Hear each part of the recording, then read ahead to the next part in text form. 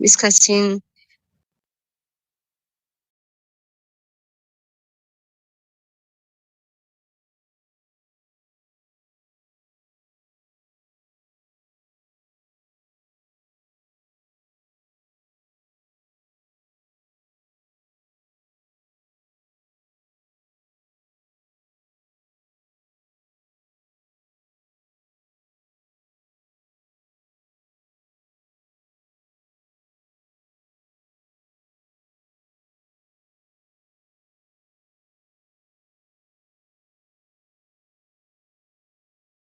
okay, sorry everyone to my signal errors. Here, everyone's discussing here are not applicable to my mundane life. Conventional rates and strength.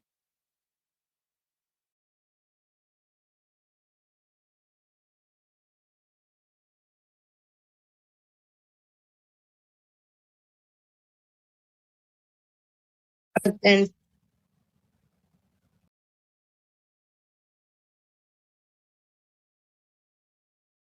philosophy is being conventional, very thing we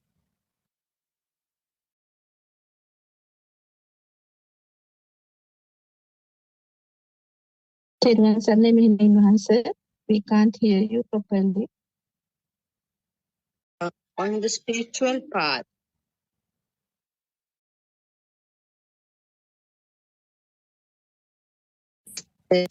A few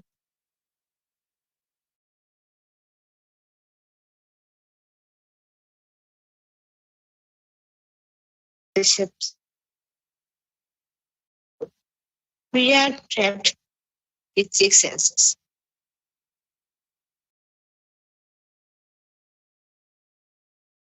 Sensations getting through the six senses are real. When the truth is realized, we recognize all else. But we are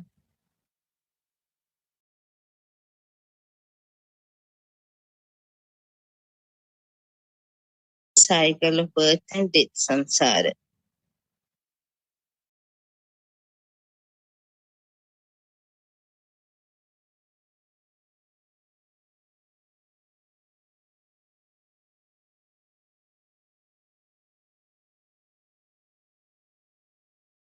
Everyone's name and answer. I think you have a signal problem. Can't hear.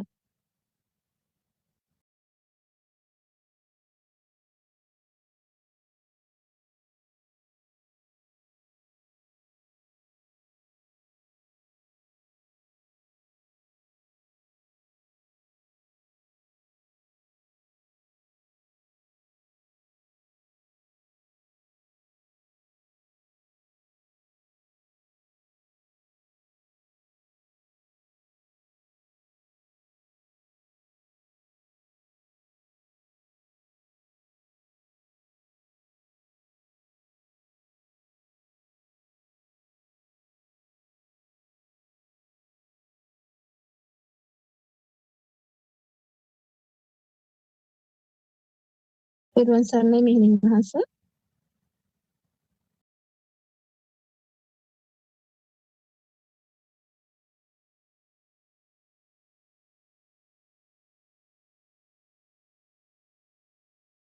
Sorry, my signal problem today. When you have tasty food, when you have good clothes, etc. This is the mundane way life. After some time, clothes deteriorate and we look for new clothes. Again, after some time, they get spoiled and all. Spoiled and all. Again, we look for new ones. It is manner. We are running after better and better ones. Even for the food, we are running after new fishes and new varieties. Of course, in the ignorant way of life, we are never satisfied for long to look of the next. There is nothing in this world to be called satisfactory for long. This is suffering.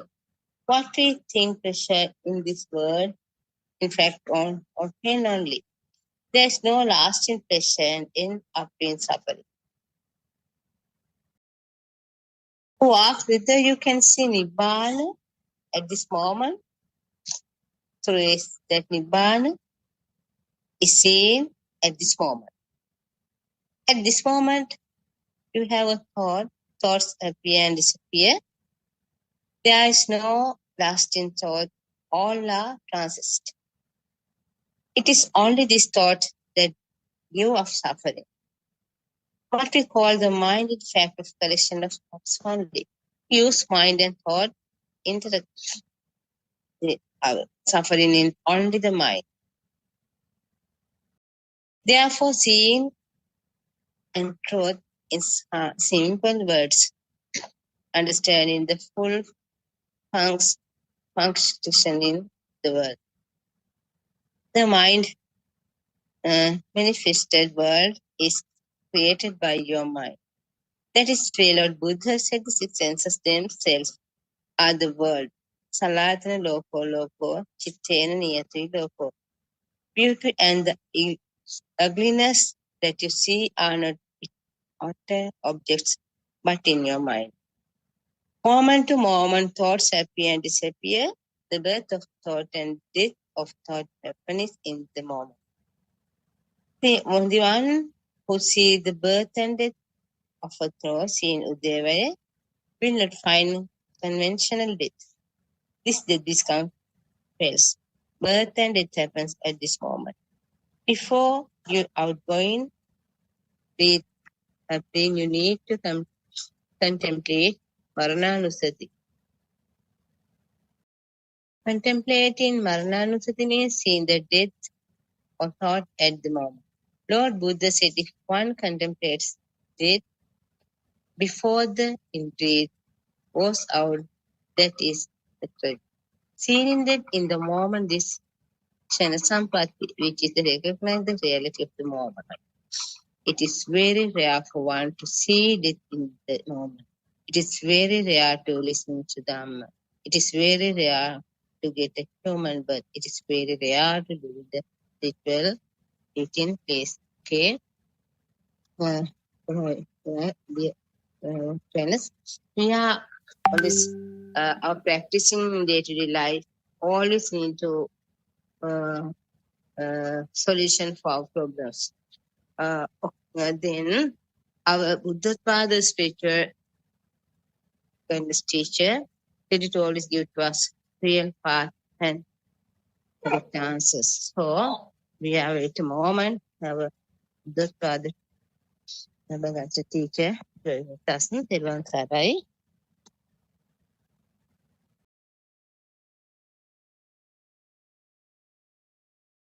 Everyone saranai.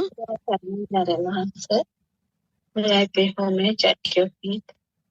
Tervan Saranai, everyone. Welcome to the Buddothpada Zoom sessions.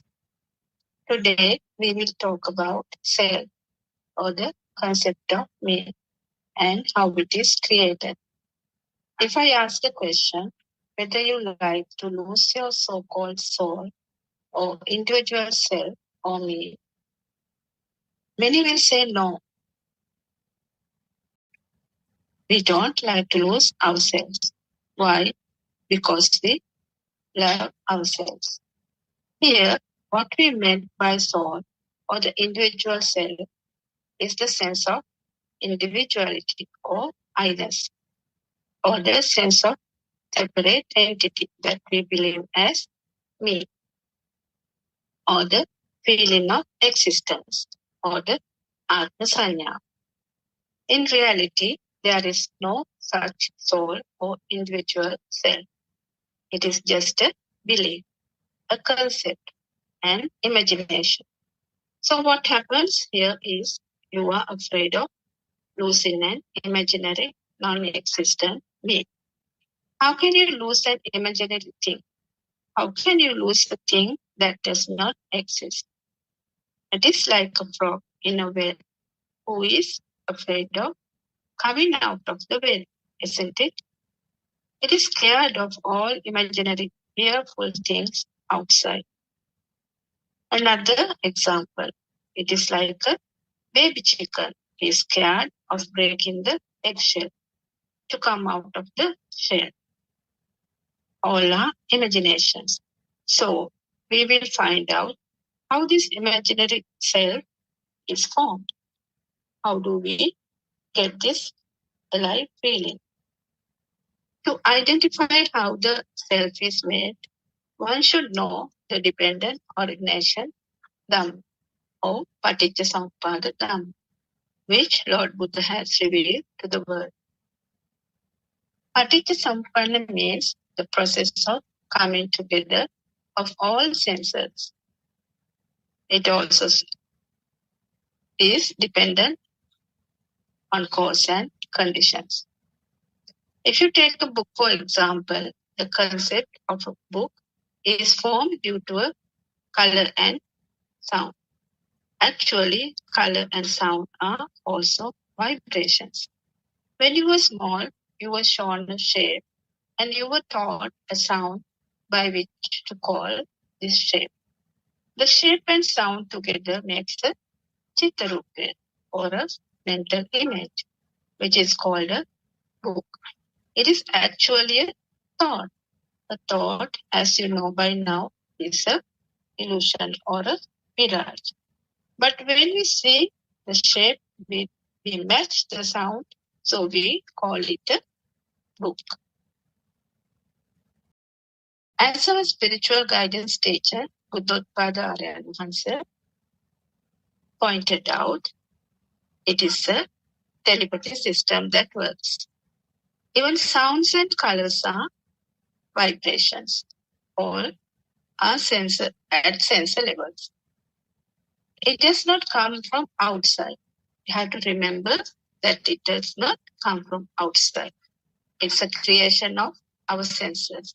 So when the six senses come together, it makes the illusion of a book.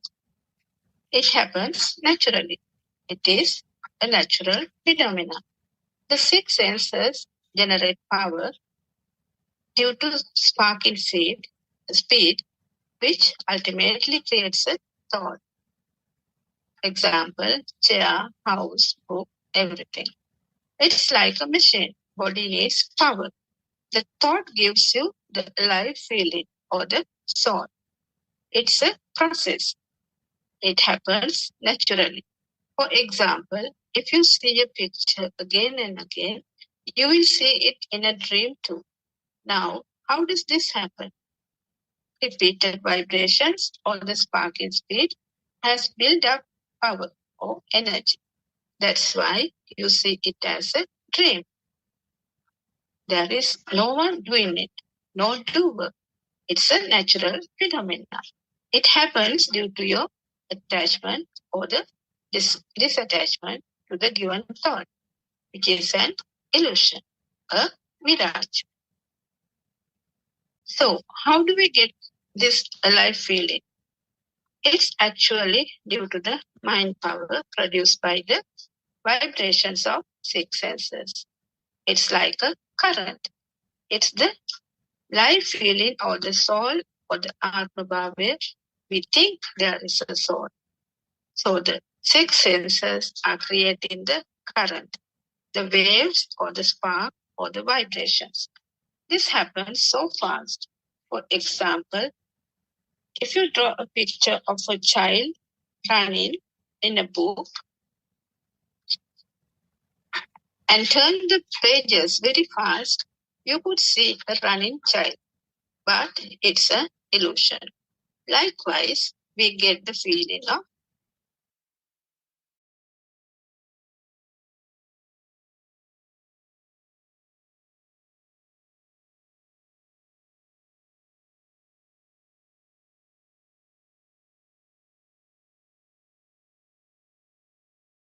And either we get attached or disattached to that mind creation.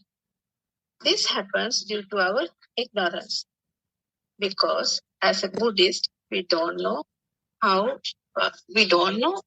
Paticca Samuppada Dhamma, or how the mind is created, and we take the outside world as true. So, if someone sees this as a natural phenomena, that there's no doer, nothing exists, and it's a creation of our senses, and it's happening automatically, no one is doing this, he is out of ignorance. He has wisdom, and be peaceful and calm inside.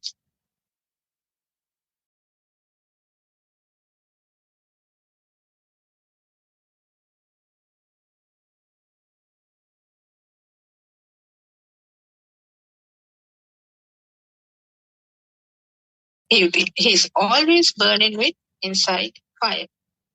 You must have seen people like that around. They are always angry of something or other, always find fault with someone. They are restless, always want to do something, find fault with others. They don't like to share things with others. They don't talk kind words. Their actions, words, and thoughts shows that they are burning inside. So this is why war is happening in the world. Maybe due to one thought of someone. So many innocent people suffer. They have a big ego. Their mind is not calm and peaceful. If they stop for a moment and think, this is my mind, why should I do this? Nobody is doing this. This is only my thoughts. Then the whole world will be peaceful. So if someone knows this Dhamma, doesn't matter about the religion, but if someone knows how the thought is made and we suffer due to a thought, the lives will be more peaceful, isn't it? If you go back to the radiant mind of the baby, it is so pure. Though the five senses are working, the mind sensor is still not created. The mind power is still not generated. The mind power is just like magnetic power, electric power, and so on. It gives us the live feeling. So more the stimulus to the senses, more the mind power. Sometimes people kill each other due to this power. In Tripitaka, every sutra explains about these sense creations, how we suffer due to this, and how to get out of this suffering. Actually, there has never been such a self or separate individual in you, but you are afraid of losing an existing imaginary self. Imaginary me. Here we use the term self, soul, individual self, I-ness, ego, or Atmiya Bhava to express the same meaning. Where is this individual self? Where does it exist? Question this yourself. How does it come into seeming existence? If you inquire deeply, you will find that it is an imagination, an unchecked belief, a thought only. Recognition of the fact that there is no such individual self or Atmiya Bhava is knowing the nature, that is to say, knowing Dhamma. It is the complete understanding of Dhamma. This is knowing the truth. This is not merely an intellectual understanding. This will be a life-changing recognition. Lord Buddha asked the monks, is this I permanent? Is this I a soul? The I is the activity of seeing. Take a common example of a book. You say, what I see is a book. Analyze this. Book is a word. It is in fact a sound. Is there a book in the sound? Or is there a sound in the book? Where is the sound? Where is the book? How did the book come into seem in existence? So Buddha explained, no, the eye is not permanent. This needs to be understood in the correct sense. With the activity of seeing, the eye is created at the moment by your own mind. This needs to be recognized. Once you recognize, then only you can say, no, eye is impermanent and eye is not a soul. You know for certain that there is no such thing called a book. It is a fabrication and imagination. You never find a thing called a book. That is why Lord Buddha said, no, anicca bhante is impermanent. If there is a thing called a book, it implies there will be somebody to see it. A book cannot exist without somebody seeing it. A subject-object relationship is established. Is it the truth? We should investigate. So for somebody and the book. Is there an independently existing book? Is there an individual self? The sense of individual self is called the bhava. If you recognize that there is no thing, then you become a Buddhist. Is there an individual self? Let us investigate. By seeing through your eye, you say a book, but book is merely a sound, and in that sound there is no thing. Word or sound is empty of anything. I received only a color. Here, color implies both from the form and the color. That color does not contain a book. You will not find anything in a color. That is not magic. It is your own experience. You have to trust your own recognition. When you see the book, you have a sense of I seeing the book. Is it not? Then how can the self of individual entity, me, come into existence? Inquire yourself and check it out. Is the sound a self? Is the color a self? If you do not find a thing called a book, how can there be an individual self to see such? Non-existent book, non-existent self, not non-existent world. Where is the world? Does it exist outside of you? The color came to the eye. Is it world? The sound came to the ear. Is it the world? Inquire this. Why can't we turn inward and see this rather than follow habitual patterns? Whatever you perceive, are those real or just mental contracts? Understanding the functioning of the six senses is called seeing the world created by the six senses. Salayatana. So, Salayatana is the six senses: eye, ear, tongue, nose, skin, and mind. Mind is created as a result of five sensory sparks. It is said that cease of the six senses is Nibbana. Now, you know that the mind is formed due to the speed of the sparks through the eye, ear, tongue, nose, and the body. The result is the sense of existing things like books, tables, beds, and so on. These are the mental creations, which is called Mano Sanya.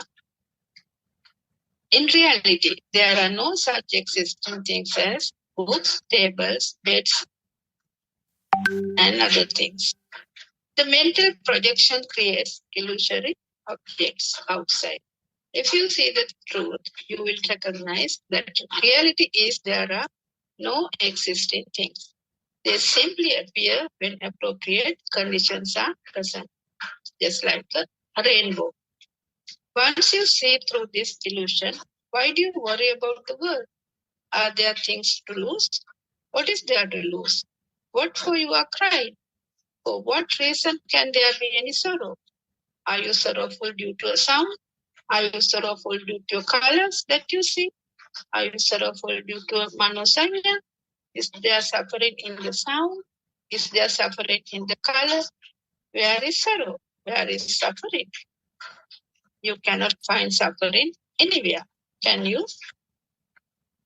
It is the mental creation that you created by binding color and sounds together. For example, book.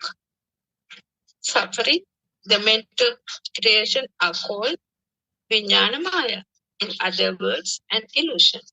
You cannot find these mental creations anywhere. You cannot locate those. They simply appear and disappear. In reality, they do not exist. If you believe the illusion, you are bound to suffer. You are in the samsara. Think of the image you see in the mirror. Using a sound, you call this image as me. Is anybody there in the image in the mirror? So, is it the color coming to the eye? Is it the sound me? Then how does this me come to existence? Isn't it your imagination? Does it really exist? Who am I? Where am I? What am I? Really, where does this I exist?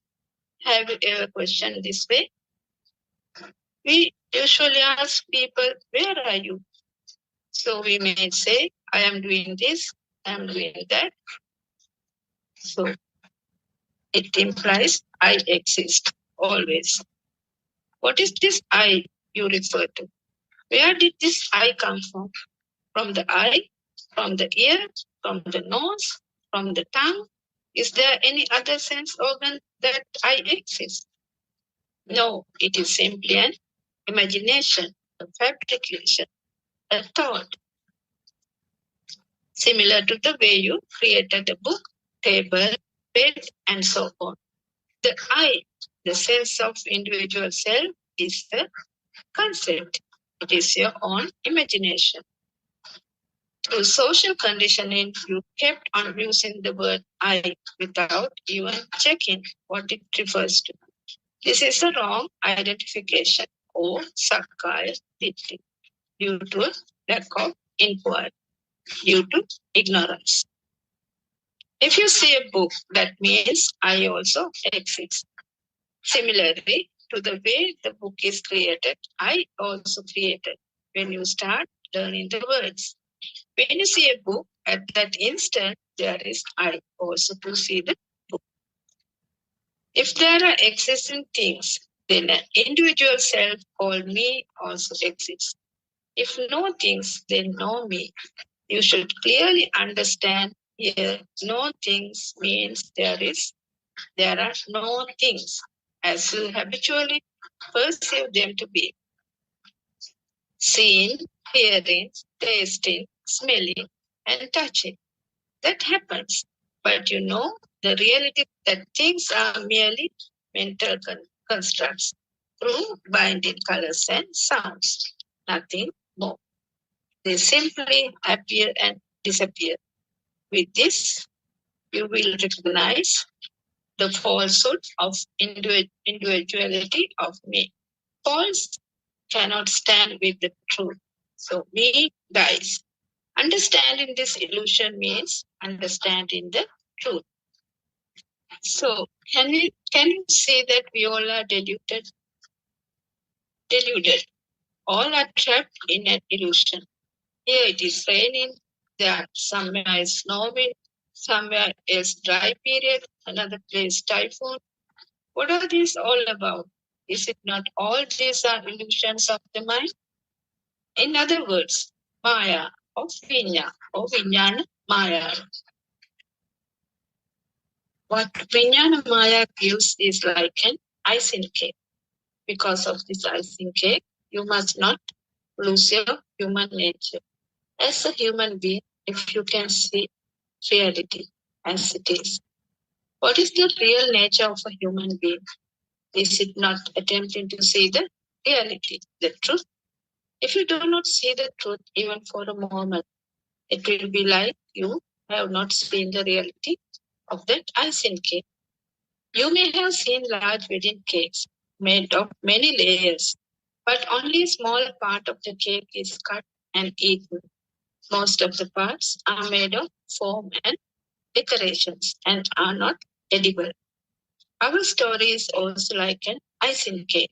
What we dress, what we think, what we see, what we hear, and whom we associate with all are illusions, a Maya only.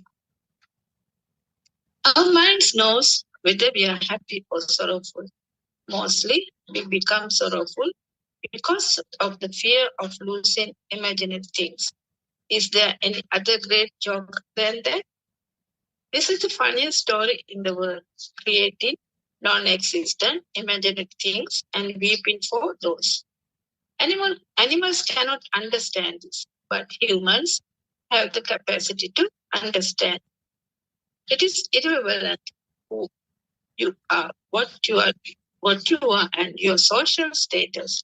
What is important is whether you know the truth or not. Once you know the truth, you start living with the truth. You become free. This is the profundity of knowing the truth. You do not daydream. You do not fall again and again. You do not grieve or cry when leaving the world.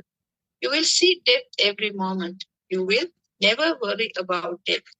That is also seen as blissful. If we do not lose things in the world, how can there be new things? Think for a moment. If this planted tree does not fall down, how can there be an opportunity for a new planted tree? Why don't we respect nature? If this mother planted tree does not fall down, there is no room for a baby planted to grow. How can you people be born on earth if people do not leave the world? This is nature. There exists only nature. Similar to the plantain tree falling down to let the baby plantain tree grow, elderly people will have to live to let others come. Otherwise, there will be no space in our houses for newborns. Nature is the truth. Is there any story other than the nature? In fact, there is no story. There is no point in living in the illusion, daydreaming in the illusion. It is like thinking about a non-existent rainbow. It is all right to see the rainbow and enjoy it, but we should not cry and ask to possess the rainbow. We should not try to claim ownership of the rainbow. We know the fact that we can never get a rainbow. In similar manner, we should not try to possess or claim ownership of this illusionary world. On the other hand, to claim ownership, there is nobody here. What is needed to be done is simply see the rainbow and its beauty and be happy. Similarly, see the beauty of rain and be happy. See the wind and be happy. Try to be happy in all circumstances, no matter what comes on the way, whether it is flood waters, sorrow, or an overflowing river. Even if your last breath is about to go, be happy. This packet of flesh of bones is like the soil of the earth. There is nobody here. There is no individual self. How wonderful, how blissful it is if you can see and abide by that there is no world, nobody. It is simply the happenings in nature, nothing apart from nature. Then you will be ever blissful. This peace and bliss can be achieved only through the understanding of Nam. No one can reach this state without seeing how the sense of individuality and the world come into seeming existence. That is, out of dukkha or suffering will not happen. Until such recognition of truth happens, all are in dukkha. If you want to get out of this fire of dukkha, you should understand and recognize the truth through Buddhist philosophy. All beings end suffering by knowing the truth. How beautiful is if all human beings could recognize the truth. We do not think anyone in the Buddha's path fall into lower worlds or has dukkha even at this moment. When you go in this spiritual path, everything goes on as usual.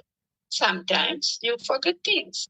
You feel you are slow at work, less interested in worldly things, and not too serious about worldly affairs. These are natural at the beginning because you have started going against the natural flow of ignorant life. These types of changes are noticed at the beginning, but slowly all become normal. The reason for this is your attachment to the world is slowly fading away. Earlier, we behaved as a slave to our minds. We are adamant about doership and achieving results and targets. Things needed to happen our way. We have deeply dwelt on this world. This is the natural tendency of an ordinary householder. However, when you are on the spiritual path, you feel the kind of freedom and lightness, and you are not much agitated within. You feel you are not too attached to worldly things, not excessively dwelling on worldly objects. You will notice these kinds of changes in small day-to-day matters initially. With, with time, it becomes normal. You still do day-to-day things, but you have fewer worries and anxiety whether you do things or not.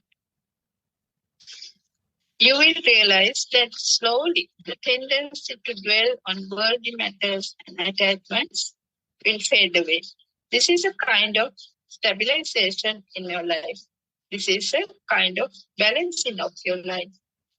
When you move along the Buddha's path, you will naturally awaken to Sihir, that is, be aware of whatever you do, whatever you think, and whatever happening around you. Eventually, your life becomes completely natural. This is not thinking. If you dwell too much on thinking, then you will notice forgetfulness, disinterest, slowness. You may check yourself if there is any grasping and attachment happening. This is the contemplative process. This is called Savitakka Savichara. When you progress along the path, it will become Avitakka. This is not a state of thinking or contemplation, but it is a kind of natural state. Contemplation or reflection is a thinking process. It is only when at the thinking level such apparent drawbacks that we mentioned earlier are seen. So mind is a bundle of habits. We talk, we brush our teeth, we comb our hair. It is all habitually done. All these kinds of habitual patterns will continue.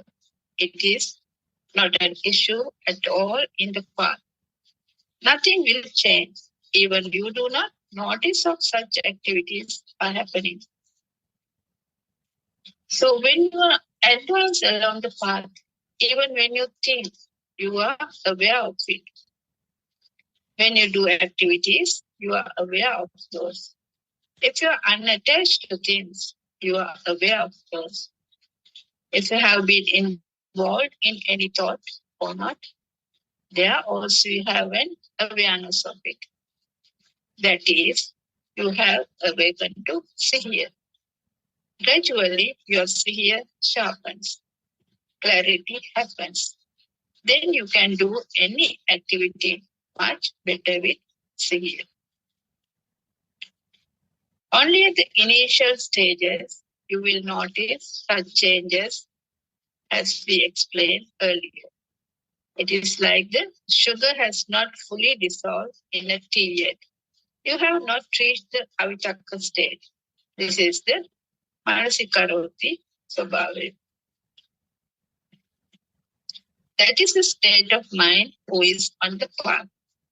Margasita. In other words, this is the state of the yoga. Once you reach the Avitaka state, you become established on the Buddha's path and all will disappear. When on the spiritual path, some people will feel disgusted with the world. Some seek solitude. Here we should understand that solitude and nibbida are two different conditions. Solitude is not the condition of nibbida. Nibbida is the condition that you are not affected by any sensory sparks. The condition of nibbida is it is a feeling of indifference. You are not thrilled with anything. In the household life, we seek tasty food, beautiful clothes, look for festivals like the New Year. In Nibbida state, we are unconcerned about whether there is tasty food or not, whether festivals are there or not, and whether good clothes are there or not. You become disinterested in worldly things. You do not have a thrill through worldly activities. Solitude is a supreme state where there is lightness, freedom, peace, and bliss. You should clearly understand that nibbida and solitude are two different conditions. You will know these things through the Sihir. In Sabbasara Sutra, no ajata, no ajat bahit. No ajanato, no apasato. If one does not know the basic of Buddhist philosophy, Sabbasara Sutra does not make any sense. Lord Buddha advises practice only for those who have understood the key teachings. That is when you have the understanding of the fundamental truth, Satya. Then only practice is to be done, Kritya. This is where all defilements, kills, begin to diminish. It is not good enough intellectually to know them, but it should be seen through one's own and become a living truth. We should know that in Buddha's path, there is no doing. It is the path of wisdom, path of non-doing, the path of dhyana. There is nothing to be done. If one says, I will do, then we notice that he has picked up the wrong side of the teaching. Buddha's path is the path of inquiry, the inquiry by the keen intellect. This is the jnana marga, dhyana marga. That is yoniso manasikara. What should happen here is the continuous remembrance and contemplation of the teaching that you have heard and learned from the spiritual teacher during day-to-day activities. This is wisdom.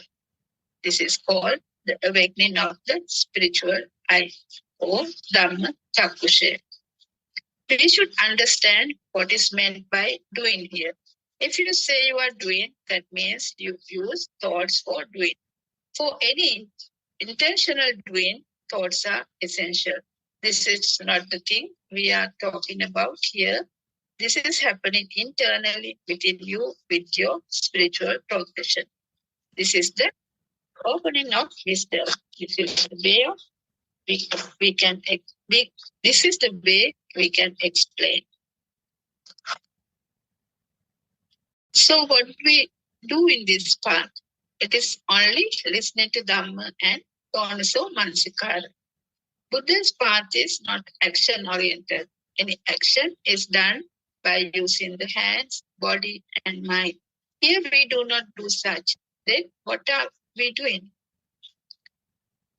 Is the Sihir a doing? Is being aware a doing? All of these are seen by Sihir, by keen attentiveness, all defilements or impurities. within are seen by Sihir. The path that listens of all kills is the path of Arahat. It is not the path we are following. Is this the path of doing or a path of being in awareness? This is the path of being aware. It is correct to say this is happening rather than doing. In reality, it is happening, not doing. When you truly understand Buddha's pointing, it happens without doership. When you clearly understand Dhamma, detachment happens by itself. Or do you do detachment? It happens naturally. Is it not? This talking is also happening, not anybody doing. This is the wonder. To grasp this, we need our own experiences. These are the experiences that should come through a deep understanding of Dhamma and seen in your day-to-day activities. These come naturally when you progress towards complete realization. So this is why Lord Buddha said, there are no ready-made routes. You have to make your own route to sail through. You cannot sail through someone else's route. This route we refer to here is not a thing. It is your path of travel with full awareness at your own space. Now you will notice even you scattering mind by here. If your mind dwells on worldly things, you are aware of such. Gradually, clarity develops with being aware. If you have developed here, you will not run after your thoughts. You will not become a slave to your mind.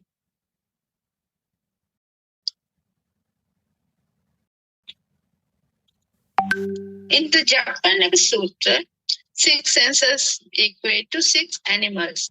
One time, eye pulls you away. Another time, ear pulls you. And on another occasion, the tongue will take you away. If you are not aware, you will run after each sensory senses. This is the nature of ordinary householders. That is why we need to be in Sihir or awareness. So your attentiveness to Sihir grows only through your understanding of Dhamma. Understanding happens through listening to Dhamma regularly. That is why Lord Buddha said, the existence of Sasana totally depends on the spiritual teacher or the Kalyana Mitra.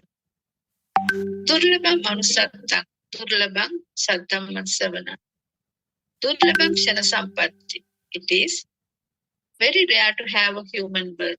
It is very rare to have the opportunity to listen to the truth Dhamma. And it is very rare to see the truth at this moment. What is highlighted here is the importance of spiritual teacher, Kalyana Mitra, and opportunity for listening to them.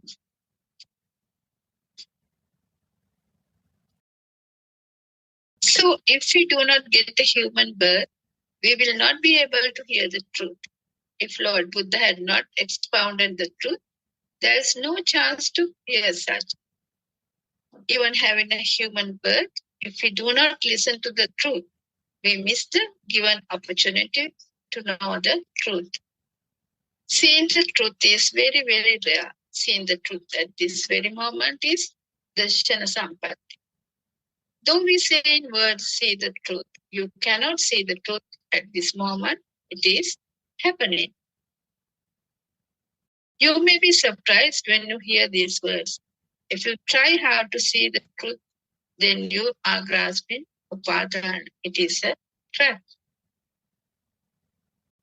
There is a spiritual secret behind it.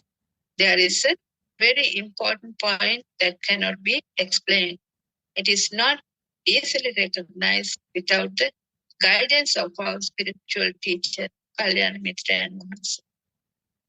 Being aware of the thought stream and contemplating of thoughts are two different things. If you contemplate on thoughts, unknowingly you start dwelling on thoughts. This is grasping our upadana. When you progress along this path, you may notice that things will happen without doership, and you are simply observing the actions. This is kind of wakefulness arising within. This is the dawn of wisdom or dhyan. This path seems difficult initially and needs sharp intellect to see through. There are many traps a spiritual seeker could fall into. That is why guidance from a spiritual teacher is required. So, moment to moment, thoughts appear and disappear. Thoughts are the results of sparks happening through the six senses. In fact, it is due to the tremendous sparking speed of sensory perceptions. Sparking happens through eye, ear, nose, tongue, and skin. Once a thought appears, naturally, we get the feeling that it represents something. At the same time, we get the feeling of living I. We feel an existing individual or living entity. This is the Atma Swabhava, Atma Bhava. All thoughts that appear and disappear gives rise to a sense of feeling of existing I, the Atma Bhava. With the sense of I, we feel we are living. We do actions and we think. This is a natural process. The sense of existing I, living I, thinking I is a delusion, a false belief, false identification due to ignorance. From moment to moment, we get different impulses. Sometimes we are sorrowful, sometimes we are happy. We are oscillating between pain and pleasure all the time. This oscillation of mental status depends on the degree of attachment, aversion, and ignorance that each has. What are these raga, dvesha, moha? These are actually thought forms. In other words, impulses. We feel the effects of this raga, dvesha, and moha very clearly. Why we are sorrowful, why we are happy, why we are subjected to such impulses. We are oscillating between our own thought patterns. One time, your home comes to your mind. Another time, a temple comes to your mind. Another time, a person that you met yesterday comes into your mind. Sometimes you just keep thinking about the past and future. In this manner, we are subjected to train of thoughts. We are getting impulses through different thought patterns. We feel we are living. We have a feeling of a living entity here. The sense of living entity or sense of individuality or me is called bhava. In this manner, bhava is created each moment. The creation of bhava, moment to moment, is called pono bhavika. In other words, repeated thought patterns generate the power to sustain the sense of a living entity. The I-ness sense of I is like a whirlpool. It has its own pulling power. It gives a sense of doership. It gives a sense of existing entity, a living entity. I exist. This is me. I am living. It binds us. It keeps us in samsara. In reality, there is no such living entity or I. It is just a process, just a functioning, just a happening. I, as a separate entity, is a wrong identification due to ignorance. I sense is simply a thought.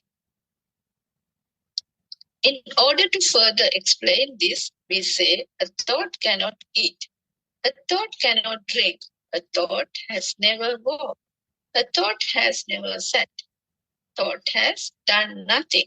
However, thoughts gives us a feeling of sense that I exist, I eat, I walk, I sit. Where is this I? Where is this thought? Who is the I? Is this form body? Is the body I? Is the sound I? Is the name I? Then who is this I? Can you find any entity called I here? No, there is nobody, no entity. Then why do we feel this I-ness existing, living? So we should catch this I feeling or sense of I by being aware. That is, we have to be in here. We should catch this I feeling or I-ness whenever it raises its head. This non-existent ghost-like I-ness or sense of individuality needs to be caught and questioned. By being aware, being in here, you should be able to identify and catch this non-existent separate entity feeling or this I feeling is due to our ignorance. Not knowing the truth behind the thoughts. When caught and questioned, you will notice it does not actually exist. We have to catch this I whenever it raises its head, just like cutting a stack of paddy, harvest with the sickle. We have to catch and drop our ignorance of being separate entity. For this, we need wisdom. We should say the truth through the wisdom. This will happen only when we know the Buddhist philosophy and we see the reality of thoughts in day-to-day experiences.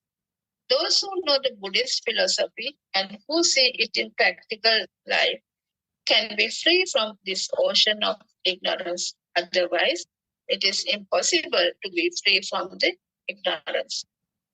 Fading away of defilements happens only when you know the philosophy and you try to see it in your practical life. Otherwise, knowing philosophy is just bookish knowledge.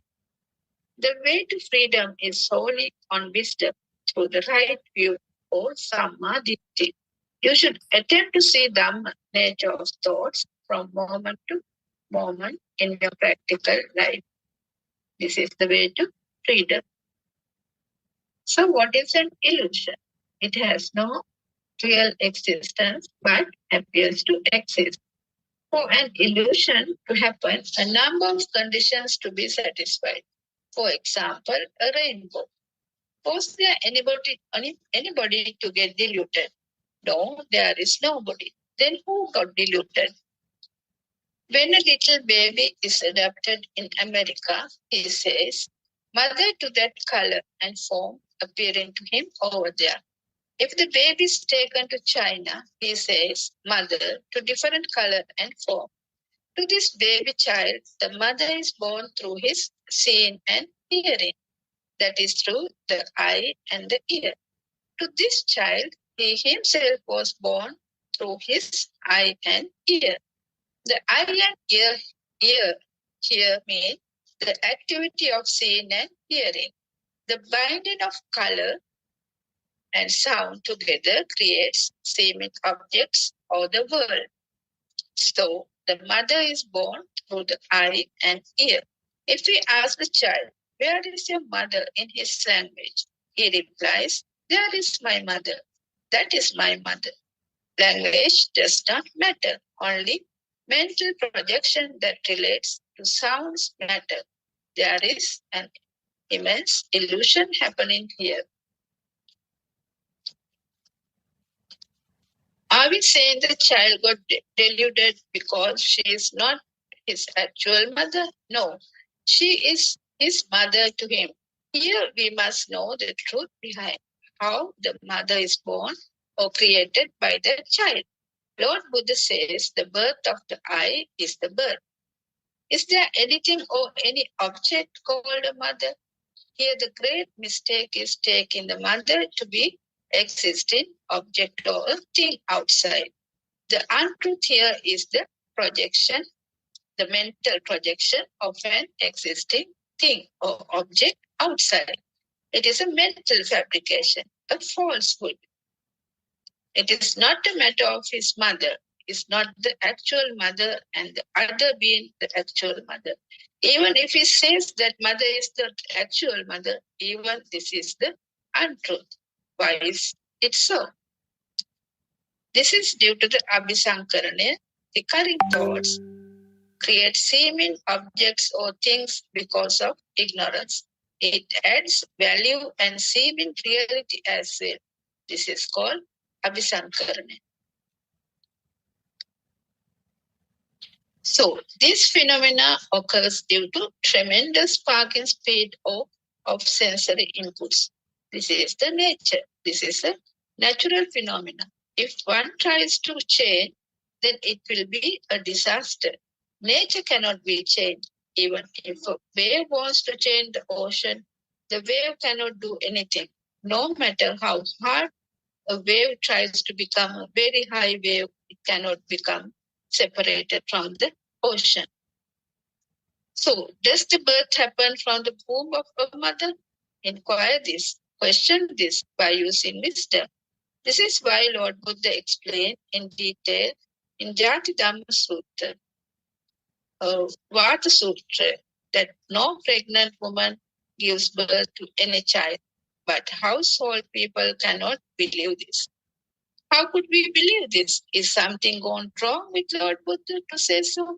No, there is no mistake with Lord Buddha saying. The fact is that we are not spiritually mature enough to grasp the point in that Lord Buddha is making. We need subtle and keen intellect and an understanding of Buddhist philosophy to get the meaning. We must see this through wisdom. What we need is to come out of deep ignorance. We need to recognize the key teachings of Lord Buddha. So, mother is born through the eye and the ear. This is the momentary projection of creation from sparks through the eye, ear, nose, tongue, skin, and mind. If you see this truth, you can spend the whole day with this contemplation. If we could see this truth from moment to moment, we will be actually at peace, a great relief. Then we are seeing only the truth each moment, seeing only the truth. So I think it is enough for today. I don't answer. Do you want to add something?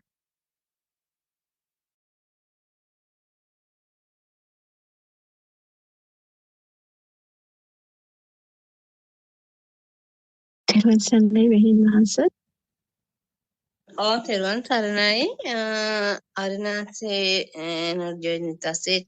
So our time is past now. Yes. Okay, we'll conclude for today. Okay. තෙරුවන්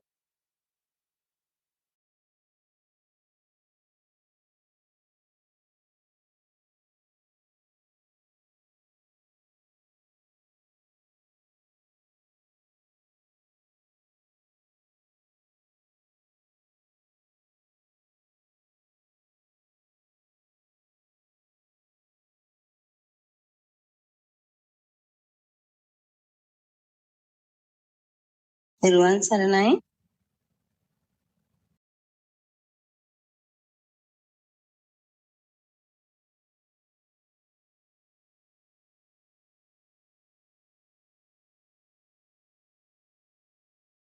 තෙරුවන් සරණයි තෙරුවන් සරණයි Dhamma friends, dear friends of Dhamma, welcome to our English room talk. First, we would like to pay our Buddothpada spiritual Dhamma guidance teacher, and we also like to thank you all for attending this Dhamma Zoom talk. It is of great importance that you know the philosophy. The Buddha is that the Buddha speaks to the world, because without the basic knowledge about the thought, its formed the mind, you would be able to attain nirvana. Then Uh, a practicing monk of a practicing monk in a monastery has a journey with his own mind. He's having an internal conversation with his mind. When a thought appears, he knows whether he was aware of it or not aware of it. He knows he missed attentiveness and went along with the thoughts stream or not. He is aware of when contemplation happens. He knows when he missed contemplation. He knows that there is nothing to contemplate, etc. You know, now there is a kind of internal conversation within with your own thoughts. You should know clearly here is not self-talk. I am going on a journey with my mind. I do not need anybody. I am going alone with my mind. We do not need to talk to anybody about this journey. Can you do this journey? I am talking with my mind. Sigiriya painting are very beautiful. Like seen in the painted wall at Sigiriya Buddothpada, we need to see your own minds. We offer flowers to Lord Buddha in the evening and be in silence. In that silence, we can contemplate many things that happen during the day. From morning to evening, what we did, what we talked, how many times your mind stay away, how we are is full awareness here. How many times he missed here and went along with the thought stream. To what extent we dwelled into thoughts. To what extent we were free from the effects of thoughts. This kind of journey with your own minds is very beautiful. Take bundle of white sheets. Let us write in those sheets how we went along with our own mind during the day. It will be like writing a beautiful story. In the end, you will find me writing sheets in with the story with beautiful and sweet. We went to then we took we wrote in the sheets how we did walking meditation. What we contemplate, how the mind became purified and calm, how the mind stayed away, how old memory and covered the moment, how we create the thoughts by using all memories, how we lost the present moment, how we were falling in the spiritual path, how we come back and awaken to pure awareness here. We kept writing these happenings like a novel. This is here. This is all internet story. This is the story of mind-made world that did not for 1 week and 2 weeks. In the end, we had many sheets. Some people ask, are you writing a novel? Yes, I have a novel. We are writing a story about our mind, own minds. We made a little less. We are going on a journey with our own mind. We went on a journey with our mind. We took our mind to Nibbana. We showed our mind the truth. We made our mind see Nibbana is a wonderful story. Who can do this? We wrote that we felt when doing walking meditation on sands.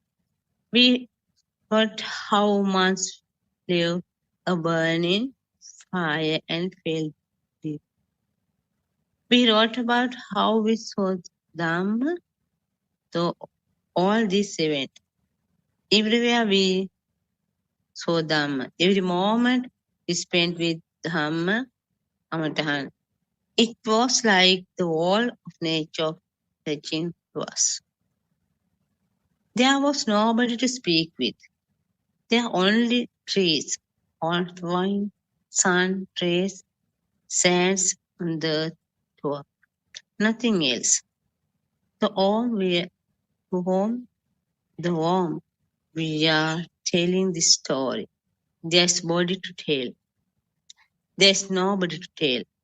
We know only we have seen the truth and absolute truth. What has happened to the people in this world? What these people are doing, they are going on this journey with themselves. Why don't they awaken to reality? Why don't they high and come the spiritual path? We should be awakened to this here in this journey. We have made this journey with here awareness. We have to follow the path of Nibbana. This is very sweet and beautiful. That is why we said we are going on a journey with ourselves, our best friend in our here. Dear my friends, like this we always practicing in Dhamma day to day in our life. Like this practice, we want to sometimes clear the Dhamma, or we face many problems. We want to get a solution. Our Buddothpada spiritual Dhamma guidance teacher always ready to explain correct path. So then practice all and our Dhamma life, day-to-day life. So with this moment, Buddothpada join us present. Terima kasih.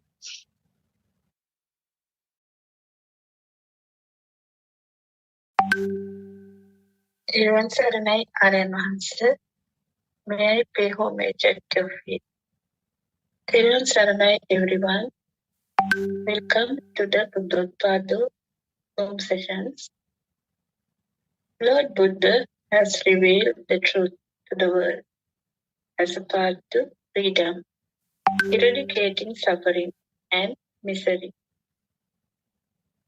What every human being needs in life is the freedom from dukkha or suffering and be at peace. So, what is dukkha?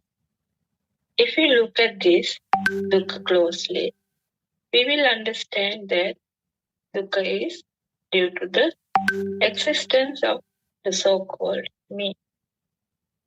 Usually, we say, I am in dukkha, I am suffering, I am unhappy, I am suffering because of this person, or because I have lost something. I am suffering because I don't have money, and so on. Sometimes, even if we have everything, still we suffer. Maybe due to an illness, or maybe somebody has died, or somebody is sick. So, in this manner, we attribute the dukkha to various things, or people, or situations outside, such as when we do not get what we wanted, when we lose something or someone we like.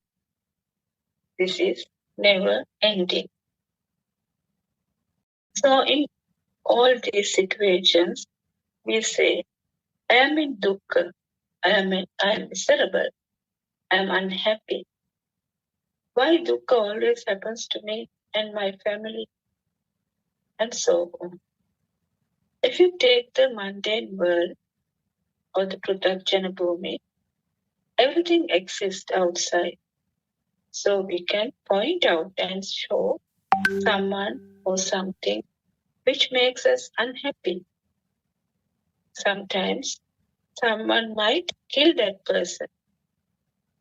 harm the families, burn down the houses. Day to day, we can see those things happening worldwide. This happens because we think that there is an outside world, and the people outside makes you unhappy or sad. We always think that the other person should live as we tell them. This is why the wars happening all around the world. That is why Lord Buddha has said, this is a Pruthakjana Ummataka Bhumi, or the crazy world. As long as we take outside as true, the dukkha or suffering is inevitable. So even for a moment, have you ever felt that you have a mind? People are so busy these days that they don't have time to stay still and think. Often we say, I have a mind. I have used my mind so to study hard, to become a doctor, to become an engineer, to do some business, and so on. But whenever the mind is there, it's wherever the mind is there, it's dukkha.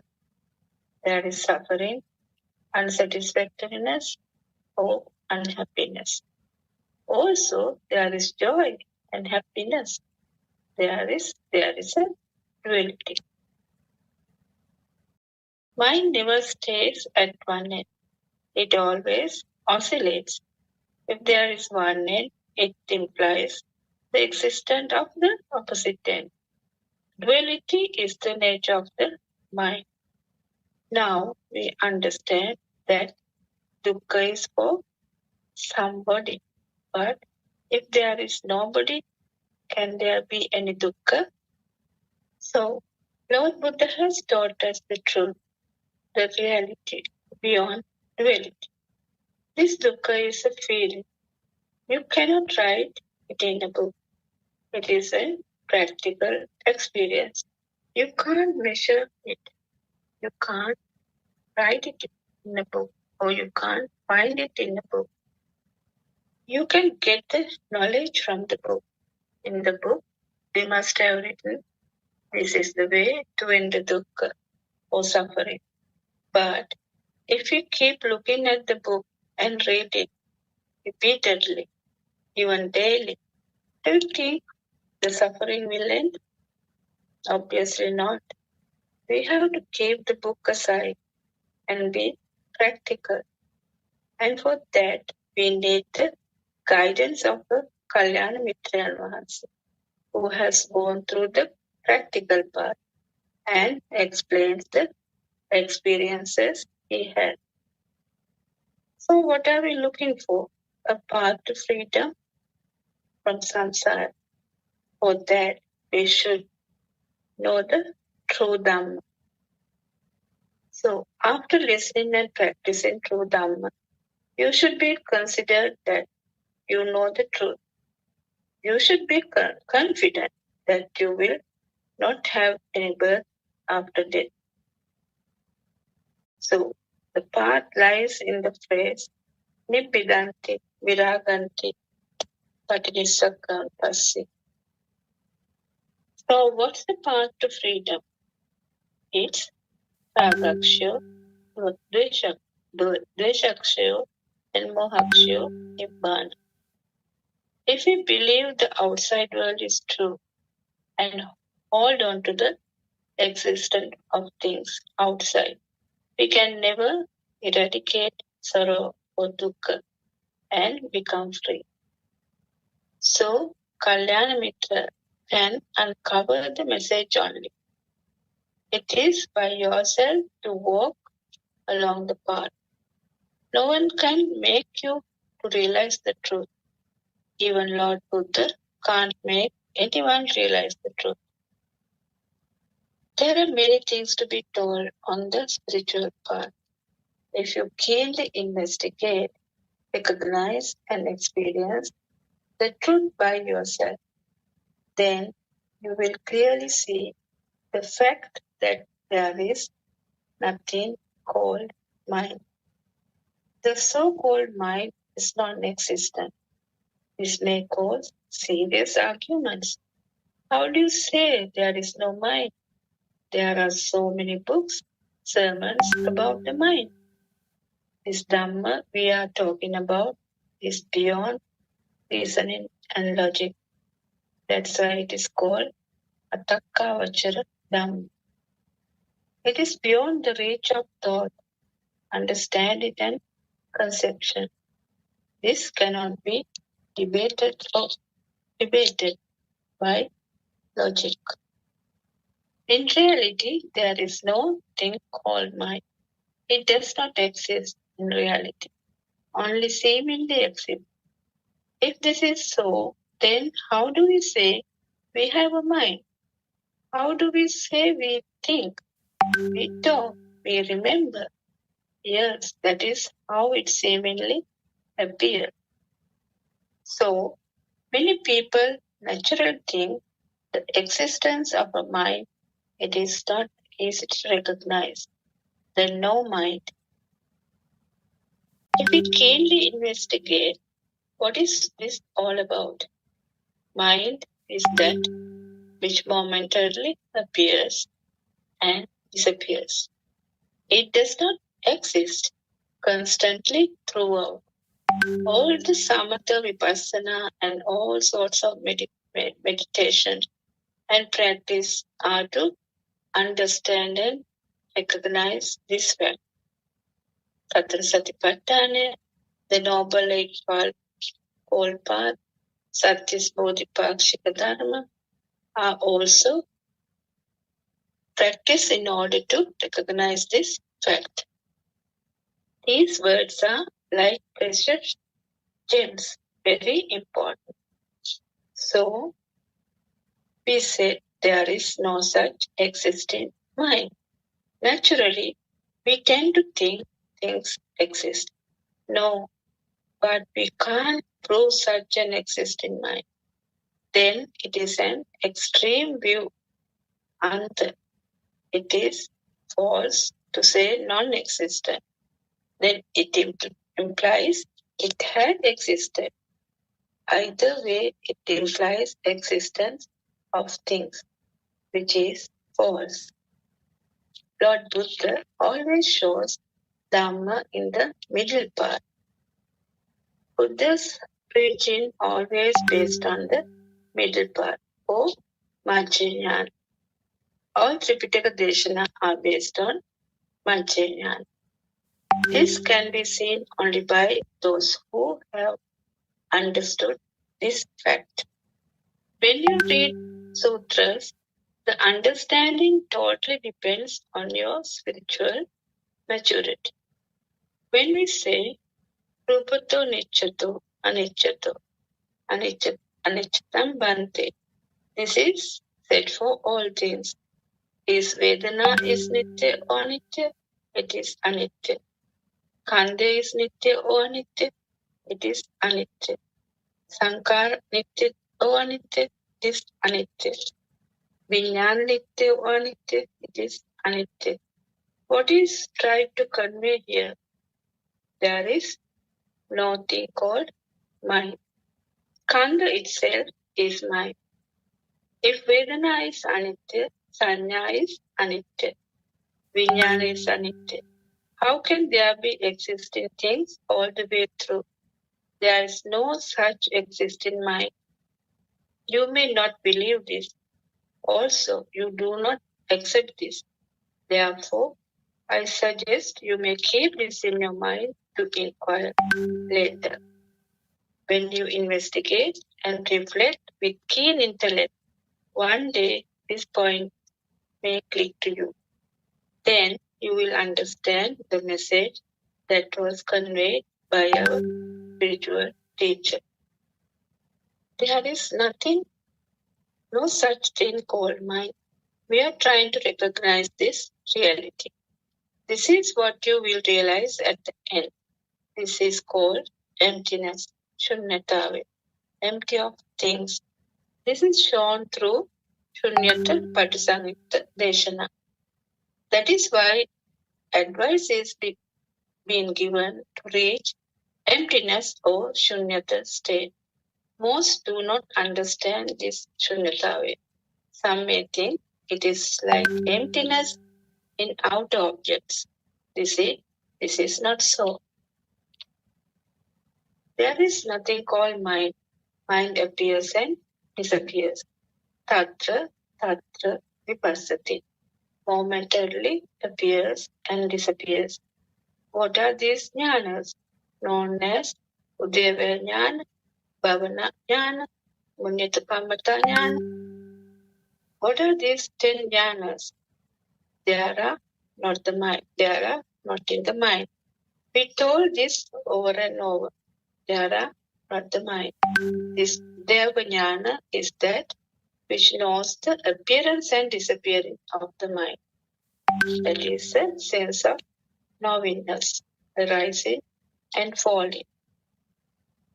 When you say anicca sankhara, upadavaya dhammino, upajjitva nirucchanti, that also shows how the mind appears and disappears. Even in Bhattekaratta Sutra, which is a very important sutra, Atitannata Gammeya Appaticintanagata, Tatra Tatra Vipassati. This is the nature of reality. All momentarily appears and disappears. See keenly, attentively how this is occurring each moment. The spiritual guidance teacher, Buddothpada explains the nature of mind through his own experiences. It is not borrowed knowledge. It is difficult to write in a book. It is not in a book. It is in your mind. So, if one sees the reality of the mind is freedom, nibbana, recognition of the non-existent mind is nibbana. We cannot write this in a book. Why? Because the experience one gets cannot be translated into words. Can we write the taste of salt in a book? Even you spend 5,000 years, you cannot write this in a book. No one can argue this fact.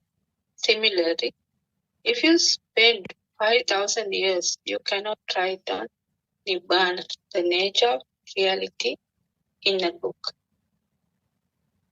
This is you get from experience. You can't write it on a book. The nature of reality, you can't write it in a book. This is a wisdom you get through experience. Until one sees by direct experience, one will not know the reality. Until you taste salt, you do not know what it really looks like, isn't it? Until you get direct experience by your own, you can never find Nibbana or the truth from books. You will die. You will never find Nibbana from books. Nibbana, the truth, should be experienced by yourself, only through your own efforts.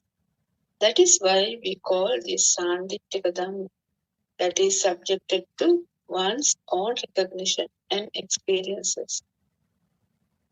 So, if there is no mind, it momentarily appears and disappears, then how does time exist? That is why we say Dhamma is not subjected to time. That is Akalika Dhamma. At this moment, a thought appears and disappears. Where is the time? Time is also thought only.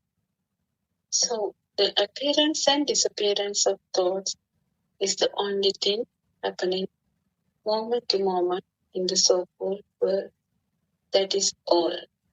When you say you die, it is just an appearance and disappearance of another thought only. Every moment thoughts rise and fall away. That's all. Where is the time now? These are all our imaginations and fabrications. There is no such thing as time. Only the truth beyond time exists. This is just a way of reality. This is called Atakkavachara Dhamma. No point of arguing. The salt taste cannot be written in books. In similar way, we cannot argue and be on this truth. This is the absolute truth. This cannot be subjected to logical arguments. This is the truth one should recognize and experience. So why this is a Sandiktika Dhamma? Because no one can teach this. No one can give you. One has to recognize by his own efforts and experiences. The salt you eat is only experienced by yourself. How can you make someone else to experience it? This is directly experienced by yourself only. Sandhitika, Ehipasika, Opanayika. Anyone can come and investigate this.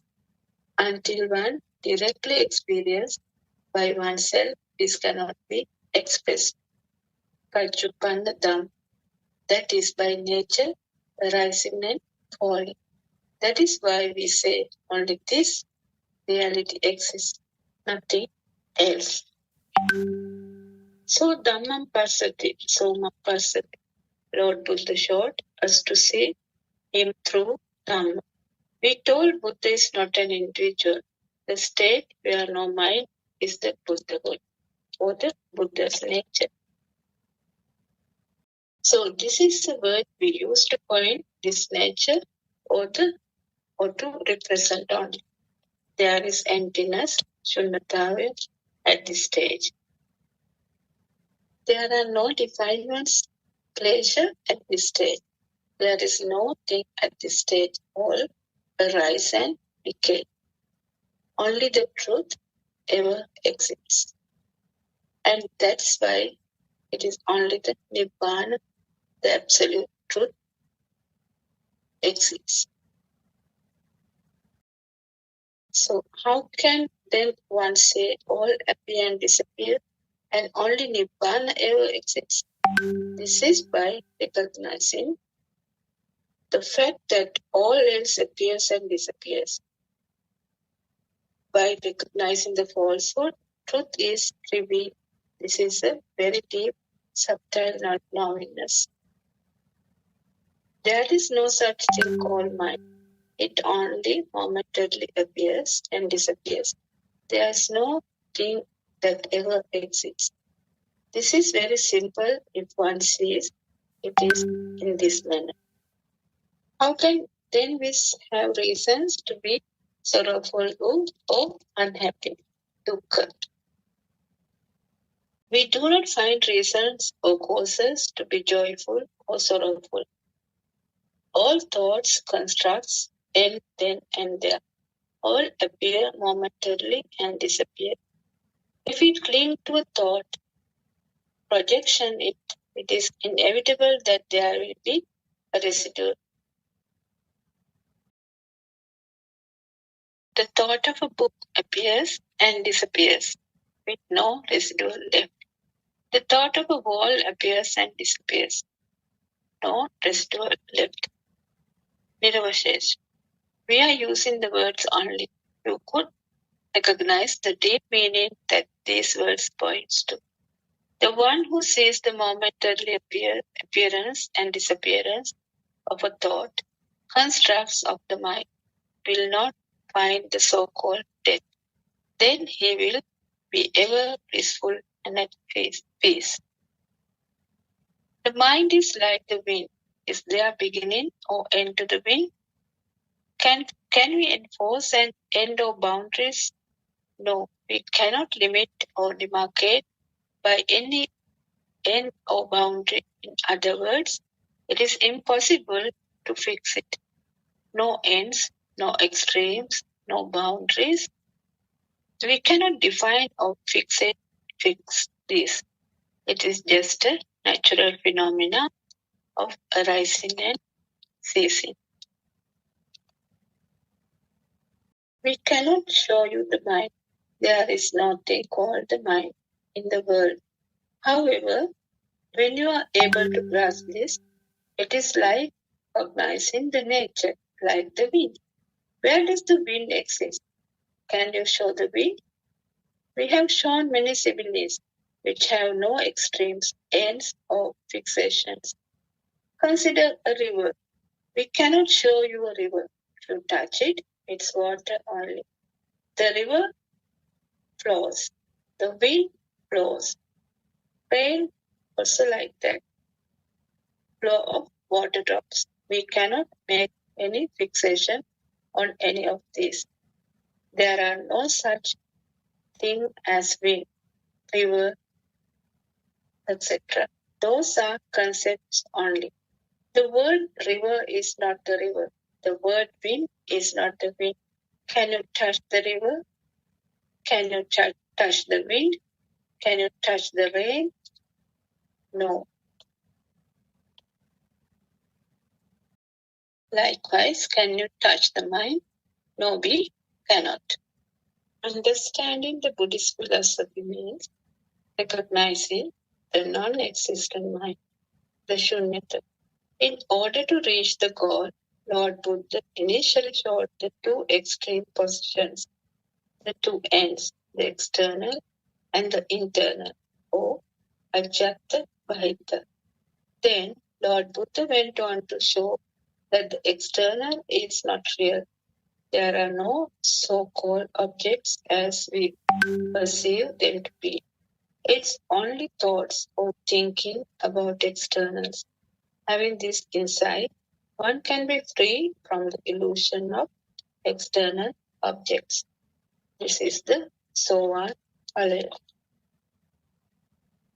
Next, Lord Buddha has explained that there's no such thing called internal mind also. It is not real. Here the mind means the aramuna itself. There are no things in the mind, and most importantly, there is no such thing called aramuna. It is a transient, arising, and ceasing thought formation. Having this insight, one can be free from the influence of transient thoughts also. That is the freedom from non-existent thought formations.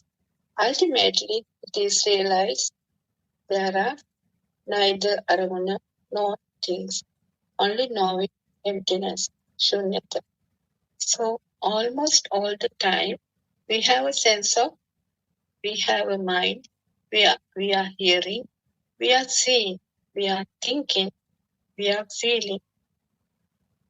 This is a false notion or the mistaken view of the world that we should get rid of. That can be done only through wisdom, knowing the reality behind it. Through all sensory inputs, we are naturally deceived, giving us a false sense of existing objects outside. Having this false sense for a long time, it has become a sort of living truth. Ordinary people naturally believe independently existing objects, the world, including themselves. It is the living truth for them. That is why they are consumed by dukkha, suffering, or unhappiness. In reality, there are no such existing objects or world independently. The wrong notion or belief of independently existing objects or the world is the cause of dukkha. If you see non-existent things as non-existent, how can there be dukkha? This is the reality. Every dukkha, sorrow, comes due to the false beliefs or notions. We have explained the appearance of seeming objects with so many examples previously, using even scientific examples, quantum principles, etc. To be free from dukkha, Lord Buddha mainly explained about the mind and the nature of the mind. What is important for us is the path to freedom from suffering, or the freedom from non-existent mind, or that one needs to see the same in formation of the mind or the reality of the mind. If we say suddenly there is no mind, many do not believe it. In that case, we need to show the truth behind it by simplifying it, the nature of the mind. That is where we have to explain in detail, step by step, the process so that the listener is able to grasp it. That is where we have to show how the same in mind is formed. We have many sutras like Mahanidana Sutra, Sayatanika Sutra, Skanda Sutra, all are to explain how the same in mind is formed. The Satra Satipatthana, Chaturarya Satya, Arya Ashtanga Marga, all discuss the same topic in essence. Through those analytical expositions are provided to explain the fact that there is no thing called mind. So there is no such thing called mind. It is merely a concept. If we understand and see clearly this pointing, that will be a great accomplishment. Lord Buddha says, one can shoot an arrow to split the hair of a horse into 1,000 parts, but seeing this truth is almost impossible. Knowing this truth is not easy. If one grasps this by experience, it is pratyaksha, a living truth. Lord Buddha has given many similes to show how difficult it is to grasp this truth through the ordinary human mind. One can see a rainbow in an early morning, dewdrops on a grass blade, only if one sees it at an exact required angle and position only. In a similar way, we will grasp this truth only if we analyze and understand the truth in an appropriate viewpoint and understand it. In other words, we must have the correct viewpoint, correct attitude, right level of spiritual maturity. Then only one will have a chance to recognize this truth. You will not get the supreme truth through your own fancies and viewpoints. It has to be seen through the direction the teacher is pointing to. Lord Buddha also explains that in order to cross a river, there are no ready-made rafts. Each has to make their own raft. This means, depending on our own past experiences, tendencies, habits, we have to have our own path to suit our own nature. We have to get rid of our past conditions, habits, so through our own efforts. This is to how to progress the spiritual path. Depending on your job, spiritual understanding, habits, beliefs, age, social responsibilities. So you have to have your own method of practice or kamatahan to see arising and ceasing thought formations. This is the raft here. One has to see vigilantly each moment how the thoughts come into existence and disappear. This is tatra vipassati. You have to do yonaso manasikara vigilantly. There is no universal method for everyone. You have to sail across the ocean of samsara. Through this scene and investigation, there comes a stage that you will have to drop all your past knowledge, concepts, and theories that you studied and accumulated so far. That is, you have to let go of all. If not, you will not be able to grasp the truth. The so-called mind is merely your knowledge, the collection of concepts and memories. The sense of me, the sense of living me, sense of separate entity is your past data, acquired knowledge only. The moment you let go all, then and there, where is the mind? For the one who is deluded by external world, for the one who believes in Nama Rupa, there's no path to freedom, no path to Nibbana. He does not become a bhikkhu of this sasana.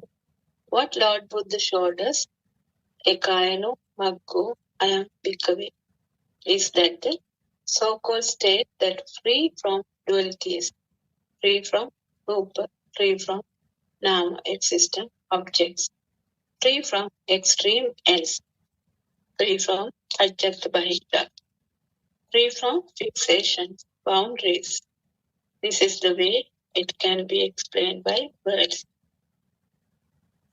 If this is to be explained to the one free from the burden of knowledge, like Sunita Osopaka, this is how it is explained. Thought or aramuna comes to mind, but seemingly objects do not exist outside, but those appear in your mind only. We live in a fabricated world made of mental concepts and imagination, and it is not a world existing outside. We are merely in an imaginary world of names and forms, nama, rupa. This is not the reality. The seeming world does not exist outside in real. That means there is no reality outside you. There are no things in thoughts. Thoughts are also not real. They appear and disappear. With this insight, one is free from duality, external and rupa antaya, and internal and nama antaya. The thought or the aramana does not belong to the external or outer end or rupantaya or to the inner end namantaya. The thought or aramana itself cannot claim a place for its seeming existence. The thought itself loses its place of existence, or rather its own existence. Now, a sound is heard. That sound is not a thing, just hearing only. No concepts, no labeling. Take the sound of the wind. We have named it the sound of the wind. Take a sound of a crow or a sound from a tree. We name all of these. Without a name and form, it's just hearing. Just hearing. When we have this insight, that is unreality of names and forms, or nama, rupa. All concepts and labeling fall apart. This means one sees clearly the unreality of so-called external objects. We need to see the thoughts themselves are also not real. These are no concepts in them also. All are our own making. Then the sound is merely a sound without a name attached to it. Sound is only a sound itself. There are no intrinsic thoughts attached to the sounds. This is where no mind is. We have discussed here about the sound. Now let's take a color. A book is seen by you. There is no such thing called book outside. The seeming existence of the book is merely a memory of past data in your mind, which is imagined through concepts and labeling. These concepts and names are created by us and are merely thought constructs only. And in reality, those are non-existent. Can you find a book in your mind? Can you find a book outside you? This is merely a seeing only. See here clearly the point in that there is no one to see and no thing to be seen. just seeing is happening. If there is a thing, there is somebody to see it, and vice versa. In reality, there is nobody to see. It is just seen only. The book becomes oneself. Nothing exists apart from oneself. If it is a house, I am the house. There is no separate me and the book or separate me and the house. If there is a separation, that is the illusion, Maya or mirage. Through this deep understanding, you will now find anybody or a separate entity. Just happening only, everywhere, just happening without an owner. You do not find any individual entity doing that. The feeling that I exist is not a thought. The taste of salt is not a thought. It is felt or experienced by your jnana. That is why no one can explain this. This is jnana. Jnana are not thoughts. I sees a color called red. This is a thought. What knows the appearance and disappearance of this thought is by jnana. How do you know a thought appears and disappears? How do you know another thought appears and disappears? It is not a thought seen by another thought. This is beyond thoughts. This is called jnana. One needs to awaken this dasa jnana to transcend thoughts. This is what we call awakening Dhammachaksha. This is seen by Abhijna. When you hear these deep insights and recognize the truth, all of your conventional beliefs and concepts will fall apart. All our thought constructions, sun, moon, whatever you talk about, are mere thoughts.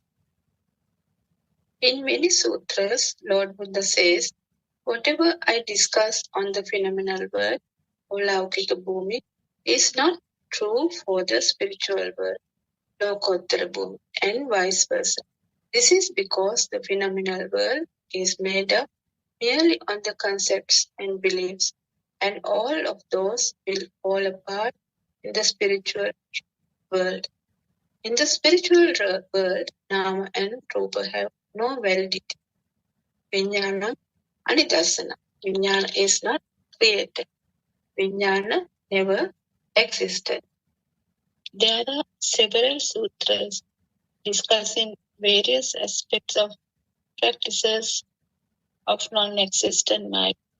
For example, Kevata Sutra, Brahmavimattanika Sutra, Prathama Nibbana Sutra. In the spiritual path, what is important is to be practical. We have to be free internally. In the spiritual path, a sincere seeker will see himself the progression of his own inner peace, diminishing release, or raga, dvesha, moha. When you do walk in meditation, you will see there is no such thing called earth, leg, or walking. There is no owner for sensation. Then you will feel like walking free and light. In Lord Buddha's time, Lord Buddha expounded the truth as profound and not heard before. This means Buddhist philosophy is beyond conventional thinking. This statement is valid even today. The things we all consider real are in fact false. Reality is completely different. This is the point we need to understand first if we are on the spiritual path. We habitually think our perceptions are true. We are trapped with 6 senses: eye, ear, nose, tongue, body, and mind. We believe the sensations getting through the 6 senses are real. When the truth is realized, we recognize all are false. As long as we do not recognize the truth, we are ignorant. Due to this ignorance, We are subjected to an unending cycle of birth and death. This is endless suffering, dukkha. Unless we come out of ignorance, there is no escape from suffering. It is only suffering in mundane life due to ignorance. We believe we are happy and satisfied when we have money, when we have tasty food, when we have good clothes. This is the mundane way of life. After some time, clothes deteriorate and we look for new clothes. Again, after some time, they get spoiled and old. Again, we look for new ones. In this manner, we are running after better and better ones. Even for the food, we are running after new dishes and new varieties. So, in the ignorant way of life, we are never satisfied for long. We look to the next. What we think pleasure in this world is, in fact, pain only. There is no lasting pleasure. All ends up in suffering. If you ask whether you can see Nibbana at this moment, truth is that Nibbana is seen at this moment. So at this moment, you have a thought. Thoughts appear and disappear. There is no lasting thought. All are transient. It's only these thoughts that gives us suffering. Therefore, saying the truth in simple words is understanding the full functioning of the mind. This manifested world is created by your mind. That is why Lord Buddha said, the six senses themselves are the world. Salayatana loko loko, chittena niyate loko. Beauty and the ugliness that you see are not in outer objects, but in your mind. Moment to moment, thoughts appear and disappear. The birth of a thought and death of a thought happens in the moment. The one who sees the birth and death of a thought will not find conventional death. This death becomes false. Birth and death happens at this moment. Before your outgoing breath happens, you need to contemplate Marananusati, occurrence of death. Contemplating Marananusati means seeing the death of thought at the moment. Lord Buddha said, if one contemplates death before the in-breath goes out, that is sacred. Seeing death in the moment is Shanasampatti, which is recognizing the reality of the moment. So it's very rare for one to see death in the moment. It is very rare to listen to Dhamma. It is very rare to get the human birth. It is very rare to live in a spiritual elevated place. So now you know you have only this moment. If we talk to you, it is only at this moment. If we talk to you tomorrow, there is also only this moment. Even in 5 years' time, only this moment. If we think past, it is also a thought in the present moment. If you think of the future, it is only a thought in the present moment. We have only this moment. However, even the thought at this moment is not true. Past thoughts are gone. Future thoughts have not appeared yet. The thought appearing at this moment is also not true. Now imagine you see a book. So this book is not outside. It is a thought in the mind. This book is created in the mind by binding color, form, and sound together. Now analyze how you came to know the book for the first time. In early childhood, when you start speaking, you were taught colors and sounds such as red, blue, yellow. Here, color includes form as well, and the sound is the word of the language you use. For easy reference, we use the word color only.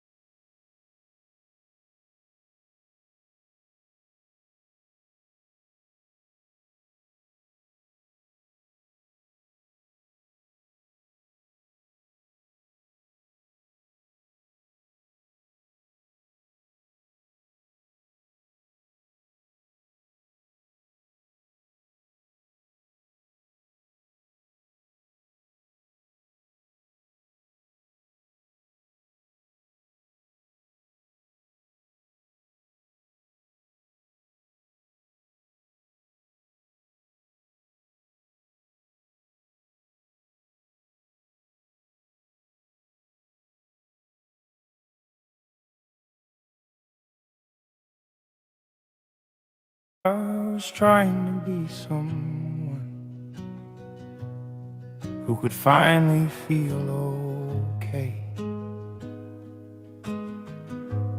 working hard to hold it together, just to get through every day. Smiles came and they would leave me, like the sun between the rain. Every time I thought I'd found it, it would slowly slip away. I filled the noise with more distraction, told myself that I was fine, kept on chasing better moments, hoping one of them would last this time.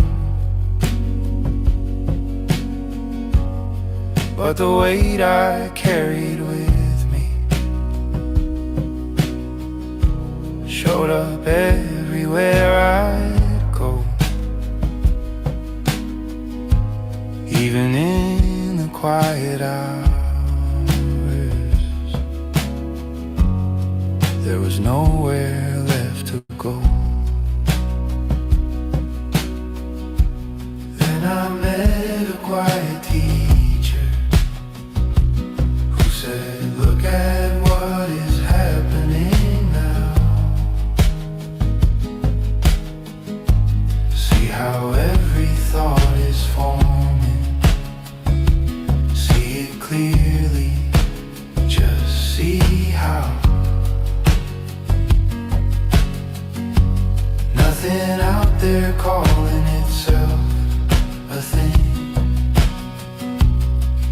one here that must defend. Just a quiet scene of it, and the struggle began to fade away. Buddothpada, say, showed me what I could not see, not by faith and not by belief, but by looking quietly. Buddothpada, say, change the way this life is known. Nothing added, nothing taken. It was truth we'd never seen.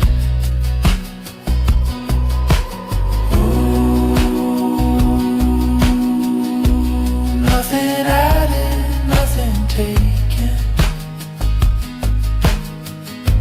It was truth we'd never seen. Nothing added, nothing taken. It was truth we'd never seen. Buddothpada, say, showed the way by asking, see. When the search at last grew silent, there was space to simply be. Nothing added, nothing taken. It was truth we'd never seen. Nothing added, nothing taken, and nothing was the same.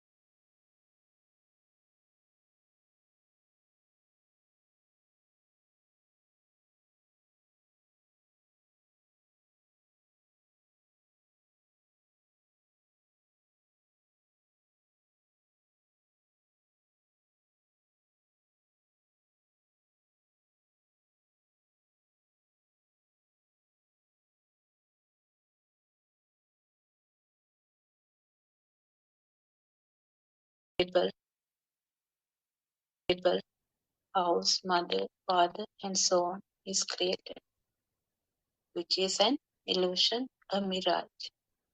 It is a mental image or a chittarupa. With that creation, we get the alive feeling. That's another spark, the soul creation, I creation. Now the ego, myself, is created. If we take that everything exists outside, and if we don't see this only a mind creation, so then who are you? You are not the body. If the mind is not working, senses are not working, that's you call death. If you understand this, you won't find death or birth. So why do you have an ego? It happens due to the I-ness. So I am jealous, I am proud, I need to buy something, a better car, a better house, and so on. It goes on and on. It's your samsara. Always ego comes forward. I want to be better than the other. My child should go to a better school, so and so on. It's power which is generated. This all happens because of some vibrations, which automatically happens at the sensor levels. So it's the vibrations again. Sometimes the thought ends up bringing a war between two countries because of a thought which was an illusion. Everything happens due to vibration. Actually, till our spiritual guidance teacher, Buddothpada showed us the pure truth we all were in the mundane world. What happens when we see the truth? When we see the truth that there's nothing to get attached or disattached, nothing to be proud of. Actually, there's no self. We go to Nibbidava. It comes with the understanding of Dhamma. Then it goes to Viragya, means no attachments, no definements, because there's no one to get attached or disattached. The fire within will slowly die down. You will feel the calmness within. If you understand this, there is no one to suffer, only a creation of thoughts. Everything is not real. If someone understands that the world is not real, it's only in your mind, you will be relieved.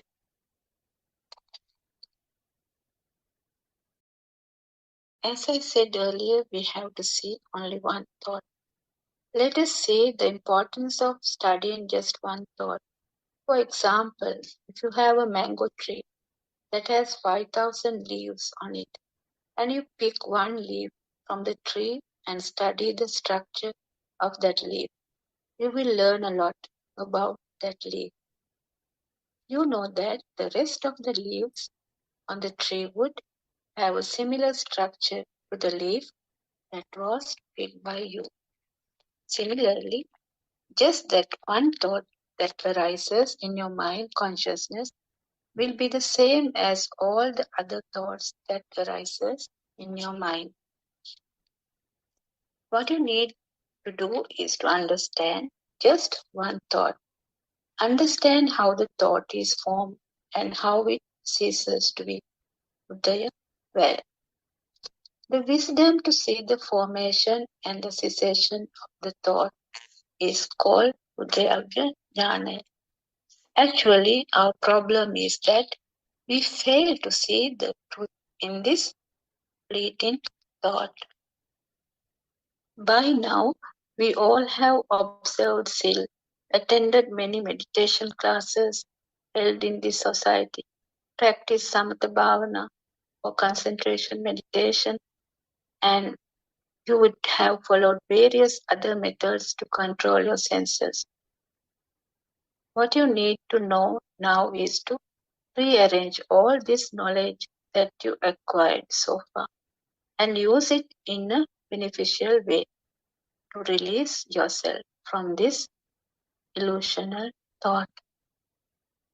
You should realize the pure truth and attain Nibbana. Now we have a presentation to do for all those people who have arrived at this point after learning various methods on how to control your senses. What do we have to understand now? We need to understand how a thought is formed and how it ceases to be. So now we know it just happens, nobody makes it happen. There is nothing as a thought and there is nothing as a mind consciousness. Let us say that you see a book. The fact that you see something means that you exist at that moment. You see the book only because you are there. So you cannot say that you are different to the book. Therefore, the book is you. According to the Buddha Darshana or the philosophy of Buddha, you are the same as or equal to the book.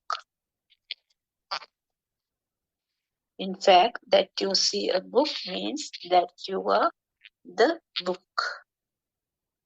So all these years we have always created a cause or a hetu to give rise to a thought. This time we will remove the cause that gives rise to any thought, and we will awaken to the supreme moment of truth. Awakening to the moment of truth is an auspicious moment. It will be an end to the illusion that you exist. When you realize that you never existed, it is like experiencing your end or your death. In other words, you will realize that when there is no you, there is no death. Your realization that you never existed to face death is a very pleasant feeling. When you become one with the nature, you feel like a bird that left the cage to fly away into freedom.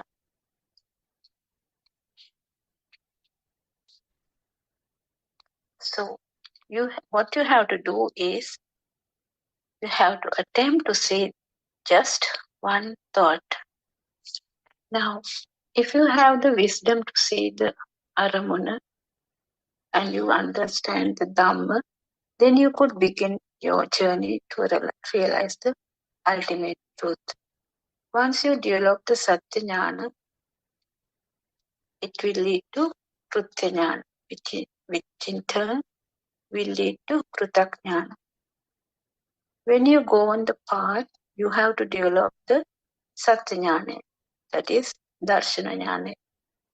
Developing the Satya Jnana means you need to realize that you don't exist, and you should know how your mind is created, how the soul is created. You need to eliminate your Sakkaya Drishti. You have to recognize that everything that we experience or feel from our six senses does not belong to anybody. Once you completely attain the realization that there is no you, you automatically move on to develop the Krutya Jnana. Krutya Jnana means you realize that this illusion is created only by six senses, and you clearly see the nimitta sabhavya of the six senses.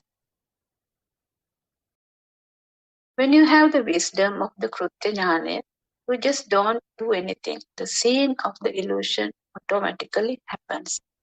Automatically happens means you don't think that there is no outside. You already feel that there is no outside. At the stage of Krutakjnana, the moment you receive an aramuna from one of your senses, you will immediately be able to realize that book which you see outside is only a thought, and that is this, it does not exist outside. And then you let go of that thought. When you let go of one thought, it is similar to letting go of a long string of consecutive thoughts that arises in the mind consciousness. Now we know that we always have only one thought, and we should know that the thought is formed only in this moment. You should also have a very clear understanding that there is nothing as the moment either. And you should have the understanding and the wisdom that not even a book exists at this moment. It is an illusion. When you arrive at this point of wisdom, you will awaken to the moment of pure truth, that truly nothing exists at all. When you awaken to the moment, you will experience the nothingness, the shunyatavi. Now we will talk about Satara Satipatthana or four foundations of mindfulness. Lord Buddha assures us that if a person follows the Satara Satipatthana in the Vinaya Loke basis within 7 days or 7 years, the results will be granted. Today, many are not aware of how to follow the path of four foundations of mindfulness. It should be done with the proper understanding. If you follow the right practical process, the results will be attained. So our spiritual guidance teacher, Buddothpada shows us the correct practical path. So one should understand before practicing Satara Satipatthana, first you should know the Satya Jnana or the Darshana Jnana perfectly. That is how the mind is created before stepping into the Krutya Jnana. So we'll start with Kayanupassana. You are Vinaya Loke means you are not in the body. So there are several ways to practice it, like Anapanasati Bhavana, Indriya Paropariya Bhavana, Skandha Bhavana, and so on. So Buddha said our body has 32 parts and asked, where are you in these parts? Is your hair you? Is your teeth you? And likewise, so on. Nowhere. You are not anywhere. It is in your thoughts only. That is Kayanupassana, which means no one is here. Your hair is not you. Your teeth is not you. You are not in the 32 parts of the body. So, Vedananupassana, the pain is there. It is your body pain, but you are not there. If you suffer or worry due to pains, no one here to take the pain. But body pain is happening. You are thinking that I have pain in my leg and so on. All the senses are working. It's a natural phenomena. Pain is not yours. It is only the body pain. If you are existing, you are suffering. That's in the mundane world, but everything is in the thought. Chittanupassana is our thoughts. It's also sensor. Nobody is there. No soul. You suffer due to a thought, but it is a sensor. So, Dhammanupassana, now you know that there is no one in the body. There's no one for the pain, no one in the thoughts. So, Salayatana Loko, Salayatana Nirodho, Nibbano. Nobody is here to suffer. And when you know that, you feel calm and at peace. So, we will talk a bit more about it. So, as long as you know the truth, you will not meet anything worthy or worthless from the outside. Actually, if you don't believe in the outside, there would not be anything of value. Gold exists in your mind. Gold is a convention or a name made up using perception. When you look at it this way, no physical or mental suffering can arise. Now you know how to differentiate the convention and the form. Now you have something to do. You should see the Buddha's philosophy with the wisdom and reinforce the mind about it. You have to apply it practically to your day-to-day life. You have to live your life according to this philosophy. For many years, you have been used to living life with the wrong view. You have always been used to living in an illusion that there is a person or things that exist outside. If you have lived having a false view without knowing the philosophy of Buddha, you have to be free yourself from this false view. So, therefore, you should look at your mind. Take 10 thoughts that comes to your mind and apply this philosophy. The next day, take 15 thoughts that comes from your senses. The day after, look at 20 thoughts that comes to your mind.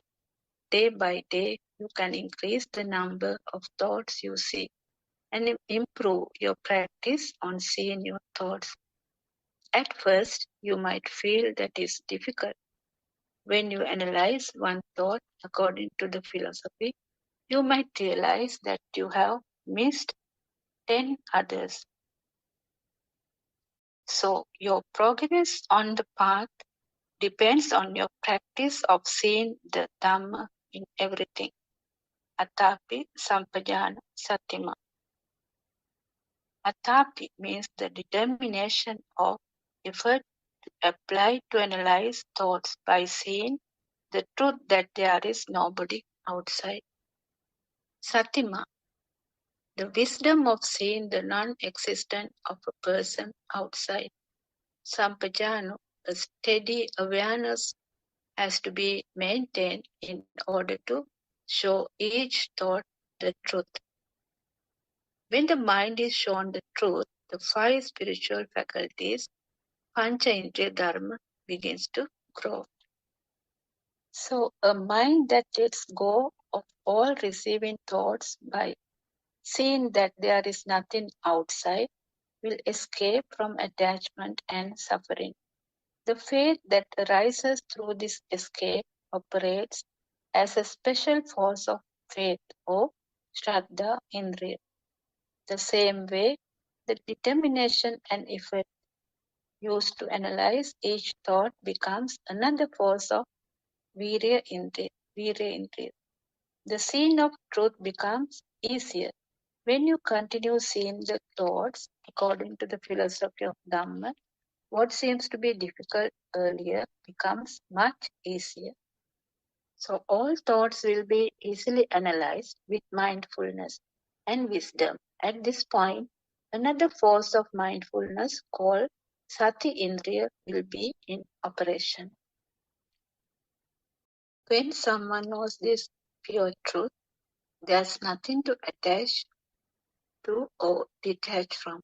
For the one who is freed from the illusionary world, when suffering is seen clearly, the cause of suffering declines or diminishes. When the cause of suffering diminishes, one achieves freedom from the mind. Understanding how suffering arises means you show the truth to the mind with effort, determination, wisdom, and with awareness.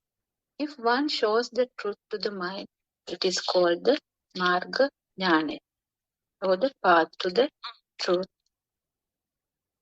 If you clearly understand how to practice Kayanupassanawa, you would let go of your body attachments. So we'll talk a bit about Vedananupassanawa. So we meet or receive feelings within the world. Feelings comes from a specific person, a specific place, a specific taste, a specific smell, or from specific images. We feel that we receive feelings from external. If we feel some kind of suffering or any feeling, we feel that it comes from somewhere. We feel like we can stroke some place with our palm of the hand and say that the feeling can be felt. We will be able to say that the feeling can be felt at this specific point. So this shows that we associate the form, rupa, to a thing. We connect the feeling to the body, and wherever there is a feeling, it is followed by thoughts, volitions, or mental formations, sankhara. It means that there will be bodily volitions, kaya sankhara, verbal, mental formations, vachi sankhara, and mental formations, Mano Sankar. Bodily, verbal and mental mind formations built on ignorance or avidya. Now, during this mindfulness of feelings or Vedananupasana, one should let go of these three formations. For that, one should let go of the world first. The mind rises into action in the form of the mind, the body, and words due to grasping of the stimuli from the world. A stimulus occurs in the mind. Taking that stimulus as a target, we get up and go from here, good and bad, coming and going. All these build up because we grasp that stimulus due to our ignorance. When you get a feeling, it is not felt just alone by itself. You get a feeling of where it comes from too. You can touch it, you can say it, you can think of it, as that is where the feeling came from. What is that place? What is grasped as a thing is the form or rupa, and that is your body. Really, the form cannot be grasped. The thing you feel is your body. The feeling that you can grasp your body is an illusion. Now you even meet a body that has a feeling. Now we also find a spine which can be feel the pain. You can find a leg that feels the pain. We find a knee that feels the pain too. We also find a stomach that feels the pain. So now we have really found the world. The feeling, the sensation belong to the world. You may find the world externally. You may find the world mentally. We have a false belief, a misconception regarding the feeling. We believe that we suffer due to other people or things. We get attached to the world, or we oppose the world, or we confront the world. We think that this feeling of pleasure comes from the world outside, and we try to own the world outside. Also, we think that this pleasure and suffering comes because of that person, this person, because of that place or this place. If we believe in an external world, we tend to get attached to it, thinking that feeling comes from external world. We either tend to get attached to the world or oppose the world because we think that the sensation came from the world outside. The external world means the image to the eye, the sound to the ear, the smell to the nose, the taste to the tongue, and the touch feeling on the skin. Not only that, the feeling that we believe as the inside is also the external. So whose eyes are these? They are mine. The nose, the ears, the tongue are all mine. Hair is mine. When you say that these hair follicles on my body are mine, it means you think you own it. It is an external thing, but you think you own it. It is not me. You are not the owner. My eyes, my hair, my nose, my tongue, my mind, my thoughts. This so-called mind is not me. If it does not belong to me, it is something external. Even if you say that the feeling is mine, it means it belongs to the external. So, if the pain is in the knee, and if the knee is mine, then the pain is also mine. The owner has to go through the pain, but actually it's in the external, isn't it? There's no me in the knee. Is there? Isn't it only a thought? You think it is me. So now we can come out of this illusion of feeling by really recognizing the sensation, that it means we have developed mindfulness of the sensation in the correct manner. If you understood the truth about the sensation, then the feeling will not be mine. Then you won't believe that there is a place where the feeling came from. A feeling is only a feeling, it cannot be anywhere. If there is a place where the feelings come from, that means there is a world. It means that you have cracked the world. The feeling has been accepted as something that has to come from the world outside.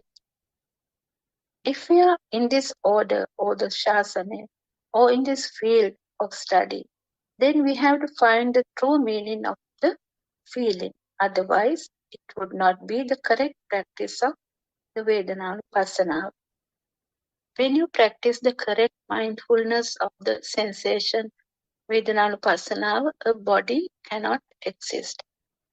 Let us see how we can go wrong and believe that there is a body. So, when we meditate, we shut our eyes.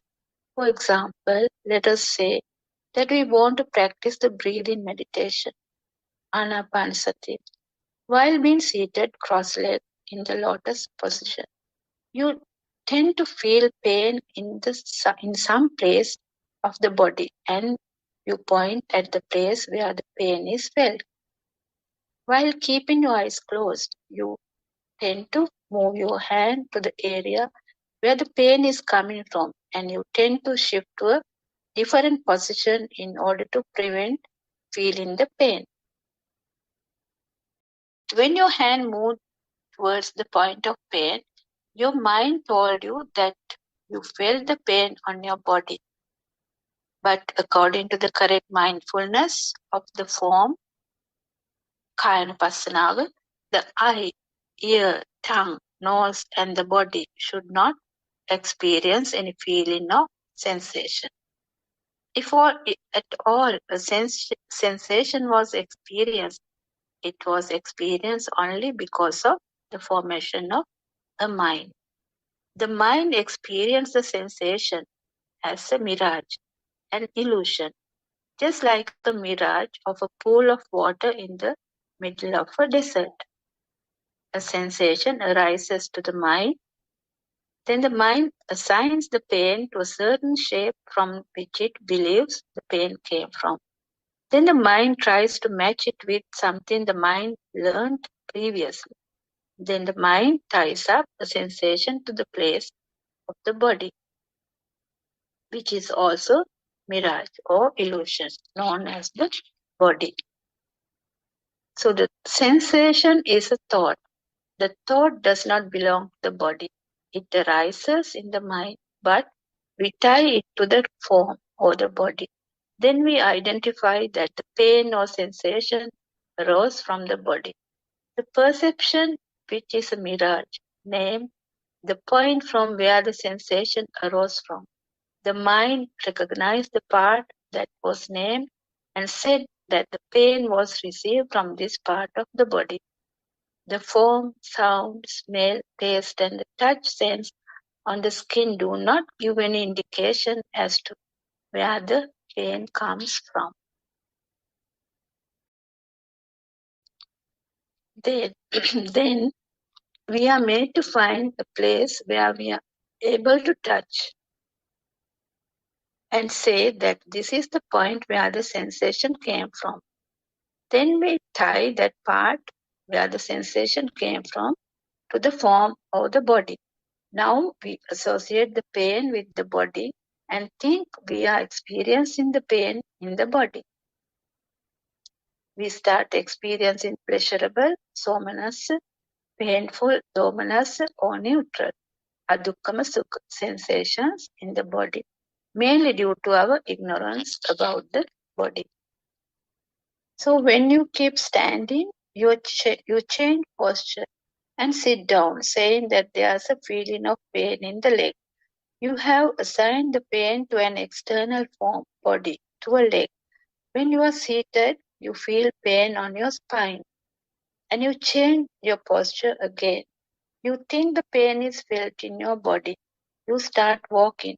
Then you think that you feel the pain in your legs and you lie down. Likewise, You keep changing your posture, projecting the pain to an external body. At the same time, you also create volitions, thoughts, sankhara, such as bodily action, kaya sankhara, words, vachi sankhara, and mental formations, thoughts, mano sankhara, trying to escape from the sensation of pain.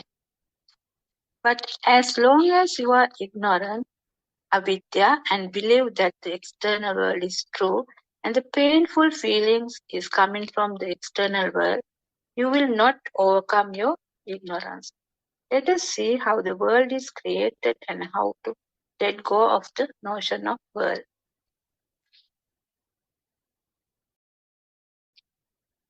So the world, the cause of the world, Loka Samudaya, the truth of end of the world, Loka Nirodha, and the truth of the path that leads to the end of the world, Loka Nirodha Buddothpada.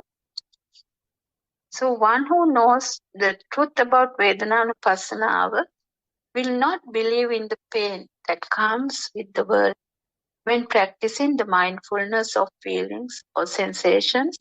One needs to apply the Four Noble Truths to this practice so that one could be on the path that leads to the end of this world.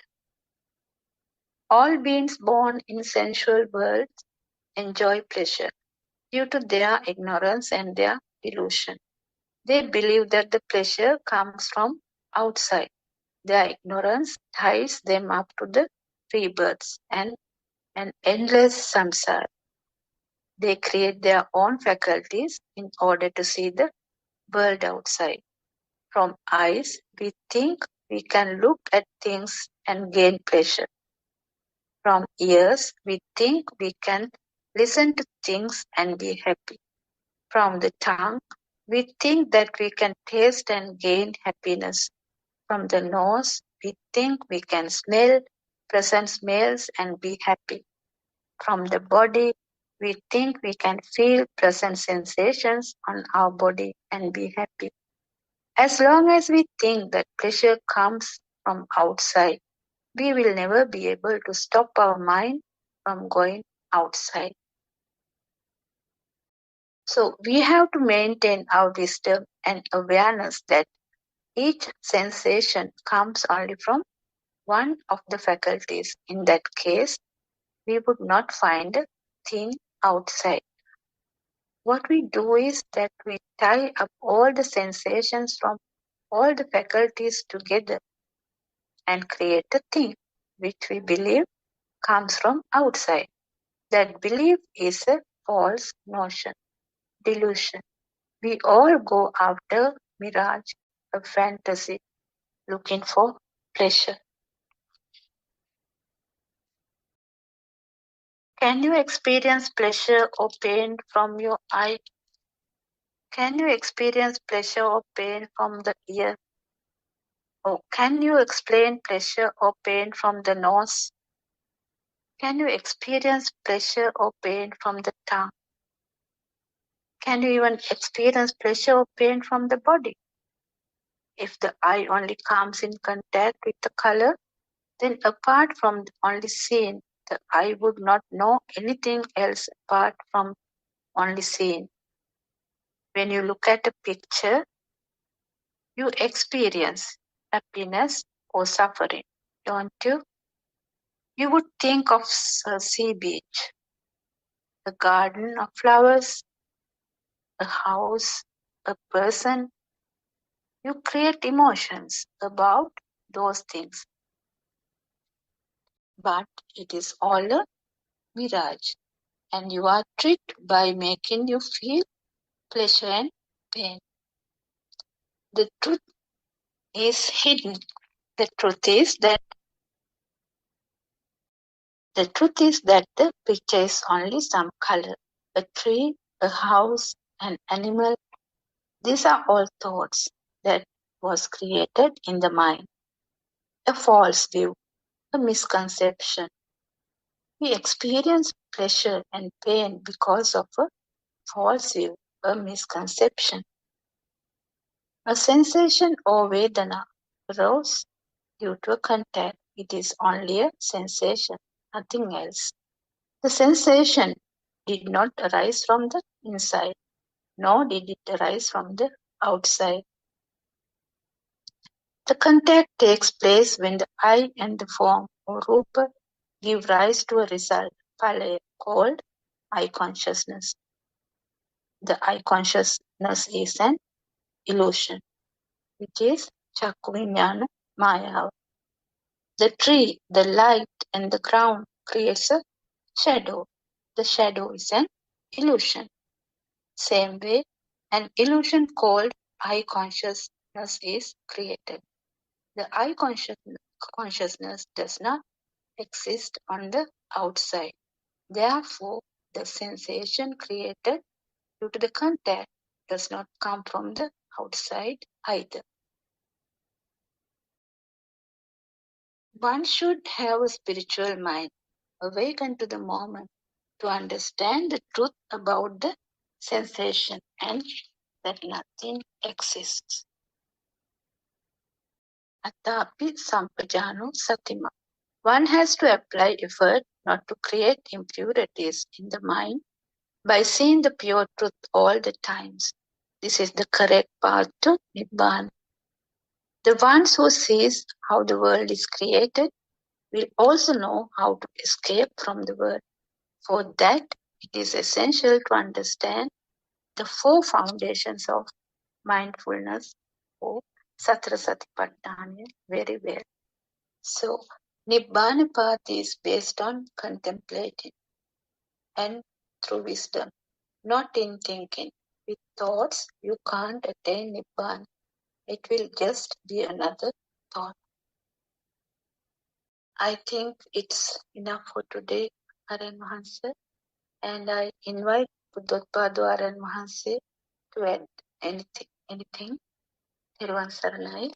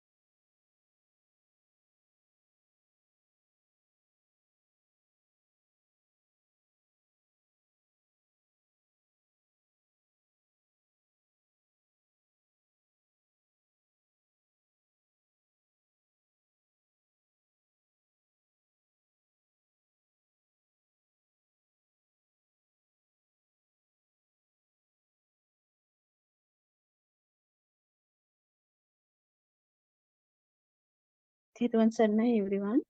I think Aran Mahans is not there with us today. So we'll conclude today's sessions. Thiruvan Saranai.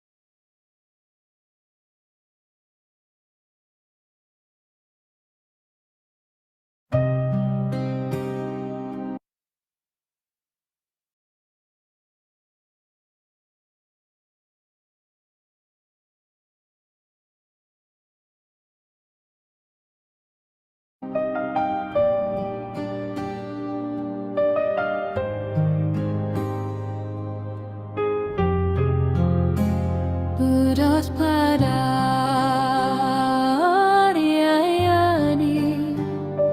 loving and kind. You came like light to free the blind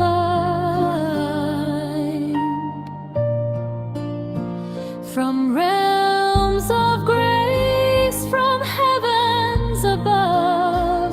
You walked among us with boundless love. Buddothpada,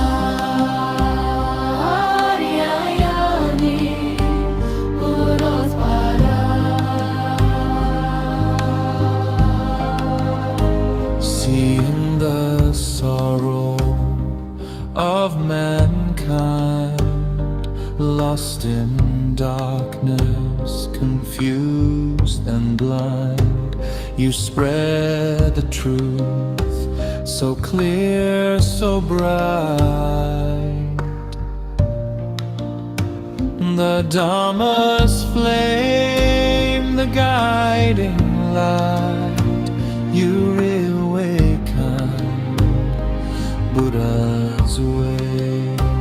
The sasana shining day by day, through your compassion calm and deep, you soothe the wound that makes us weak. Buddothpada, you show the path through gentle words and sermons vast.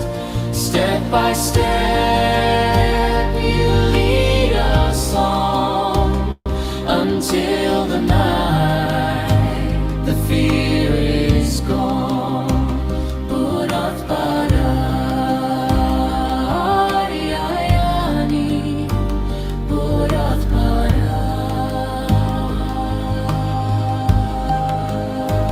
Nibbana now is not a dream. It flows within like a peaceful stream. Oh Aryayani, may you live long. Our hearts forever sing your song. May you live long, O noble guide. In gratitude we stand with pride. Buddothpada,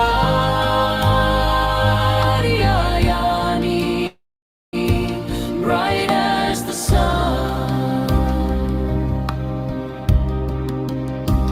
may your holy work never be done.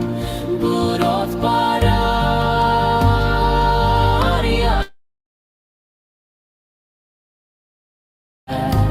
through gentle words and sermons vast. Buddothpada,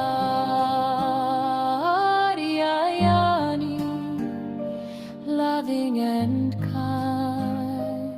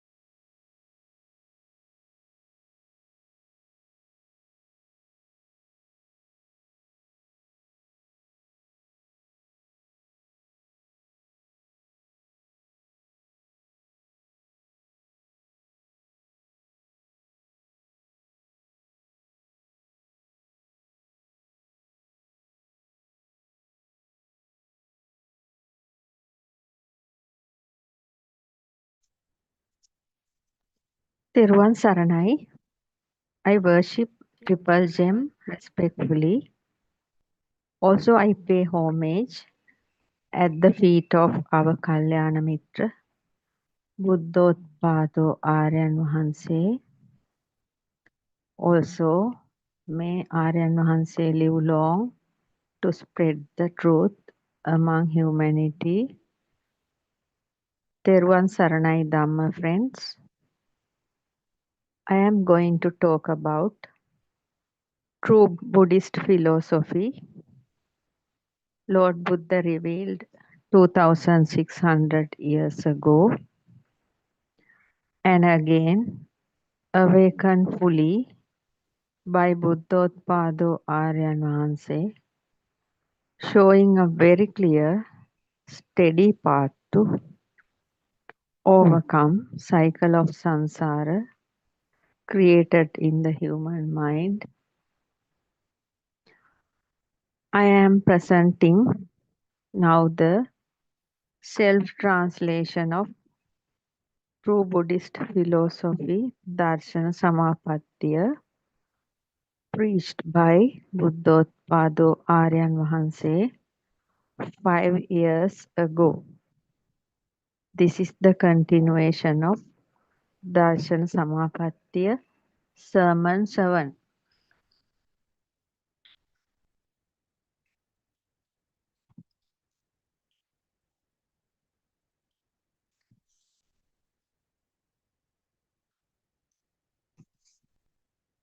Now you think of breathing, you can see the breath, but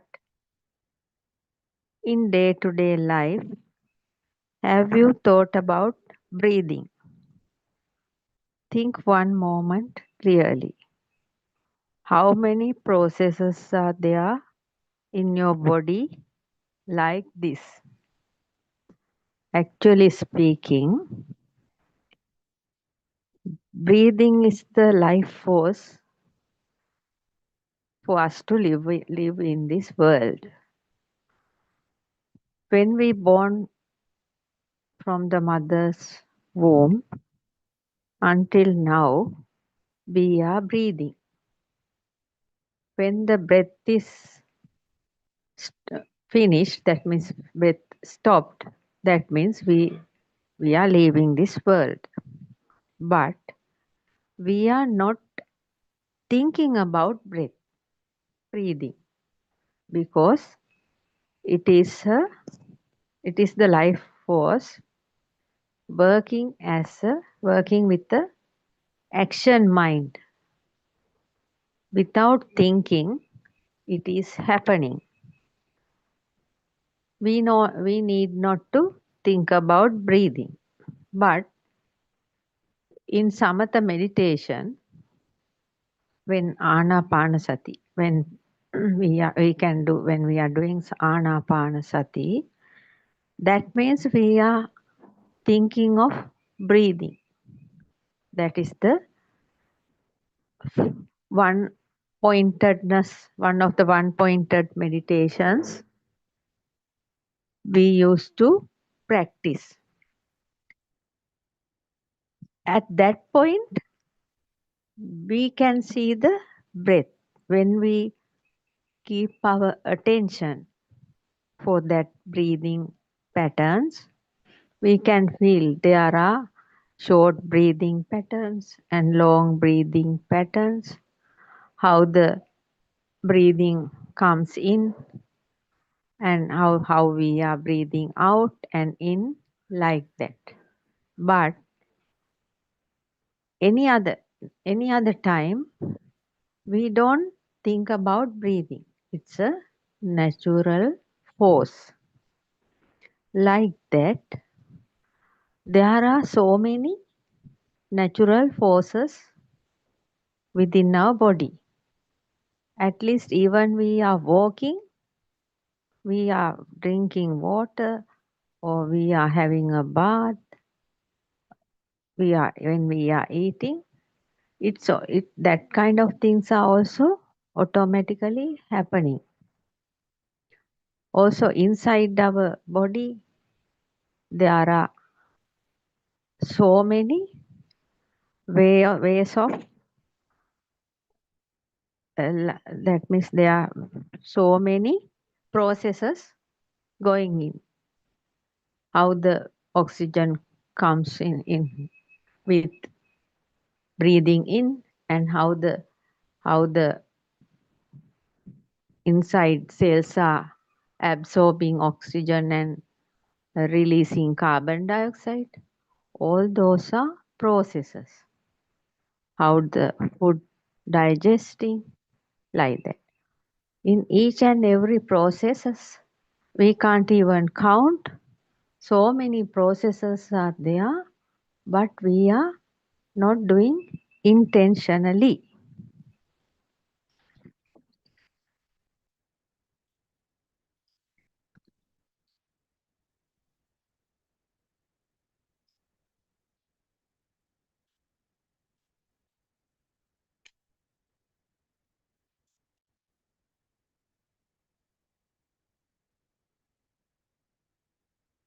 You are breathing without thinking. Your heart is beating without thinking. It is just happening. It is not belongs to nama, name or rupa, image. If you think about it, then it will belongs to nama and rupa. If you do not think about it, it is not belongs to nama or rupa. That means it is not belongs to paticca samuppada, dependent origination. That means any processes, any processes not belongs to paticca samuppada, dependent origination. We are not thinking, we don't feel, it's naturally without our knowledge those things are happening.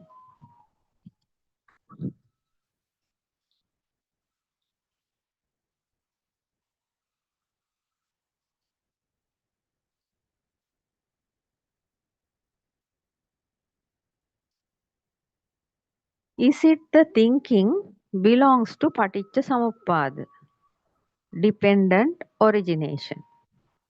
It is belongs to duality. Then there is sansara creation. As you may be aware, this world is a dualistic world. That means there are two ends, two extremes. That means happy one extreme, sorrow another extreme, light one extreme, and the dark another extreme. Short, long, white, black.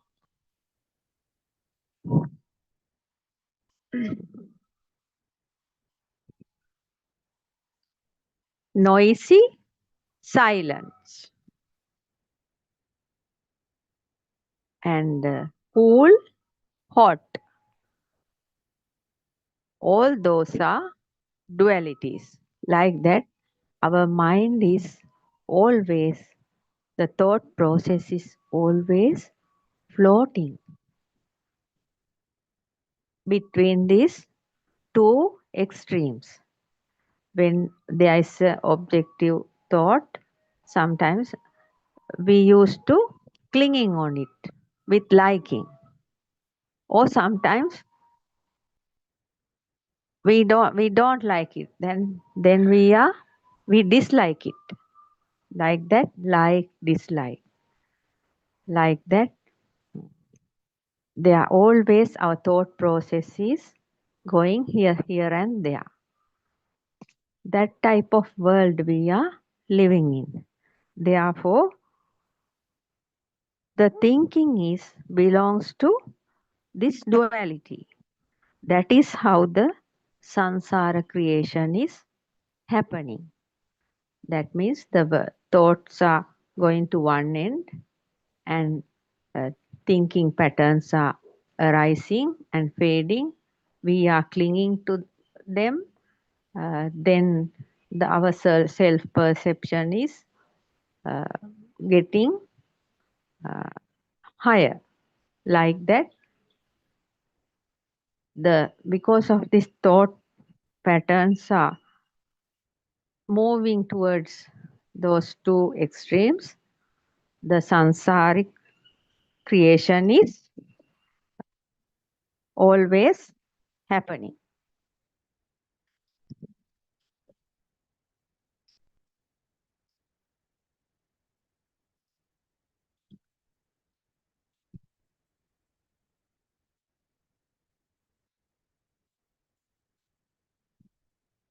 Lot of processes like this we have.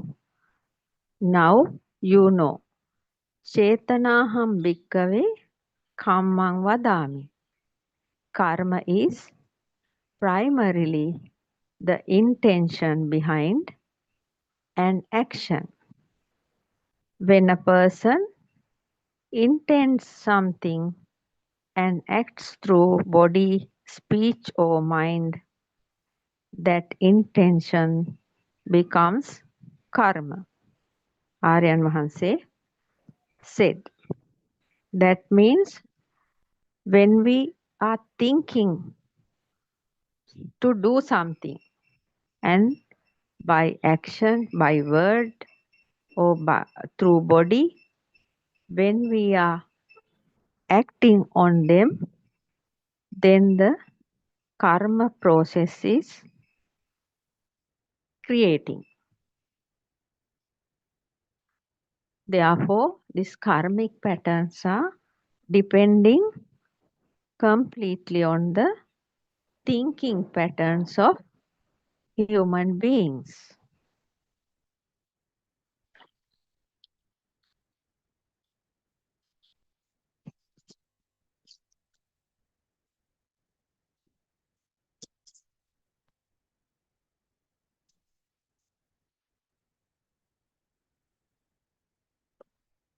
There should be an intention to be formed karma. Now here is a process, but no karma is forming. There is no result. Consequence for you. You are undetermined.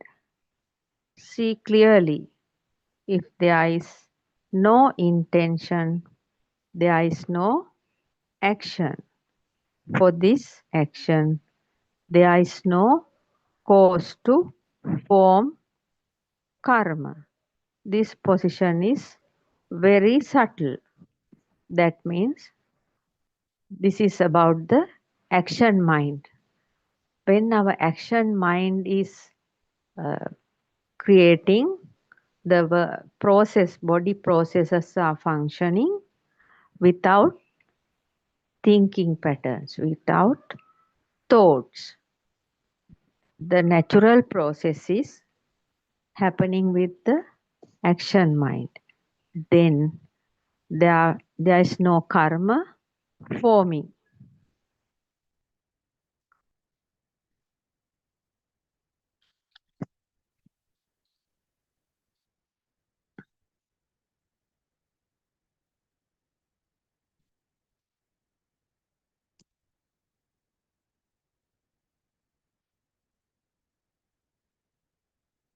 This process, action mind, two reasons, action mind.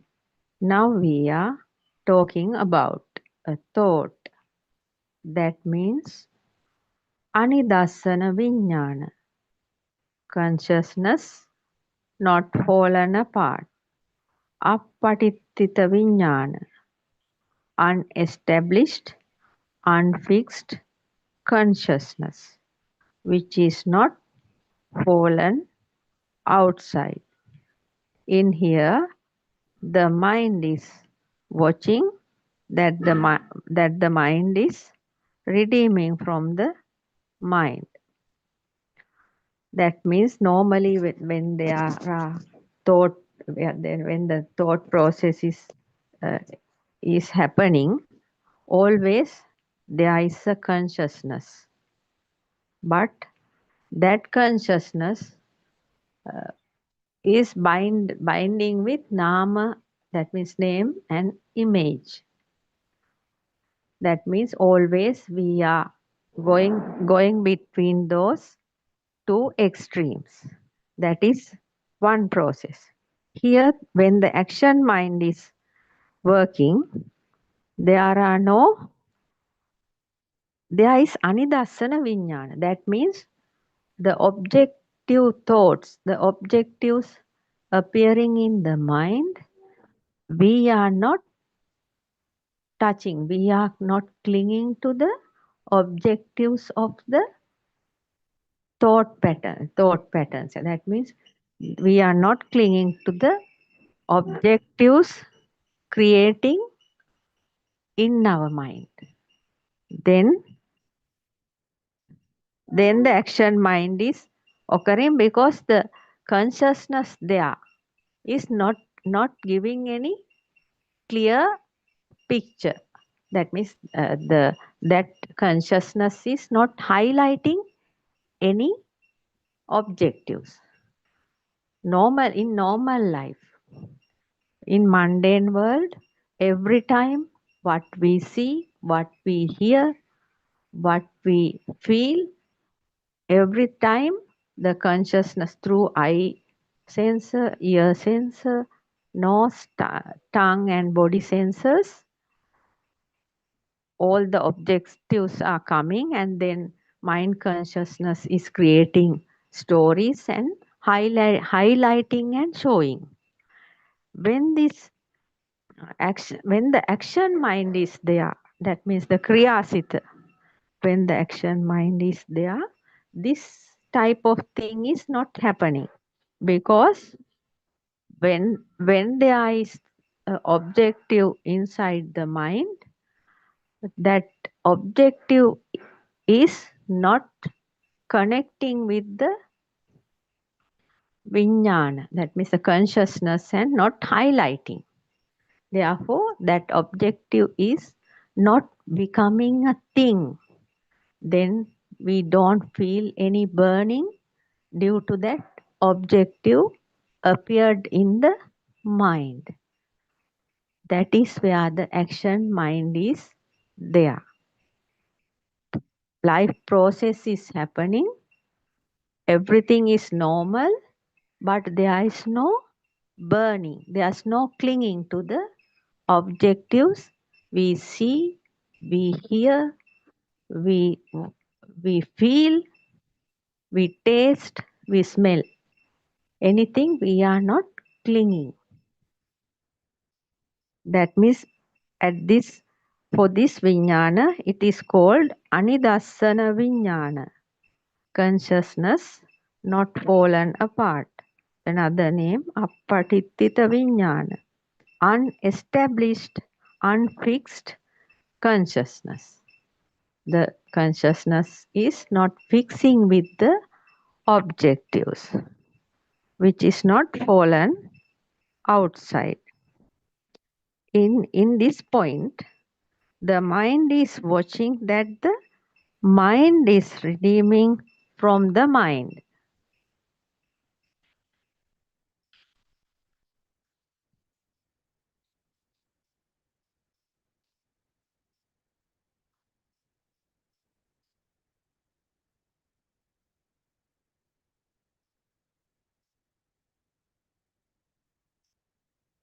සංඥාවට විතර්ක කර ගත්ත දැනගැනීම. The type of knowledge that arises when the mind recognizes a perception and applies conceptual thinking to it based on previous recollection. පෙර මතකයට අනුව. then only this thought mind is creating. This is how the mind's thoughts creating. Aryan Mahanse is explaining it this way. The type of knowledge that arises when the mind recognizes a perception and applies conceptual thinking to it based on previous recollection. සංඥාවට විතර්ක කර ගත්ත දැන ගැනීම. පෙර මතකයට අනුව. That is how the way of creating this thought, mind.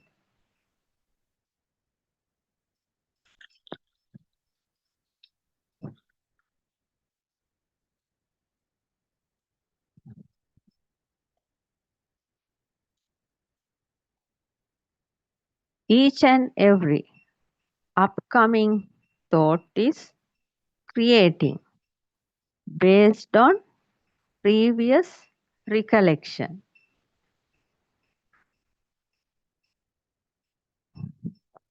Likewise, when you see the truth, you will be redeeming from them. Then you are not searching anything from outside, not going out by creating eyes or ears.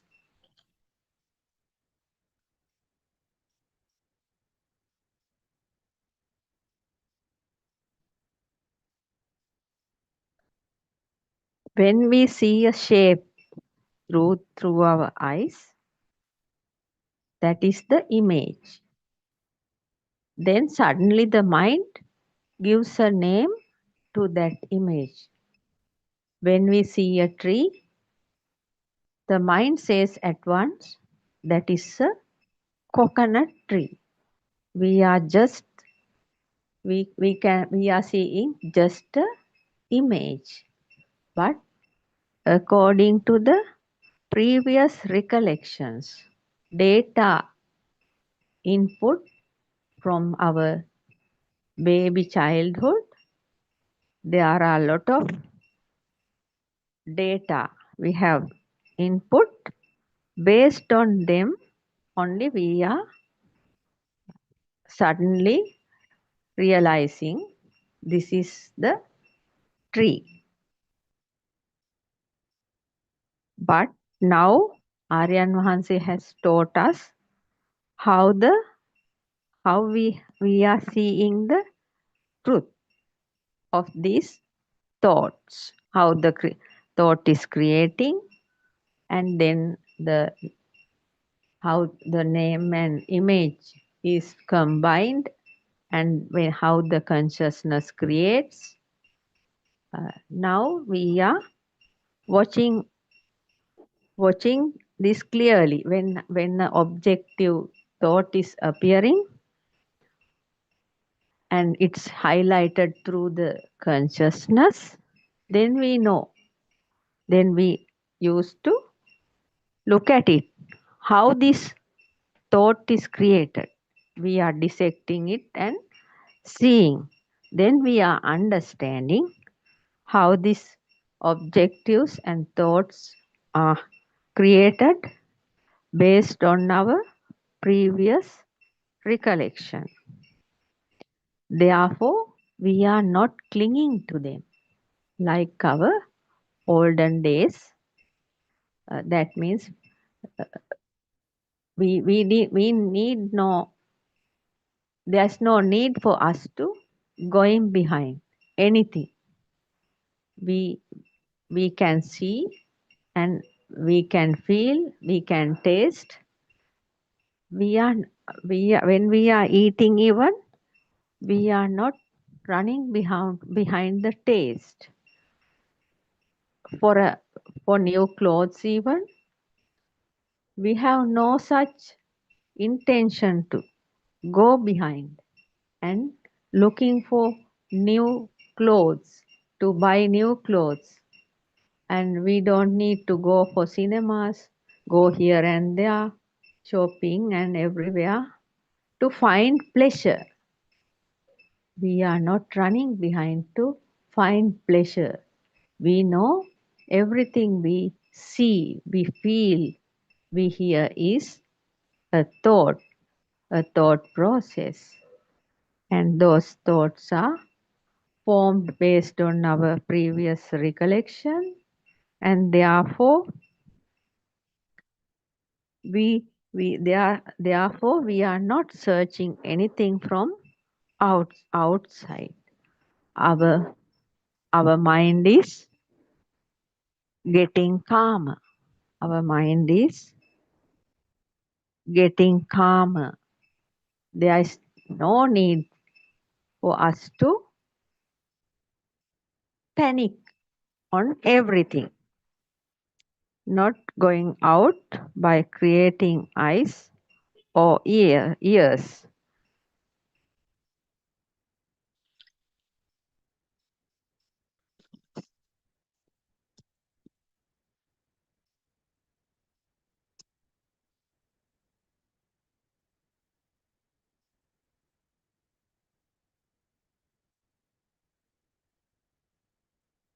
Salayatana Nirodho Nibbano. Then it comes to the point of Nibbana, cessation of the senses, sense-based leading to Nibbana. But here you have to show each and every objective. Salayatana Nirodho Nibbano means our six senses, eyes, ears, nose, mouth, and body and mind. All those six senses are Nirodho means not activated much. They are not created all the time. Then it comes to the point of Nibbana.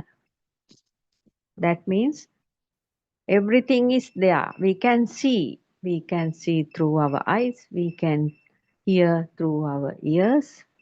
We can feel through our body. We can taste through our tongue. We can smell through the nose. But everything happening like a process with the action mind, but not clinging to anything. That at that point,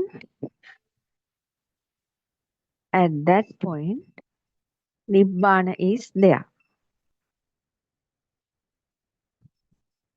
That is called the cessation of senses.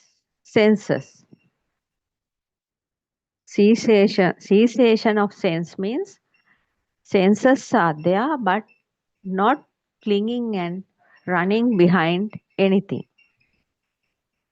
But to achieve this, we have to show each and every objective to our mind. That means we have to have a good aim. We have to have a good sense to our mind. And when the suffering is coming, burning is coming from inside, we have to see how that burning sensation came, and that we have to see how that thought created. Then only we can understand it's only a thought. It's an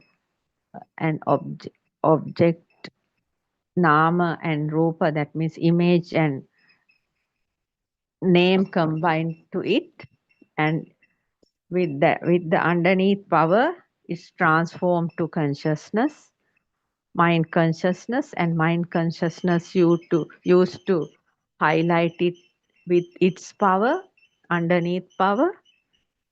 So when we dissect these thoughts and see, when we dissect these objectives and thoughts, it will vanish with it's fading. arising. When we understand the arising, the thought is fading. This, like this, when we do this practice regularly, then the salayatana nirodho nibbano, that point can be achieved. Then there is the calm mind, nibbana. Everything is there, a pure consciousness and pure feeling without attaching or detaching to anything. A tranquility is happening.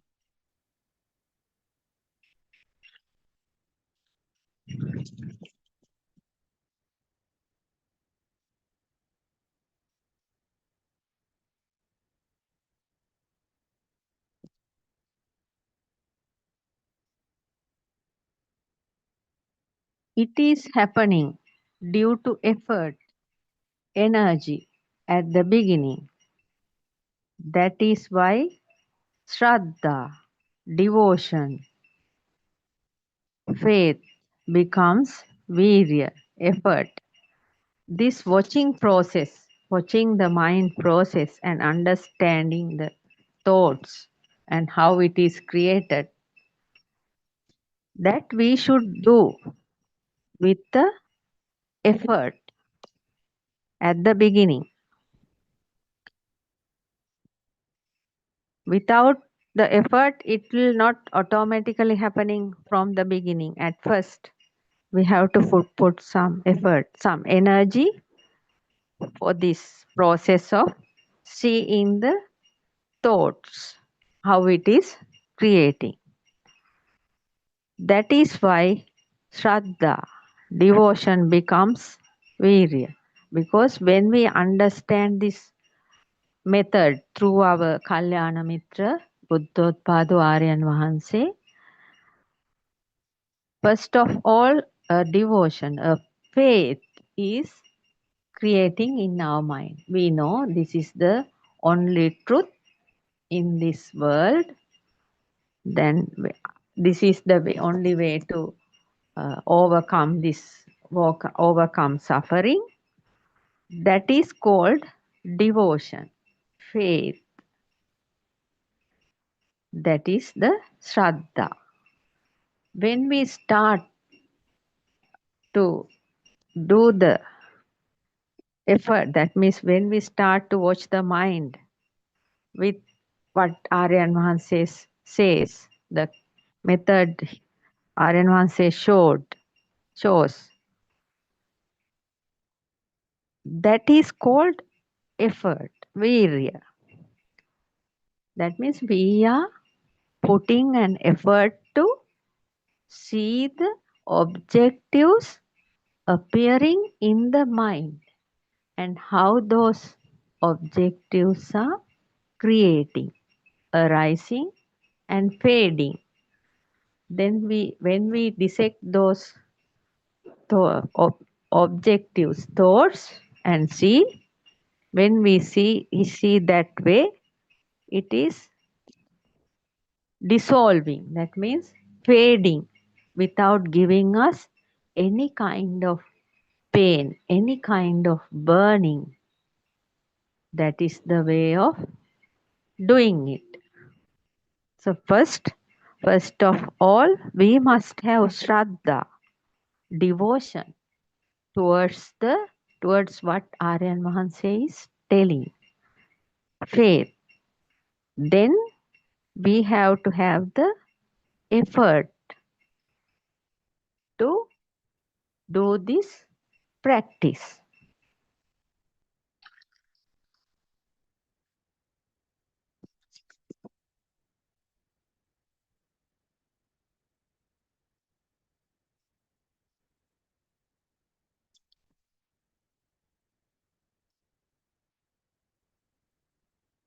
Knowing this process is Shraddha, devotion, faith. Virya, Effort means showing this effort. Energy means showing this to the mind. Show each and every objective to your mind. You need an effort, that means an energy. Then virya, effort becomes satya. Satya means the animitta samadhi. Mind rests without any object or label, seeing things as signless and impermanent. When we do this practice, first we have the devotion for the path, the method Aryan Hanse told us. Then we are putting our effort to see the mind, then we have to show each and every objective to our mind. That means to a certain time period, within minutes or within hours, we can select a way to see our mind, not continuously, but we can, as when we are having time, we can do this practice with through our day-to-day life without a trouble. It will take only 1 or 2 minutes to see how our thought objective is creating and how it is vanishing. When we practice this method, the seeing the mind, how the objectives are creating, when we are practicing this, then a samadhi, a satya is creating. That is called animitta samadhi. This is a top level position. Animitta samadhi means mind rests without any object or label.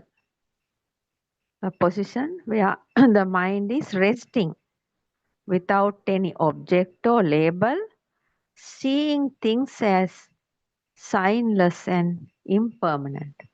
Now we are practicing the method to see the mind. These thought patterns, these objectives are impermanent.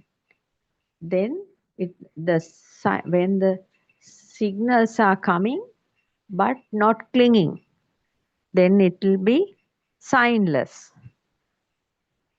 Then the mind is trying to see things as signless and impermanent things.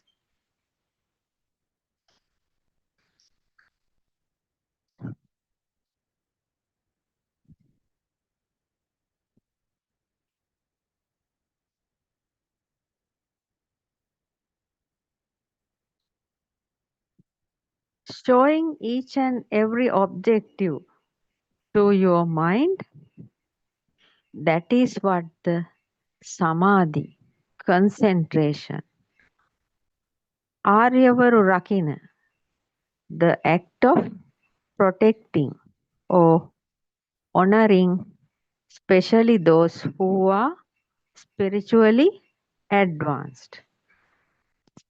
Now, as seekers, we are following this path. The seekers who are following this path to Nibbana are doing this practice of watching the mind and understanding the objectives. We are showing each and every objective to the mind, and this process is, when the process is happening, a type of concentration is appearing in the mind.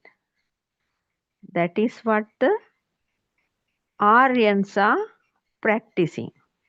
Aryavarun Rakina, the act of protecting or honoring, especially those who are spiritually advanced.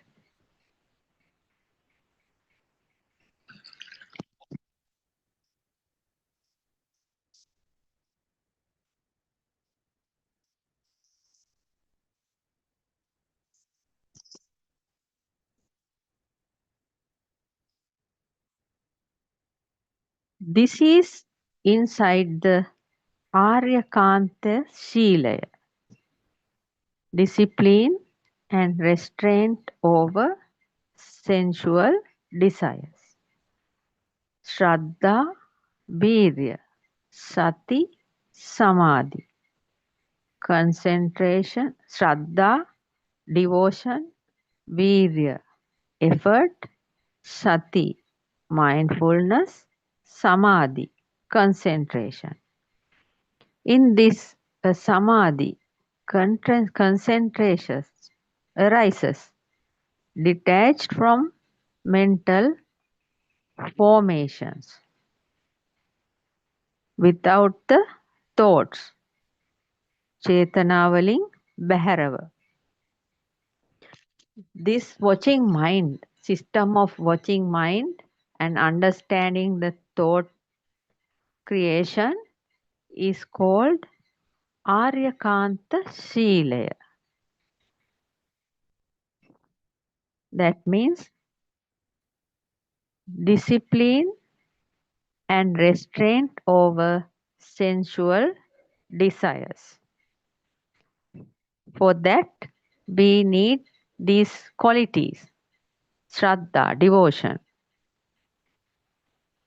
Virya, effort, Sati, mindfulness, Samadhi, concentration. Shraddha is for the devotion for the knowledge given by our Aryan Vahanse, Virya, effort for the practicing of that process, watching the mind process. Sati means mindfulness. We have to do it mindfully. Otherwise, we can't see that. Then a samadhi, a concentration is occurring.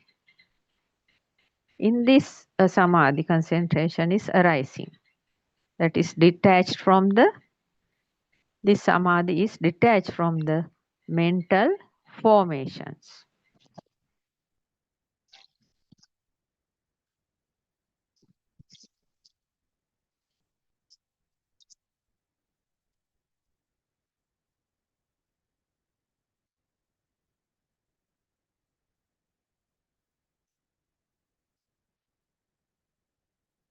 These are asamahita samadhi and samahita samadhi.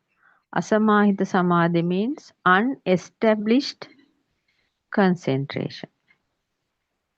Samahita samadhi means fully established concentration. Two types of samadhi.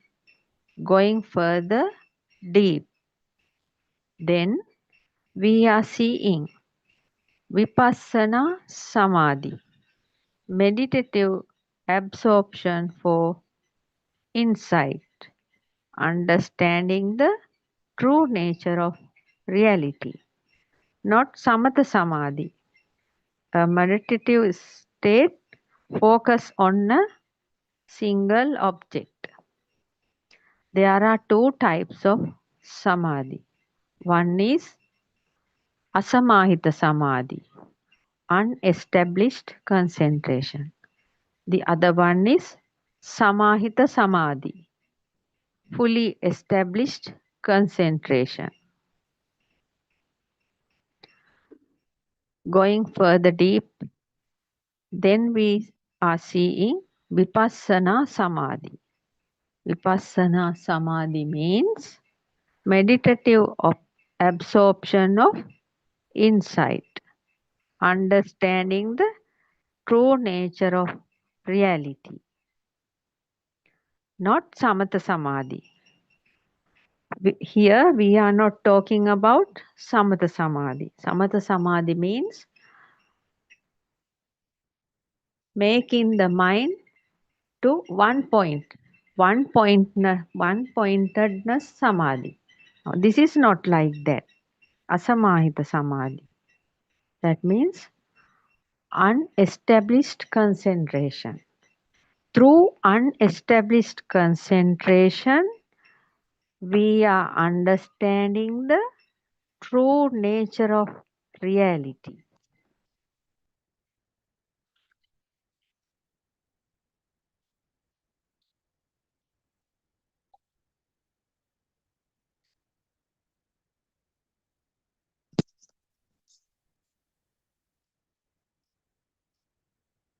Vipassana Samadhi, understanding the true nature of reality in this Lokottara Bhumi, transcendental level beyond the world.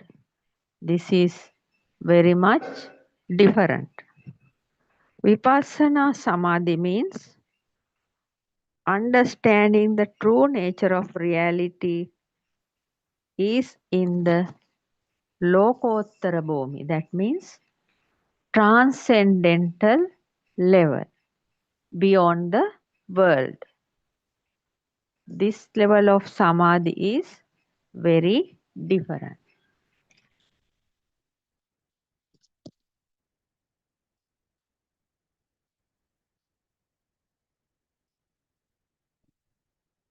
In Aryakanta Shila, Skandhaye Udayavaya Dakima. In the discipline and restraint over sensual desire, watching the five aggregates arising and fading, passing away in the mind. This seeing is sati, mindfulness. It becomes samadhi, concentration. We called Aryakanta Silaya, that means the way of arising and fading of aggregates, thought, heaps of thoughts, aggregates. Seeing that is called Udayavaya Dakima. In the discipline and restraint over sensual desire, watching the five aggregates arising and fading. Through eyes, ears, tongue, nose, and body skin, creating five types of aggregates. That means heaps of thoughts. Seeing this is sati, mindfulness. It becomes samadhi, concentration.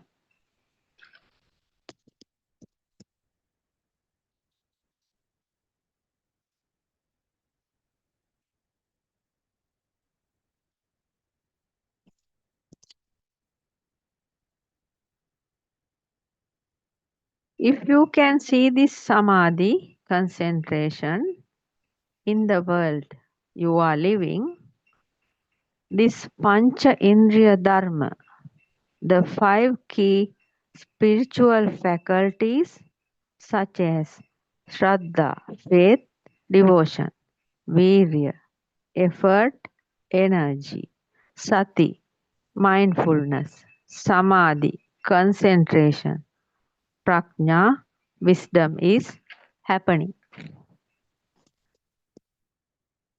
If you can see this mindfulness, this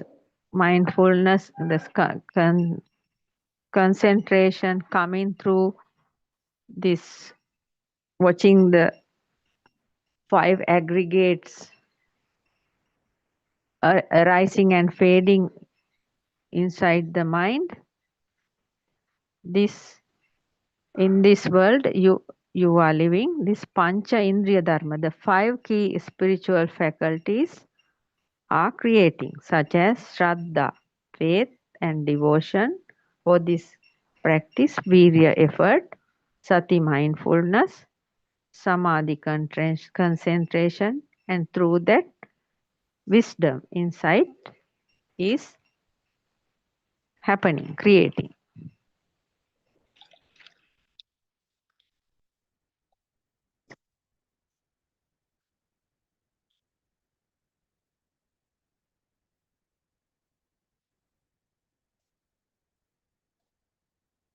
What is this prajna? Wisdom, insight. විඥානයේ දැන ගැනීම. බාහිරට යන්නේ නැති තැන. Type of consciousness or knowing that is turned inward, not directed toward external sense objects. That means the wisdom creating through this process is විඥානයේ දැනගැනීම බාහිරට යන්නේ නැති තැන.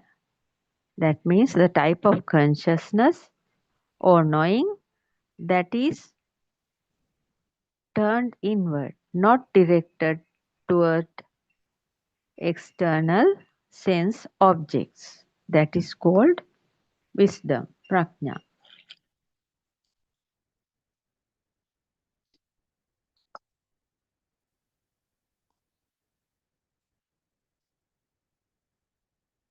This is what the Shraddha, faith, virya, effort, sati, mindfulness, samadhi, concentration, prajna, wisdom, insight. There is no any other prajna. There is no any other wisdom, insight. Knowledge is not the wisdom or insight.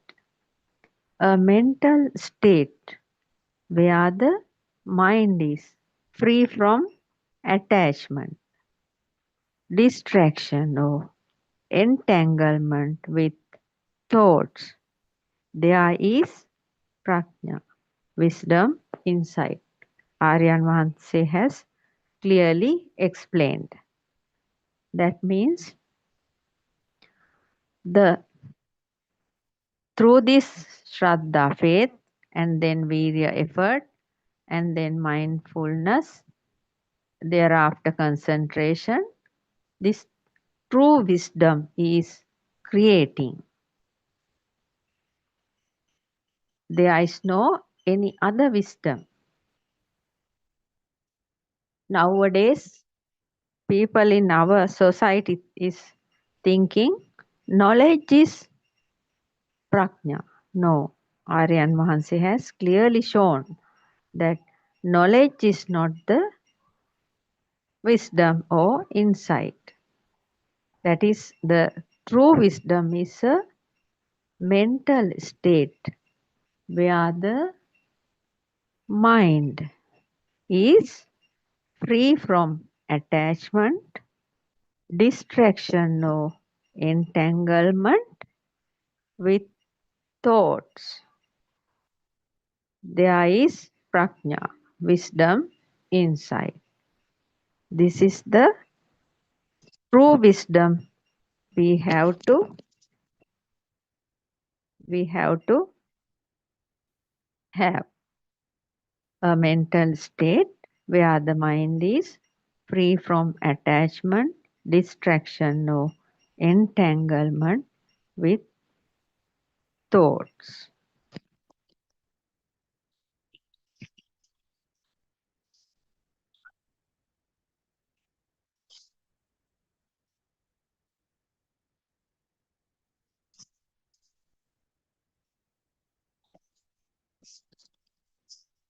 Thoughts means the intention that motivates and drags, pulls you along the sansara.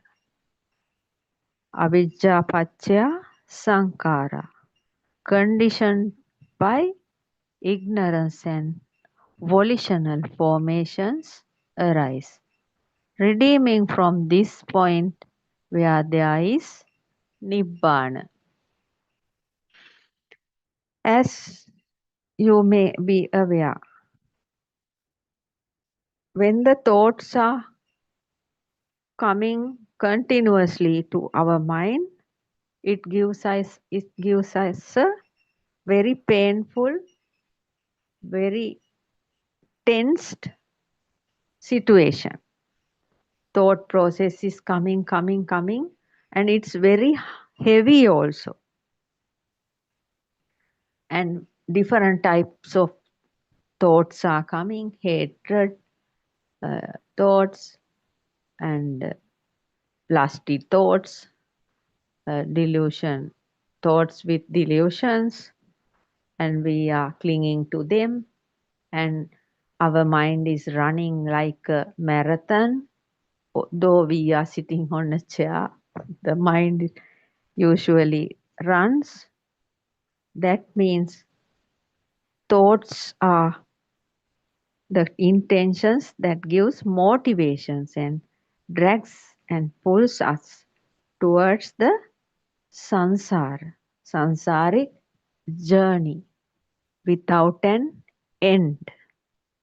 That is why called avijja paccaya sankhara. Avidyava, the delusion, creating thoughts, conditioned by ignorance.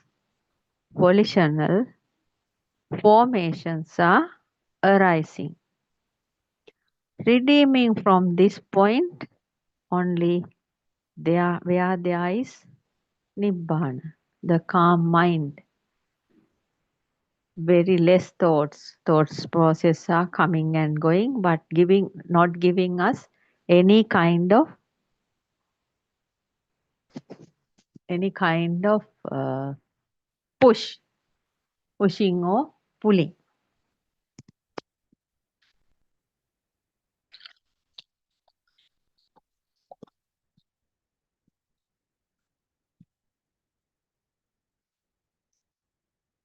Now I am going to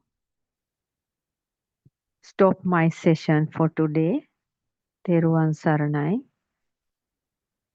I worship Triple Gem respectfully. Also, I pay homage at the feet of our Kalyana Mitra, Buddothpada Aryan Vahanse. May Aryan Vahanse live long to spread this truth among humanity. Teruvan Saranai, Dhamma friend.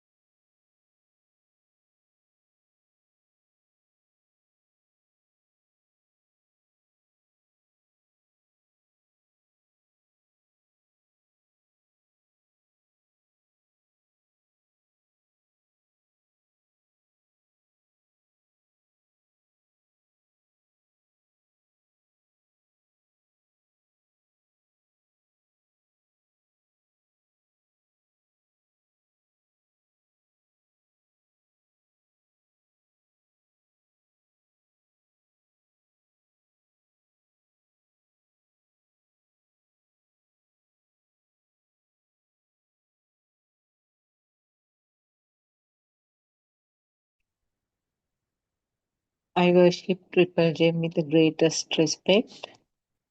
I worship Aryan Mahasi at his feet for all the guidance that he is giving us. May all of you be blessed by Triple Gem. And I'm very grateful to our friends who are helping with the technology. So, as usual, this is our discussion time, 3 p.m. to 5 p.m. Sri Lankan time. And as you know, we do have this 24-hour Buddothpada Pure TV channel with an intention to give this true Dhamma to the world for Dhamma friends who are looking for true Dhamma and who use the English language. So since there is no question time in each of those slots, we have this separate discussion time. So we invite our listeners who are listening at this moment via the other means other than the Zoom discussion to join us through the link so that we can take this forward as a discussion rather than us selecting a topic and talking. So, really speaking, there are about 84,000 preachings done by Lord Buddha. And we know that our noble friend Aryan Mahasi has done almost 12,000 preachings. So, what is the truth, or what is the essence in this is that to see these things in no self angle, because there never existed a person, never existed a self. So, that is the angle that we should be able to see everything. With that angle, only we try to understand this Dhamma. So I just wonder whether any of you have any questions to start the discussion. Teruvan Saranai. Teruvan Saranai, Doctor. Yeah. You can start anything you prefer, Doctor. There's nothing special. Okay. Teruvan Saranai. Teruvan Saranai. Okay. I can see Surangika also has joined. I was wondering whether we could discuss about the practical steps of that little clip that you forwarded yesterday, how Aryan Mahasi is explaining about the 4 steps. I will just start the discussion. You can correct me, Surangika. Actually, that was one of the previous deshana done by him. It's a way of he's explaining about the 4 steps in the practical experience. So, as you know, this is something that we have to look from the no self angle right from the beginning. Not that at the beginning you sort of talk about the self and then coming down. So that angle should be the no self angle right from the beginning. So we know that the first step is actually to understand or get that weave about the outside world cleared. So, in other words, that everything is a thought, everything is a creation in the mind. That should be the first contemplation. So, that I would say is the most difficult because we have been going to the opposite direction. We have been projecting always these things to the outside world. Now turning the camera towards self. to see that everything is a creation in the mind. So whether it is a light or a shape, whether it is a sound, whether it is a sensation of the tongue, nose, or the skin, the conclusion or the sound is coming as a thought. So this is the first step. Second one is actually to convince that there's nothing in the mind also. Now, if you take the example as a crow, it's a shape to the eye and it's a sound to the ear, the crow's cawing. And then the crow, the thing called crow or the one called crow is born in the mind as a thought. So when you go to the second step, the crow, can the crow exist in the mind? That is the second level where the system realizes that there is no crow. Crow is just an instant creation, and it is just a spark or a past perception coming as a new perception to this moment. So that is the second level where you understand, the system understands that there is no crow, a thing called crow, or an animal called crow is not there. It's just a creation in the mind, and the mind creation is also something that is happening at that fraction of second, and it is just a single vibration again from the past perceptions coming as a new perception at this moment. So the next step is that to understand that only some senses are functioning.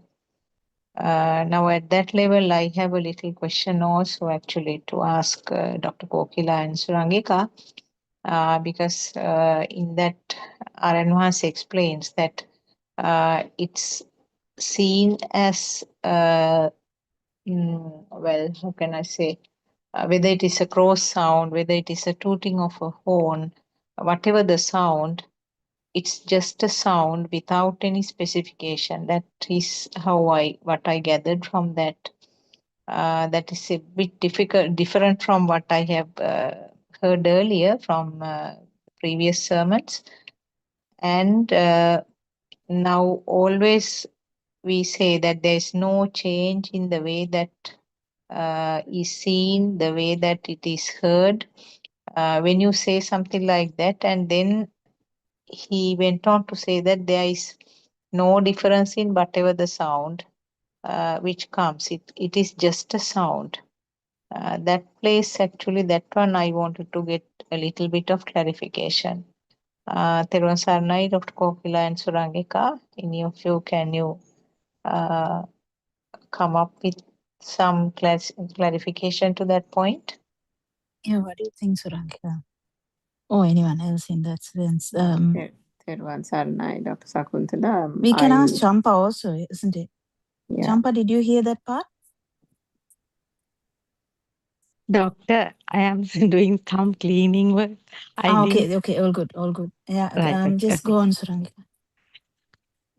This is, I think, with regard to the clip that was sent, Dr. Kokila, the one that we were talking, I think, few days back about the Is that the one point. or the one recently Aranvas said in the last? No, I think it's the one with the third point of contemplation. Isn't that the so, Dr. Sakuntala? Yes, that's one. So that example about the old clip that you sent? Yeah, that one where he takes the example of the crow. Yeah, okay. So at that point where he says that there is no differentiation in the sound, but that doesn't mean, Dr. Sakuntala, that the tooting of the horn is the same as the noise of the crow. It's just that the conventional name and label that automatically springs to the mind does not pop up because that there's transcendence of the mind at that point. And because of that, the sound is relegated to the sound of the crow. And there is a auto, and then there is a seamless moving to the tooting of the horn, the seamless moving to the sound of the wind between the trees. Well, That is my understanding. So Dr. Kokila, of course, can correct us, all of us. Yeah. yeah, no, nothing like correcting. I'm just trying to say, always when you try to say something, say that in particular that cross sound, finish it. Otherwise, you will never see the cessation. You have to go to the cessation, nirvana, direct non-vibration. If you don't do that all the time, you will actually miss it. Yeah, I just wanted to add that. Can you explain that a bit more, Dr. Kokila? No, I mean, so the cessation of suffering is in one particular stimuli. So we have a stimuli now. It's a cross sound. So I'm just telling, when you explain it, just finish it until to the end. That's the actual 3 words. I just wanted to add that so that you can continue. Yeah, the reason why we talked about the horn of the vehicle and the wind between the trees was that those the 3 examples are, and once you gave in that clip. Yeah, but one, if there's cessation of one,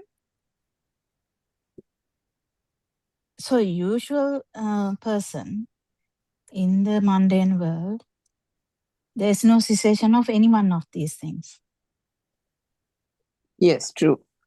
So I'm telling you, because this is a platform where we don't talk as mundane people. We are talking as that we are actually piercing this one moment. So I'm just telling, can you extend that talk there? Otherwise, the point in this discussion will be a bit diluted, isn't it?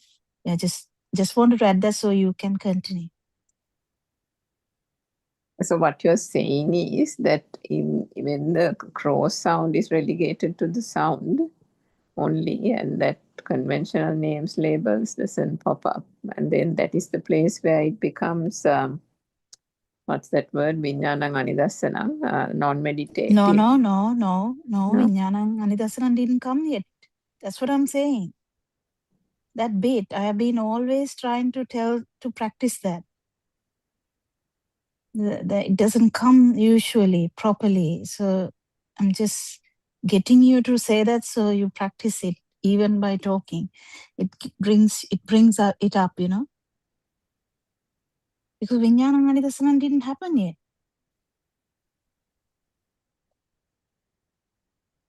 How come you are hearing a voice, sound? You're hearing something.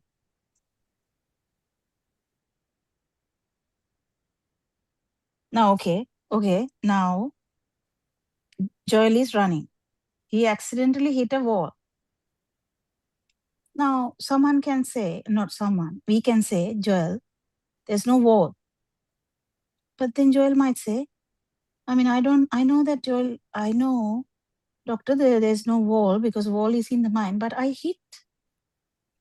My whole body is aching now.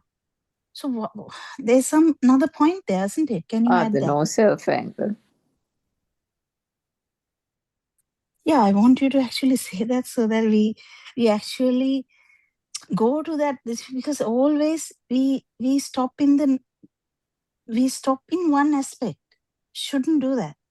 Should go on to the last bit. Yeah. Yeah, tell that again. So the Vijnanam Anidasana is actually in the realization when the cross sound is related to the sound. Don't say Vijnanam Anidasana because Joel will not understand. Just say in normal words, still take that example and start again. Yeah, so when the sound of the crow, this is the third point of contemplation, when one has already done the first point of contemplation. So the first two have to be well practiced and surpassed or transcended for the third point of contemplation to actually to get to that point. And so at the beginning, one has to completely realize that there is nothing outside, it is a perception. And in that second point of contemplation, that whatever the stimuli, that it is a perception and that there is no substance, just form and sound. So once that is realized, only the third point, at that point, whatever the cross sound, so now there is nothing actually outside being taken as real. Then the fact that it is a perception and that is real in the mind is also transcended, because there is a realization that the thought, there's nothing in the thought. And then at that point, the conventional name and label that is attached to that sound is non-existent, meaning it's transcended at that point. So the sound or whatever the stimuli is still there. If it is coming by way of sound or image or whatever it is, in this particular instance, it's the sound of the crow. So the sound is still we there can't as talk a hearing. sound of the crow now. The third one, there's no sound of the crow. So Okay. the word crow doesn't come as a name. Not even the sound. Not even the sound. Sound word is not there. But there's something you might feel. Yes. Yeah. There is no. So though I'm using words, just try to. If one hasn't had the experience, just try to at least imagine. But Dr. Sakuntala, you might have experienced it. Even the word sound or word crow or anything doesn't come up in the mind in the form of words. So it is only the feeling at that time. That is what is meant there by R.N. Mahansa. And then with that comes the realization that there is no self. No, it is just the sensation. So there is some sensation, some form of sensation. That's the sensory organ only. That's the third one. Only the sensory organ, yes. That's the third one. You had to finish the third one to go to the fourth one. Yeah. So it's that is the point, that the realization is that it is just, now we are going backwards. So the mind that got paramount and prominent earlier, and we've been always been in the mind. No, we are not going backwards yet. We are actually still going in same one direction, because we are going from we are going to the first cycle, no? Rupaloka. Now you're trying to get you to talk about the Arupa and then go to non-vibration, because you have to go to all these 4 layers. That's the 4 layers Aranwansa is teaching. So the sound is the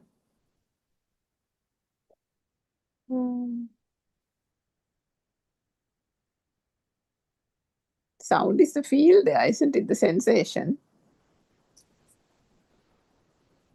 Is that right? Yes.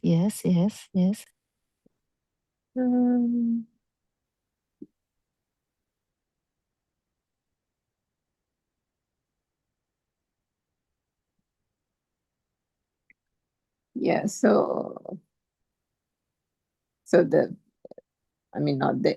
because it's just a sensation, and then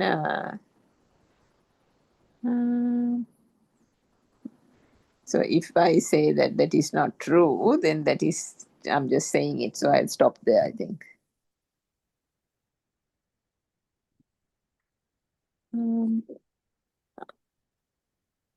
Dr. Sakuntala, will you Yeah, Yes.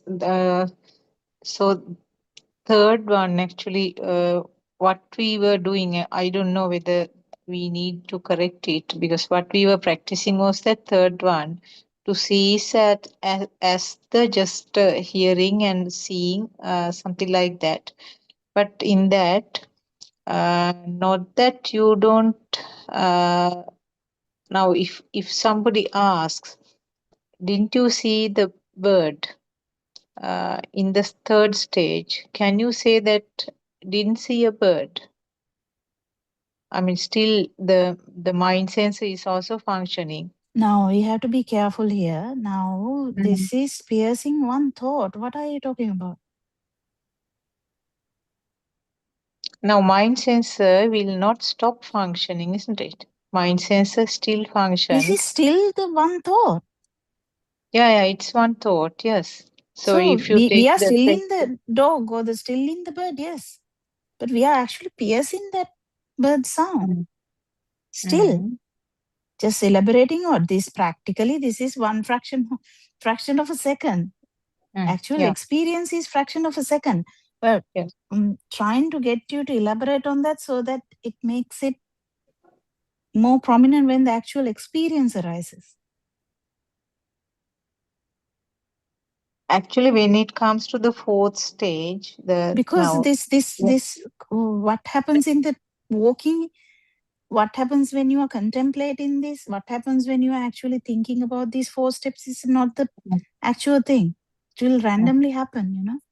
But the what the what was the thing that you were worried about? No, that what Aranvasi said was that now sounds, he gave several sounds as examples.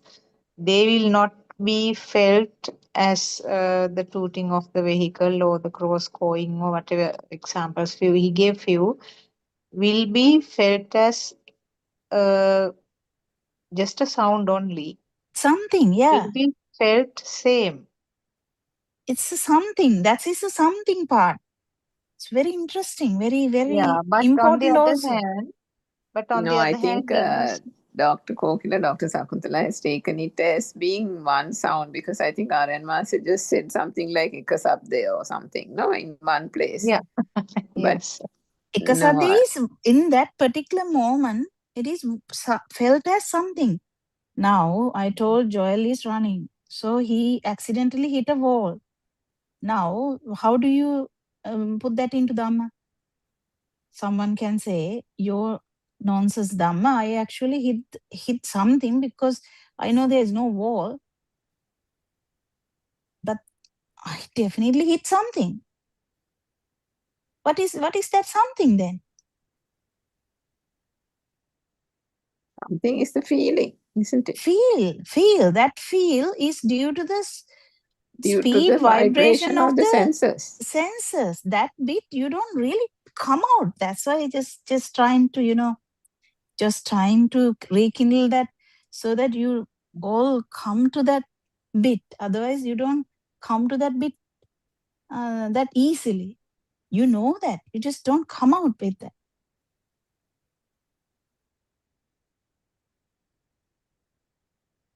Because finally, what happens is whatever you feel is also not you. That bit has to come. Otherwise, how can we explain that something bit?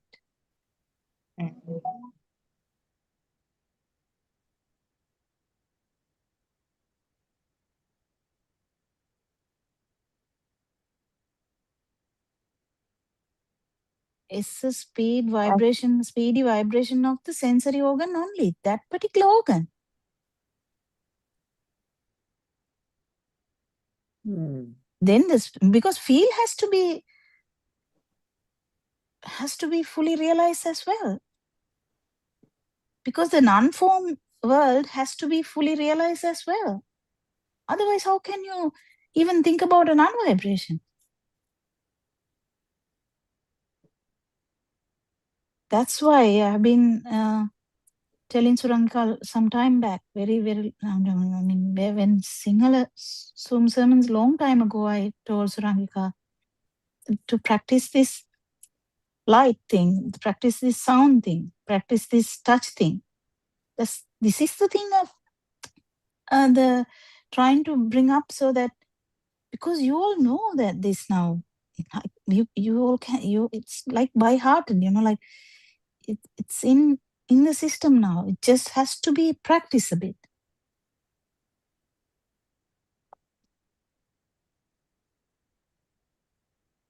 We can actually discuss. This is a very good discussion.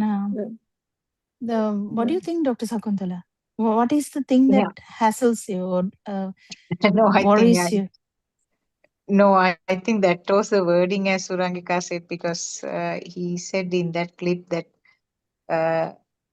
all sounds, I mean, any sound will feel the same, something, some sort of 100%, something. because it is felt as something.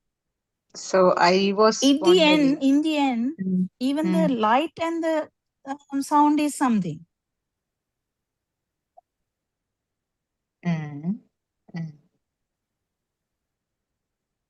No, because No, I if did. yeah. Then you can't really differentiate the light and the sound. That is all through wisdom, though. Don't. I mean, yeah, this is through that's wisdom. the thing. Yeah.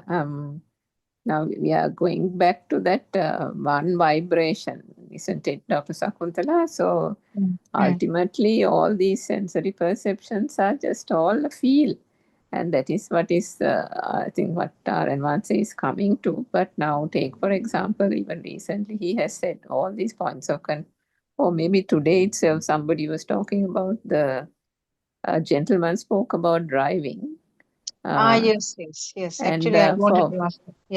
for 4 kilometers, he said he didn't feel a thing until he came to Kalaniya temple, and then he thought, where the Buddha visited, and that's it. The thought came that broke, and so on. So Aranwa said, these are not things you have to talk about. These are normal things. When one is doing this Dhamma reflection, the action mind, the third point of contemplation, becomes a day-to-day thing. So now, if you consider that statement Aryan Mahanse made, how can a day-to-day thing of we are doing work in the kitchen, we are hearing doors banging, people are coming, radio is on, all these things, but whether it is a sound, whether it is a touch of something, saucepan in the kitchen, all that is still, the touch is a touch, the sound is a sound. So then Ranvahansa doesn't expect everything to be one sound, no? That's not what he meant there. Right. I was just trying to explain it to you a bit. Okay, yes. So your experience, Dr. Sakuntala, I'm sure you would have experienced it, is correct. It's just the way he said it, but it's actually really, when you go for a walk or you do the walking meditation, now you hear so many things, isn't it? You hear, say, a frog croaking near the stream, or you will hear the crunch of leaves under your foot, or you'll hear the crow bird chirping. So those are different sounds, but now, typically, if we are in the first point or second point of contemplation, automatically the thought pops up, leaves under the shoe, or, something crunched under the foot. Or it will say, like, I hit something. Or it will say crow. That Sammuti Prajnapti, the conventional name, pops up in the mind. But when the perception point, the second point of contemplation is surpassed, transcended, that part also dissolves. So the outside world is true, that part gets dissolved. Then we come to the perception side. Perception is still real, but when that part is also transcended, the nama side, the form and name part, the nama side, which is the conventional naming, labeling of the vibration, that portion dissolves. And then what is remaining? What is remaining is the stimuli, the crow, the sound of the crow. Is that, and then the sound of the wind. Yeah, consciousness is the one remaining.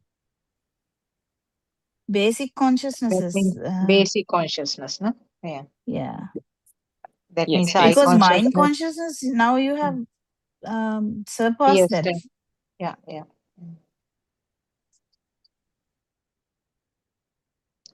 And once I don't know, I explained that I felt how I felt was that I felt particularly with the hearing and the skin sensations, as if it is confined to that place only. That was not something that coming up as a thought. I mean, sound, as if it is just limited to that area. I don't know whether that how that feeling can be explained. Yeah, That that's is what what it I'm is. trying to say, Dr. Sakuntala. Mm. That has to be transcended too. True. There's Yes. Yes. Yeah, I know. Yes. now that is okay. So you felt something now. Mm. Yes. That something is fast vibration of the skin only, or fast Mm. vibration of the ear only. Yeah. Then only one can experience this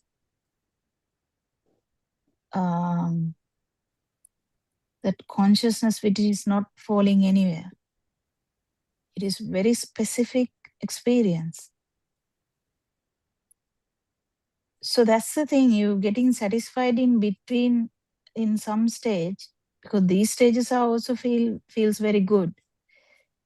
That hinders the path, you know. So one feels so good when even the first one is really well felt. It's really good because now every perception is in the mind. Step is also so good because you're not really annoyed by a lot of things. The things that annoyed you is not annoying you anymore because you know it's a perception in the mind. But then the perception in the mind is also not true. It is the direct feel now. The direct feel is also not true. That's a bit that consciousness is also not true. It is the speed only. Do you get it? Mm. So if that bit is not there, the anatma feeling is not there. The non-alive feel hasn't happened yet.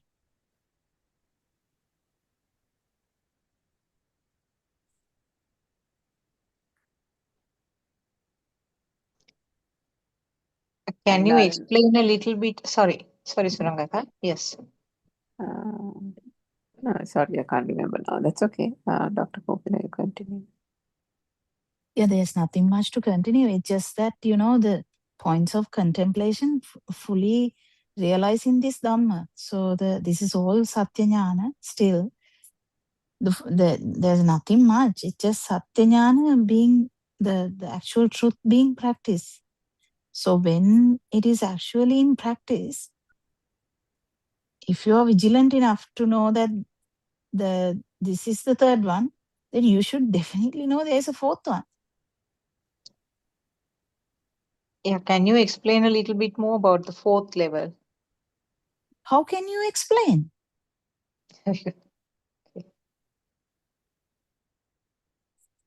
I mean, it is a feel, isn't it? Mm. Even the third one, no one can actually explain, Yeah. but we can Yeah.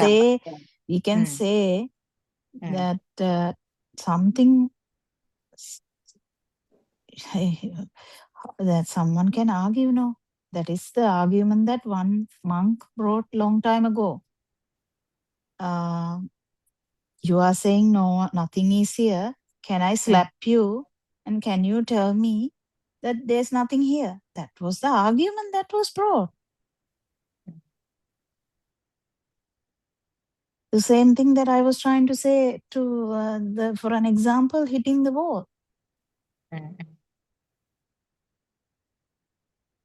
So slap is not there 100%. Slap is in the mind. But what is felt? That feeling is also not true. how can you explain that? No, I felt it. Yes, 100% you felt it, because but it is not you feeling it, it is a sensory organ function only. That's a bit. That's that bit. That's the third one.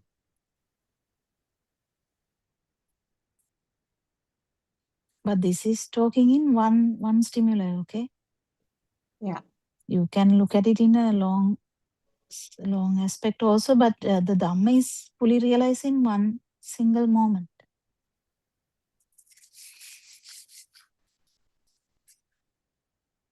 Well, what is the problem?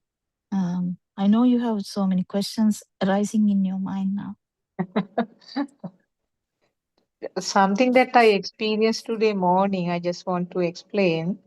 I wasn't sort of listening to them, or I was not kind of revising of anything related to them. I was looking out of the window. I was in the kitchen doing some work, and I was looking out of the window. Outside these all sort of trees and grass and all green on that side. I was focusing at the distance. That time, the feel, of course, I can't explain how I experienced at that time. Uh, there was no specific naming of what I was seeing. And what I was seeing, something was seen, but I cannot specifically say what I was seeing. And then all of a sudden, a mongoose ran quite close to the boundary, quite close to our house. A mongoose ran through the grass.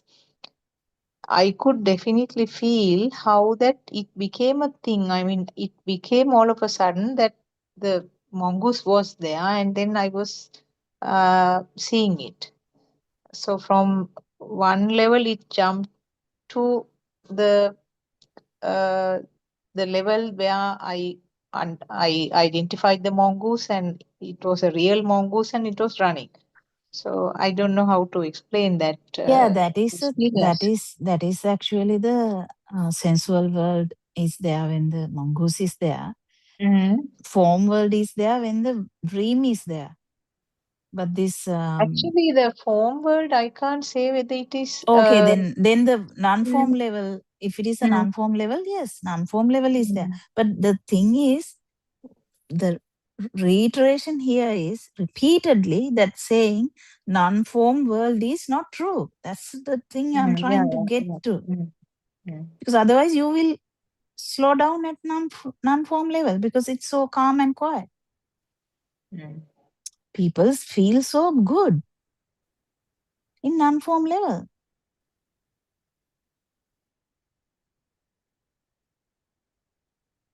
But still, if you have fully realized that, that's not a problem.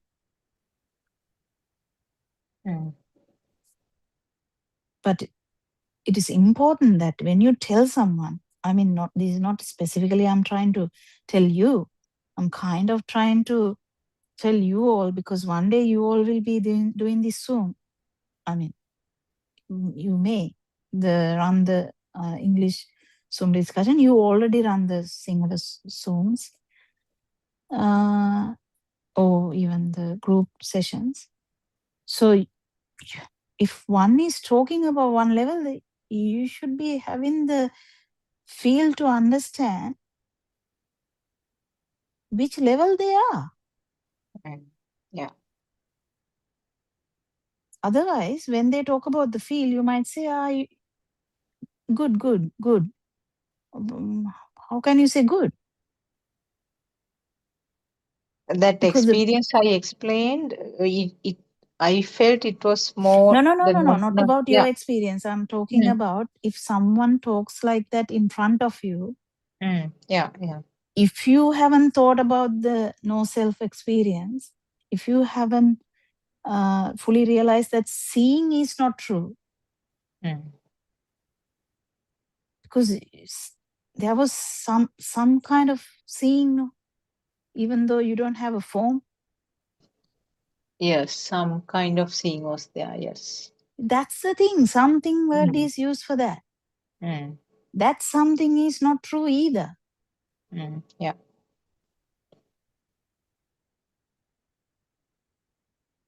If you fully aware that it is the function of the eye only, that the speed issue, then definitely there is a flip. That duality is gone because you're still talking about duality. I don't know whether you get this point. Yeah. I don't know whether anyway, it's difficult to explain what I felt. Yeah, if the duality was not there, it's excellent. Yeah, I don't think there was duality. So There then you was have no. become the vision. Whatever. Mm. Yeah, then that's fine. But the thing is, when you explain it to someone, you have to definitely say that the seeing or feeling or hearing is not there when you feel something. It's a feel only. That feel is not true because feel is speed only. That feel, if you don't really have that satyajnana point there, anidassana vijnana is a different experience. So, I mean, I can't really judge the experience. But what I'm trying to say is when you explain it to someone, try to explain it in such a way that Aranahansa explains it. Because any point, if the tree, if it was a tree, if the tree, the stimuli is pierced through and through,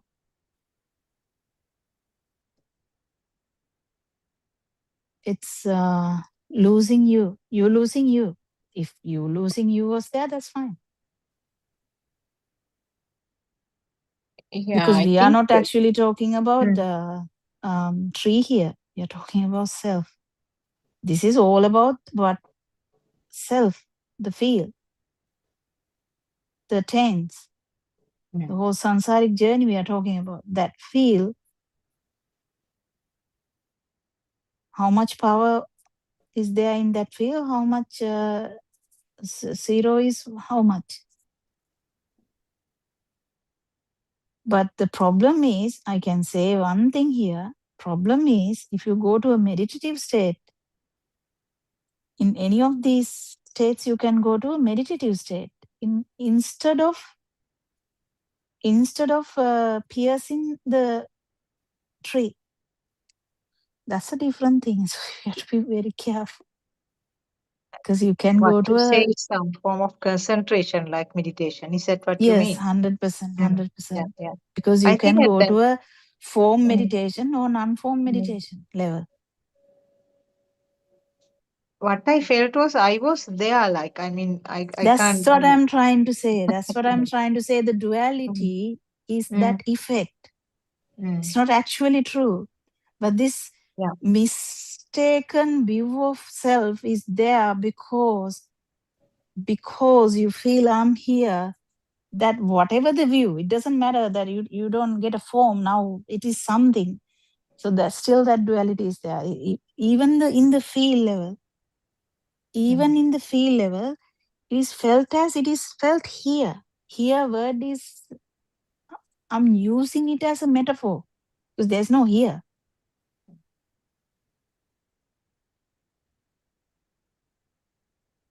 I don't know. I don't know whether I'm making any sense. I was thinking about that today as well, Dr. Kokila, because Aryan Mans also mentioned it sometime back or a few days ago. It is possible, even in those points of contemplation, to get that state through thinking, no? Yeah. Uh,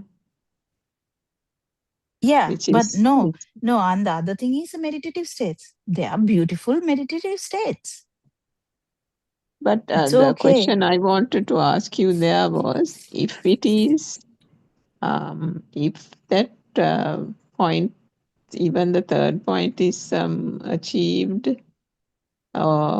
experienced by doing it in that wrong way, the meditative kind of way, It is then fine. It's just knowing that your practice of the third one is and the fourth one is still not good. It's yeah. okay. But You just if have to go through that over and over again, over and over again, because the third one specifically is about all the sensory organs. all the sensory organs. And the question there that I wanted to ask was, so it is possible that some of it is actually felt and some of it is felt in the meditative state also, isn't it? Everything won't necessarily be meditative state. No. And the other thing is, because Aryan says the real test is when one experiences it, I mean, the system Real state experiences it. is the mongoose, actually. Yeah, like when you are doing things without the Really, the you. Mugatia is the real thing. Yeah, the Mugatia. If Dr. Sakuntala became the Mugatia, then that would have been right. Yes. Yes. Yeah, that didn't happen. when the mongoose was running, there was myself watching the mongoose. but the previous one, of course, I felt that the there was only one, only the grass was there. The previous few minutes before Only that. the grass. That's so good. I mean, that so just go on, that's so good. I mean, we can't really judge anything here. That's what I'm trying to say. Yeah, and So what is that word? It's andittika, self-evident. No, it's difficult for self-evident. another person to say it. Yeah. Yeah. And whatever, it's fine. If you lost that self perception, that's very clear and cut thing, though. The first experience is a very clear cut thing, because it's like magic, because it has never happened before. After that, it becomes a normal thing slowly. And actually, that first experience should not become a thing for that person to actually become that. Because if that becomes a thing, the person can't normally kind of become that in the future, because actually this first experience has nothing to do with the defilements. Your whole defilements is still there. Self-view is shattered only with this no self experience. So it's very evident, it's very specific, it's very interesting. But the thing is that you losing you, point.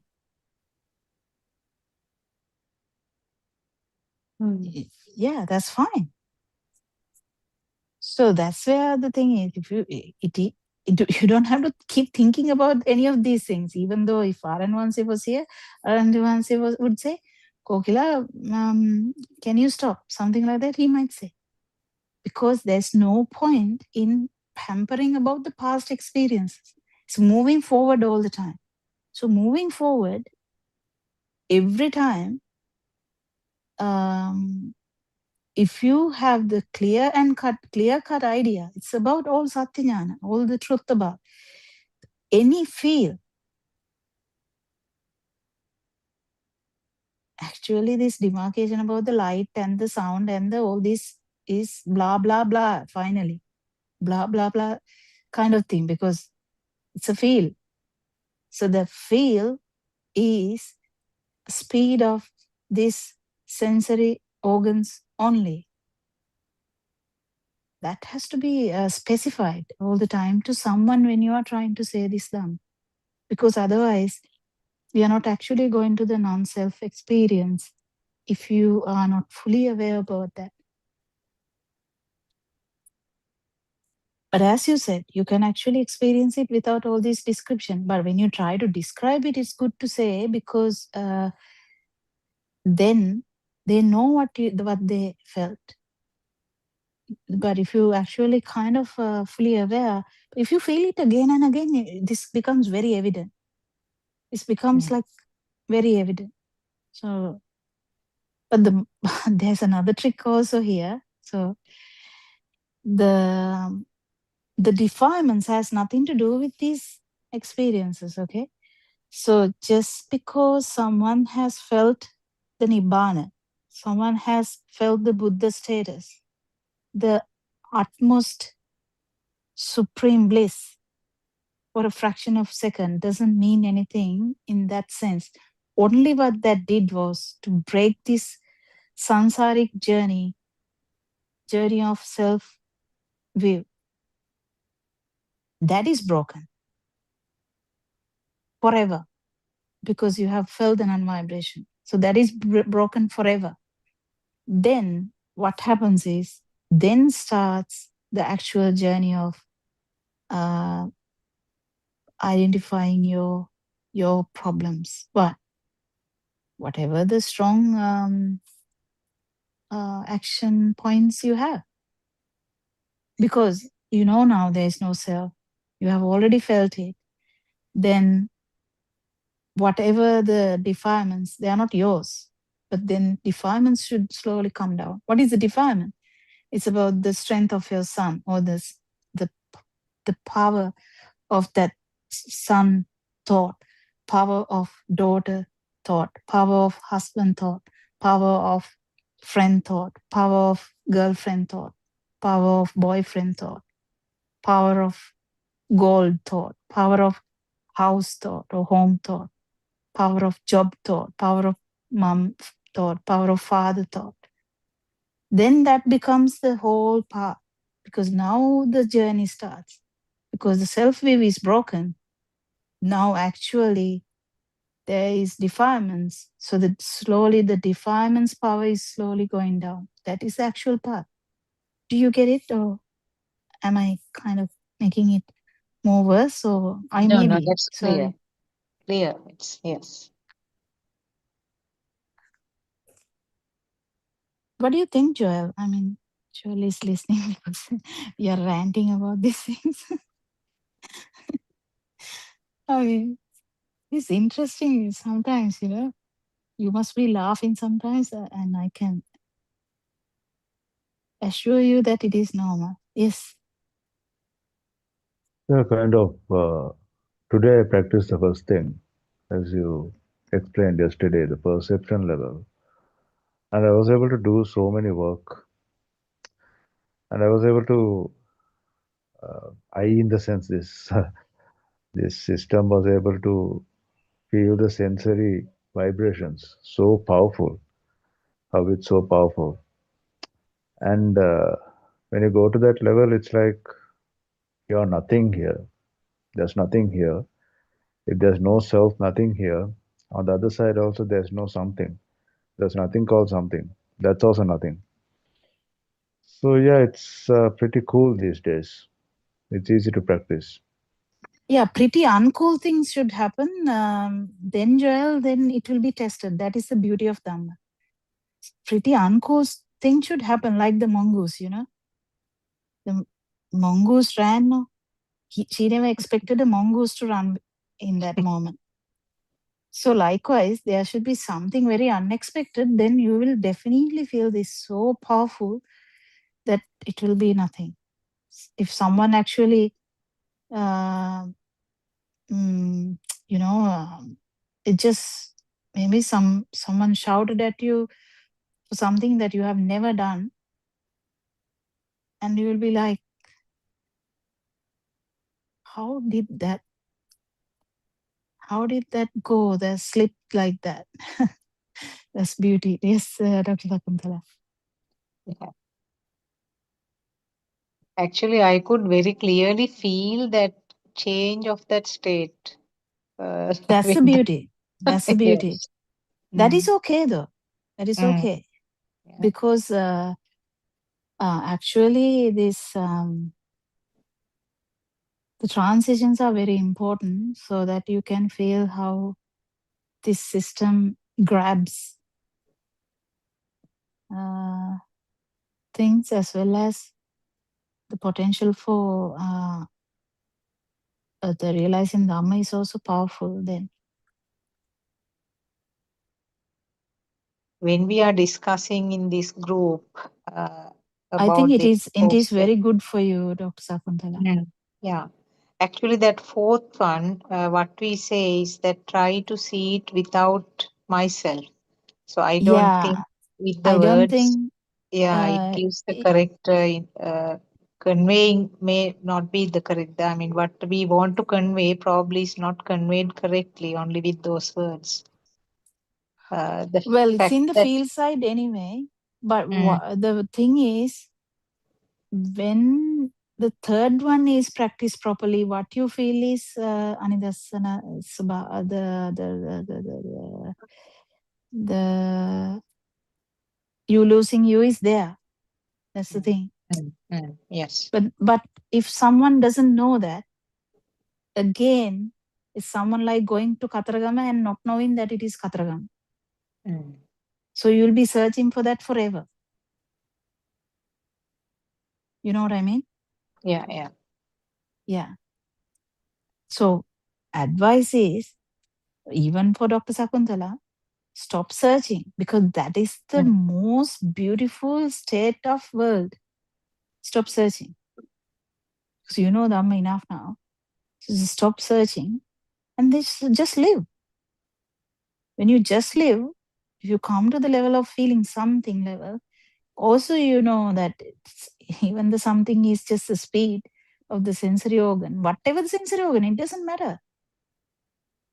It doesn't matter. Even if it is a thought. Whatever. If it is just the sensory speed of the sensory function only, or even just sensory function only, if you have practiced that enough, it will come immediately, and the you losing you experience would be there. This awaken to the moment, Aran Hanse actually didn't highlight it too much because the defilements has a different route. So this experience is also needed. That's why Aran Hanse is telling this 4-step thing. But actually, when the self-view is broken completely without doubt, because one has to feel it, then only you listen to Aran Hanse, you listen to all the sermons, or you listen to all the Zoom discussions, and because everyone is saying yes, yes, yes, you are like, yes, yes, yes. When someone says, if someone says there is gold under this rock, I'm just saying, there's a rock, and someone starts saying there's gold under this rock. Only one boy started saying that. Okay, that boy told another boy. That the second boy also told the whole village. Now, slowly, the whole village is believing that there is gold under the rock. Isn't that so? Mm. Yeah, but this Dhamma is not like that. Because Aran Hanse says, now everyone believes that there's no self. Kind of really believes it. But one day, if they actually dig it only, they will be like very sure, isn't it? Well, here it is. The gold is there. Oh, gold is not there. Likewise, the metaphor is one has to actually experience you without you, or you losing you. Then they will actually, from that day onwards, that moment onwards, there's no suspicion. There's fully realization of the tense and the state without the tense, or state without the fear. State without the fear. In the sense, still the sound is there, but this side is gone. Sound is there. Kind of sound is there, so it's very difficult to say this. Whatever you felt was there, but this side is not there. How can we say this, Aran Hanse also comes to that point and says, how can we say this? It has to be felt. Dr. Yeah. Koki, is that the place where, he says, Sunny or something? No, Yeah, must be. there is that you can't say that there is no perception. Yes, 100%. Yeah, there is perception, but there is no perception. How can But there is no that's the thing. perception.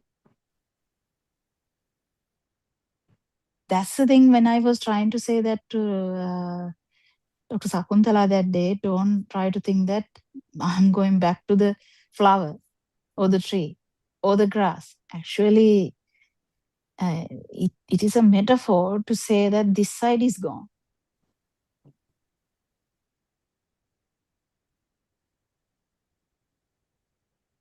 You losing you is the experience. So the actual stimuli is still there, 100%, because nothing happened to that. Because you pierce, just because you pierced one stimuli, it doesn't mean that it is not there. It is there. So that point that we were talking about a couple of days ago, I think Dr. Sakuntala, you asked, I think, R.N. Mahanse saying that you become the chair thing. I think you were questioning that part, wasn't it? So Yeah. actually, there is no you here to become the chair. It's just a way of speaking, isn't it? Just Yes, way of speaking, because it's a feel that because there is always a self feel here, which we can't even express, it's a complete vibratory level. That is the problem here. It's a completely like a feel level only. That feel, you can't really say that it is in the ear or it is in the eye. It's complete liberation from mind. That's where the problem is. If you are still in the mind, if you haven't pierced the mind bubble fully, the vibratory part is not felt. Kind of, how can we say that? Just the feel is not evident. Yeah, but it's still there as long as you haven't, as long as the mind has not been transcended, it is still there in some form. And I think R.N. Mahanse explained that point to that gentleman from Kalania yesterday, Zoom, 5 a.m. or something, or day before, where he said that when the chair is seen, at that moment, in that vibration, the entire samsaric cycle's vibration is potent in that moment, isn't Yeah, it? that is that is the biggest thing in this Dhamma, finding your own taints. So that's the problem when Dr. Sakuntala says the experience. It is very difficult for me to actually feel that, whether she has felt this, but she may have. It's very difficult to say that. That's where the problem is, whether she actually was inside the mind bubble or the outside the mind bubble. Because the feel has no grass in it. Feel has no any form in it. Feel has no even the seeing in it. But this is the thing, because this is Patinissa there's so many things here, isn't it? So the actual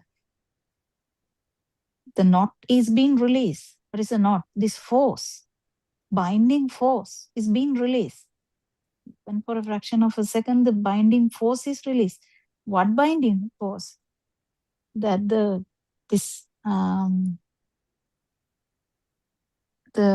chains, the whole samsaric journey is in the chains. That is the existent feel, isn't it? Yeah. But yesterday, not yesterday, before the day before or something, R.N. Mahanse joined. He said a beautiful thing. He said, it's not the perception the problem. It's the It's the feel. consciousness. Yeah. consciousness. Yeah.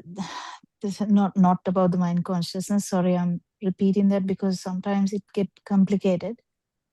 It's about the main 5 consciousnesses I'm talking about here. So it's not the perception is not the problem. Perception would be there. Yeah, even the Arahat has the perception. Yeah, but he has a different type of consciousness. But the consciousness, normal consciousness we have, is with the whole tense, that power, that force. So the seeing with power and without power, Dr. Sakuntala should be fully clear about that. Seeing with power, seeing without power. If the mongoose had the power, seeing without power. Yeah, it is very evident if you actually think about it. I mean, if you actually felt it, I can't really say that. But the without power means you without you moment. So you actually lose this side, kind of the duality. So that's beautiful. And then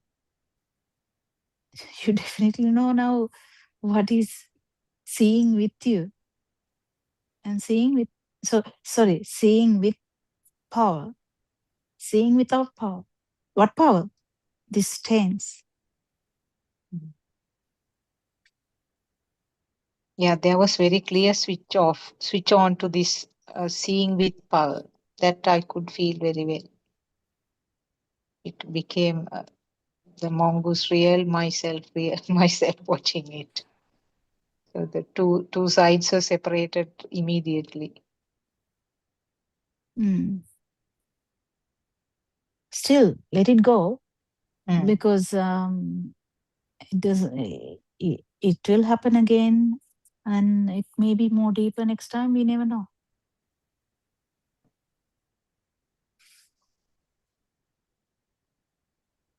Because this. I have to say this because I don't know. I have to say this for the whole listeners' benefit also. There's a demarcation between the sensual world and the form world as well. Mm-mm.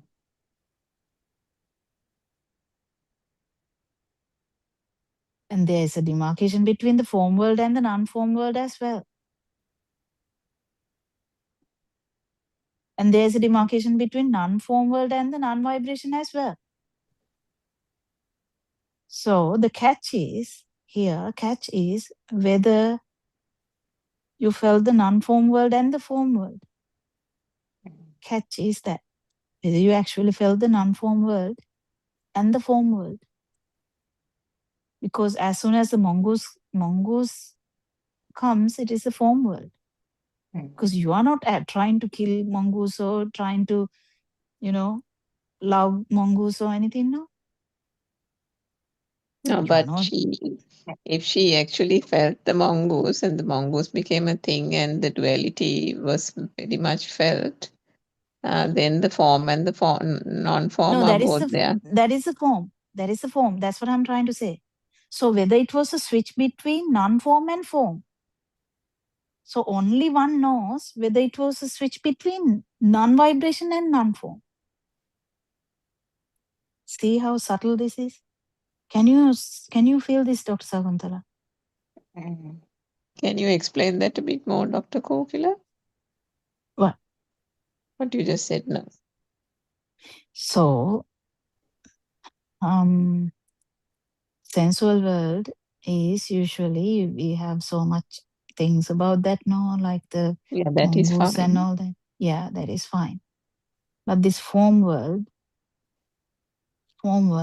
is this everything. You are still in the mind bubble, but you are kind of floating in the mind bubble. It's a beautiful field, don't forget. You're floating in the mind bubble. Still, you have all the perceptions. You're not attached to them. You're kind of okay with anything now. It's a different thing. So this is how you actually identify which state the listener is, like which state the other one is. if you try to feel and advise them. So someone can be very light. A lot of mothers say that, no. I mean, they are not lying. They feel light. But the problem is they are still can be in the form world because their perceptions are really still true.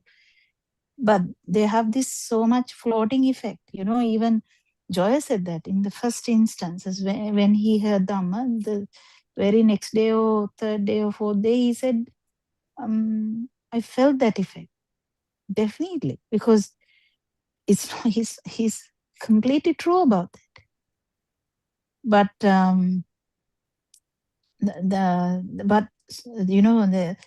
the form world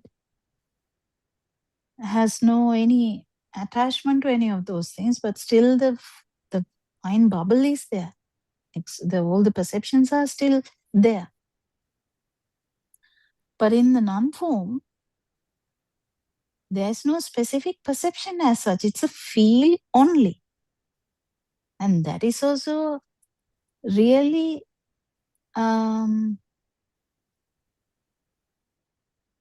like a good state, I mean, you can't really say words now here, but something you will experience.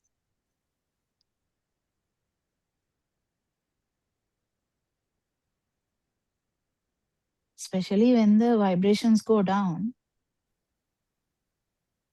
The initial experience, because the arupa is the actual non-form is the actual your tains, and that's felt very strong.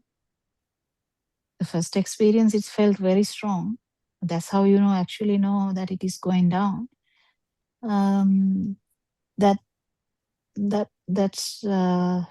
feel, even that feel is really very unique. So, but there is a demarcation between there's a demarcation between the form and non-form. So the non-form to non-vibration, there is a fully demarcation between the feel and the non-feel, or kind of you losing you, because the taints are you. 100%, it's a massive feel. Taints are you, and the losing you feel. This, I don't know whether my wordings are really doing any justice here. So that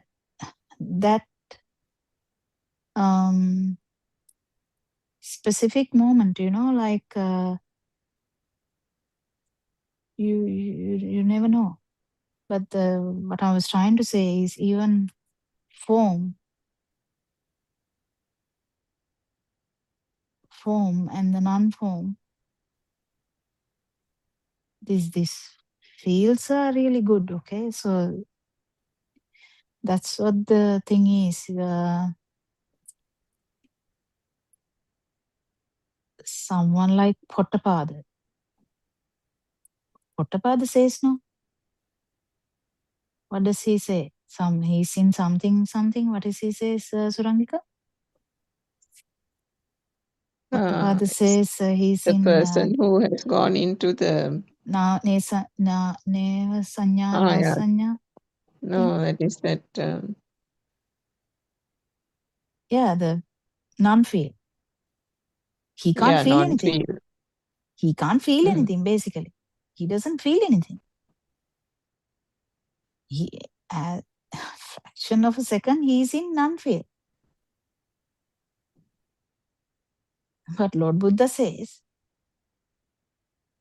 that still you haven't self-perception. You haven't lost the self-perception. How? Because now he has been so satisfied with this non-feel that he never thought about non-vibration. Because there is someone who is entertaining the non-feel. This is very subtle, But with Aran Vansi's Dhamma, it's very difficult to lose track. because you'll be put back into track all the time. I mean, we can lose the track. Some Aranonse will like shout at you and put you back in the track. But the problem is we don't talk much. So we can actually lose track and go on that wrong track forever. Because everyone, they don't actually talk much. But this actual one experience doesn't demarcate everything, because this experience doesn't come with a lot of defilements also in the background. So there are so many things that should come in hand. But Suranika, your question, did you even get the point? Because you That wanted was, me to talk about the form and the non-form and the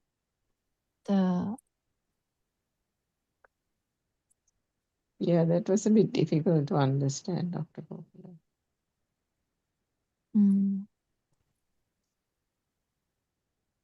It's all in the field though, Mm. because we are talking about, if as soon as we talk about the non-form, it's a complete field. And then Viraganupassī, Nirodhanupassī, Aniccanupassī, Nirodhanupassī, Viraganupassī, Nirodhanupassī, Patinissagganupassī, all comes there.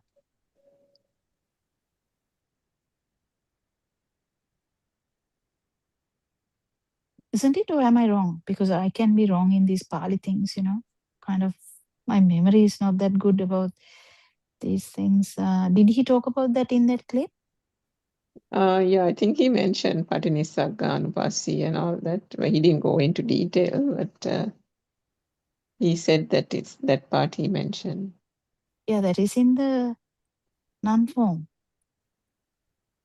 Isn't it?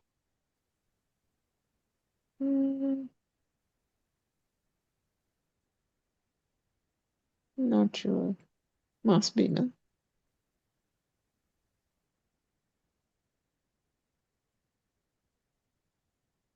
I think that There earlier I may point. be mistaken because I can't remember. Mm. That's why I stay away from these Pali words, because I might actually make a mess of it. Yeah, I mean, he has explained Patinissagganupassī in like so many talks only on that. There is a playlist, I saw, whole playlist, only on Patinissagganupassī. That is the knot, release of the knot. This Release release of the knot, yeah. knot means the release of this force. What is the force? This sansaric force. That is at the ultimate stage, no? So I think must be non-form, on-form liberation. Yeah. Yes. Because only after all the 4 points of contemplation are transcended, no?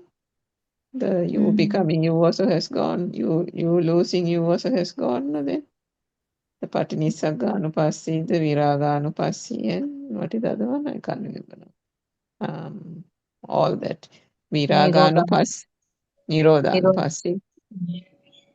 Do you remember anything about that, Dr. Sakunthala? No, not that. I just remember the names. I just remember the meanings of those, but not in detail. What is the meaning? Viraganupassī means that well,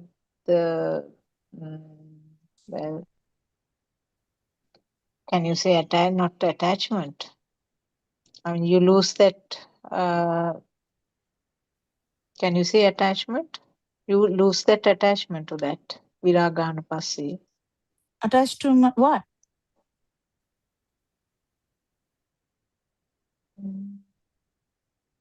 I don't think I can explain it.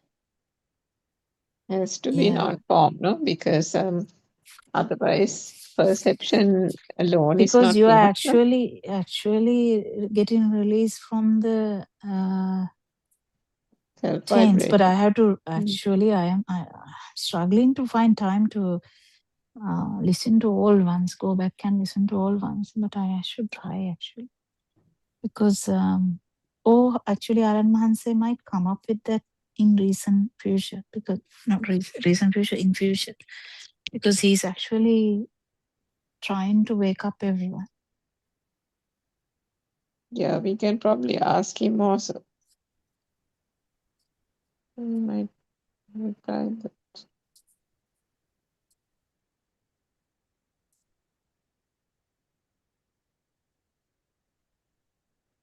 Did No, jump but we out? before Well, have any asking, we have to questions? listen actually, because otherwise it will be just making him tired. So we have to listen, and then we have to ask a specific point that we don't understand. Yes, true. Yeah, otherwise it's just making him tired by just asking him to repeat what he has said before. Because he must Yes, be tired I'm also already. actually quite reluctant to do that. Just asking for the sake of asking, it's not not a good thing to do, because I mean, and yeah, I think Because he has done like mm, lots of sermons, and he has done them without without even focusing anyone. He has done just sermons on that. Actually, when going on with the English sermons, I have realized that it goes on like that. It comes to that level, and then you have to talk about that. Because if you're talking about the sensual world, then you slowly go to the form world. You can talk about that non-form world and the non-vibration. Because you have to actually push the person backwards. This is what you do. Like, you kind of like push them upwards.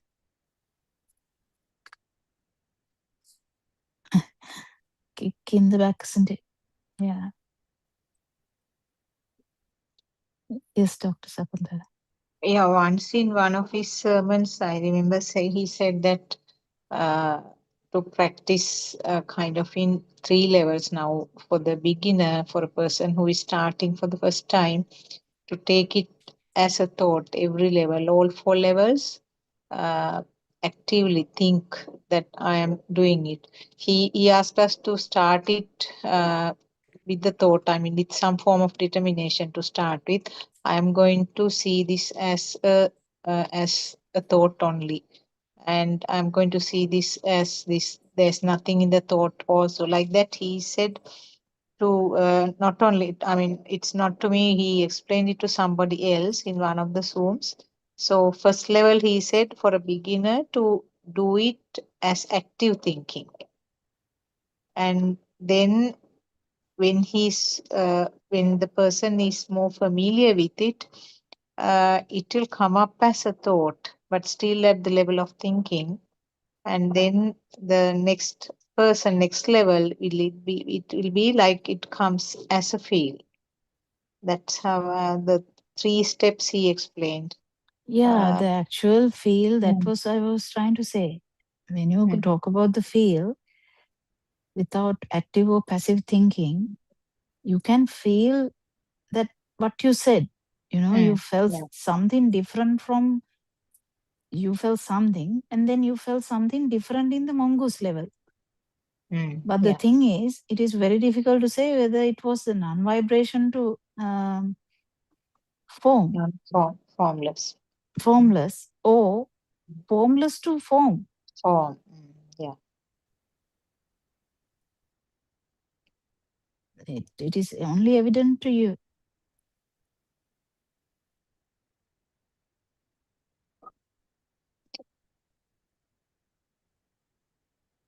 Maybe with the next experience, I'll be able to tell it in a better way, because the words I am using also may not be correct. Difficult to explain, difficult to, I mean, select the words to explain.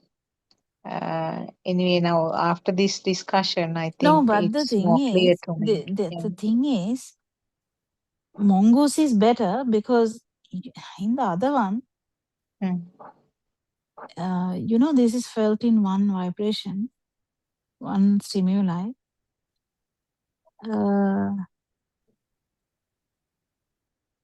the way you told that particular moment, I felt like you were floating. That's what the thing is, because if it's one stimuli, if it is the grass, that is where you become the grass thing, and that is the thing. You losing you, then it's only the grass. But that's how you, when you say this, okay, don't take me seriously. This is how you say it. Because but when you float, this becomes a bit irrelevant. So the thing is whether you're floating in the form world or the non-form world. You can float in the non-form world also. You can float in the form world also. But this piercing one stimuli is a massive different experience. Not massive. It's a unique experience. Because you're piercing one thing, like someone seeing water getting absorbed to the floor. Whose experience was that? Was it Yashodhara? Yes, I think it was Yes. Yasodhara. Yeah, Yashodhara. So, it's just one experience.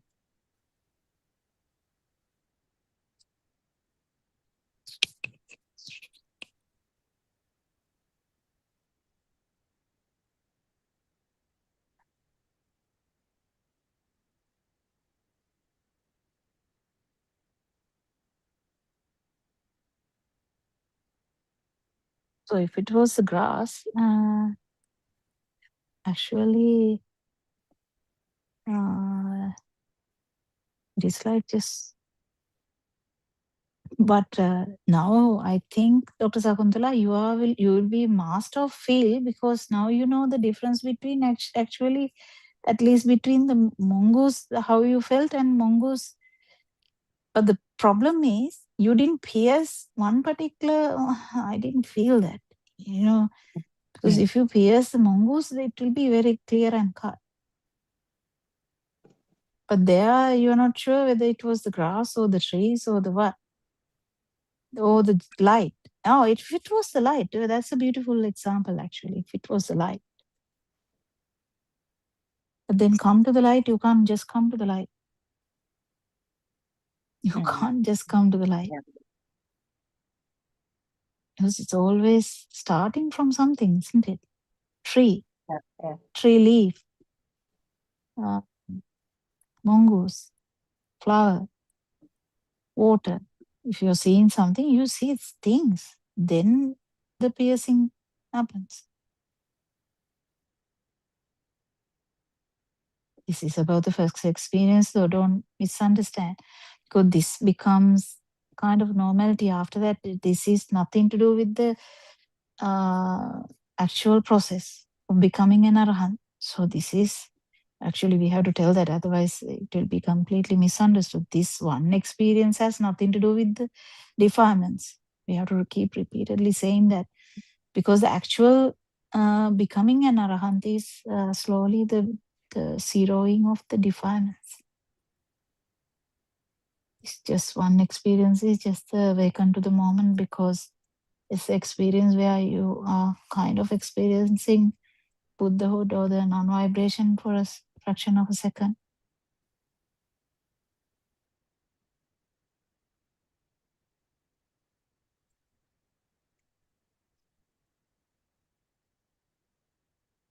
But the feel, you have to remember that dream effect is not there. That is the thing. That is the thing. Feel is a unique feel.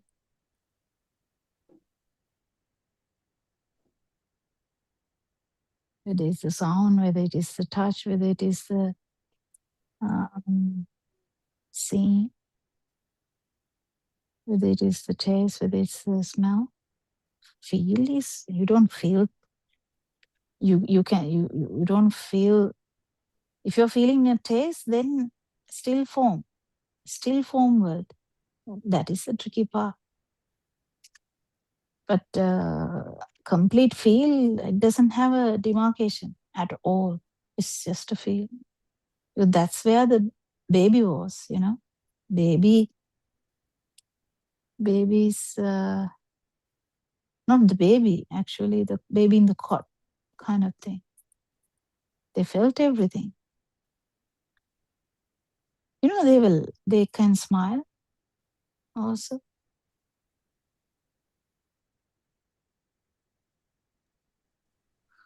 But this one experience, one moment is different to the whole story, because becoming an arahant is a long journey, isn't it, Suranka? Am I putting it correct? Because this awaken to the moment is actual something that we talk a lot. Just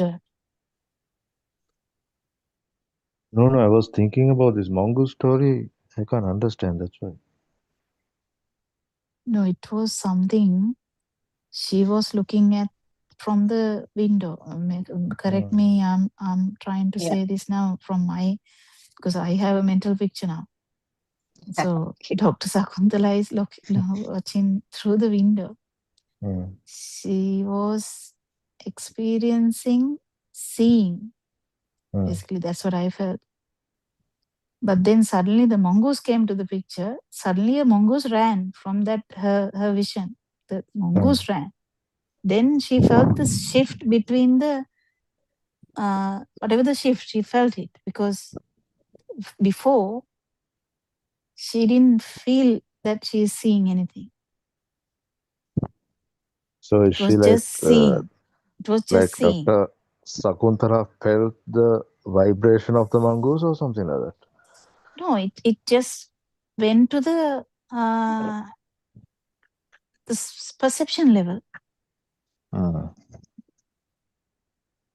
Because mongoose in the picture is perception.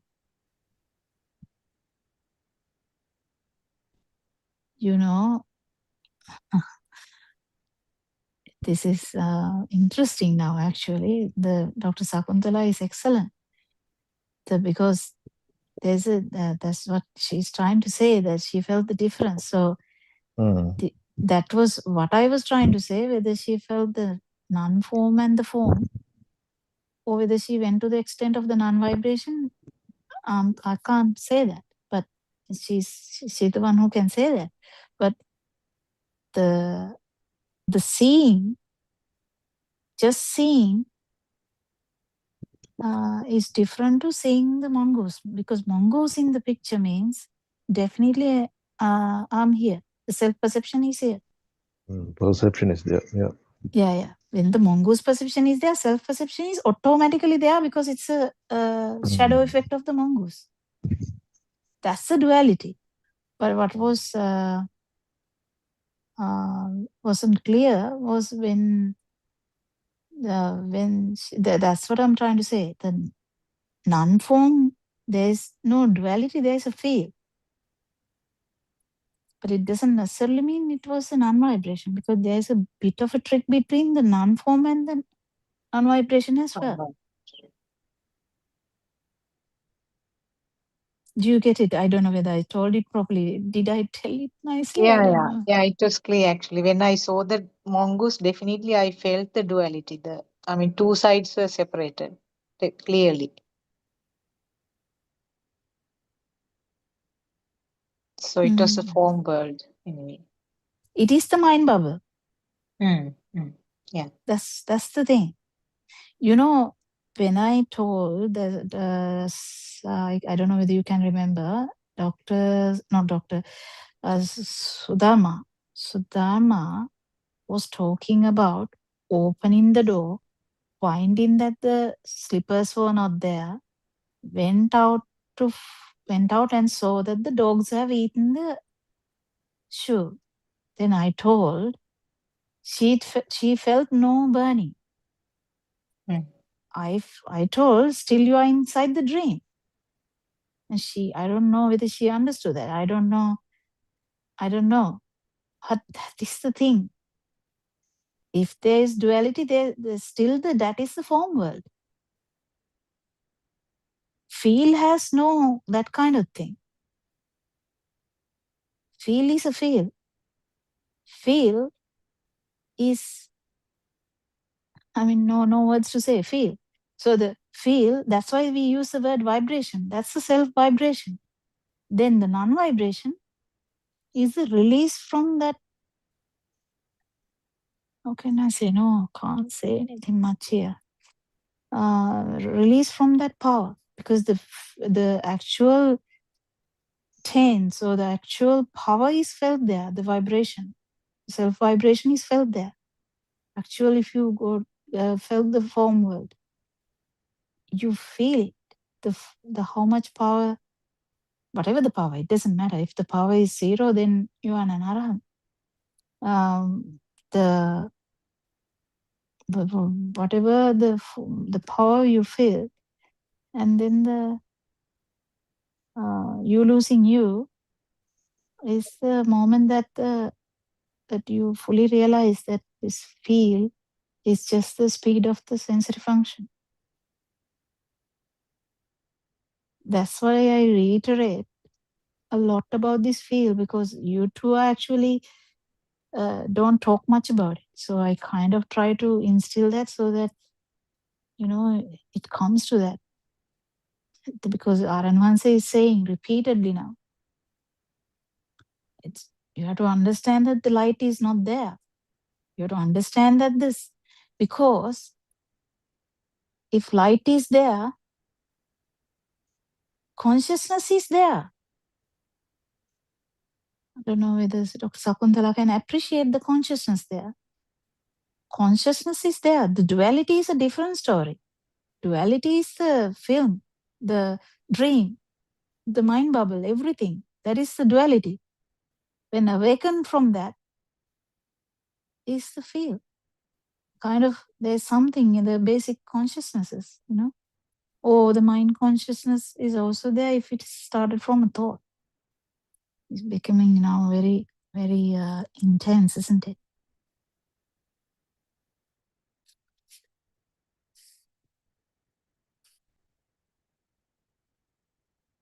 What do you think, Dr. Sakuntala? Is it time for you to go away?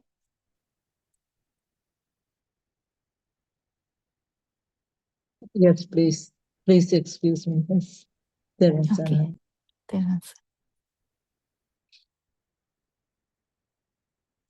Yeah. Champa, what do you think about it? Are you still busy? No, doctor, I couldn't hear the first part. I think it's very important. I couldn't hear it clearly. After that, I heard your explanations were excellent, actually. But the first part, I missed a little bit, I think, doctor. Yeah, it's okay. What do you think, Surangika?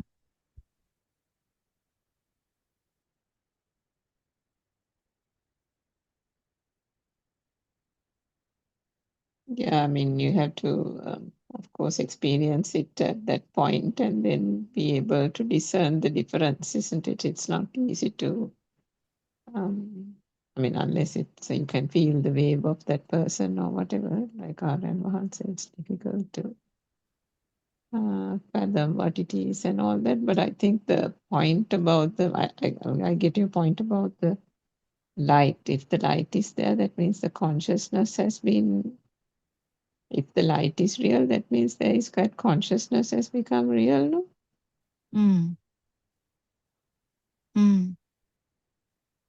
And if we take the chair to be true, then invariably we have taken the light to be true. Yes. Yes. So that is the part that you're saying we have to really pierce that one thought, because I think that the very first explanation you gave right at the beginning was actually quite crucial to understand that that is the feel, and that too has to be pierced. So that actually gave me a good aspect to do some further reflection, Dr. Kokila. I mean, I think it's possible that one doesn't spend enough time on the reflection of that point. Yeah, that's why I'm repeatedly telling that. Actually, light. sound is The easier, isn't it, sound. rather than light? Sound and the touch is easier. Yeah, sound and touch are easier than light. Light is like, I mean, light But is one surrounding no? Lord Buddha all said, over the place. No? Yeah. Lord Buddha said, an arahant should be able to say all these things very clearly, isn't it? So Yeah, I mean, he should be able to, he or she should be, I'm sorry, the Arahat should be able to explain the Dhamma with everything, like a drop with of a anything and water, everything. the sound of the wind or the dropping of a leaf, from anything, the Dhamma should be able to be explained. I mean, to that Actually, text. Yeah. not today morning, I don't know when, I actually took the example of a leaf falling. I can't bring it up again. That morning it just came, the leaf falling from the tree, and actually I can't even reproduce that, but it came. So it's very beautiful if you can actually get this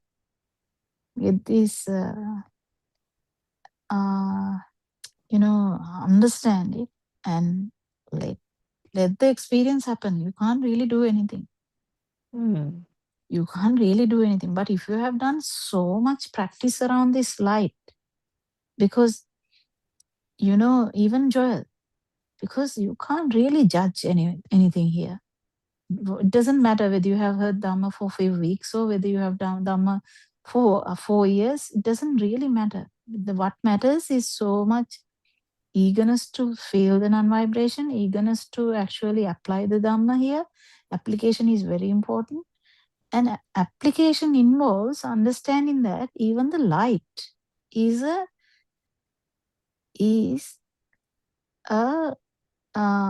function of the eye only. Hearing is function of the ear only. And touch is function of the skin only. But then when it comes to one vibration, that is the speed. Because there's nothing demarcation about anything here. Yeah. You feel something means it is a speed you feel. That is the tense. But you have to change here. You can't just say, this is change, this is me, this is me. That's not the point. We are completely reversing this. How? We are understanding that it's the speed of the sensory function only. Well, if you're not applying it there, still the self vibration will be there. Even if you have come to that end, because self vibration means is power. Power has to come to zero. You have to feel that rubber band release. You have to feel that force, non-force, or power, no power. Vibration, non-vibration. Why are we using these words? Because it's a complete feel thing. Force, can you see force? You can't see the force. Can you see power? You can't see the power. Can you see the vibration? You can't see the vibration. It's everything, something you feel, isn't it, Suranka? That's why these words are used. So we can say from looking at the rubber band must be feeling so good at this time. We never even thought about that, no? Whether the rubber band is feeling so good now. But actually becoming the rubber band, when it is so held so tightly, how difficult that is. And when it is released, how beautiful the rubber band is feeling now. I mean, this is a metaphor. This is an example. But this is as it is. The kind of experience of this power that was hidden as a baby or as a zygote, that power that actually started this whole story of a human or whatever, so forth.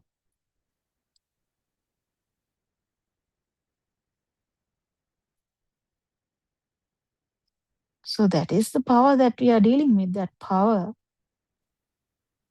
which has the potential. It doesn't have a form. It has the potential though. It doesn't have any form, anything. It's just power.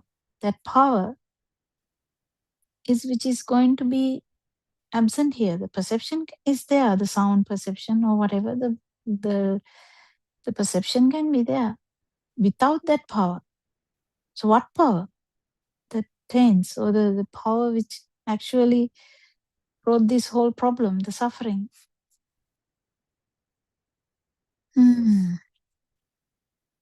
What do you think, Joel? Oh, Suranka, yes. Yeah, it's that power that something is there out of ignorance. Always the feeling that something is there. And that feeling also emanates No, because of the vibration. actually something is there is giving rise to the power, in the sense this itta sanya, I don't know how to say this. Is it itta It's the sanya? power. It's the power Itta pulling the power. sanya. Yeah. Itta sanya. Atma sanya. Yeah, when it becomes a atma sanya, power is there. Yeah. So actually. But it starts off also with the power because of the vibration. Yeah, true. That's why it's power pulling power. Kind of, isn't it? Yeah. That's the thing. So when you interpret the experiences, if you are vigilant enough, if you know fully Dhamma, you know that you haven't pierced fully. And one moment you know you have pierced fully. Yeah. Because it is the magic of Dhamma, actually. Till then you're like paddling the water, no? Yeah. The shallow part. I have no problem with that. Because you can't by force do anything. But it's just the Satyan is the main thing here. The light is not a thing. To your point, Dr. Kokil, I mean, like yourself and Narayan Mahansa and all these, the push has to be there. No? So if the push is there also, one can't still just be paddling the water, no? Shallow water, no? So there has to be that right effort without it being overt as well. So, I mean, you hear Shanti saying it so many times, who is trying to do it? Who is trying to do that? So what has to be done is not that there's a person striving, but the seeing of the Dharmatava, seeing of the, what do you call Dharmatava in English? Seeing natural the phenomena, yeah. Natural phenomena, but the natural phenomena has no natural phenomena. The word natural phenomena is not the thing, actual what happens here. So even the truth perception is just a perception. So this form world, if someone feels the form world without any sensuality about it, or in the sense not actually projecting, just imagine there's no projection as such. You're not trying to grab the mongoose, or you're not trying to get the girlfriend, or you're not trying to keep the child for you ever forever or something like that. We still have the perceptions, they are still the dream world, or the dream, just dream. But the awaken from the dream is the mellower. Yellow is the feel. Yellow is the actual this tense. Because tense, you have never touched the tense part. If you are still in the dream, you can't touch the tense part.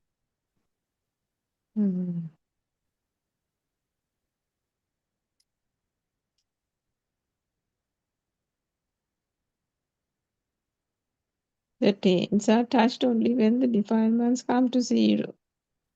That particular moment, darling, that's the thing. You have to get this proper.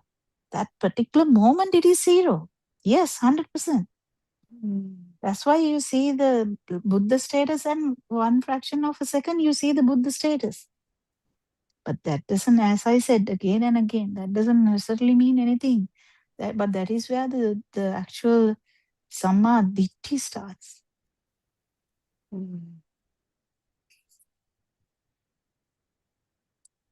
Not the marga, because you can be in path, but to enter the kind of the second path, how can we say, kind of enter the next level, this self view has to be shattered. Otherwise you stagnate there. You know what Aranavansa is saying, why are you stagnating? Because if you move from this point, there's no stagnation as such, because you definitely know what is happening. No. You can't say you definitely know anything and what is happening. Still there is problem, because ignorance is there fully. The ignorance is, I mean, what does that mean? The ignorance has been resolved a little bit because the self-view has broken, but the self-perception is fully there. You're back to square one kind of thing. But this, because the self-view has shattered, there is no owner for the anger, owner for the sadness, owner for the happiness, there's no owner for the jealousy or whatever. So these, whatever the defilements, has no place. That's why they become irrelevant. They become irrelevant, basically.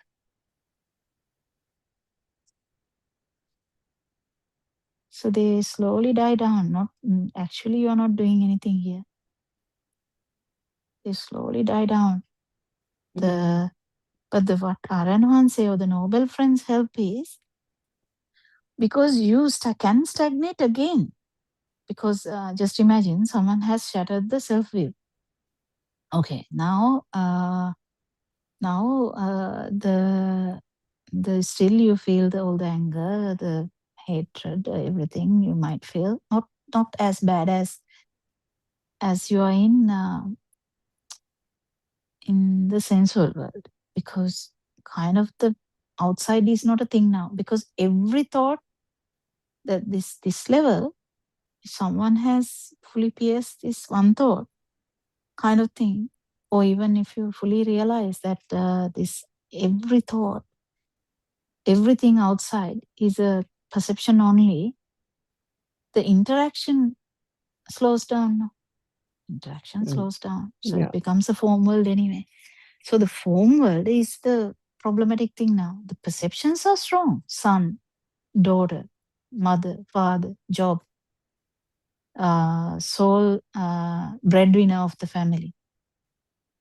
There's something I have felt so much kind of thing. So those kind of thing, so the perceptions, the strongness of the perceptions, or the strength of the perceptions, that slowly dies down. There's no self-view here. You're not actually even thinking that there's anything to do with the self, but is mainly about the stimuli now, because there's no talk about the self now. It's only about the stimuli. So this, how strong the stimuli is. So the strongness of the strength of the stimuli goes down. So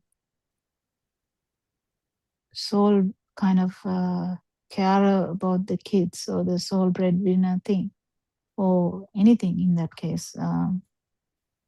Any husband or wife or child, job. It doesn't, with the age, these things change. If the mom is about 8 years of age, now it's not even the kids anymore. It may be a grandchild sometimes, but it may be some gold she has hidden under the mattress. I'm just telling a metaphor. It will be something you have hidden in a cupboard, or it may be something that you thought about the next birth, that you are going to the heaven, or you're going to the hell, or whatever. Guilt, the things eat you in the late years, is the mostly guilt and stuff. So these becomes the most important thing now. Not the 20-year-old, the most important thing is having some kind of relationship, or but it becomes different, if you're having kids, then looking after them, feeding them becomes the priority. Money becomes a priority in that way. But someone, even without that, someone may be targeting to be a trillionaire or billionaire, not because he wants to feed the children, because you can't have trillion kids. I mean, I don't know. It's just another level of strong thought. I want to become a millionaire. So that's the thought. The same thing like I want to become a father. Same thing like I want to become a wife. I want to become a mother. I want to become a successful entrepreneur, or I want to become a successful whatever, the doctor, the teacher, the whatever.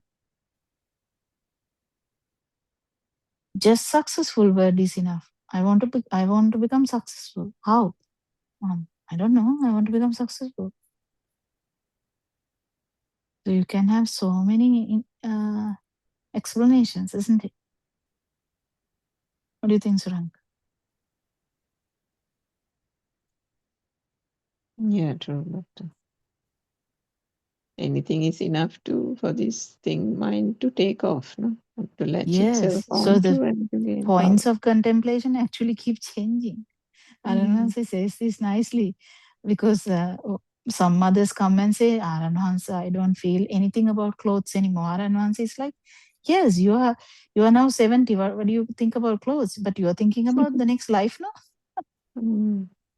And yeah, it's actually really tricky, what became so beautiful at 20 years of age is not beautiful anymore. When you are 40, what was important in 40 is not important when you are 80. Yeah. I think in that sense also one has to be a bit... That's the light thing comes, Surangika. Yeah. Even that mother who is keep changing these things, if you actually focus on this Dhamma properly, if the light is also not true, if the sound is not true, if the smell is not true, if the taste is not true, if the touch, the crude touch or the light touch or the hot and cold is not true, what is there left, isn't it? What is there left? Non-self. I mean, for Lord Buddha's sake, maybe try and feel this.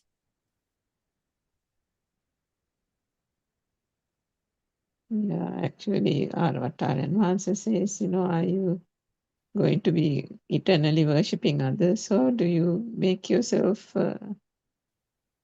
suitable for worship? Was a very profound statement that he has made several times.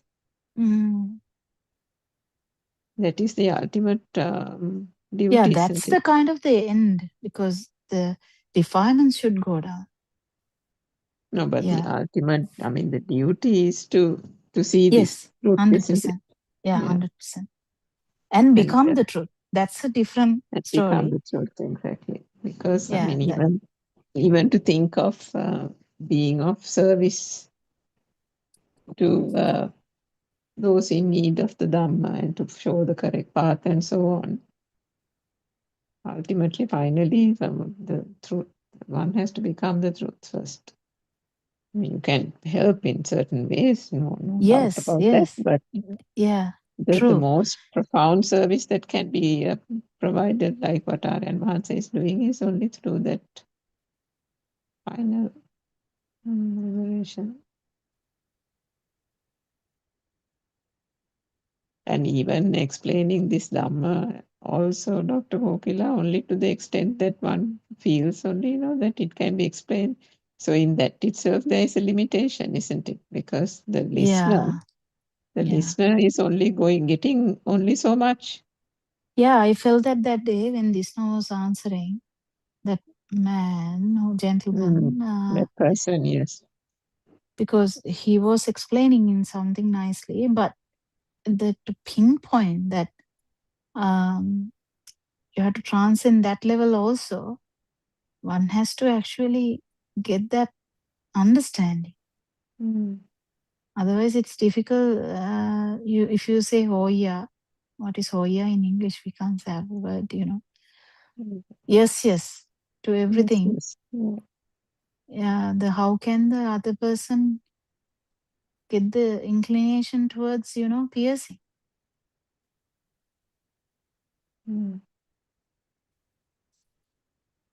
Because if someone actually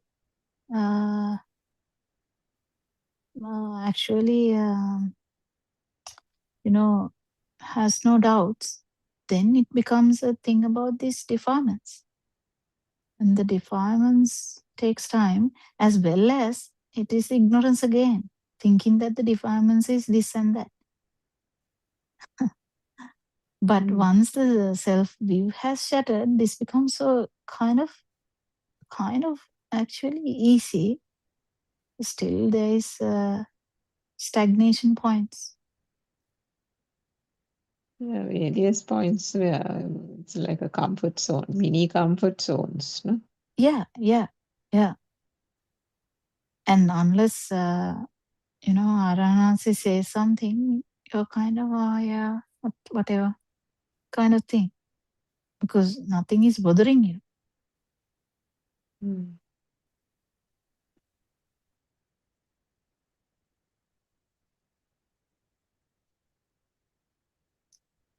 So the vibration is very low. But this Lord Buddha said, you are still with the smell of the feces, why don't you go and have a wash? That was said to someone who was anagami, wasn't it? Yeah. No return. Yes, just imagine how Aranwanse must be blaming us. And Visakha also is a thing. point of stagnation. Stagnation. She was enjoying the whole thing. Kind of, not herself, though. There's no self-will. But there is kind of stagnation.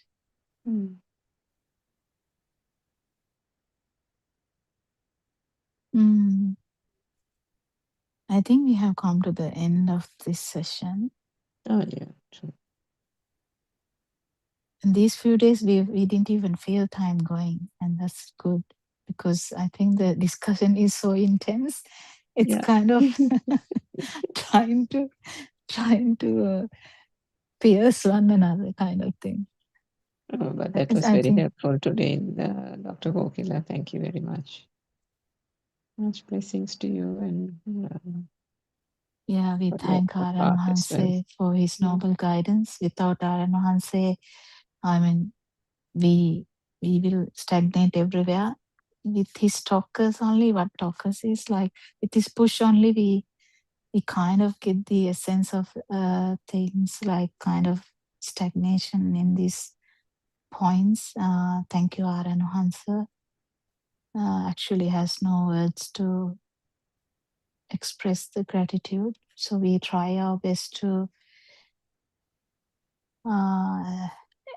do the justice to this Dhamma because I know that's what you expect from everyone.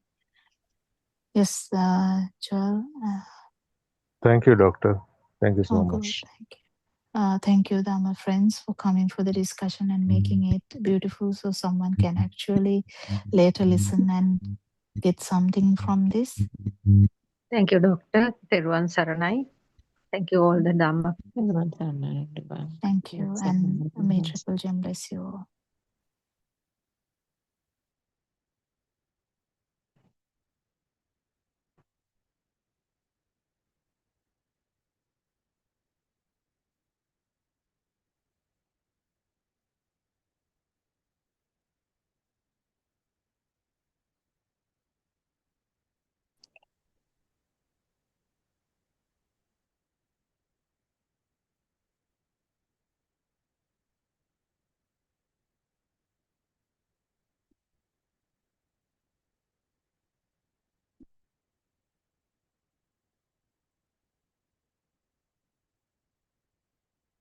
Everyone, my Dhamma friends. So let us continue with this with the talk for the next 1 hour or so. You're listening to Buddothpada 24-hour English Zoom sessions. And what just concluded was a discussion, 2-hour discussion, which took place between 3 and 5 p.m. Sri Lanka time. So what we are trying to explain through these Zoom sessions is the pure truth, the Buddhist philosophy uncovered by Lord Buddha more than 2,500 years ago. It is this teaching that our noble spiritual teacher, Buddothpada Mahansa, also rediscovered in more than 10 years ago, but actually he started explaining it or sharing it with the world during the last 5 to 6 years. Initially, just like the Buddha, when the Buddha realized the truth, he also had a kind of a doubt as to whether mankind or society would be able to understand this pure truth of Buddhist philosophy.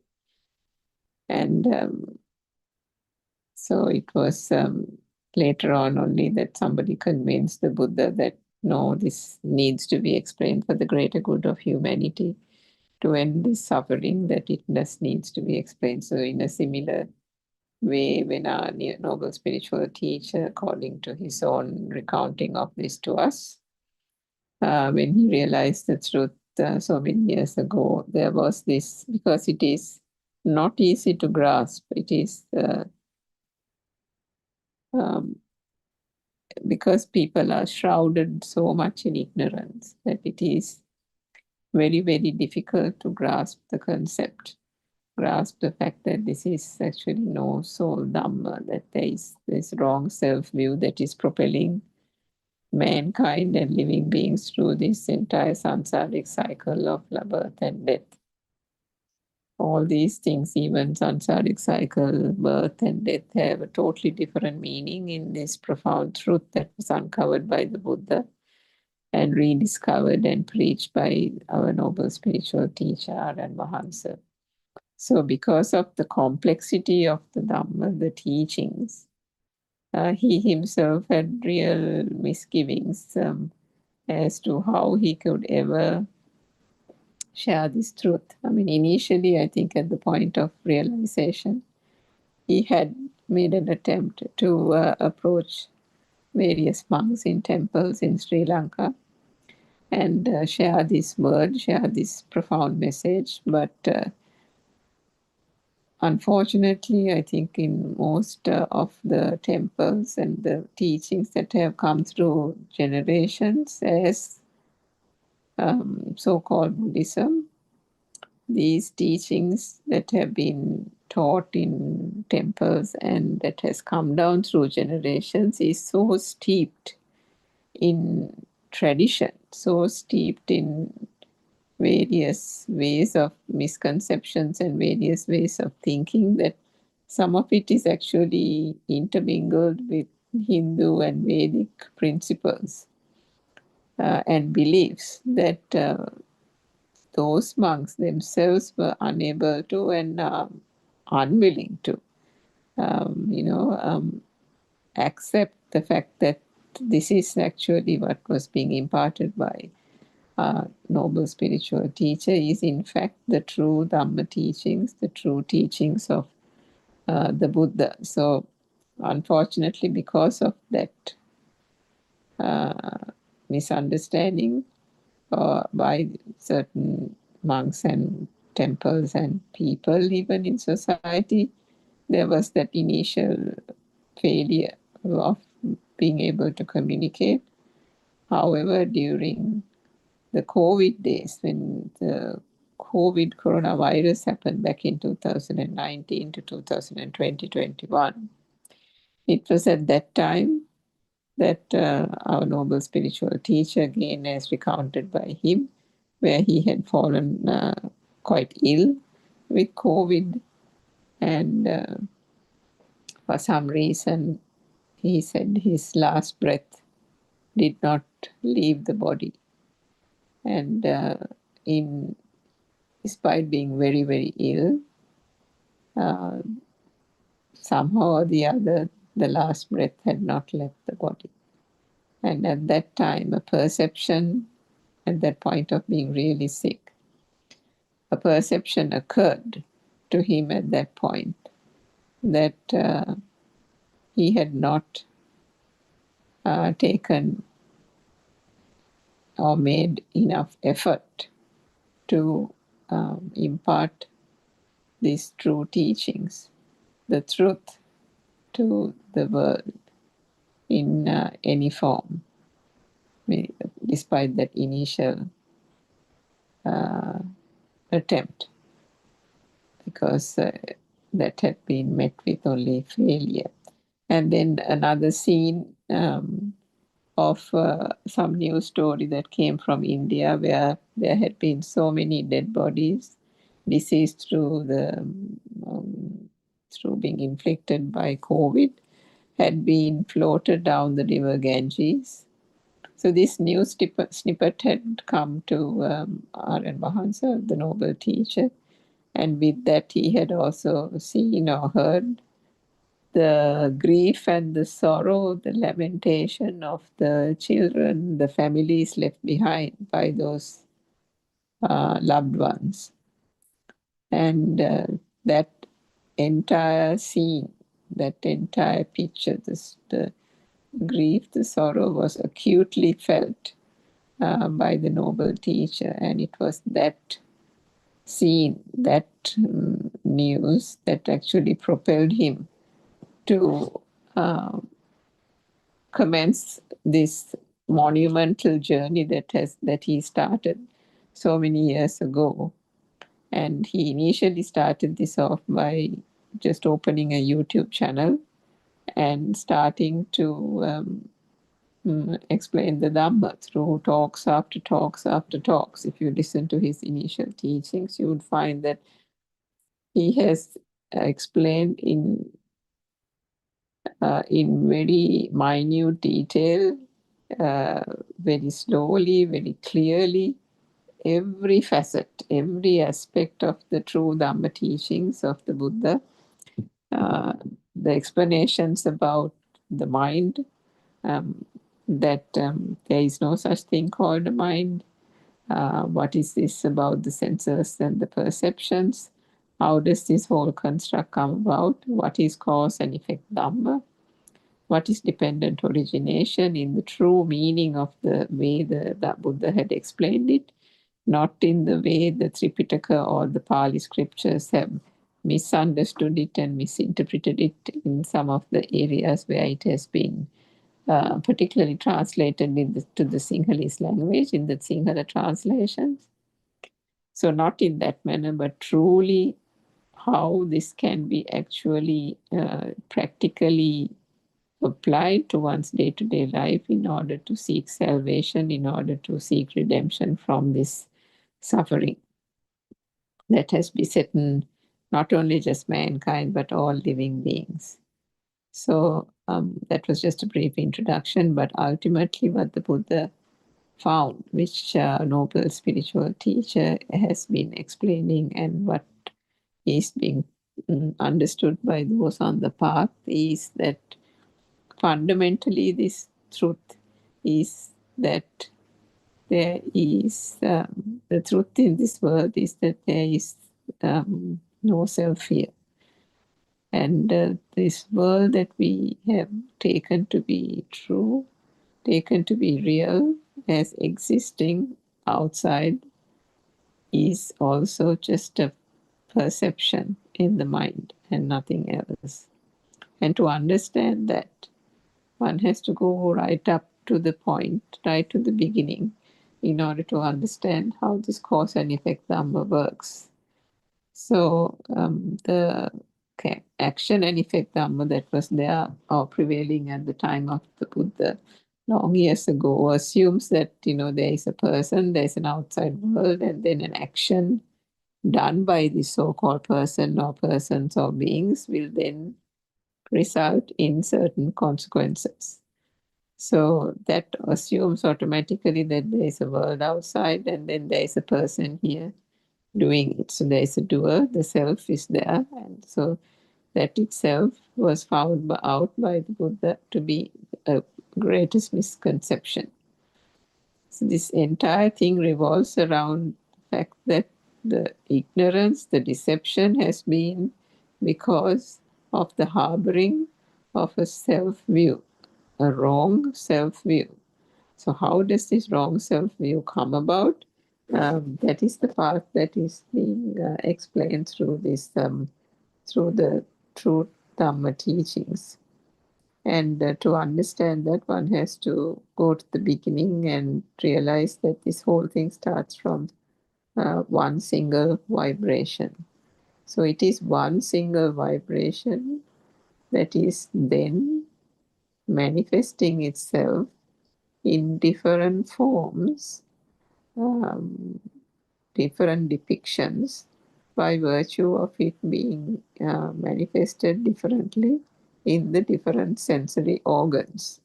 So the sensory organs that humans possess, there is always, as long as there is respiration or breath going in and out of this body, the sensory organs are subject to vibration. And in that vibration, if the vibration frequency resonates with another vibration outside, or another millions and billions of vibrations outside, for example, if the vibration occurring in the eye is telepathizing with a vibration of equal frequency outside, so we talk about one vibration, and if it vibrates with another vibration of equal frequency, then that gives rise to the manifestation of light. The same thing with the eardrum. If the vibration that occurs in the eardrum resonates or telepathizes with another vibration, that gives the false notion that there is sound. So there is a perception, there is a feeling of sound, a sensation, but in order to name it, the perception that is given is sound. A name and a label is attached to it, and that is called sound. But then what happens at that point? The mind consciousness steps in, and then varying forms of sound, varying forms of melodies, tones, are then interpreted in different ways to form what we call this conventional world. And that is the way these objects and things are collectively making up a so-called world. So with all these sensory organs, each of them, the vibration happening at speed manifests into touch, if it is the body organ, taste if it is the tongue sensor, and smell if it is the nose sensor, sound if it is the ear sensor, and light if it is the eye sensor. So in this manner, the basic perceptions, the basic five perceptions are then combined by the mind consciousness to form what we call a thought. So the thought is actually the chair. The thought is the table. The thought is the mountain. The thought is the tree. But where are all these thoughts getting formed? Where are these names being given? At what point are these names and labels being given? So in the understanding of the true Dhamma, the Buddha said you have to awaken to three types of wisdom. So three types of wisdom has to be, what shall I say, acquired. And when you say acquired, it is not like a volitional, active kind of acquisition, but it is something that the system slowly awakens to. And how does that happen? Because in piercing a thought, so the thing that we call as living is this experience that is discerned in one thought, and one thought only.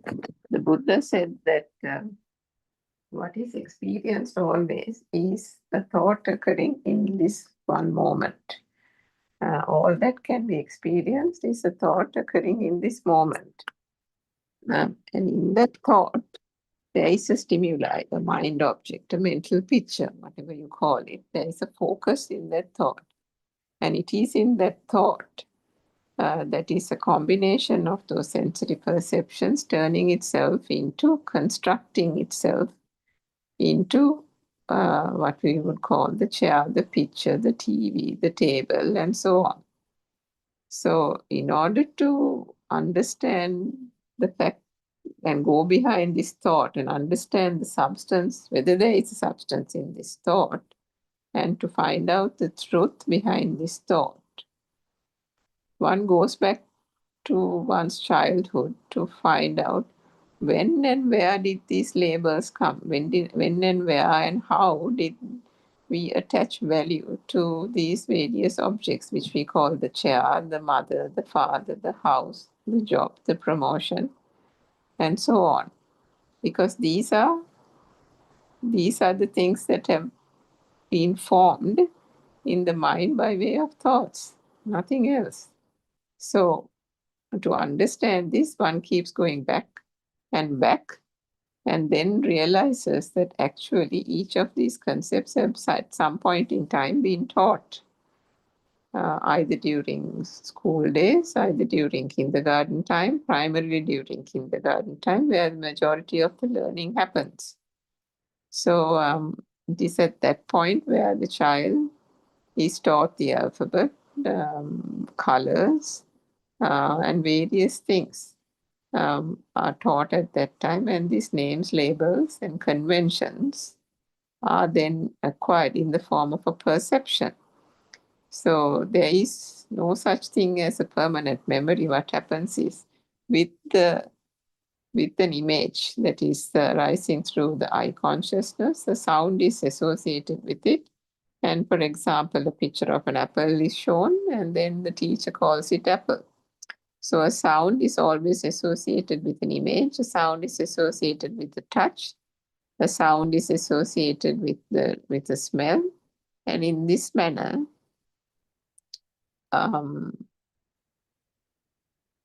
this learning of names and labels occur. So gradually, with time, these objects and people and things start expanding to form a world. And each time these perceptions arise, and the frequency in which it is, in which it arises, and the value that is attached to such thoughts, like mother, father, school, my school bag, I am so and so teacher, and so on. This becomes more and more valuable and more significant. So the world now has got created around, and not only is there a world, there is a feeling that emanates that this world exists. So how does this feeling come about? Now, in that single vibration that we mentioned at the beginning, it is this single vibration that is the cause to the sensation of light occurring in the eye, the sensation of sound occurring in the ear. So if there is a vibration at the point of the eye, at the point of the ear, tongue, nose, and body sensor, that vibration then resonates and telepathizes with another vibration, and the collective outcome is the light, the sensation that arises in the eye, which is called, by virtue of the word perception, as a light perception of light. But then, because of the speedy occurrence of the vibration is constantly happening at speed. And because it is happening at speed, there is a never-ending field. So in the vibration itself, the vibration means the power. two opposing forces coming together forms a power. So there is always an underlying power in the vibration. But what happens then when the vibration is manifesting in the sensory organs in the form of light, sound, touch, taste, and smell? The sensations arising out of those also carry an underlying power, isn't it? So, and then what happens? It doesn't remain disparate, it doesn't remain separate. These perceptions, the sensations occurring in the various sensor faculties, then by virtue of the speed of vibration, those perceptions actually turn into a thought called the mind consciousness, which is the mother, the father, the school bag, and so on. So not only is light taken to exist, there is a feeling that it exists. It is a distinct feeling. So there is light, and then there's a distinct feeling that light exists. And that is the way when the thought becomes an object comprising of varying combinations of light and sound and touch and taste and smell. Generally, the light and the sound are quite common, but other senses also come into play depending on the object. So it is in this manner that the world has become true. It is in this manner that when these things come together and gets constructed into the chair, the table, the mother and father, the mountain, the temple, the trees, the park, the garage, the car, the promotion, the job, and so on. It doesn't have to be a tangible thing. It can be animate and inanimate, tangible or intangible. So supposing, for example, you think about Sri Lanka, and you think about Sri Lanka, the feeling of patriotism will arise in your mind, isn't it? And the feeling that, you have to do something for your country, it's your motherland, it's your native country. And then maybe, the Sri Lankan cricket team travels to another country and wins a match, you feel a massive sense of pride, affinity towards the people of the country, and so on. So how does this come about? That also comes through that constant vibration, isn't it? The vibrations have given rise to perceptions, and from your childhood days, the perception of Sri Lanka being your mother country, Sri Lanka being your nation, this is the place I grew up in. There's no other place as good as Sri Lanka, weather-wise, and so on and so forth. So you can have multiple justifications and reasons, all because perceptions that have been associated from your childhood days have all given that same notion and same message over and over again, reinforced and reinforced. But what happens there is, as the Buddha said, no particular, specific, separate thing called the memory. It is perceptions occurring in that moment that is then arising as past perceptions arising in this moment. And that is all that happens. So in this cause and effect Dhamma, if there is a cause, then there is an effect. If there is a vibration occurring in the eye, ear, and so on, then there is light, then there is sound. And then what happens? If there is light and sound and touch, taste, and smell, then that is the cause, and the effect is the thought.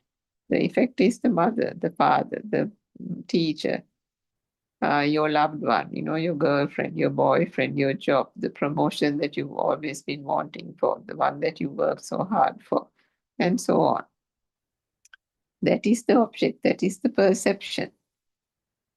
So in that manner, only the world becomes real.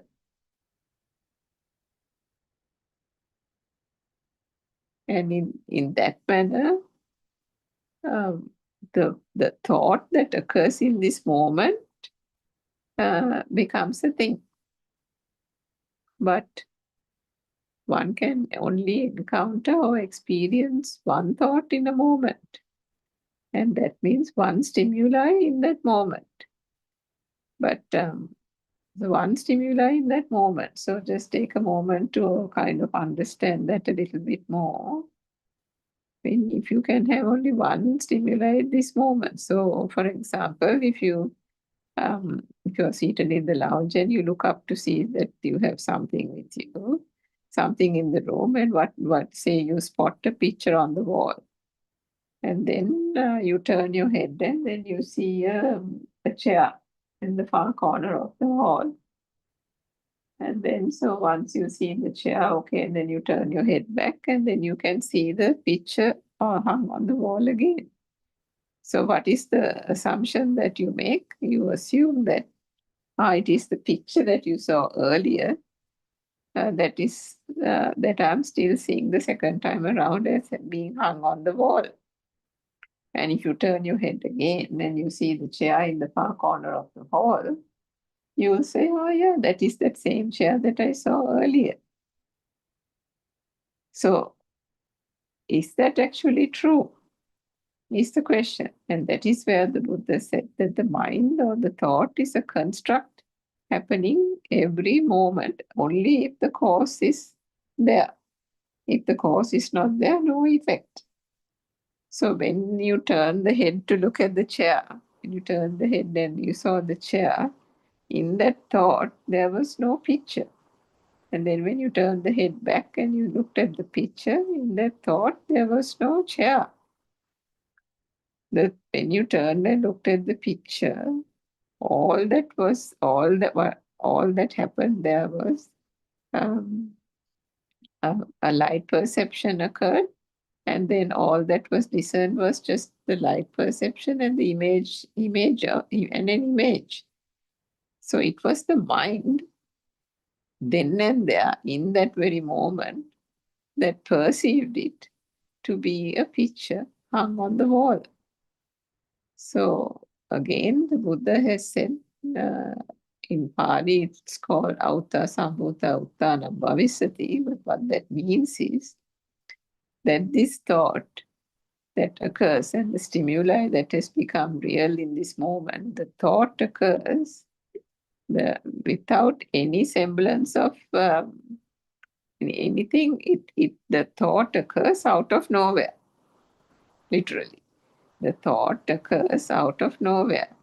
It cannot be found earlier. There is nothing that it is coming up from.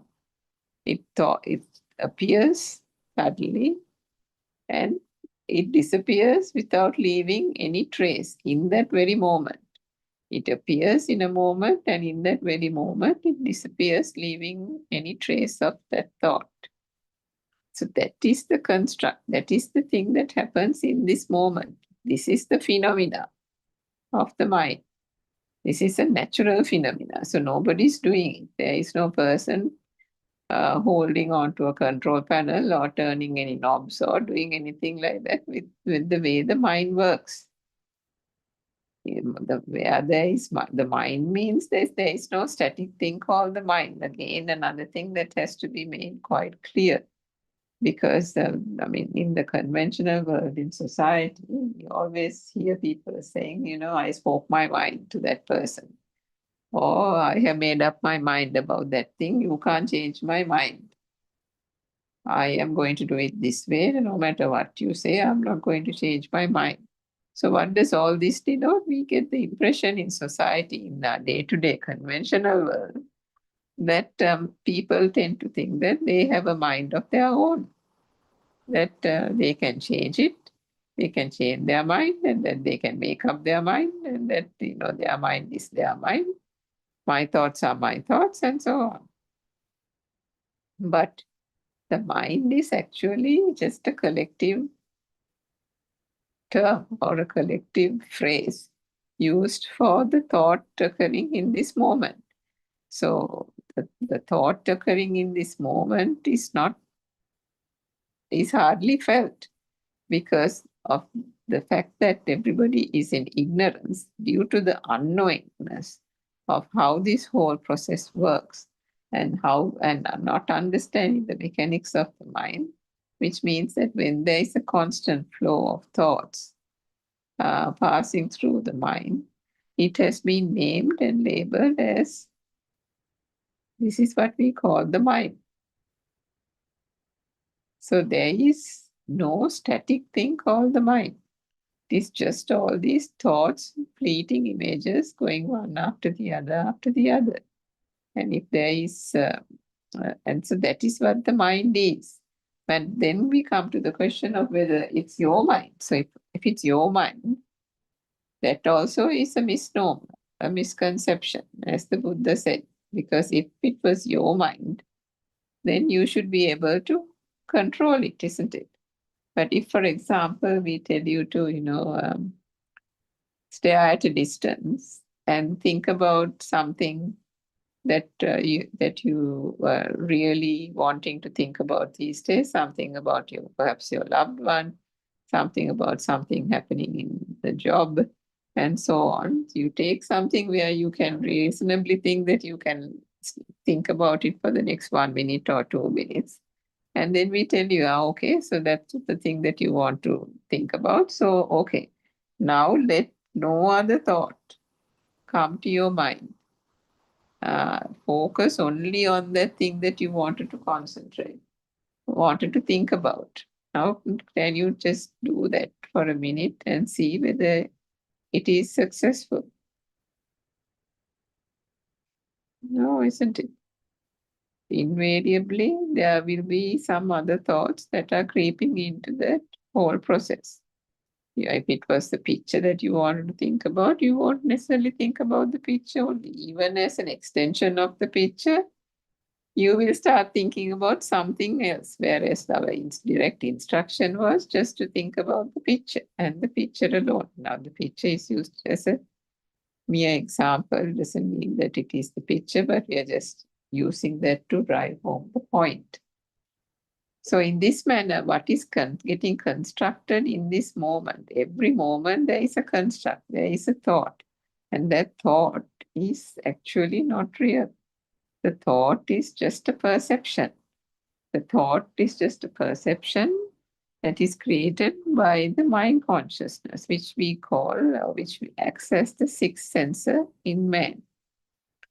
Now, to get to that perception, there have been innately, inherently included in this whole mechanism, the perception of light is entrenched there. The perception of sound is also entrenched there, included there, embedded there, whatever you want to call it.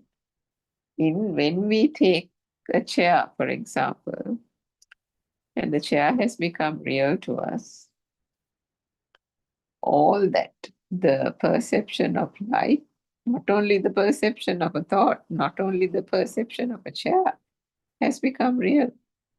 The perception of light behind that chair, the perception of touch, perception of all these things have then come together to form what we call that single thought. And understanding this whole mechanism in that way then helps to shine a light on how this whole dependent origination, cause and effect Dhamma and all come about. And one knows that when it is a construct in the mind and the thought, there is no room, there is nothing left, no remnants, no pieces, nothing. But that is almost the awakening to the moment kind of experience, where one can pierce through and through that one moment, one thought occurring in this moment. So that is completely possible. If anybody hasn't worked with, if anybody can't fathom it, that is the way that has been, that can be understood. So if this is a construct happening only in this moment, when you turn your head, the image of the chair, image of all that is seen is an image, but the mind is recognizing it, and instantly the perception that it is a chair arises in the thought. in this moment, not before. But how did the thought for the second time recognize it as the chair? Because a similar vibration has occurred at some point in time in the past. And it is that vibration that then telepathizes in this moment to give the notion of a chair, to give the impression that there is a chair. But it is happening only in this moment. So if the vibration is there, then the chair is there. If the vibration is there, then the picture is there. If there is no vibration, no picture, no chair. So if we take another example, say supposing you're watching a cricket match on TV, and now you're completely engrossed in it, or even if it is a drama, you're completely engrossed in it. And either you are in the juicy end of the story, the drama, or if it's a cricket match or something, last 2 or 3 overs in a limited overs match, you can imagine the suspense, right? You can imagine the excitement. So somebody is really engrossed in this. You feel as if you're almost inside the TV. If you're watching from the TV, you are like following every ball very closely. And then if you have missed it, you look at the slow motion replay also very slowly. You want to, if a person is being run out, you want to judge for yourself to see whether the ball has actually hit the mark or not, whether it was a miss, who's the player. Even the player, you think he just came to the cricket pitch, couldn't even bat. All these things will crowd through your mind, isn't it, at that time, one after the other after the other. But the Buddha said one actually perceives, what anybody perceives is the thought occurring in this moment, only in this moment, nothing else. There is no past, there is no present. If there is a thinking about the thinking about the past, that thought is also occurring only in this moment. I mean, think back and see. Try to reflect and see. Try to ponder over it to see. I mean, when you thought of something, did the mind go back into the past, or is the thought about the past occurring now? It is that, isn't it? In that same way, if you're thinking about something that you want to do or plan for next week, now has the mind gone forward to the future of next week? No, it hasn't. The thought that you have to do something next week is occurring in this moment. So what is next week? Next week are all perceptions, isn't it? Just thoughts. The baby in the cot didn't know anything about next week. Can you see that the baby in the cot didn't know about anything in the past, like last year, last month, 5 minutes ago, yesterday, last night? None of these things. The baby has only the initial sensations, the basic sensory perceptions only, but has no recognition of any of those perceptions either. So when we talked about going back to the past and considering and contemplating where did these names, labels come about, you will realize that every facet of these aspects have been taught at some point, some during our formative years by our parents, but then by teachers in school, in kindergarten, and so on. And then later through education, through books, through the culture, through one's background, upbringing, close by neighborhood community, and whatever it is in various forms, all that is taken in are what is being taken in through these sensory perceptions alone. Again, the Buddha said, and these are profound truths that can be experienced by those who can understand this true Dhamma philosophy and put it into practice. So what is understood and what can be perceived as this world is only what is experienced through these sense faculties and nothing else. There a human being or living beings for that matter, it is impossible for anyone to experience anything outside, only what gets perceived in these sense faculties. So a bat, for example, would be able to only perceive things that are getting created through the bat's sense faculties. Same thing with the dolphin, same thing with the lion, same thing with the worm in the mud, and same thing with the human being. So all these various types of 8 patterns of vibration that we call, which is the various sensations to the body, which is the heat, the cold, the temperature, the air kind of vibrations. And then the other vibrations that are discerned to the nose, the touch, the nose, the tongue, and the light and the sound are all the different patterns of vibration. But these are only, what shall I say, discerned or experienced also because of these sense faculties. If you don't have, if there are no eyes, then there is no light vibration. If there is no eyes, there is no vibration occurring in the eye. And if there is no vibration occurring in the eye, there is no vibration to telepathize with equal frequency vibrations outside to give the manifestation of light.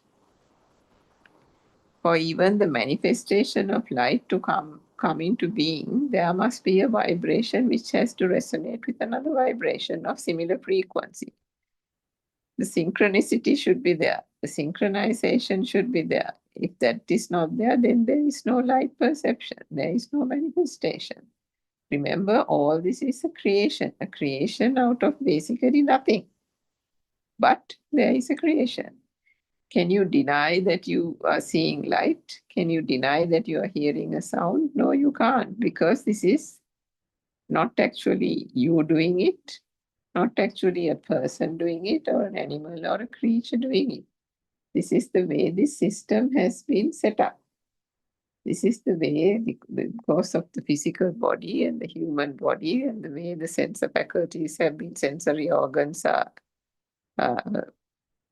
set up or there. It is like the channels on a TV, channels in the radio. If the channels are there, then depending on the frequency that is tuned into, that one is tuning into, there can be the, the news broadcast in one channel of the radio. In another channel, it will be some different dialogue between two people.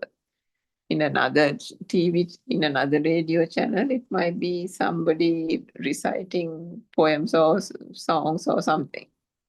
So depending on the frequency, there is a different type of channel, a different type of story going on, isn't it?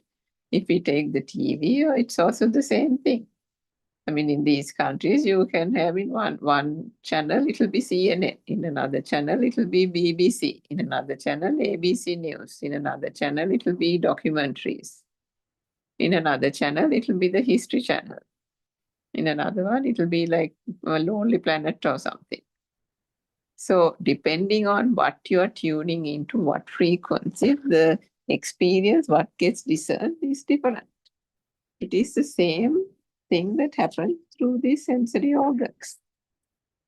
But what is happening through the sensory organs, the creation, is out of nothing. It is only out of the vibration occurring at speed.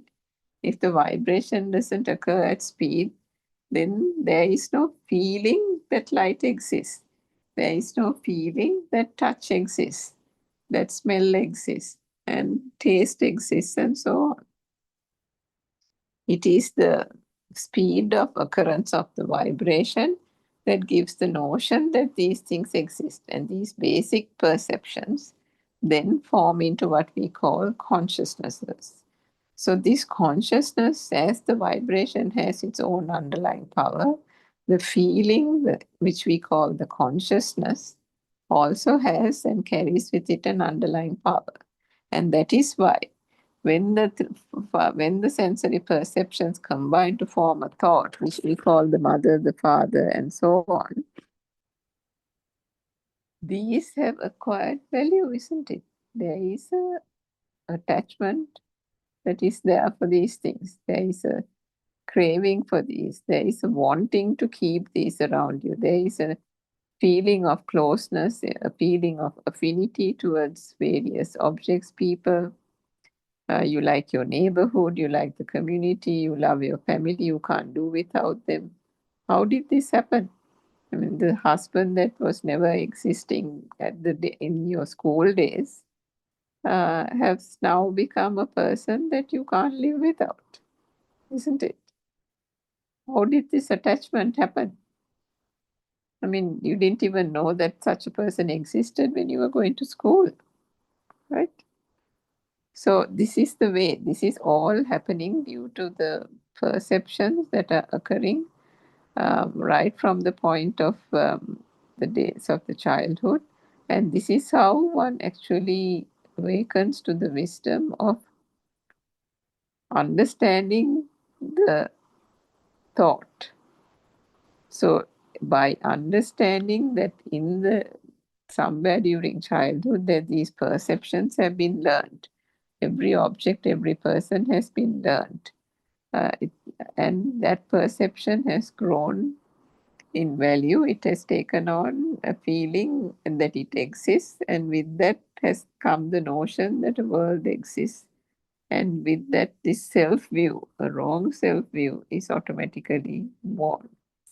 But it all comes about only through ignorance and ignorance alone. If there is ever a recognition that there is a thing, if there is ever a belief that something exists, some object exists, then automatically the duality occurs. The duality is that if there is a thing, then there has to be a person, a doer, a person who's seeing, experiencing that thing. So is this getting created out of an actual happening, or is it just an extension after an extension of that process, which is what the Buddha explained as the cause and effect Dhamma. So first the vibration, then the perceptions of light, sound, touch, taste, and so on. Then the cause is the light, touch, taste, and so on. The perception is thought, the mother, the father, the teacher, the promotion, and so on. And then the thought becomes, the cause becomes the mother, the father, the school bag, the teacher, the school, the house, the home, the van, the car, whatever it is that the child is being taken to school, the school friends, all this starts to become real. And then the effect becomes an existent world out there.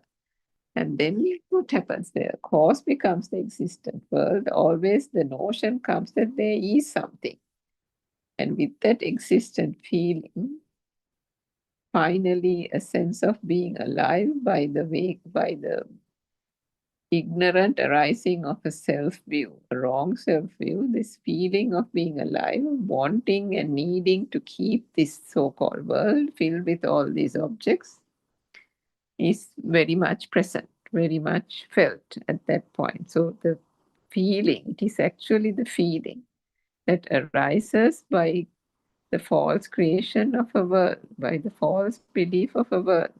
But because the initial vibration had an underlying power, it is that power that keeps on flowing, magnifying over time, changing, evolving, but magnifying, changing, evolving, and magnifying. The more the value is given, the more the object is taken to be real, the more the value is given, whether it is a value by way of clinging and desire, or by value by way of not liking it, detesting it, hating it.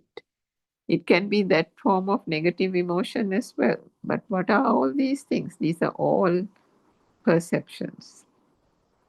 But unfortunately, with those perceptions, there is a notion of an existent world that is outside, projected to the outside, and a notion, a perception that a self exists, and an I and an ego is very much here. That is the perception, that is the misconception, which the Buddha found out to be completely untrue, and that in fact there was never a self here. There has always been only a misconception of a self or an ego. And finally, with that self-view, one understanding that wrong self-view, awakening to the moment, awakening to this current truth. In this moment, in a flash, one actually realizes by piercing the thought that actually there is nothing of substance in this thought. The thought is made up of nothing but perception of light, sound, touch, taste, and so on. And those itself are being manifested only through a vibration, nothing else. And therefore, is there anything in that perception? No, there isn't. So the thought that is occurring in this moment is seen through and through for the falsity that it is, for the facade that it is, for a magic that is getting created out of basically nothing. So when that whole truth is seen and the thought breaks down completely, not only is the self-view dissipated, the defilements start gradually dwindling. An inner transformation occurs, and whilst the conventional world and the perception still occur, the wrong self-view has dissipated, and the defilements, as they fade gradually, the vibration, the self-vibration that occurred due to this whole wrong view and ignorance, and this process starts gradually dissolving.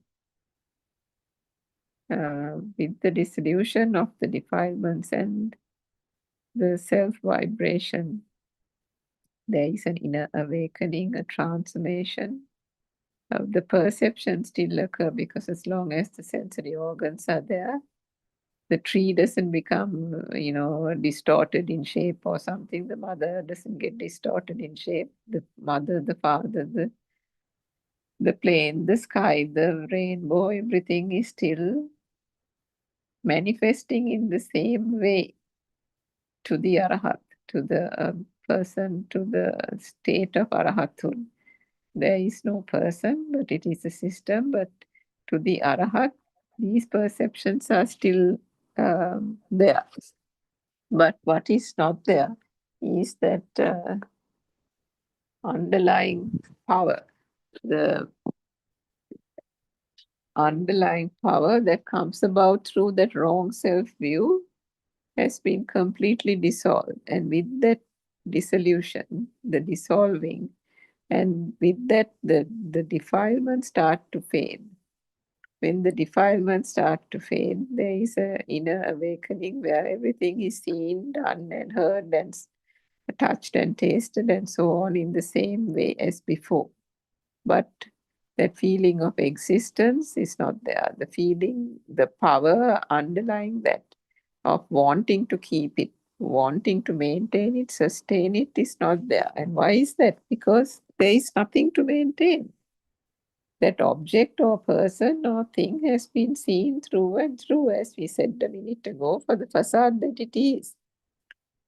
If it is crumpling up if there is nothing, if the foundation of a house is made up of sand, will that house stand? No, right? It will crumple.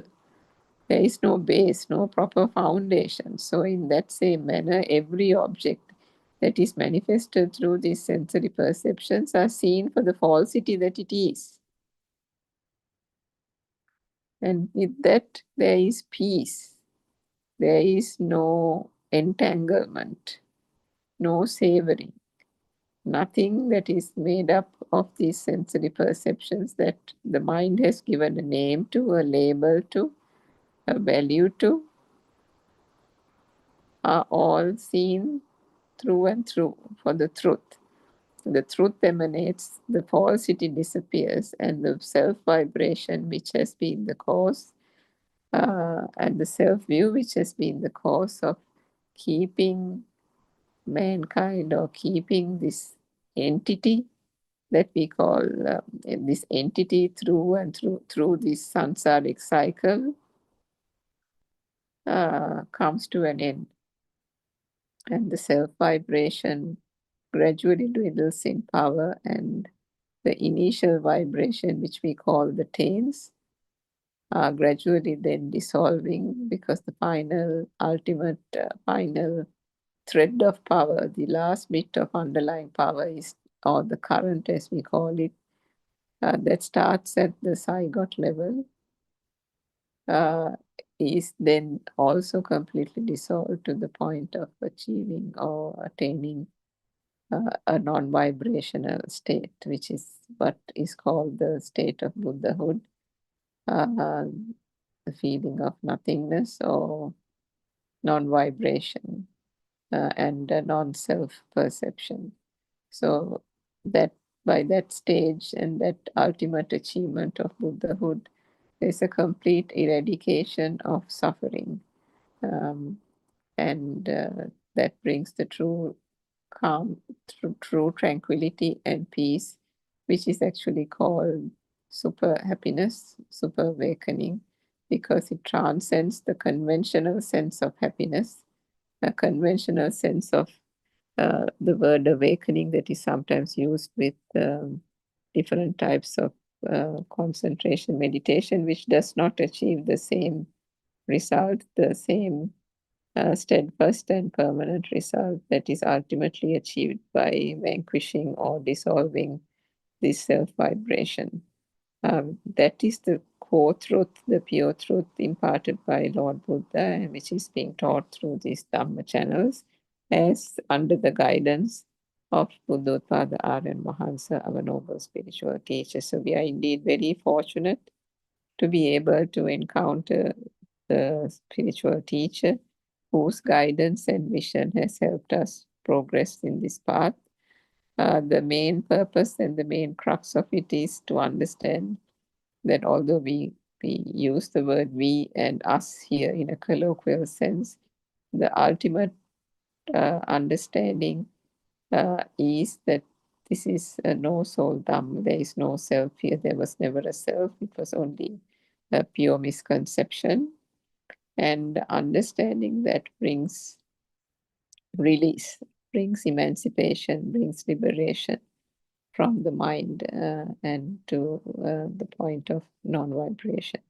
So we invite all of you, whoever who's listening, if some of these aspects piqued your interest, to join the Zoom discussion and ask any questions which we are happy to clarify. There are other more advanced practitioners also available who can explain this in greater detail than what was just imparted in the last 1 hour. But certainly you can continue to listen to all these talks through the YouTube channel as well, POTV channel. So we hope you will continue your exploration of the Dhamma and bring peace and tranquility to your life in this very moment. Everyone Saranam.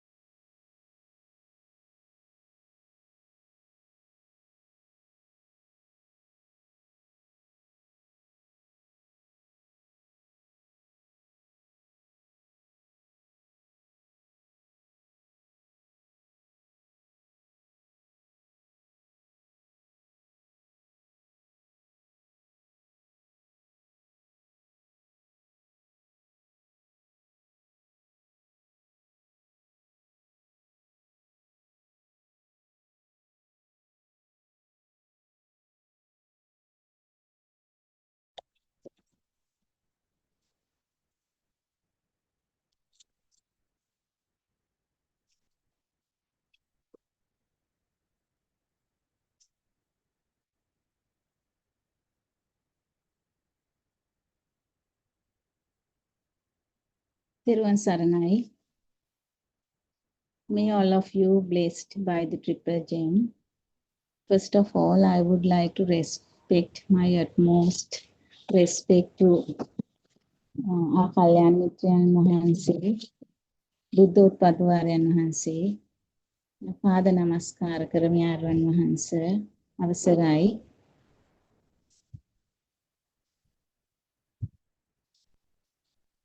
So this is the English Pure TV Zoom, the Dharma talk from 6 to 7 p.m.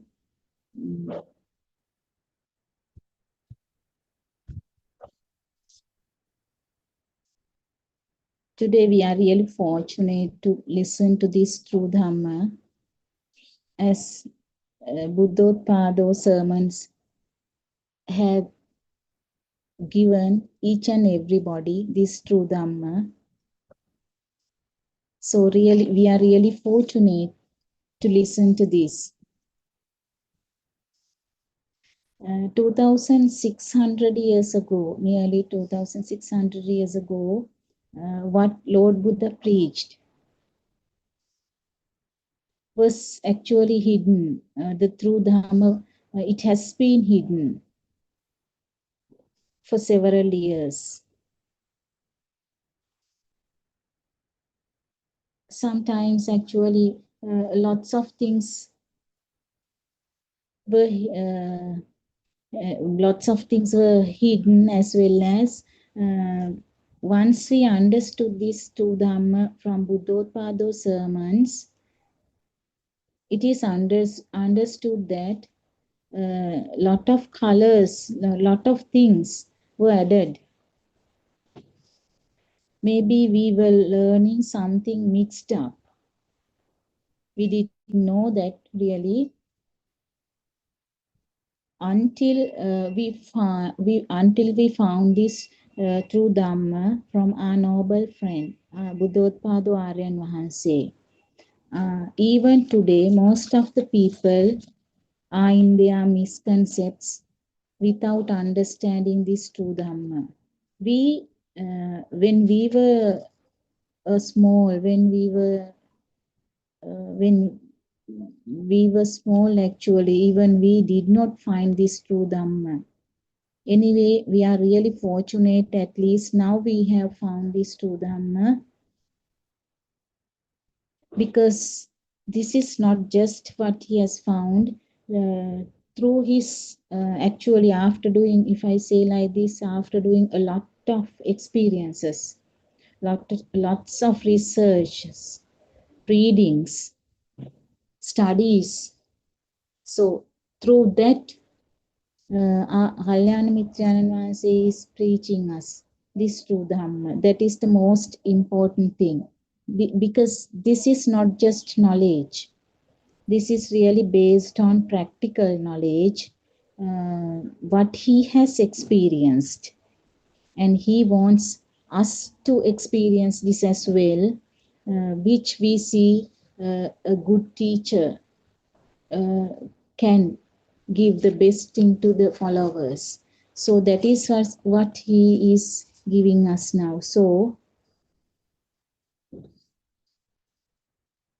the practical side is the most important thing, because it is the thing that was hidden.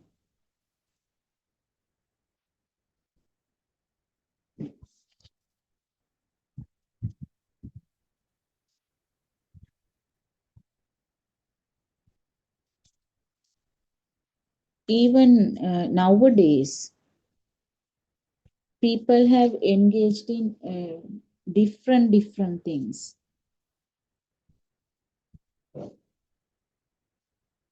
Just like giving pujas, alms giving, dana, different types of kapro pujas and all these things are done. But the true Dhamma is not that. That is what we have understood right now. This is something we have to have something with the practical knowledge. That is just for knowledge. Everybody does this type of things. So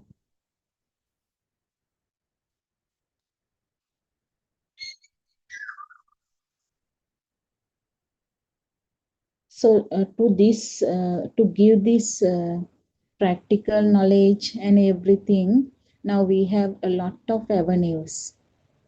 There are a lot of places where we can find like Mehini Ashrama and also different types of ashramas, even written books, leaflets, Zoom discussions, even in Sinhala, English, as well as in Tamil. So 24 hour, we have 24-hour discussions are being done. Not only that, if somebody wants the advices from a spiritual teacher, we can directly we can directly talk to him via Zoom discussions. So nobody can find these type of things anywhere else. Even whether you are far away overseas, you are living in another country, it doesn't matter. So this is open to the world. Dhamma, through Dhamma is open to the world. Buddothpada discourses are open to the world. There are so many, nearly 12,000, anyway, more than 10,000 sermons are there, written books are there. So there are radios. So those who are living in remote areas, most probably they can get a radio and they can listen to these sermons. So in each and every aspect given to these people, to us, is something very, very special, because that is true Dhamma. They are very rarely found. So by following these discourses, one can, if one can understand it, it is the actually they can be liberated. If you feel this, that is the liberation, and that is actually, if I say, suffering will be ended. Most probably, always, although we are happy, although we are sad, most probably we suffer, because that is not permanent, it is impermanent. Even happiness, sadness, whatever it is, we are not, it is not permanent. So temporary things. So to understand this, we have to come to this moment, awaken to the moment. So the most important thing, as Lord Buddha has preached, and also what Aryan Mahanse has understood, and what he has with his experience, his wisdom. Actually, the word, it should be the wisdom, his wisdom. Through his wisdom, he has given it to the whole world, the liberation of mind, awaken to the moment. So the most important thing where we cannot find anywhere else. So we are really fortunate to listen to this true Dhamma, because you know it is not that difficult. It is not that difficult to understand this Dhamma, because day-to-day life, you can apply it. It doesn't matter whether you are doing some work, or if you are not doing any work, or even if you are blind.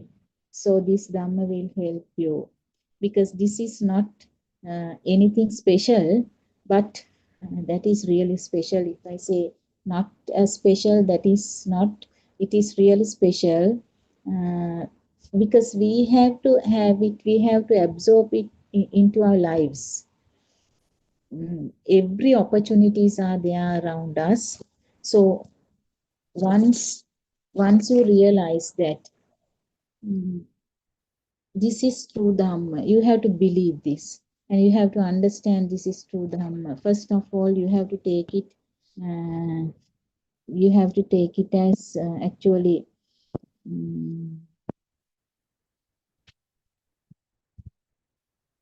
as knowledge. If not, we did not know. As knowledge, you have to take it. So once you take it as knowledge, you can experience it. If you are bold enough, you can experience it. So experiencing is the most important thing in this true Dhamma.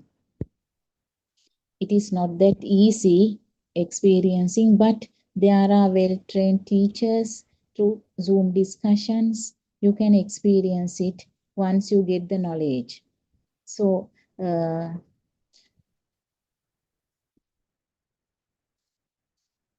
it is actually divided into 4 steps.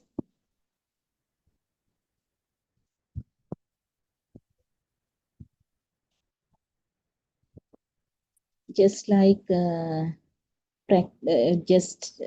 practical side, gradually it will take you.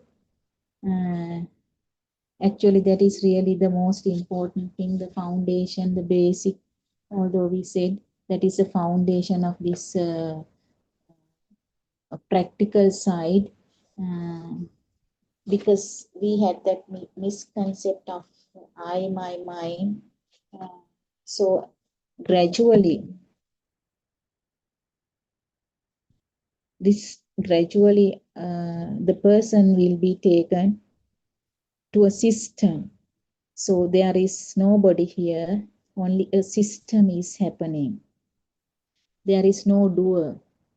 That is, everybody understands, everybody thinks that there is a doer here, I, my, mine. So this is the misconcept where we do not get anybody here. But once you realize that, that will be the liberation of your mind, liberation from everything actually. So if we actually we are really fortunate even to discuss these type of things, whatever the problem we have, we can discuss the things. So we are really fortunate, because to talk about the truth of Dhamma. So if we look honestly at how we live our lives, most of us follow a very conventional, almost automatic routine. Almost actually automatic routine. From the morning until we, if I say until we sleep,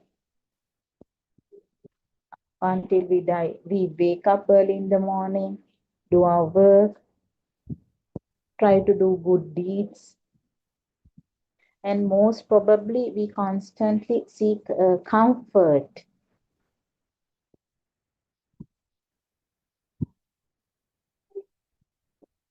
We live with this deep-seated expectation actually that if we just arrange things perfectly,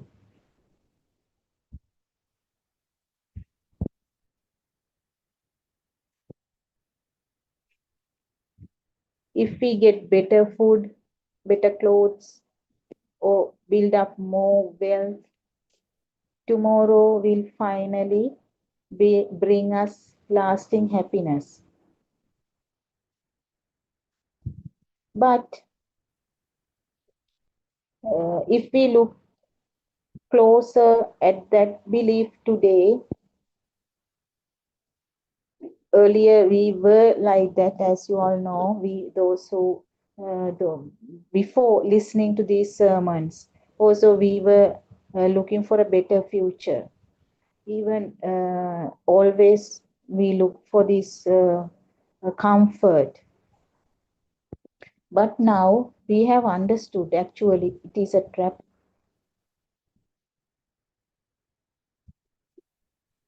It is actually, if I say it is a trap, that trap born of our own ignorance, which we did not know.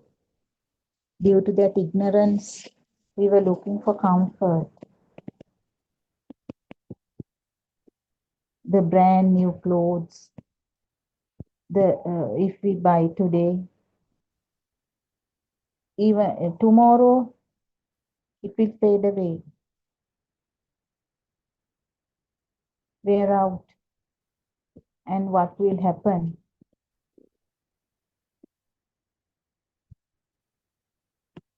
We are looking for new things, good ones.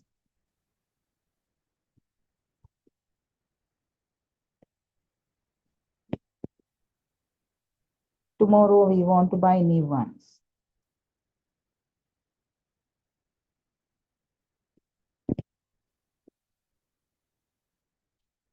The delicious, tasty meal we eat today is gone in hours, and tomorrow we wake up with hungry, having in search of good food over and over again. We bounce back and forth, oscillating between happiness and sadness. We are bound to this exhausting continuous cycle because of one massive misunderstanding. Because we believe that the outside world is permanent, even it is real. It has become real to us. Permanent outside world, beautiful outside world. So we actually that is what we are looking for outside world. We are waiting for tomorrow. That is how this true Dhamma becomes a reality. Because truth is not that.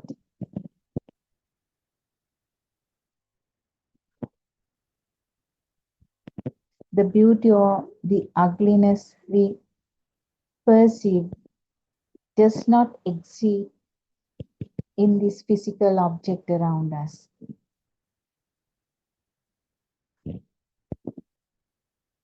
It is a creation of our own mind. Entirely a creation of our own mind.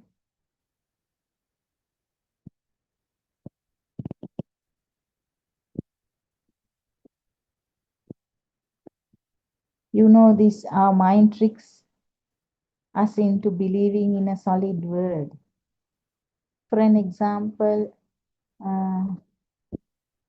take a simple object you might have on your desk right now. A book. We look at it and our mind instantly tells us this is a book. But outside of your mind's interpretation, there is no such physical absolute. What we call book is simply a combination of shapes, colors, and sounds. We have been trained to associate together.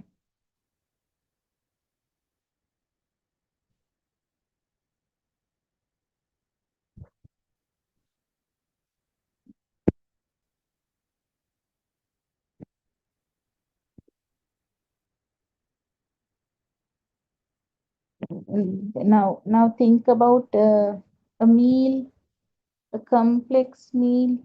If how it how that meal is made, just that Chinese chopsy, if we take, we chop cabbage and we can slice some carrot. We can add something and we can add some sauce and all, cabbage, onions, something like that. We make that Chinese chopsy, something like that. When it is plated and served, your mind looks at it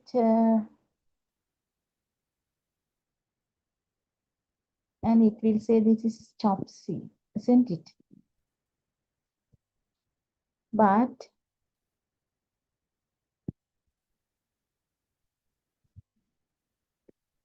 is there is there a single solid independent entirely called chopsy there anywhere in the universe? No, there is only cabbage, carrot, sauce, that combination of some spices and all, something like that. That dish, actually that dish is merely a label, a concept your mind invented to make sense of the uh, combined ingredients. Our really, our actually our reality works in the exact same way.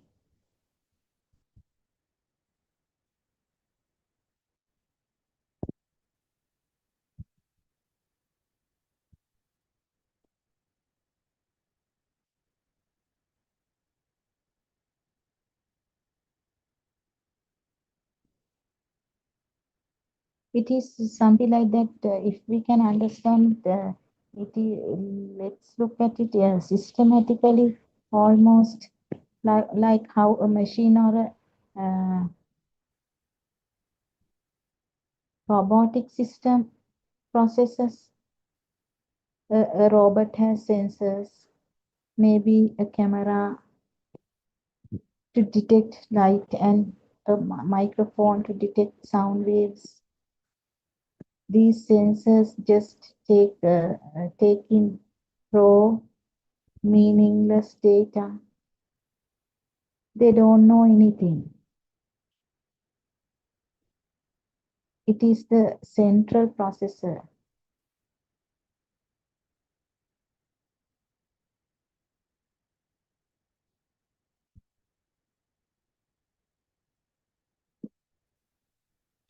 The microcontroller that takes that raw data, runs it through a program, and decides that is an obstacle.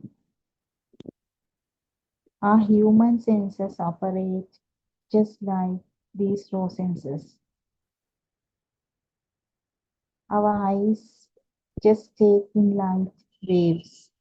Our ears just take in sound frequencies.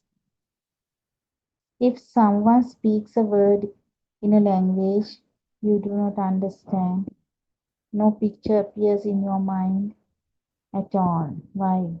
Because your internal processor hasn't combined that specific sound with the shape yet. Our entire world is just this rapid combination of sounds and colors happening inside us.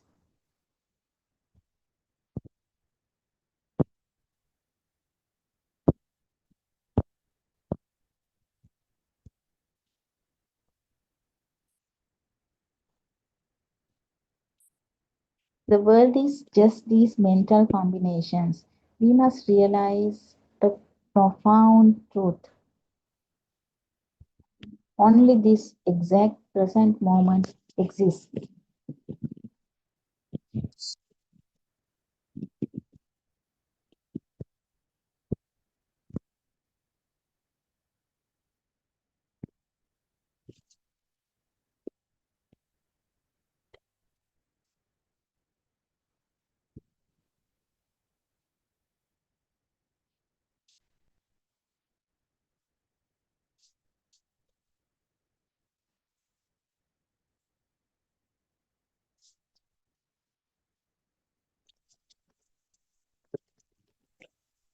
past you are thinking about,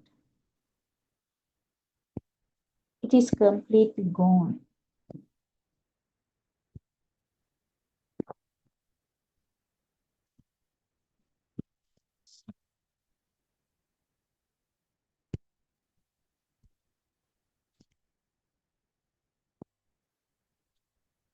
Leaving absolutely no physical trace. The future you are worrying about, it has not been yet created.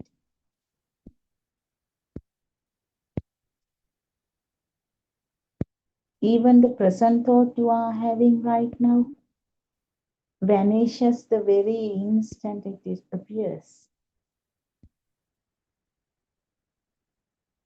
When you truly understand that there is no solid world outside and therefore no solid self separate from it, you reach ultimate peace. In that single moment of realization, the birth of truth, your liberation, and the passing away of your illusions all happen at once. For the awakened person, every single moment becomes a grand celebration of this universe.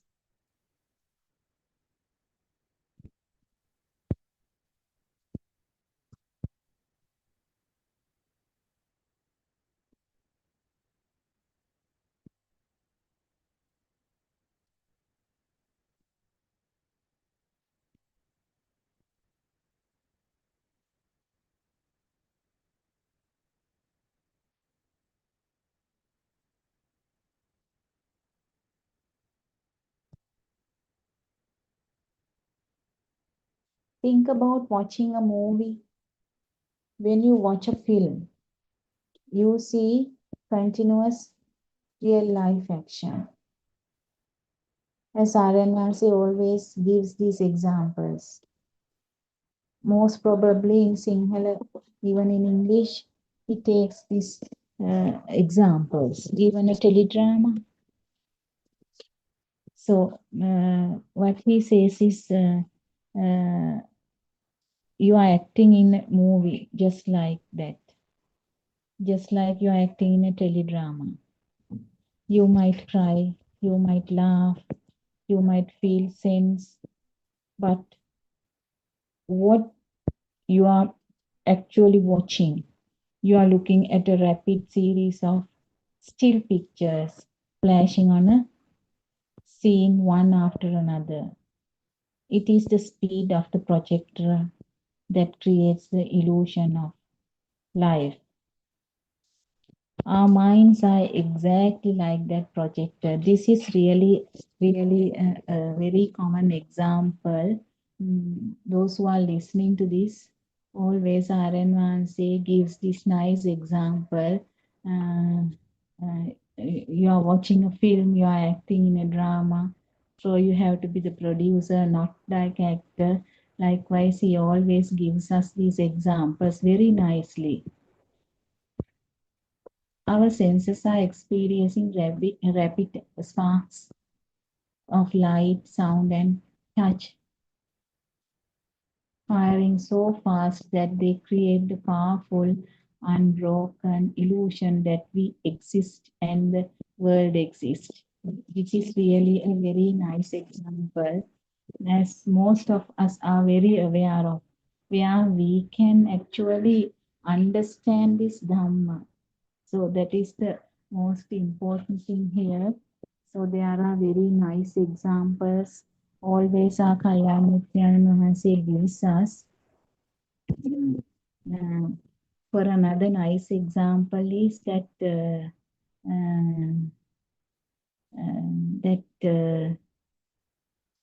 if you want to understand one thought, he's giving a tree. He's taking an example of a tree with 5,000 leaves in it. So if you want to understand, or if you want to get an awareness of one leaf, no need of in search of these 5,000 leaves. Instead of uh, studying, instead of studying in these 5,000 leaves, study one leaf. That is there another very nice example. He has pointed out studying of one leaf. They are scribbled in our minds. So these very, very nice examples helps us to understand this true Dhamma very quickly if you are wise enough actually. So no need of thinking about each and every object you find, every thought. So if it is chair, once you understand how this chair is formed in your thought, so that is more than enough. Watching everything around you. So likewise, he gives very nice examples which came to my mind while I was thinking about this teledrama. So that much of beautiful Dhamma in a very, very simple way, he gives all his disciples actually.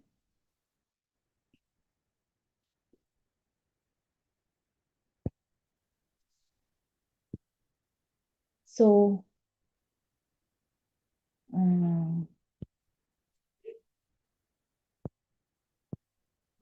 so gaining the wisdom to see through this illusion is not about memorizing books or texts, most probably. We cannot just sit and think about this philosophy. We have to develop deep practical awareness.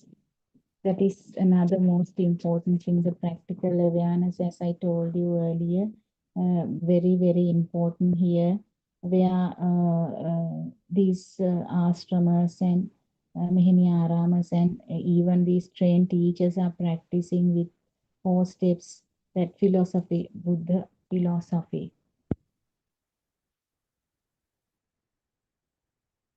Imagine a tiny ant that falls into a rushing, dangerous river.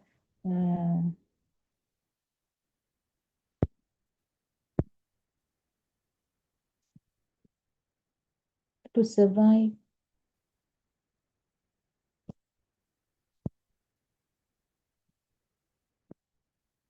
if that ant manages to climb into a floating lotus leaf, sitting on the leaf, that maybe that ant thinks, I'm safe, I have escaped, but suddenly the water shifts, the leaf hits the rock, and the ant is thrown right back into the dangerous water again.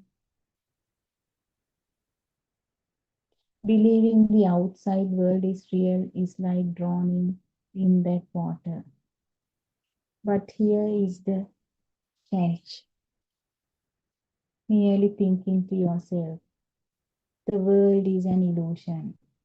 Without practicing true awareness is exactly like sitting on that shaky leaf. As I told you, that ant,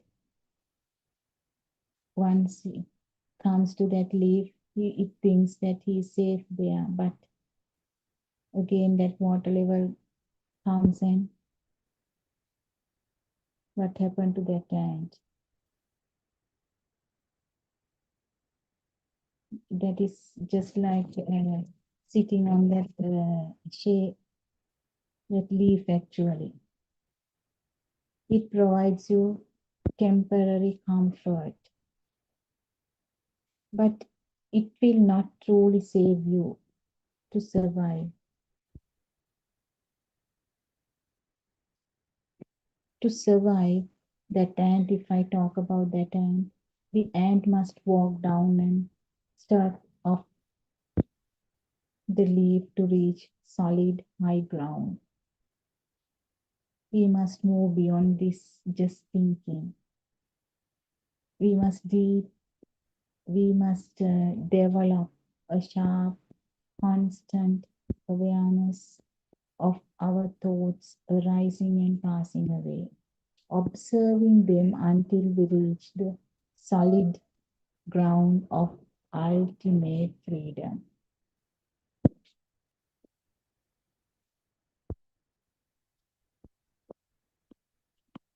The difference is that the heavy burning flames of anger, jealousy, and desire will be extinguished. You will be like a beautiful drop of water resting on a lotus leaf, present here but never sticking to it. You will live in the world completely free, peaceful, and untouched.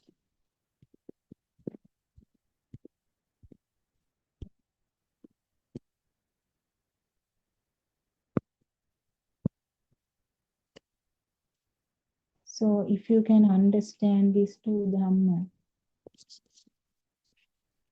which is really beautiful, one's life will be very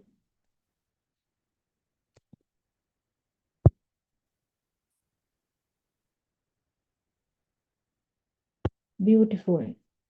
You can lead a very beautiful life. Once you understand this, the truth, your truth, that means this existing feeling which you have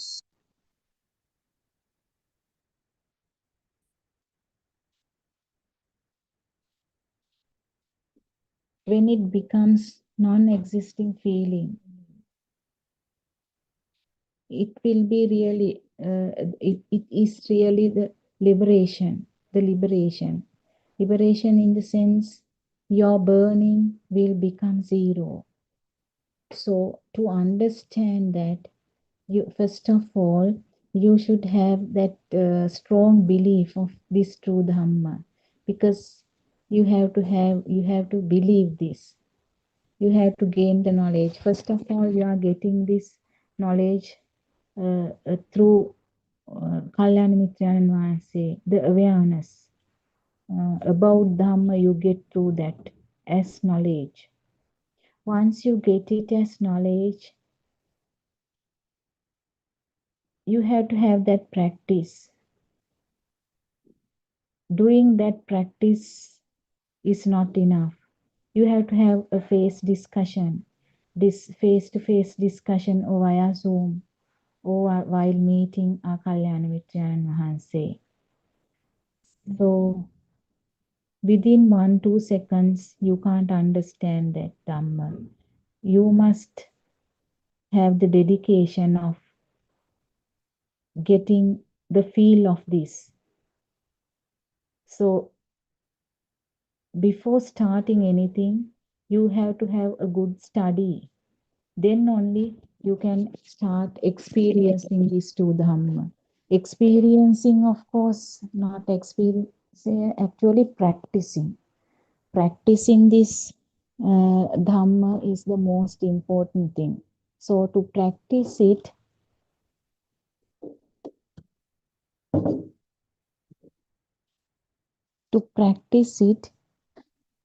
you have these Vivekashrama, Meheni Aramas, and also these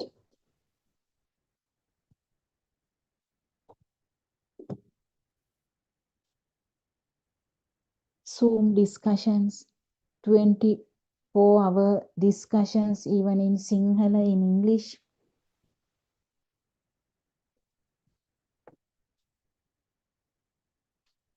And also written books. So via all these sources, you can acquire the knowledge. So after getting this knowledge, after believing this, you must have a strong determination of acquiring it, because within 1 to 2 days you can't actually acquire it.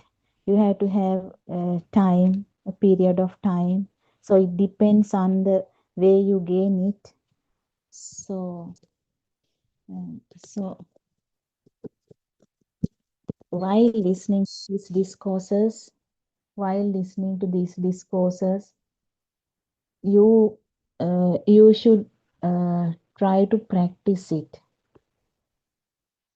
And while practicing, you will understand that only the functions, sensory function is happening. There is no I, my, mine. The misconcept of I, my, mine will be disappeared. That is the most important thing. So once you start doing these, actually first and second steps, 3-4 steps will ultimately happen in Pratipada practical sessions, where Sakkaya Ditya will be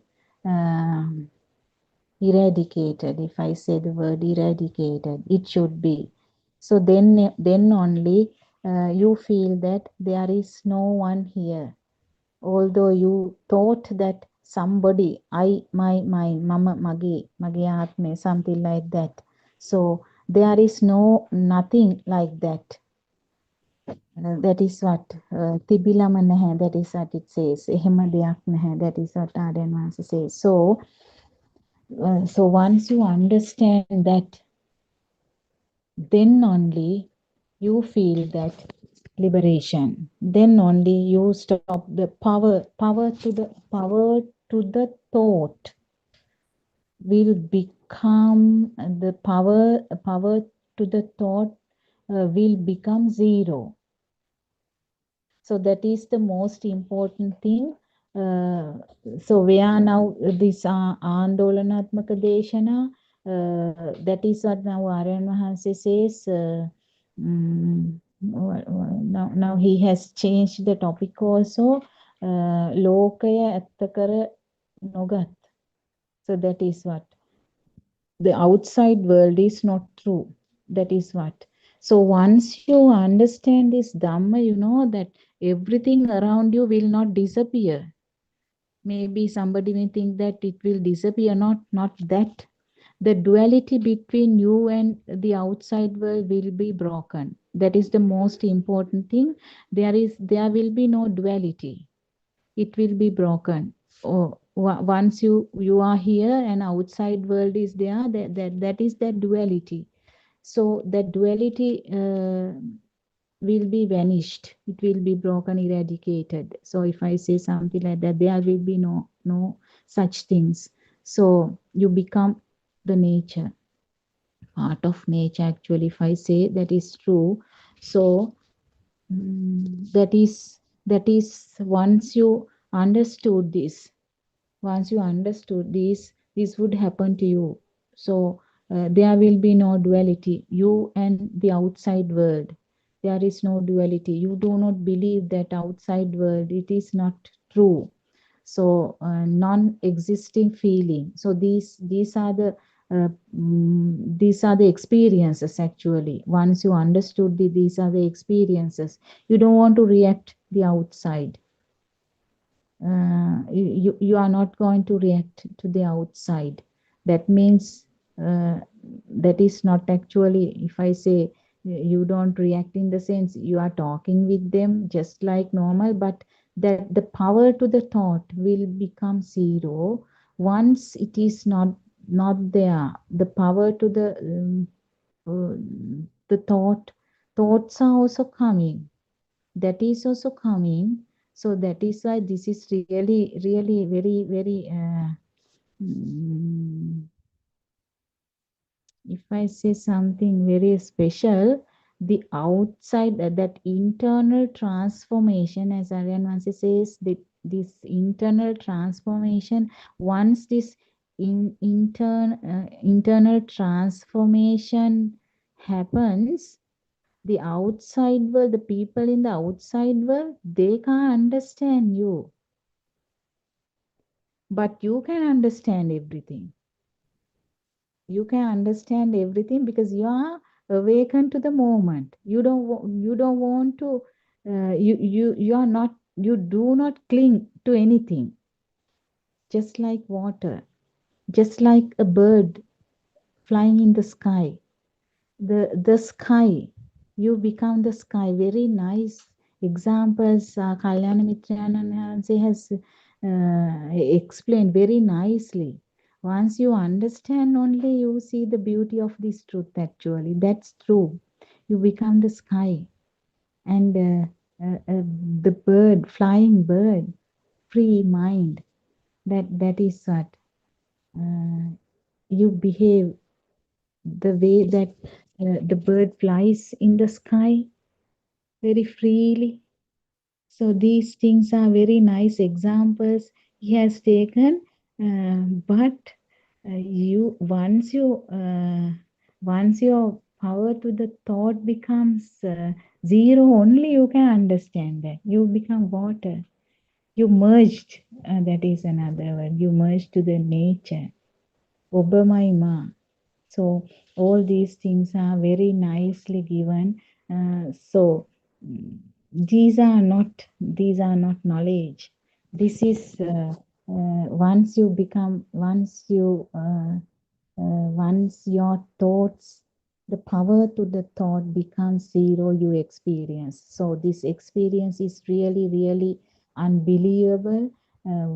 If somebody become, if someone becomes to this stage, actually really unbelievable, I think they will experience it because this type of a thing is such an unbelievable, marvelous. If I say marvelous, just so they will actually, they will experience it without telling somebody. Because is this what Aryan is telling? Is this what this true Dhamma? So they will have to experience it. So to experience it, you have to contact with the society. Then only you experience it. While experiencing, you understand that, oh, that is what he says. This is what our Kalyan Mitrana Mahansi says. This is what Lord Buddha has said. This is true Dhamma. So there only you find that Buddha. Although we offer flowers to the outside, wooden or clay or plaster Paris or whatever it is, a statue, we worship. So you understand that, as Aryan Mahansi says, even that thing, that is the state of Buddha. So you worship yourselves. But to worship ourselves, there is no one here. So at last, everything becomes zero. So once you understand that, you will experience it. There is nobody, emptiness. Actually, that emptiness, only that word he uses is sukhaya. So you will experience that sukhaya. Other than that, there is nothing. Even he has told us, you can't find Lord Buddha outside, it is within yourselves. So once you understand, once you realize that non-existing feeling that is within yourselves, you worship yourself. That is what he says. To worship ourselves, who is there? There is nobody. So very interesting, really interesting, unbelievable Dhamma. So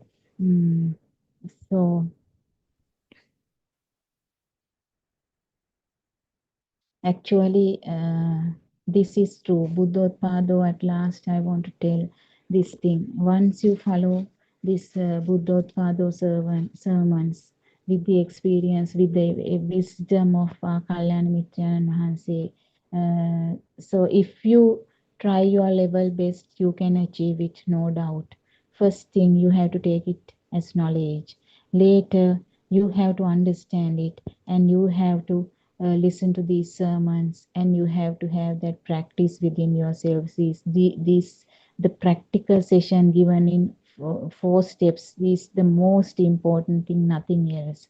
So that can be done by yourself, but understanding this Dhamma cannot be done by yourselves. You must, it is a must actually, you must talk with this, you must talk with your experience with Aryan Mahanse. So he will do the rest. It is up to him. He will do what to do. He knows, because there is no anybody in the world today other than him, because he is the present Buddha. Yes, that's true. That is what I want to tell you all at last. So we are really fortunate to grow under this the tree of Buddothpada. So we are really fortunate. When we were small, we didn't hear this two Dhamma, but today even our children, the youth, they are also really fortunate to hear these two Dhamma. So as usual, as the time has ran up, I would like to wind up this Dhamma talk. As usual, I would like to tell this. May we have the courage to look deeply. May we have the wisdom to let go.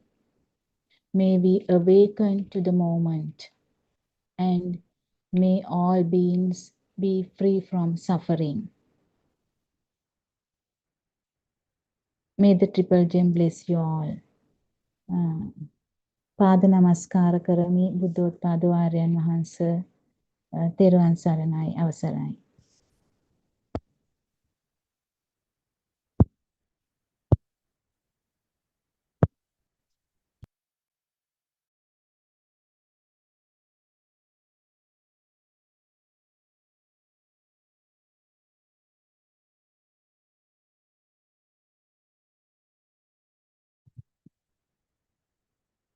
May Triple Gem bless you with deep gratitude and respect. I worship my most venerable teacher, the most venerable Buddothpada Aryan Wahansa, who compassionately reveals the profound Dhamma in a way that awakens wisdom in the heart of many. Under the noble guidance and blessings of Most Venerable Buddothpada Aryan Wahansa, I humbly beginning towards today's Dhamma sermon.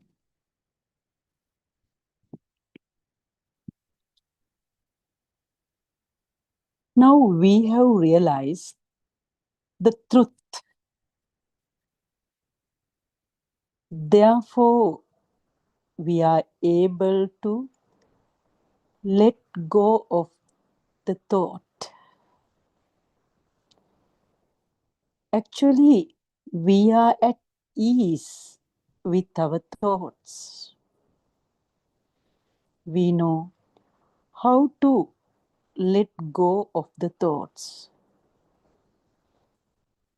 But at your age, you might not be find it so easy.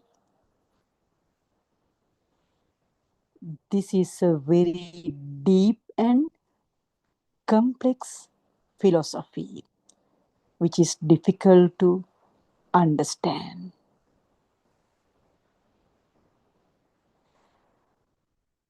So we are going to teach you how to end this endless cycle of rebirth, the samsara. Now, if you are going to get ready to end this endless cycle of death and rebirth, so this is the path for this. All these years, you had created cause, what we call in Sinhala, hetu. For what? To give rise to a thought. This time, you will remove the cause that gives rise to any thought. And you will be awakened to a supreme moment of truth. Awaken to the moment of truth is an auspicious moment. It will be an end to the illusion that you exist.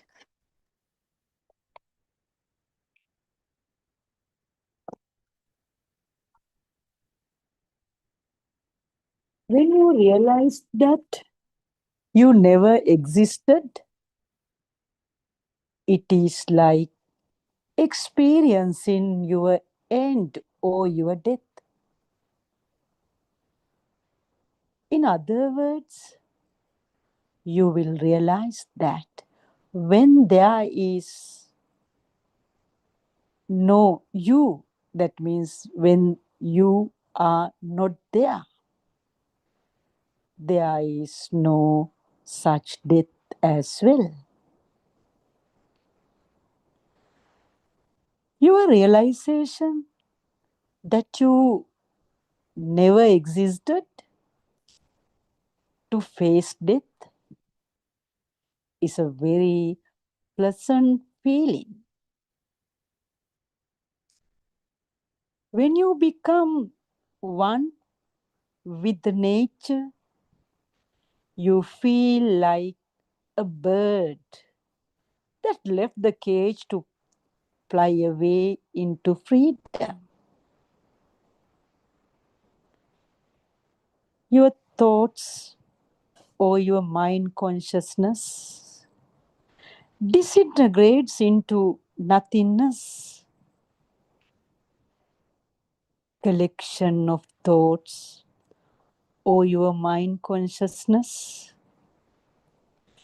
keeps you a prisoner in your belief that you exist. Realizing the pure truth, of course, will set you free from all these illusions. You will feel a very pleasant lightness after you realize the pure truth.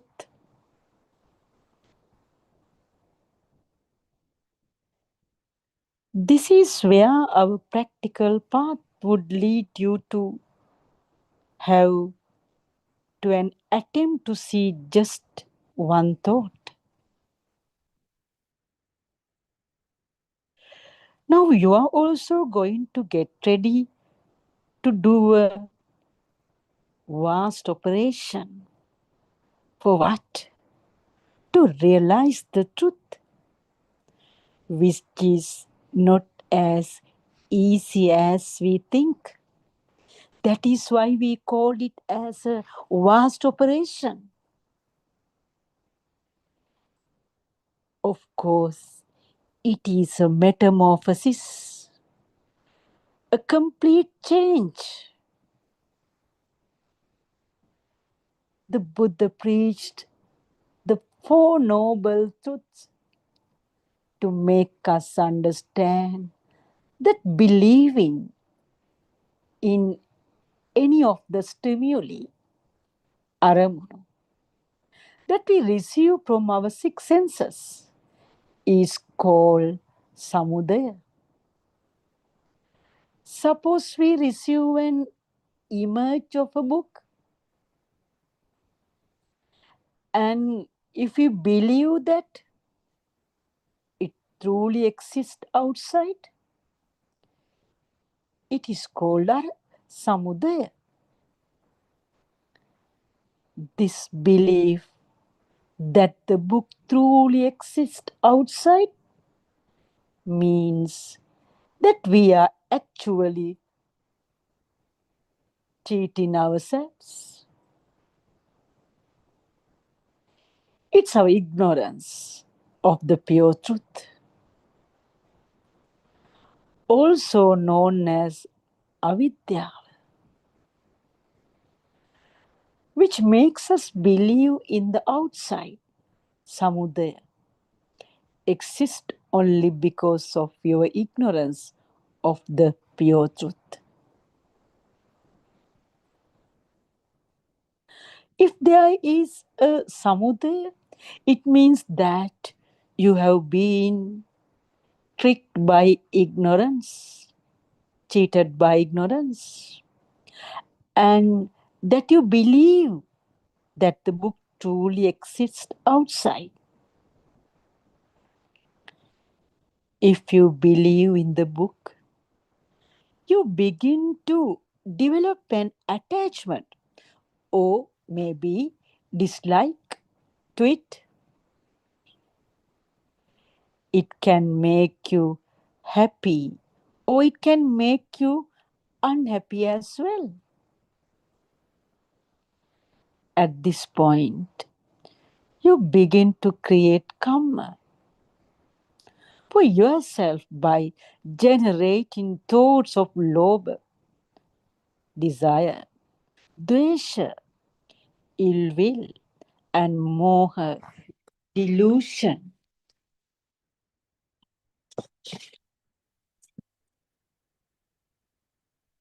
Craving, tanha, or to like the book can arise. If there is a book outside, you definitely tend to get attached to it, or you would dislike it. If you believe in the book you see outside, then craving, clinging, birth, old age, death, sorrow, and lamentation will follow. To avoid going through all this suffering, how could you use these thoughts to realize this truth? Can we use this thought to come out of suffering? Yes, we will teach you how to do that. You have to see the truth in the thought. You have to observe that there is no book. Outside, there is no book. You have to know that the outside is only an illusion. The book is seen within the samudaya.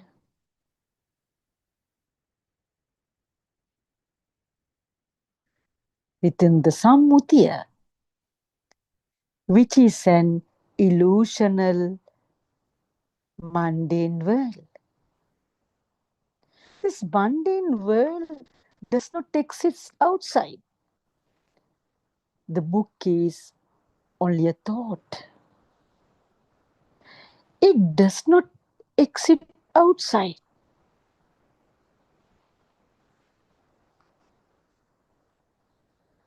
And the thought too is a lie. It does not exist anywhere. It's something that generates in our mind that there is a book outside. But when you realize that it's just a thought, not that there is a book outside,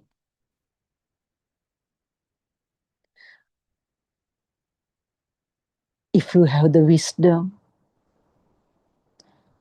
or if you are a wise person, to see all the above qualities in an aramuna or stimulus, and if you have thoroughly understood the Dhamma, then you could begin your journey to realize the ultimate truth expounded by our Lord Buddha.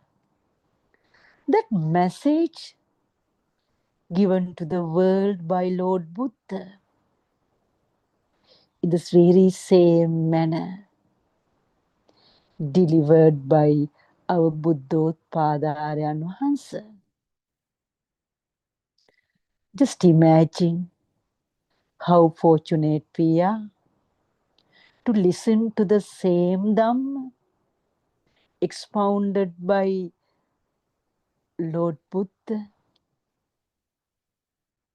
Yes, there is no difference between the Dhamma preached by Lord Buddha and the Dhamma preached by our Buddothpada Aryan Wahansa. He uses very simple examples to make the people understand. That is why the mothers in villages, now they gather around Buddothpada Aryan Wahansa to listen to this Dhamma.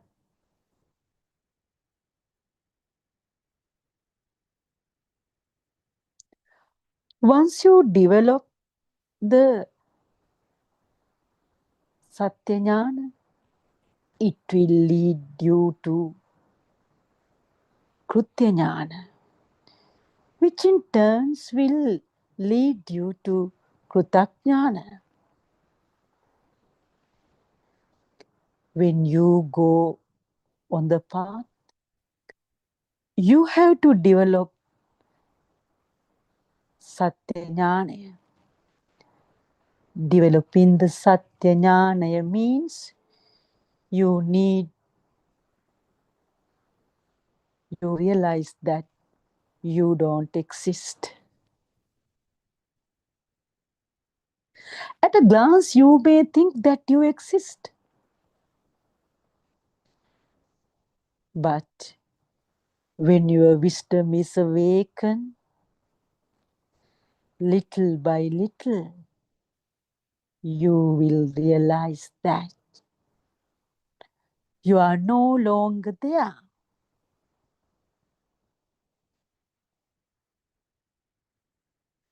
You need to illuminate your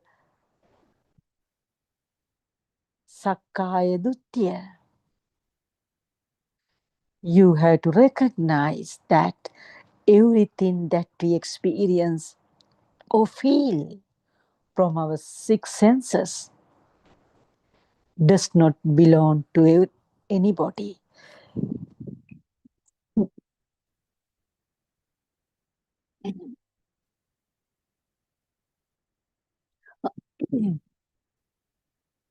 Once you completely attain the realization that there is no you, you automatically move on to develop Krutyajnana.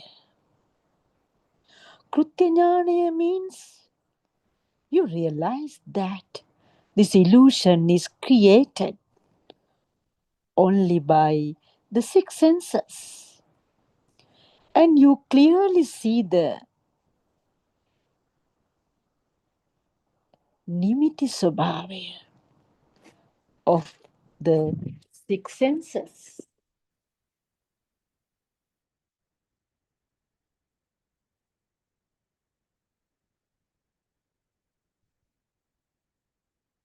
For that, what do you need to have? Yes, when you have the wisdom of Krutyajnana, you just don't do anything. the scene of the illusion automatically happens. What does it mean by automatically happen? Yes, it means you don't think that there is no outside. You already feel that there is no outside.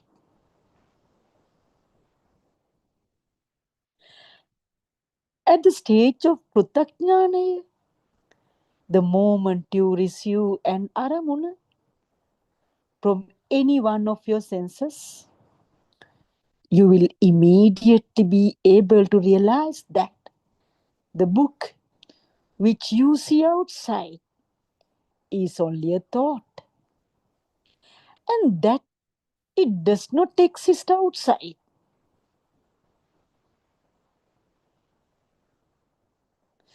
Your mind conscious is no longer cheated by the outside book. And then you let go of that thought.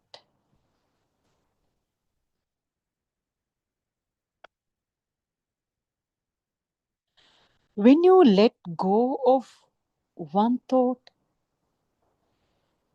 it's similar to letting go of long string of consecutive thoughts that comes one after the other. Continuous thoughts that rise in the mind consciousness. To come to the stage of Putakjnana, you should be a Sotapanna.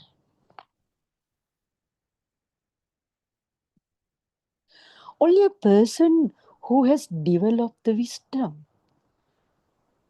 of Sotapanna and an Anagami could come to this point of Krutajnana. If we explain it even further, we could say that only a person who has practically experienced the pure truth, a person who has dropped off his concept of self, and a person who is on the path to Nibbana, can be at this stage of Prutajnana or at this stage of wisdom.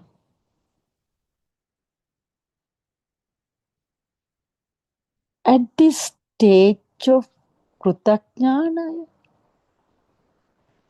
you should already have a deep realization that the stimulus, aramuna, that has come from outside, or the book seen outside, is only a sanya, a perception that has been introduced to your mind consciousness before.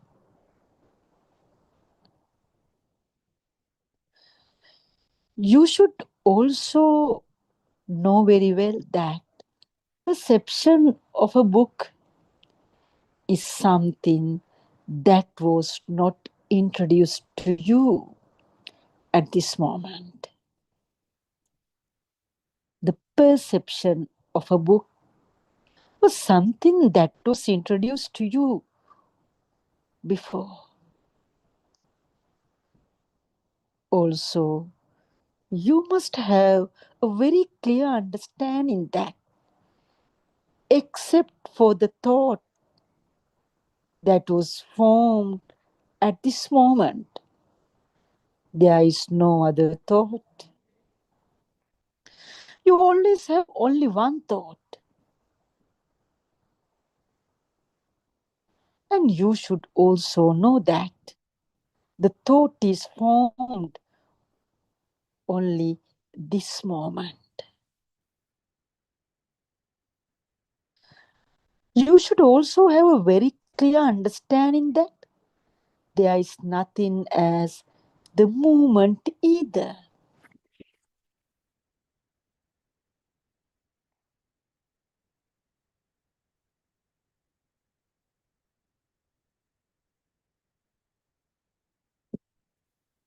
And you should have the understanding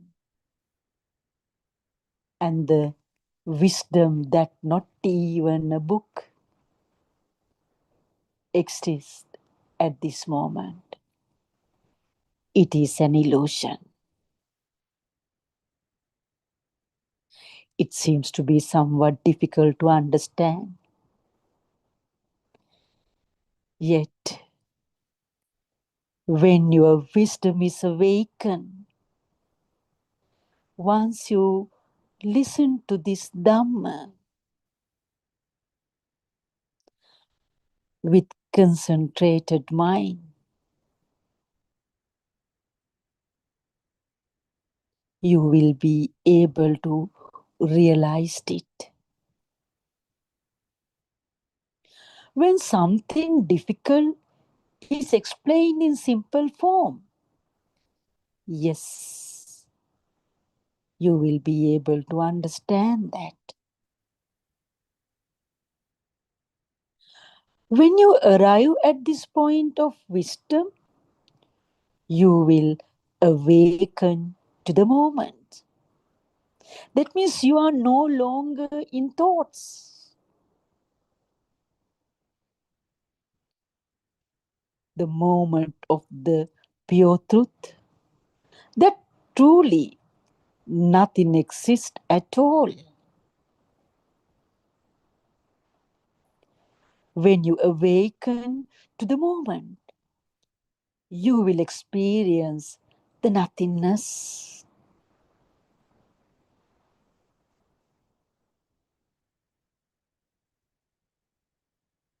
It means the sunyatavaya. When you have practically experienced and realized the pure truth that the outside does not exist, you will not believe the illusion of the book you see outside. You will also have a very clear realization that what you see outside is only thought. Then you will let go for your thought too. With that deep realization and wisdom, you will let go of the belief in both the outside and thought altogether. That letting go of the outside and the thought will awaken you to the moment of the pure truth. Searching the pure truth is our ultimate goal. We all are in the path of searching for that pure truth. Now it's no longer very far from us. We are getting closer. We are getting closer to that pure truth.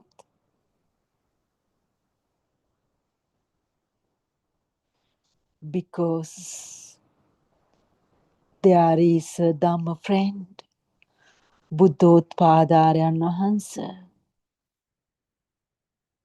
who has searched this pure truth. He is showing us the path. He can show only the path to us. It's our utmost responsibility and the duty to go in that path, believe in what he says, unless other than one realize this pure truth, he cannot show the path to the others. He has understood that since many people have not seen the path, they are still suffering. They are suffering from so many grievances. But he knows for sure when their grievances are over, they will be happy. How comes the grievances are over? For that, the pure truth should be understood.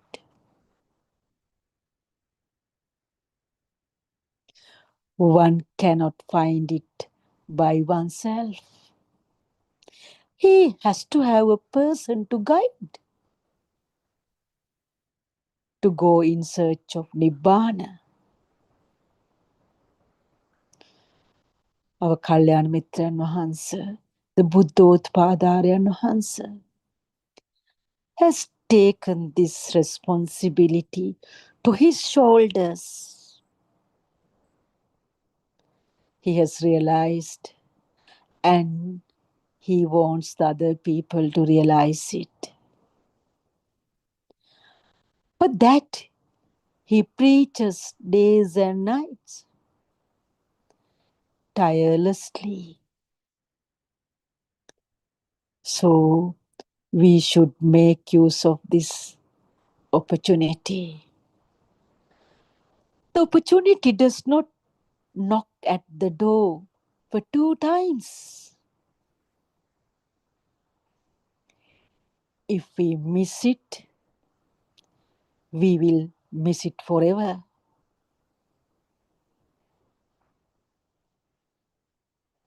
Do you want any longer to suffer in this samsara, or to cease this endless samsara?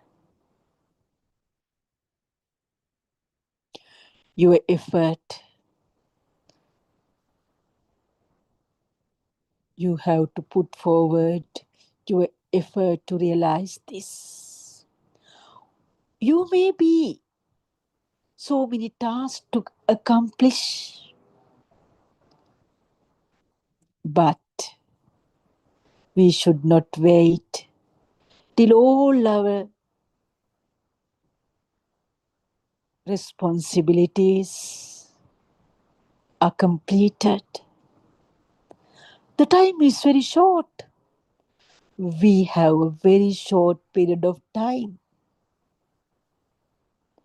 while engaging the other task assigned to us. We should listen to this Dhamma. This is the high time for us to search this Dhamma, the truth, the pure truth. However much we have material things, those material things cannot give us happiness. Temporarily, you may enjoy, but to cease the suffering, one should definitely listen to this pure Dhamma.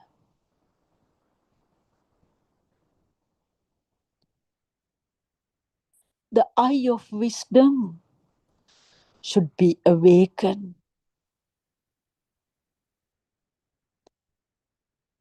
Why I say that this is the high time. All our six senses work properly. Our wisdom is also awakened.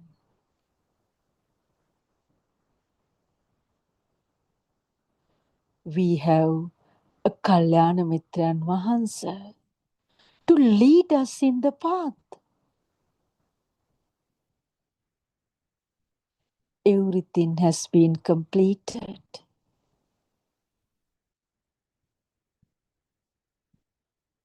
So, what's the need of postponing this?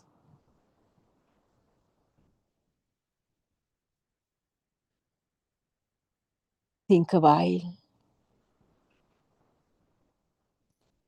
while engage in the other deeds. Our determination, our effort should be focused towards this pure truth. Otherwise, as we did many births, we cried a lot, we suffered a lot, we wept a lot. So we should keep the full stop for all this suffering now. My dear Dhamma friends, we have to make use of this time.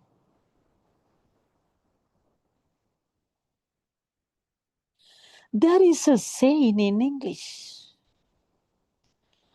make your hay while sun shines. Yes, we know. Now the sun is shining.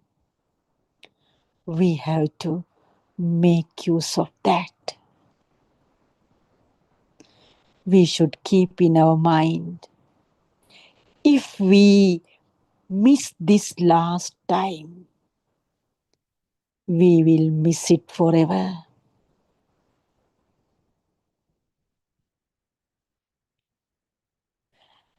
With this deep realization and wisdom, you will let go of the belief in both the outside and thought altogether.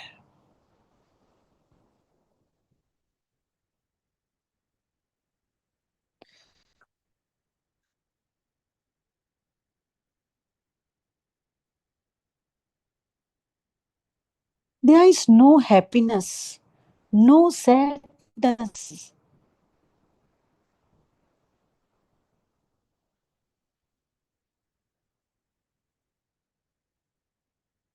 Only nothingness is the Buddha's preaching. It is Buddha Svabhava, no thoughts. You will feel like a free bird when you realize the pure truth that nothing exists.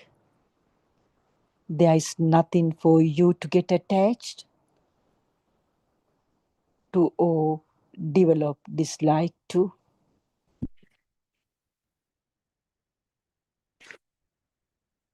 When you realize that pure truth,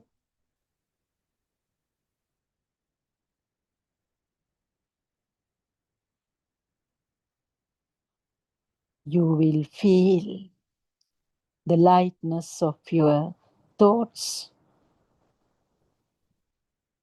Then you know for sure you don't generate or create kills or trains such as lobha, dvesha, and moha.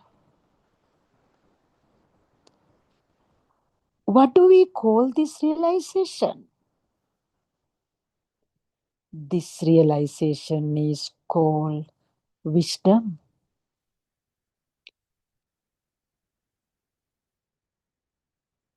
That means asavakya jnanaya. Being conscious of each aramuna and using the vidyava to analyze each sense input aramuna leads to cheto vimuktiya. Tividyava means applying the three types of wisdom to analyze a thought, and they are Kubbe Nivasanusati Jnana, Chutupapata Jnana, and Asavakya Jnana.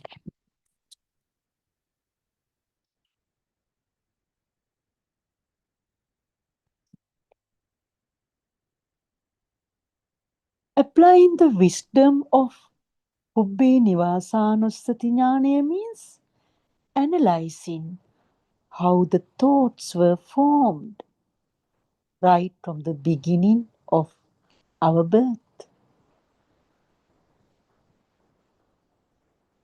Chutupapata Jnana means understanding the arising and cessation of a thought and knowing that a thought does not exist.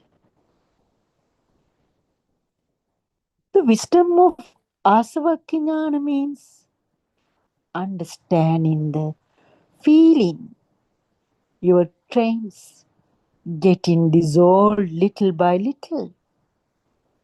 These trains are Lobha, Dvesha, and Moha. You also realize that you get less affected by the six senses too.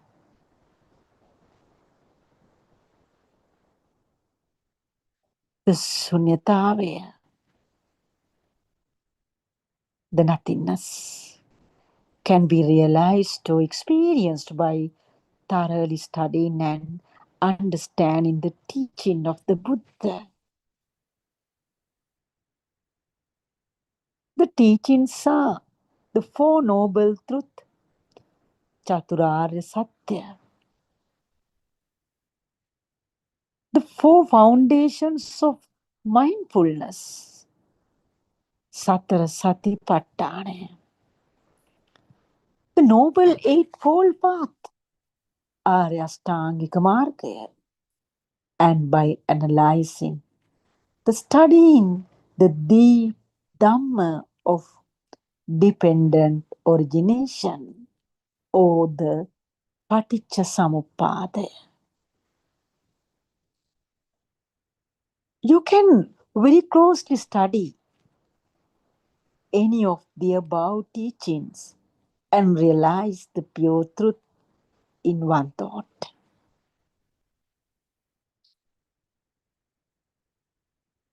All the above teaching can help you to analyze and realize the truth about a thought.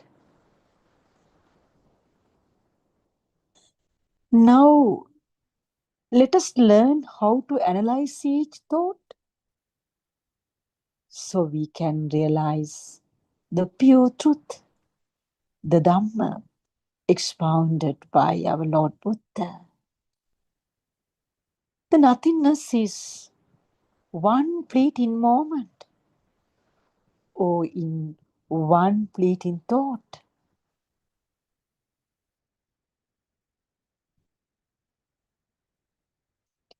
Now let us understand how all our suffering begins. It all starts from a thought. The thought that generates in your mind, one after the other.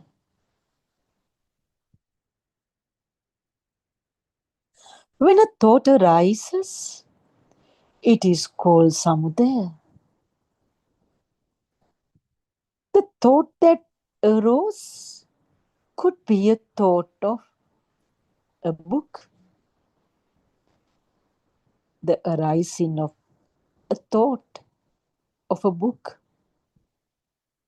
can bring you either happiness or sorrow.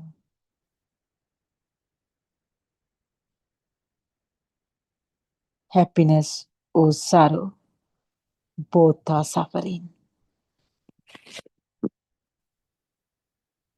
Both happiness and sorrow give rise to feeling or Vedanava. These feelings are either good feelings or bad feelings. The reason for your suffering is this appearance of an illusion, the appearance of this fantasy. The appearance of the book is your illusion.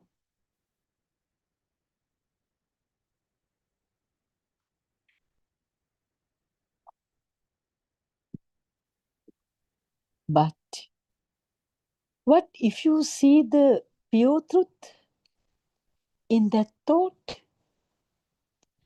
Then the book ceases to exist. No longer a book can be found. And we realize that it's only a thought.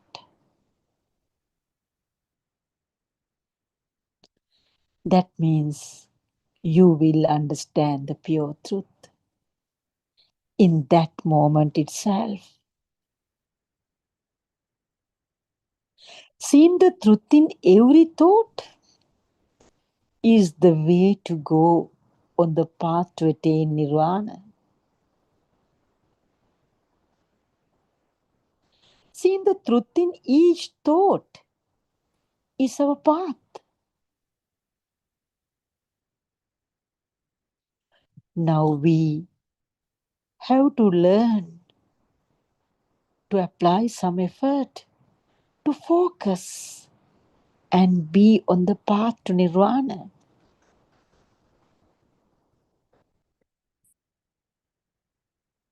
This can be understood by a Prabhasura Chitta.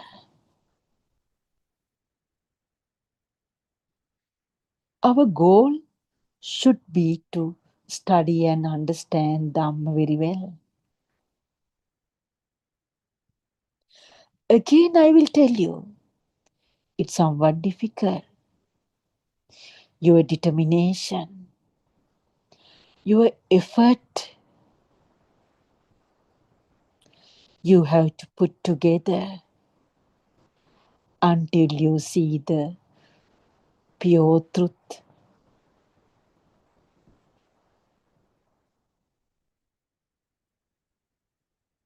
When you apply some effort and realize the Dhamma or the pure truth, your wisdom begins to increase automatically.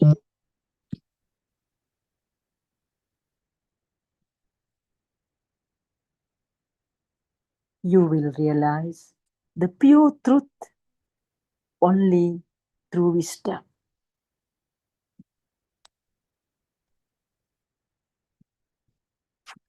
The wisdom is mandatory. That is why even Lord Buddha once preached Panyavantasayan Dhammo Nayan Dhammo Duppanyassa.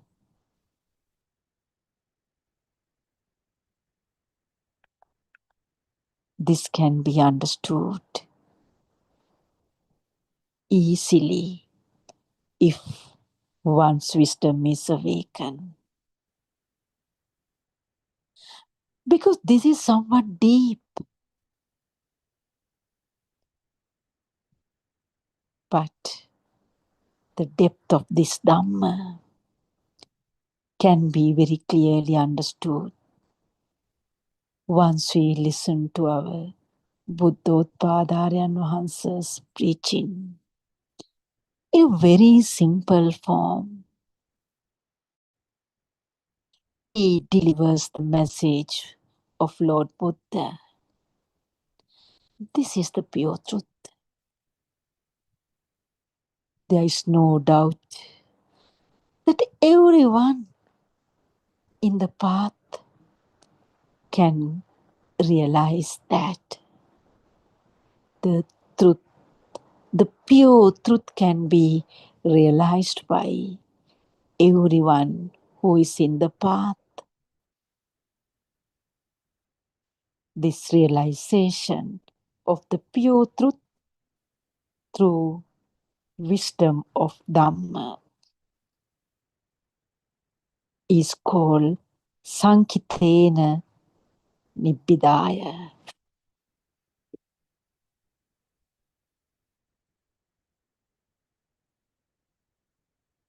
It is with wisdom that you can realize the pure truth.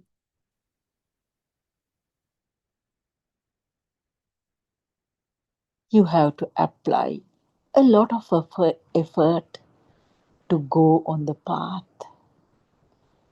and to realize the pure truth.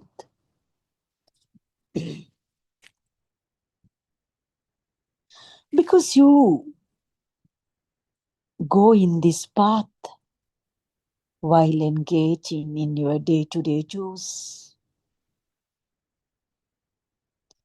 But it is possible. The moment you spend to listen to this Dhamma, if you listened with concentrated mind, without getting thoughts one after the others that disturb your listening, of course, it's possible.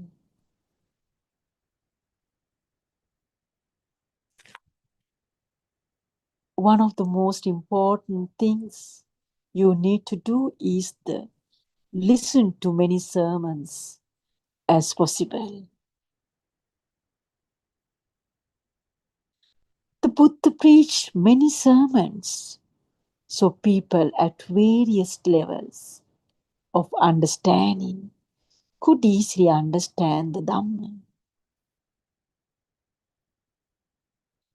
If you study the Dhamma very well and follow the path of the Buddha, you can become an Arahant, the fourth stage of attainment on the supramundane.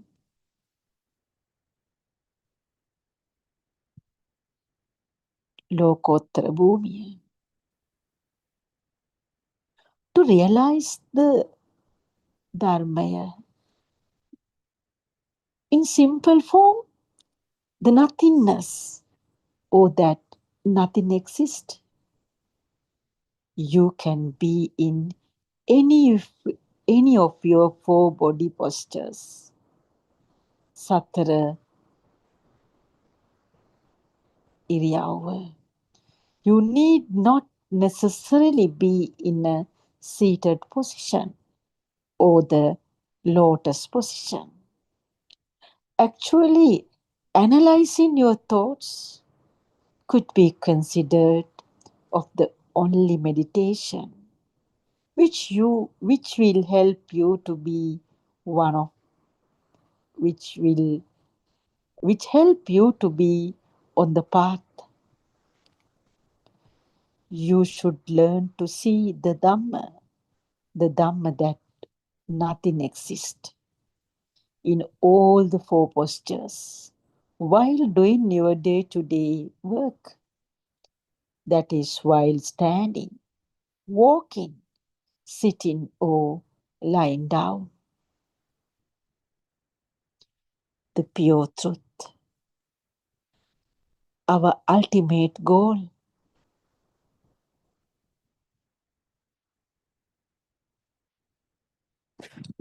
Yes, once again, it is crystal clear. The one who listens to this Dhamma will definitely realize the pure truth. The pure truth expounded by Samma Sambuddhajanan Wahanse, our great leader, Lord Buddha.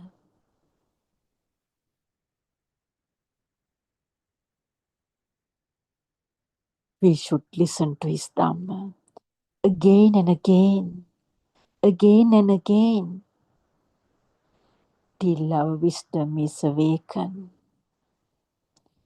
When one's wisdom is awakened, he will have the eternal peace in his mind.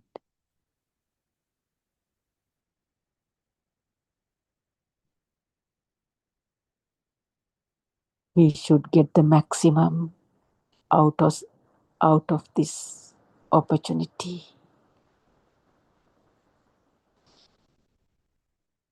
Fortunately, we were born in this golden era. A golden era in which we listen to this Dhamma as perfect mankind with wisdom. So there is no need of postponing that.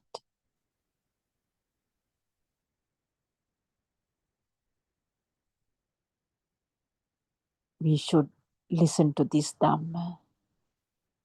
We should analyze things very clearly.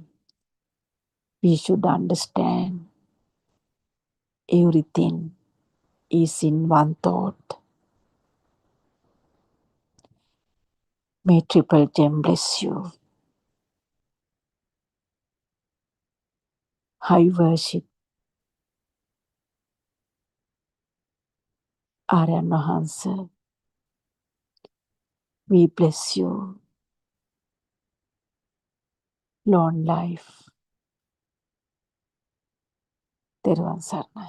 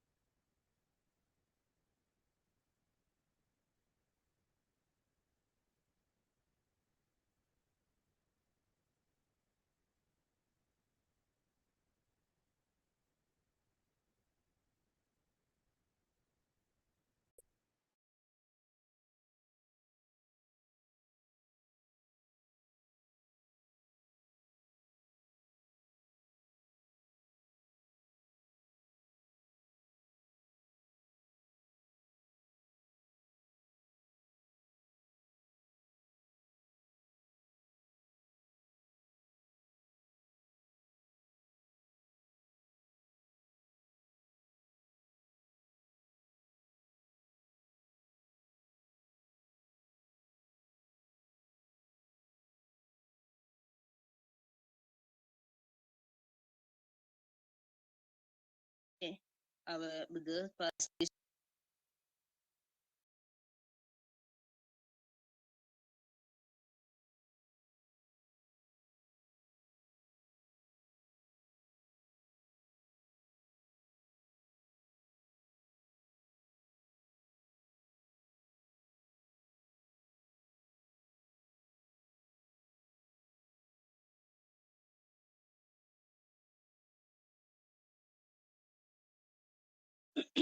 Teruvan Saranai.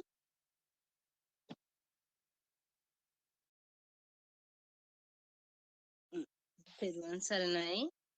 Dear friends of Dhamma, welcome to our English home talk. First, we would like to pay our Buddothpada spiritual Dhamma guidance teacher, and we also like to Thank you for all for attending this Dhamma Zoom talk. When Anansa joined us, we discussed about Dhamma. Thiruvan Saranai. When you read sutras, the understanding totally depends on your spiritual maturity. This is the truth. In one sense, is a sort of reader's helplessness. This is not a mistake, it is the nature. However, the one who recognizes the truth will see the real import. That is way. It is said, Rupato Nichanto Anichanto Anichambante. This is said for all things. In is Vedana. Is Nitya or Anitya? It is Anitya. Skandha is Anitya or Nitya? It is Anitya. Sankara Nitya or Anitya? It is Anitya. Vijnana Nitya or Anitya? It is Anitya. What is tried to convey here? There is no thing called mind. Skandha itself is mind. If Vedana is Anitya, Sanya is Anitya, Vijnana is Anitya. How can there be exciting this all the way through? There is no such exciting mind. You may not believe this. Also, you do not accept this. Therefore, I suggest you may keep this in your mind in inquire later. When you investigate and reflect with keen intellect, buddhi, intellect, on one day, this pointing may click to you. Then you will understand the message that is conveyed by spiritual teacher, Kalyan Mitra. There is no such thing called mind. We are trying to recognize this reality. This is what you will realize right at the end. This is called emptiness, shunyata, empty of thing. This is shown through shunyata Patisangyukta Desana also. That is where advice is being given to reach emptiness or shunyata state. Most do not understand this shunyata. Some may think it is like emptiness is outer objects. This is not as such. Language is used to express in indirect thing. Language is limited or expressed to ends to extremes, that is duality. One end is existence and the other in non-existence. It cannot accurately express or translate beyond these two ends.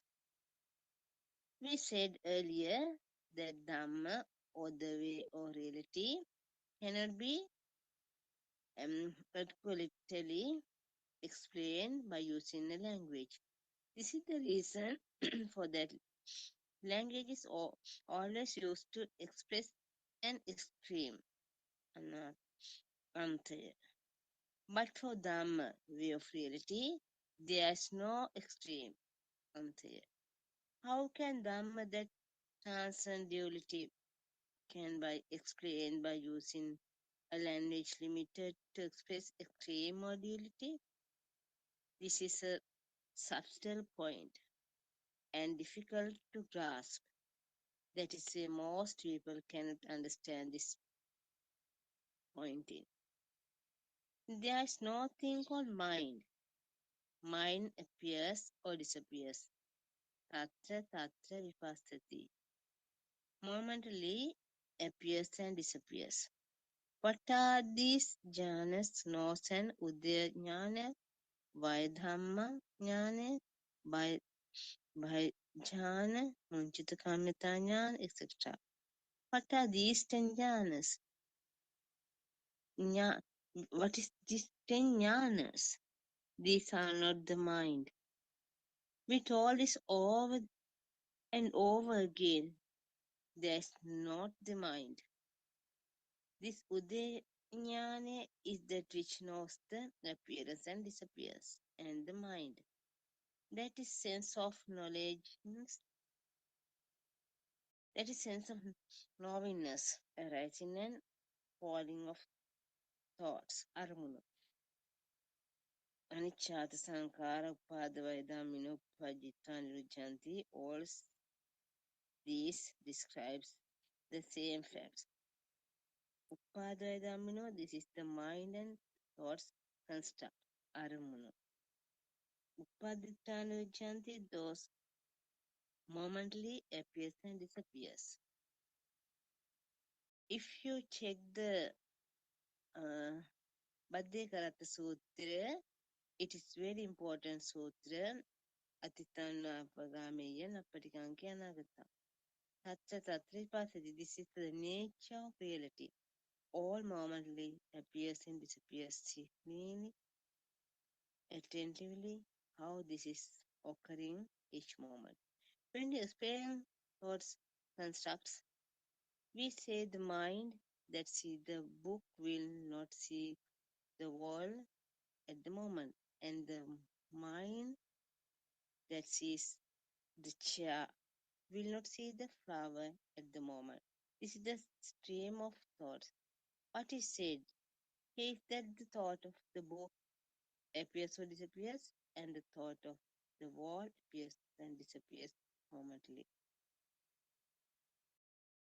Though a thought arises and falls away, we call the arising of a thought a spark.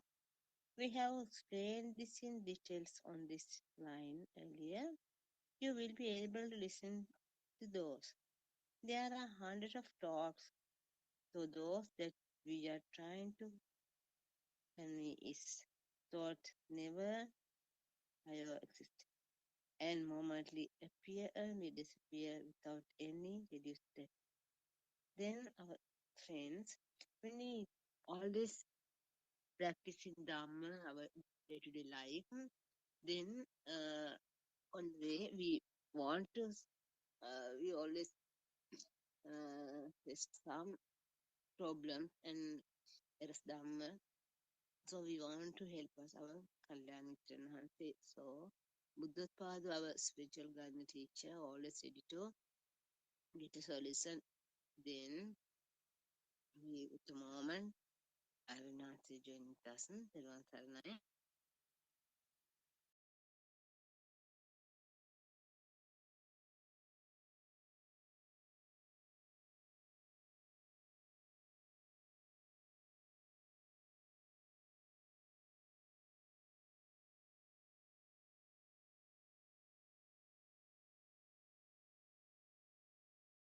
Thiruvan Saranai, Venerable Manu.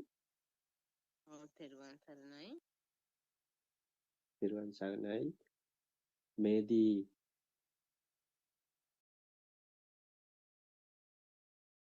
May us pay our homage at the feet of our spiritual guide, Kalyana Mitta, noble friend, Buddothpada Aryan Wahanse. May us pay our homage to the noble triple gem.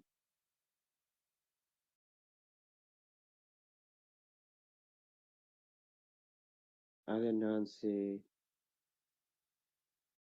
requested us to continue the discussion,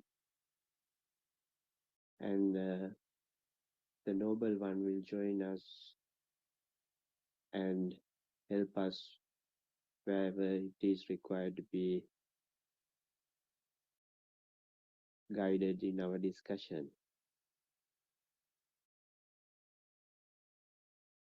So Mahasati Sattara Satipatthana Sutra, or depending and origination doctrine,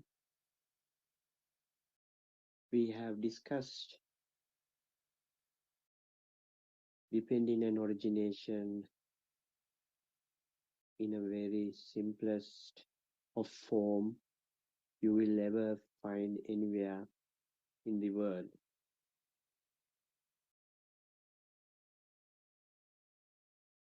depending on origination, by now everybody would be understanding all the matters have causes and effect. This is the new Dhamma 2500 years ago. Gautama Buddha discovered and guided us to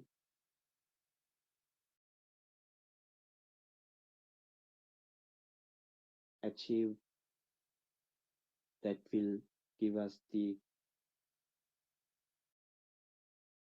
liberation from suffering.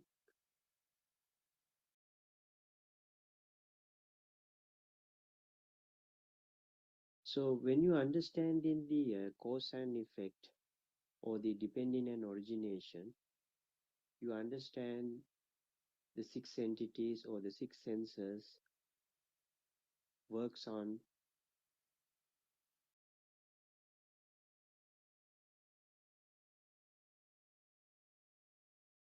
vibration from outside.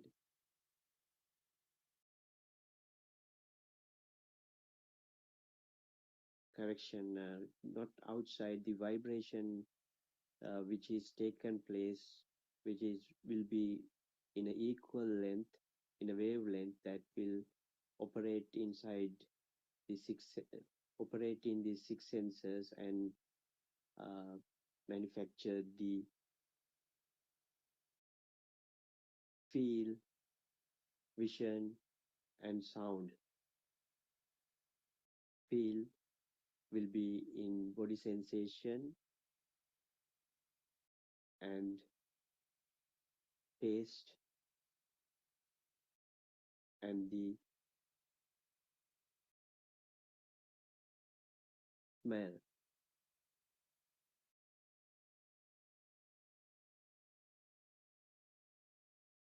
So, what is the purpose of a Buddhist or a person of truth seeking would achieve in the end by understanding the ultimate truth depending on origination?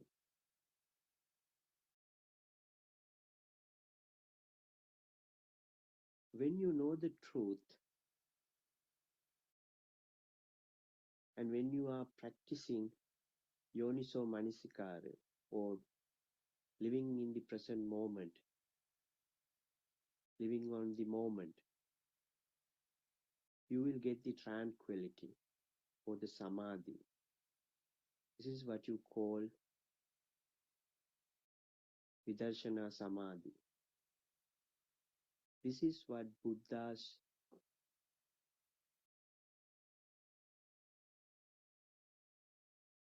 newfound Dhamma, what we are practicing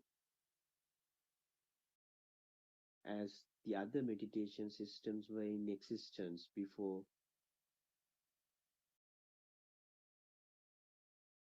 Siddhartha became a Buddha. So we have to understand this important aspect of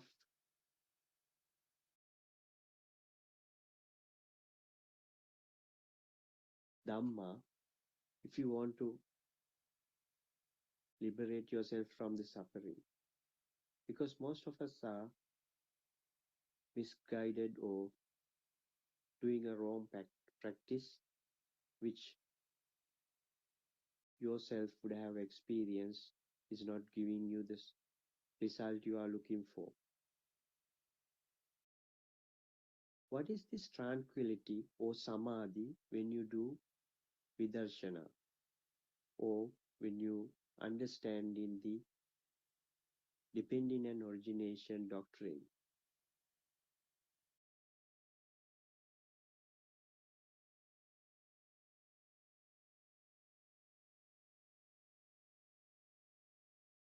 If you look at the normal reading in English or the online materials or even AI systems. If you type tranquility, you will see the explanation given for it is living in a beach without any agitation or without any depressive thoughts, or living in a peaceful mind. It's a good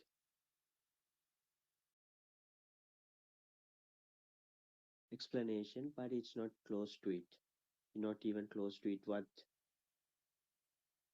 we are trying to achieve here by understanding the truth. The tranquility, what you achieve in depending and origination doctrine, is something that has more of wisdom and less of thoughts.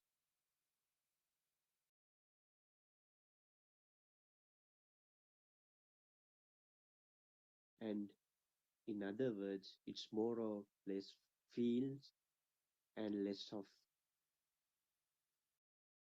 imaginations and thoughts.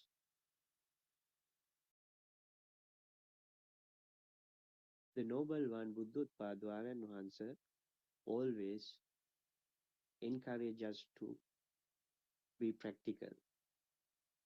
What do you mean by being practical?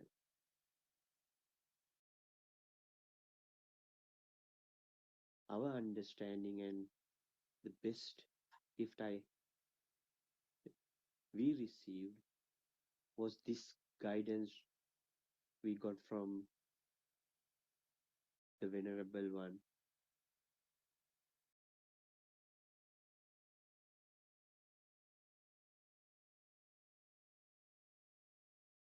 To explain this,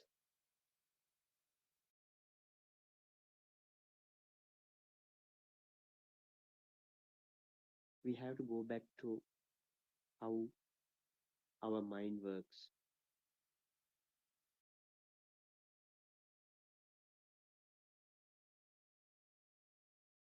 Now, we all are understanding the six entities are a process, a system, a speedy process.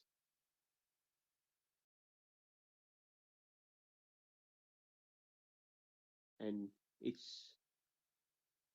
works 24/7.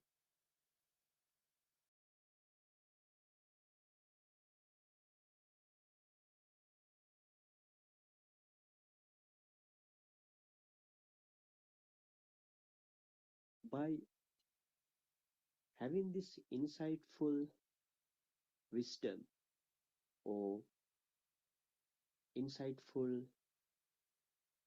penetrating understanding of how this process works or how this system runs with the six entities,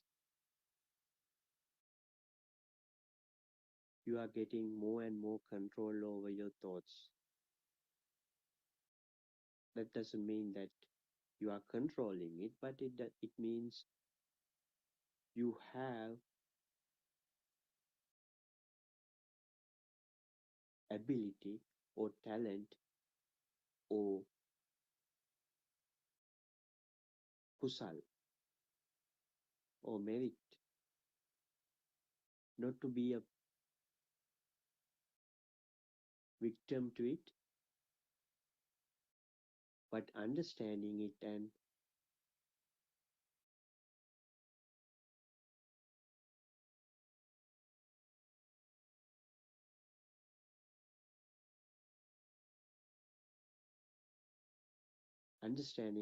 become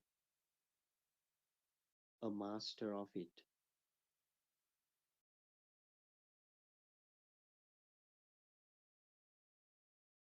So these abilities are explained in different types of wisdoms in Buddhist texture, but without going into much theory of it, as mentioned by the Venerable Manu in her introduction, these wisdoms are the key to overcome the suffering, rebirth, and liberation.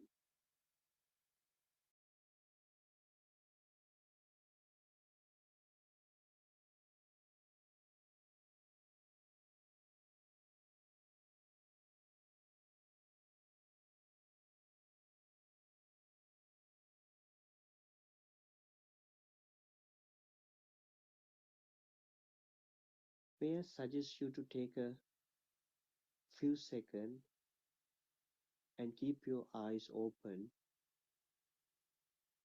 and see how your sight works, how your hearing works, and sensations, feels, taste, smell, and body sensation, and most importantly, how your mind works. Do it wherever you are, either standing, walking, sitting, or lying down on your bed. Take few seconds and focus on those six entities for to understand the practicality of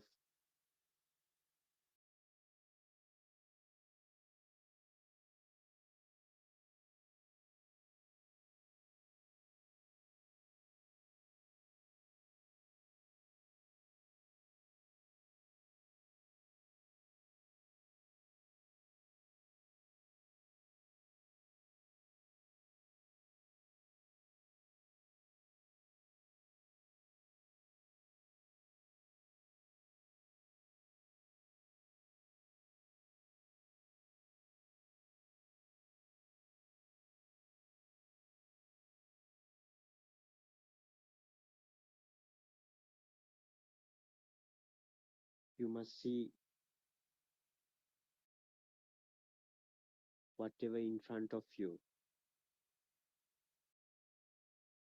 and you must be hearing whatever making sound in your eardrum,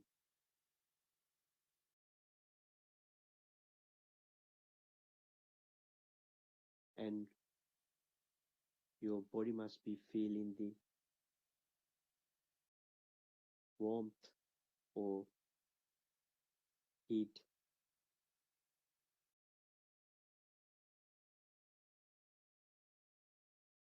and you must be smelling the whatever surrounded by you, or maybe it doesn't have any smell. You might not feel any smell, same like the taste you are getting.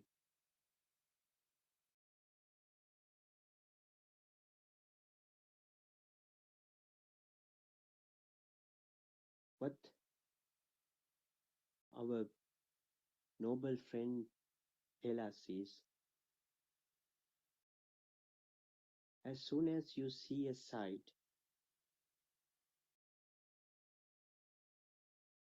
if you see it as what is seen, instead of taking it me, mine, myself, and characterize it, or personalize it, or feed your soul,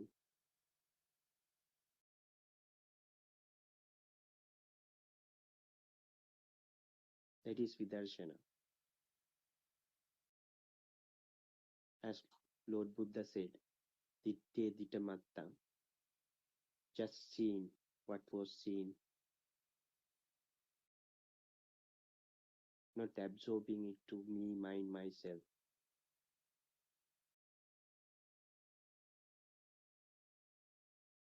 When you practice this, the tranquility or the samadhi you are getting, you wouldn't have experience with any other meditation or any other worldly experience you had.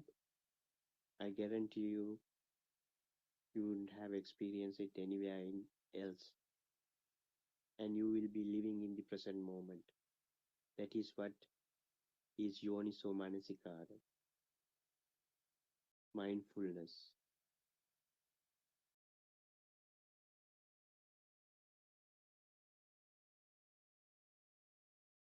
Dear Dhamma friends, this doesn't require you to be a Buddhist or any religion. This is your own story. This is your own body. This is our story.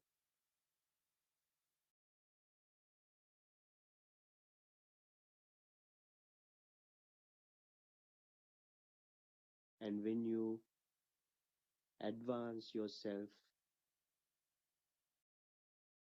further, improving the focus on these six entities, those thoughts which were running riot in your mind will fade away gradually. With that, your suffering, pain,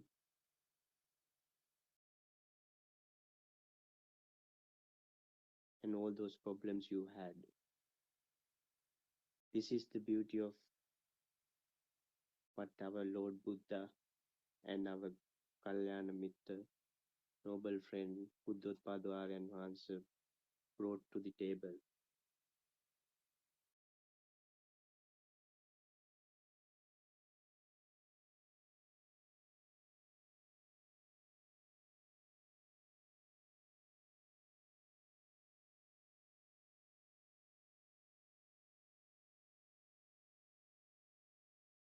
It's a self-realization thing and nobody can argue on it.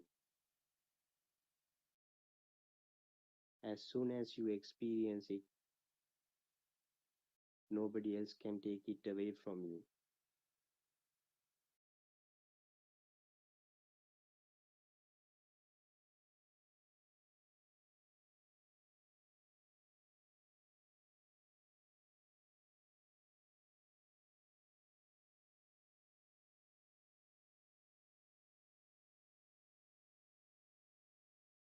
And the,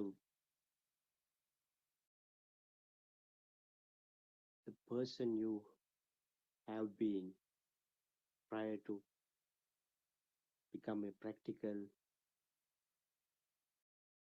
Dhamma follower would be completely changed. You will be compassionate and loving person.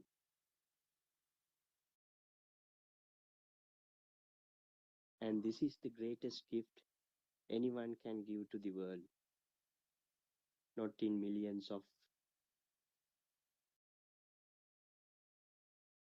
dollars or rupees. It is within you.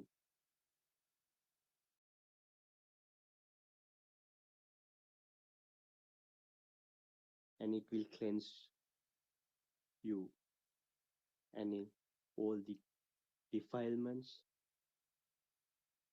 attachments, hate, everything will be purified.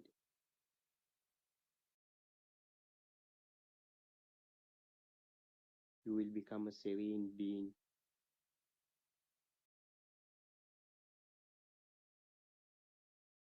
And you are not feeding the six senses with all these defilements or dirt.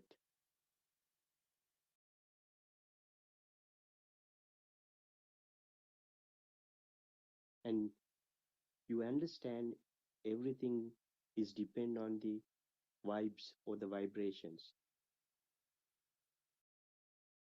and the vibes coming out of you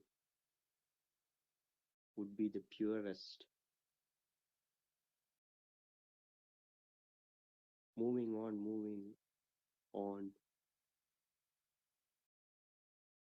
you will become zero defilements being, that the ultimate being, Mahapurisho, in Pali, Buddha explained.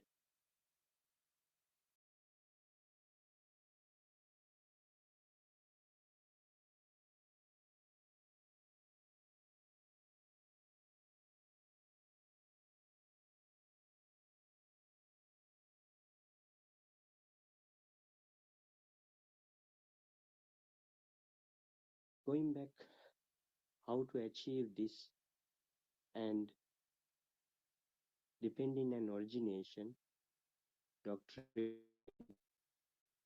first we have to understand the truth. Again, understanding the truth is how the six senses are working, how they are working, and how they operate as a system and a process, and how it manipulates you.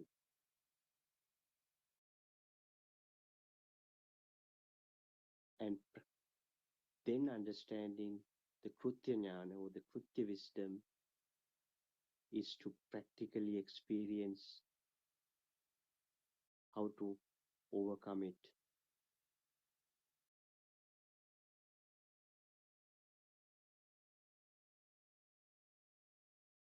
And the Krutajnana is the wisdom you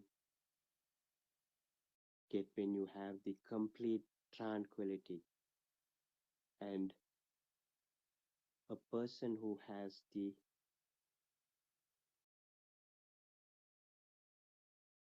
in Pali Adhigata Samadhi, which is similar to super tranquility, a person who achieved that level would have the tranquility all the time during the day, that he will not be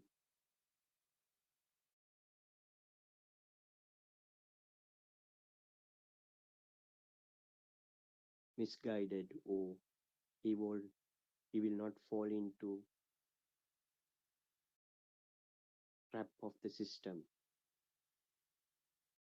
and he has that mindfulness 24/7, that whatever he hear, see, feel,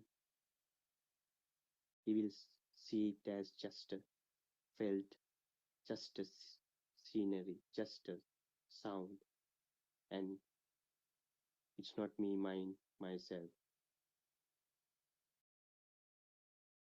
That's the super tranquility.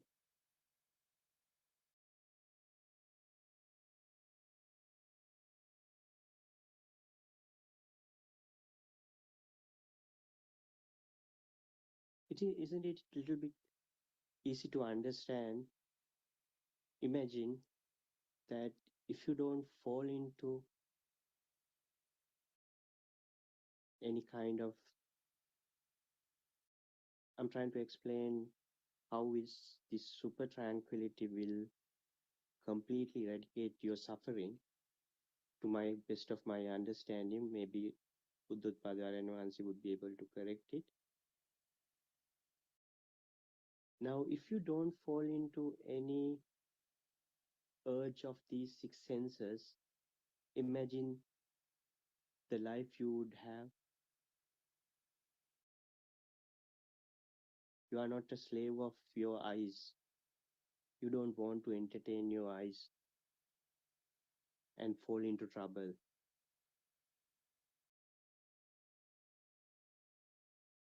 And it's a discipline automatically created. And we mostly even if we are well disciplined people, still our six senses trick us to do certain things to put us in trouble. A person who is very religious or disciplined still can be craving for food. Unless if you have understood the dependent and origination and the tranquility by practically experiencing it or going through a practical path, you will be slave to at least one of these six senses.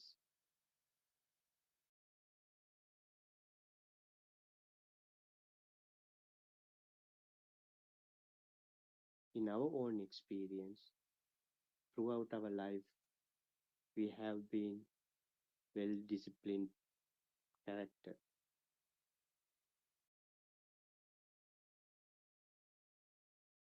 But the weakness we have is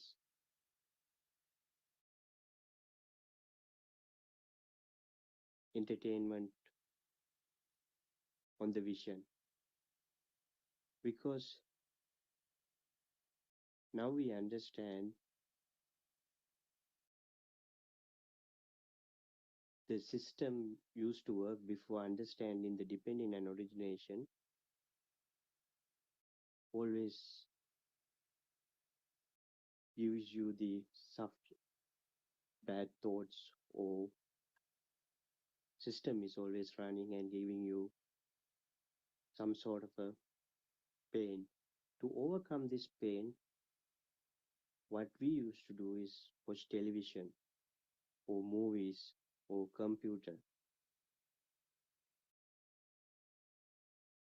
So even we had a very disciplined character and life, now we understand still we, we were poor and collecting akusal because couldn't overcome being a slave of television or the entertainment of eyes and ears.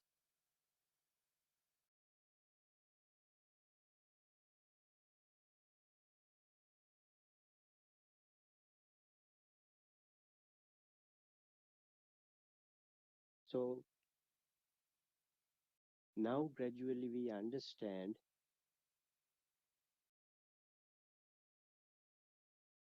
when you are not a slave of any of these entities,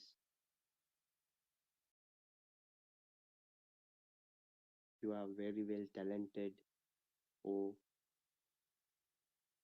accumulating kusal activities, meritorious deeds, and suffering coming out of entertaining these senses are fading or reducing.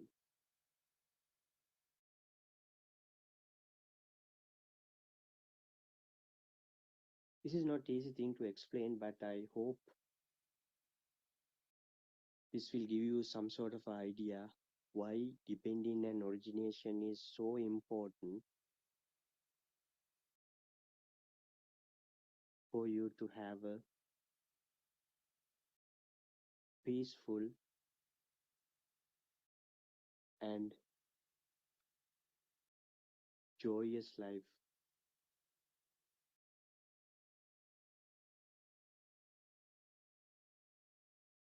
Even forget about rebirth and next life. This will give you the most happiest moments as soon as you really understood the depending and origination and start to be practical and achieve some sort of a tranquility with the insightful meditation vidarsana.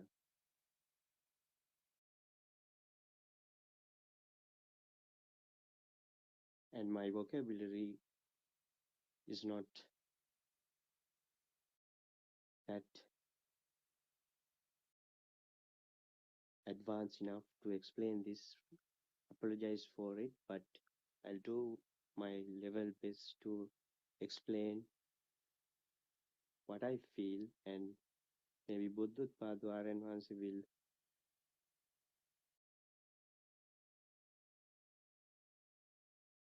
add some more guidance to us to follow this.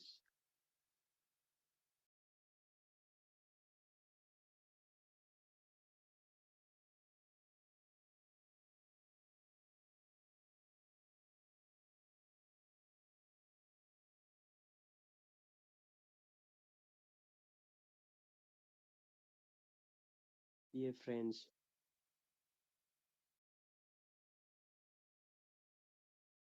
we all are having some sort of anxiety, depression, or worries. If you even turn on your television, you will see so much trouble going on in the world, or you will have numerous problems due to financial difficulties in Sri Lanka, especially. And we always looking for a solution outside. This is the mistake.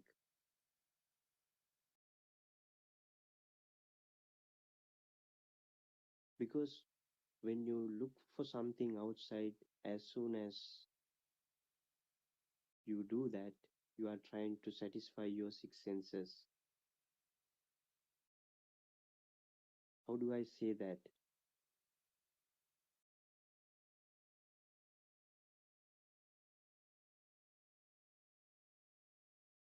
Because we never able to satisfy our six senses with all the resources, even if we get all the resources in this world.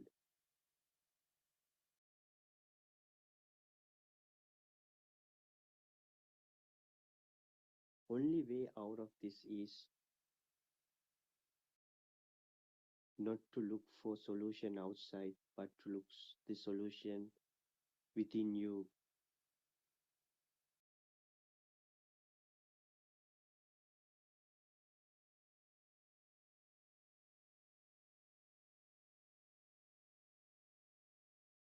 Look for solution within you is that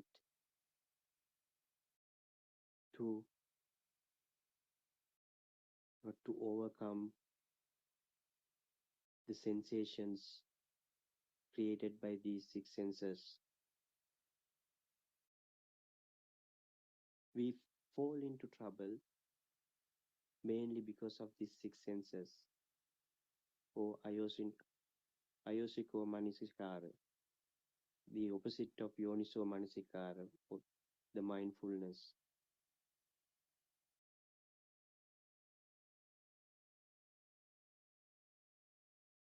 Even if you entertain a sensor for a small time period, you will have entertainment for it, but gradually it has a opposite results, cause and effect.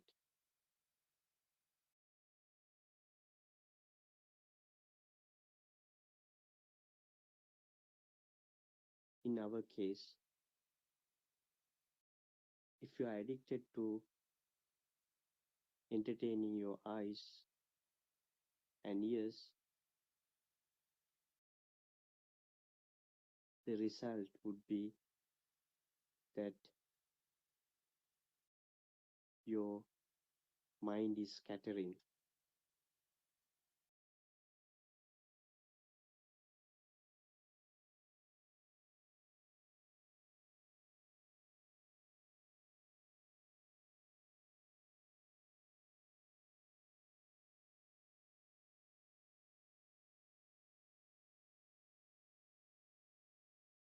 Similarly, in an extreme situation, people are doing criminal activities to entertain your senses. What would be the results? You will be imprisoned, or you can get injured or lose your life.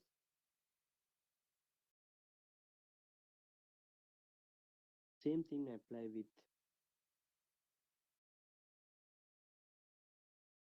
even the simplest of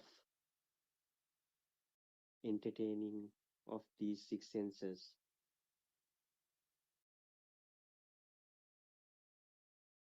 However, this doesn't mean when you become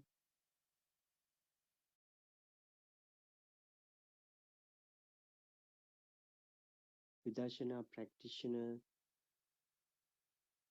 that you will not be able to live your life anymore. You will do all the things much more better way, and you will have the wisdom and knowledge even without knowing how you gathered it, and you will be resolving your problems much more effective way, and people and everyone who are surrounded you will see the difference in you.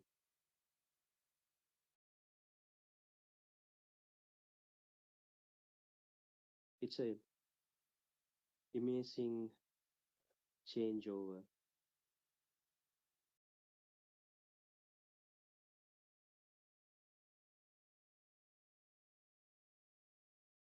And most important experience we had was you will do the things without much suffering or pain or kind of burning sensation inside you.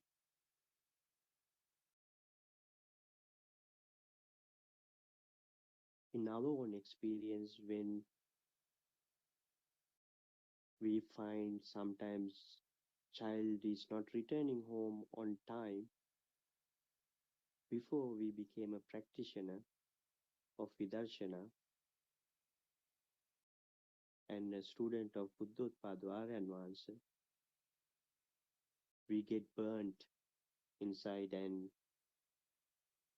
it's shockingly hard to do anything at all. But nowadays, something similar to that happens without any pain or any kind of shock or any kind of drama would be able to resolve it. That is the amazement of the Dhamma which Lord Buddha gave us 2500 years back.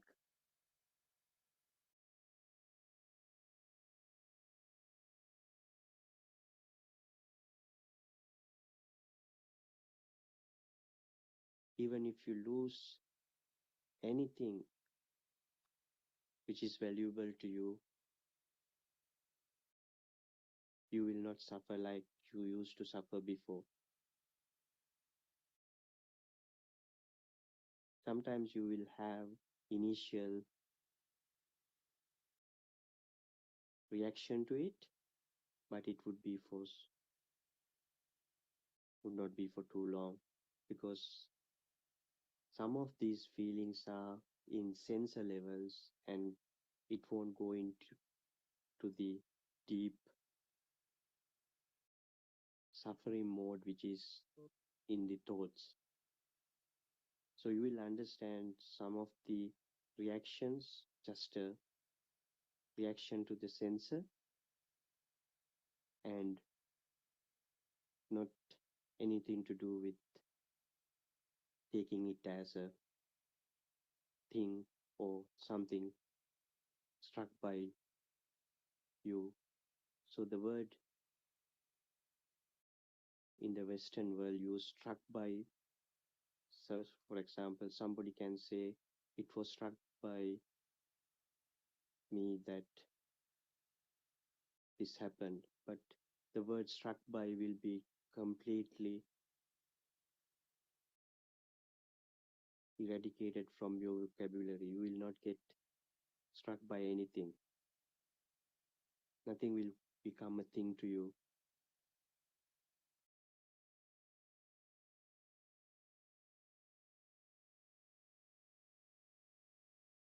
And the fear of death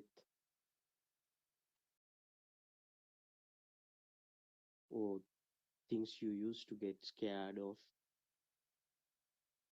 will gradually fade away.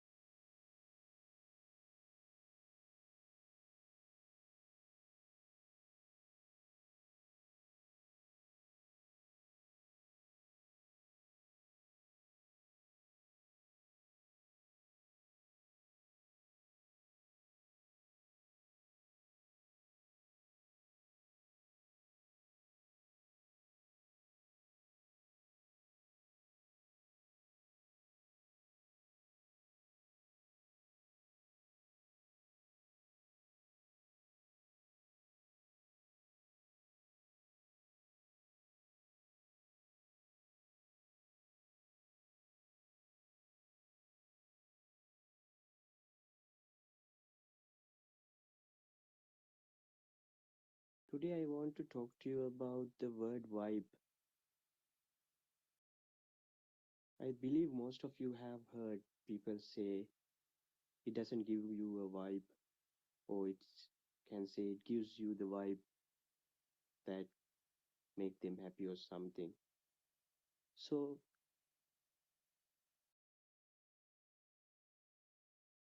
the word vibe,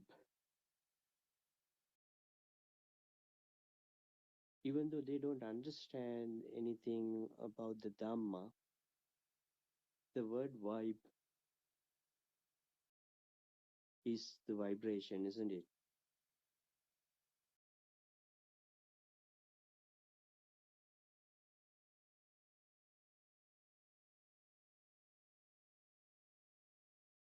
So most of these things related to ending suffering or nirvana are with us.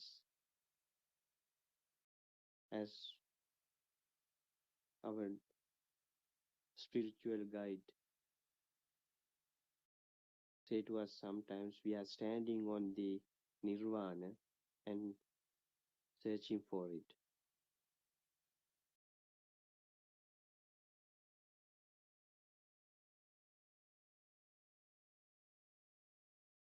So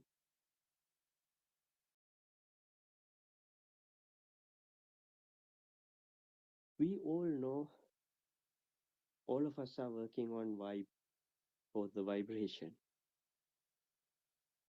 but we are so blind to see we have become slave to vibration.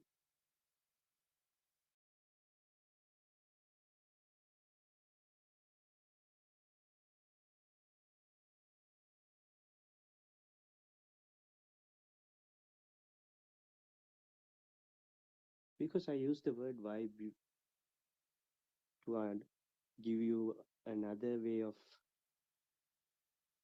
understanding depending on origination and how to overcome the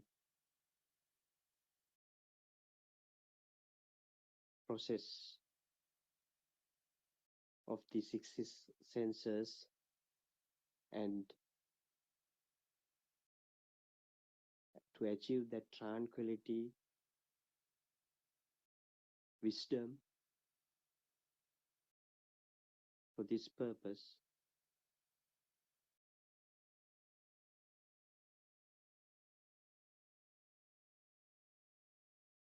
we have to understand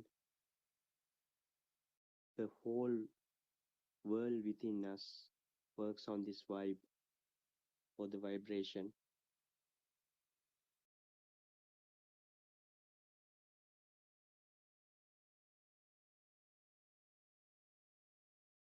But it is so difficult to understand it since you can't see what is the vibe. We only see the results of coming out of the vibe as six senses: sight, sound, and feelings,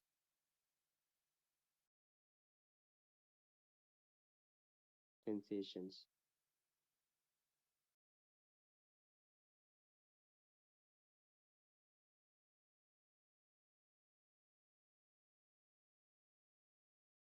Only one we understood as even children, there was some of our senses are working due to vibration is the ears. The vibration take place created the eardrum,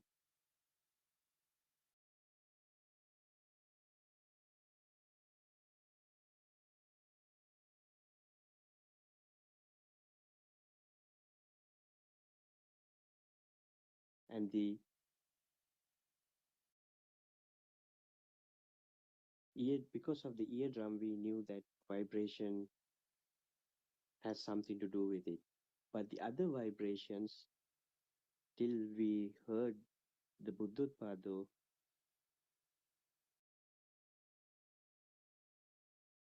Dhamma talk, the vision and the sensations, also vibration, and the examples we got,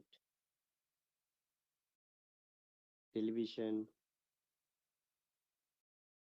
and the hydropower generation, all these things clearly proved everything depends on the vibration.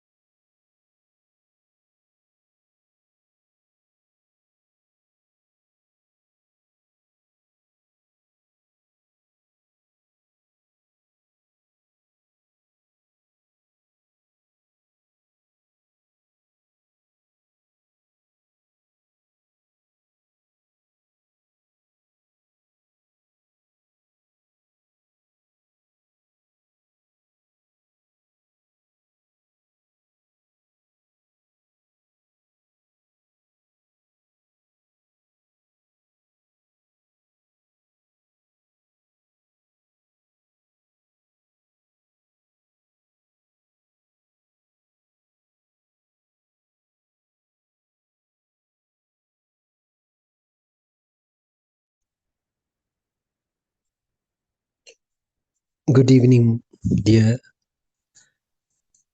Dhamma friends.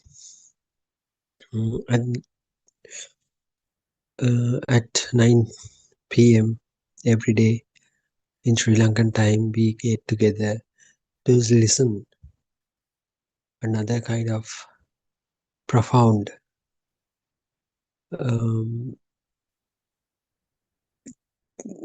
explanation about true Dhamma. This Dhamma was revealed for the first time into the world by Lord Buddha about 2600 years back. But with the sands of time, it has gone underneath. So most of people they couldn't find this absolute truth for such a long period. But this era is very different.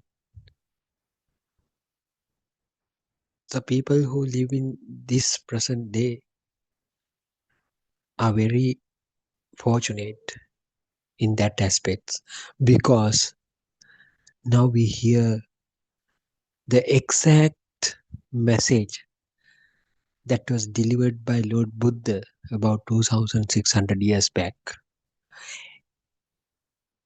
The truth has now been revealed again. So we have to be very thankful to our Buddothpada Aryan Vahanse. With his utmost effort, he could find himself the truth. So that's why these sermons are named as Buddothpada sermons. Buddothpada means rebirth of Buddha. So once Buddha said, people who needs to see me, you have to see the message. You have to take my message. So people who take my message as it is, they are the one who see me. So that was said by Lord Buddha. This message was very well taken by our Buddothpada Aryan Vahanse, and he himself explored this Dhamma on his own for several years. Ultimately, he was able to find out what the truth was. Without stopping there, he started conveying the same message again into the world in 2020. Since then, he has been doing the same thing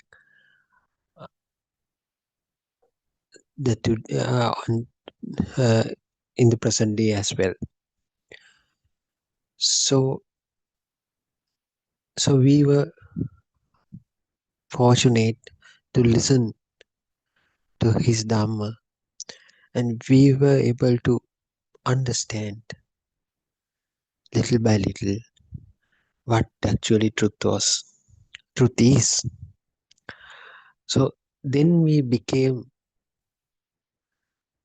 a follower of Buddothpada sermons, in the sense that means unknowingly we have become a follower of Lord Buddha. So as we tend to feel this message, we thought of delivering this message to the rest of the people who suffer in this era as well. So that's why our Buddothpada Aryan Vahanse's intention is that spread this message as much as possible. The people are suffering. Every living being is suffering.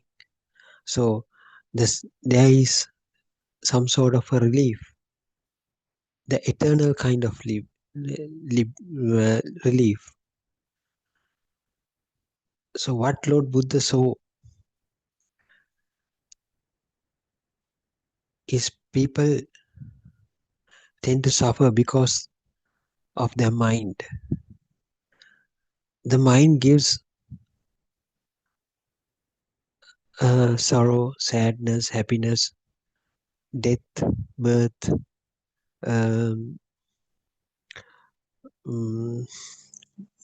demise, and all these things.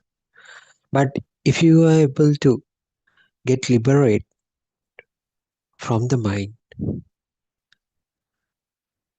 that means that you will be able to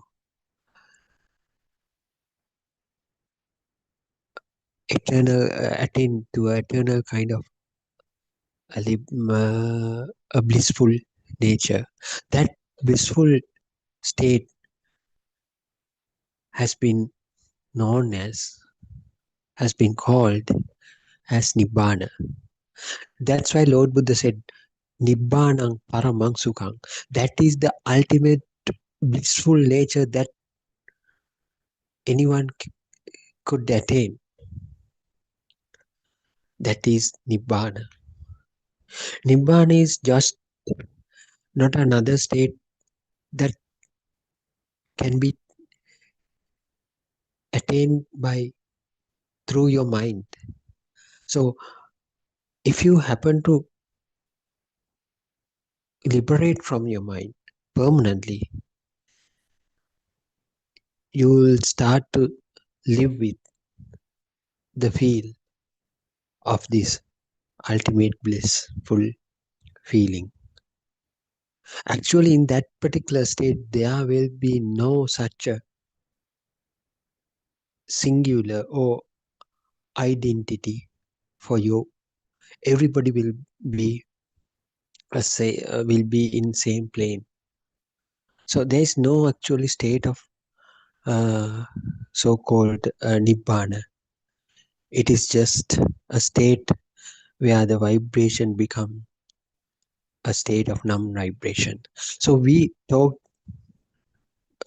in past few days, past 3 weeks, about how this vibration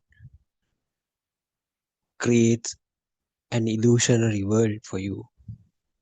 So that in other words, this vibration is the causative factor for creating you a certain kind of a thoughtful mind. So that mind gives you suffering and um, and joy and everything.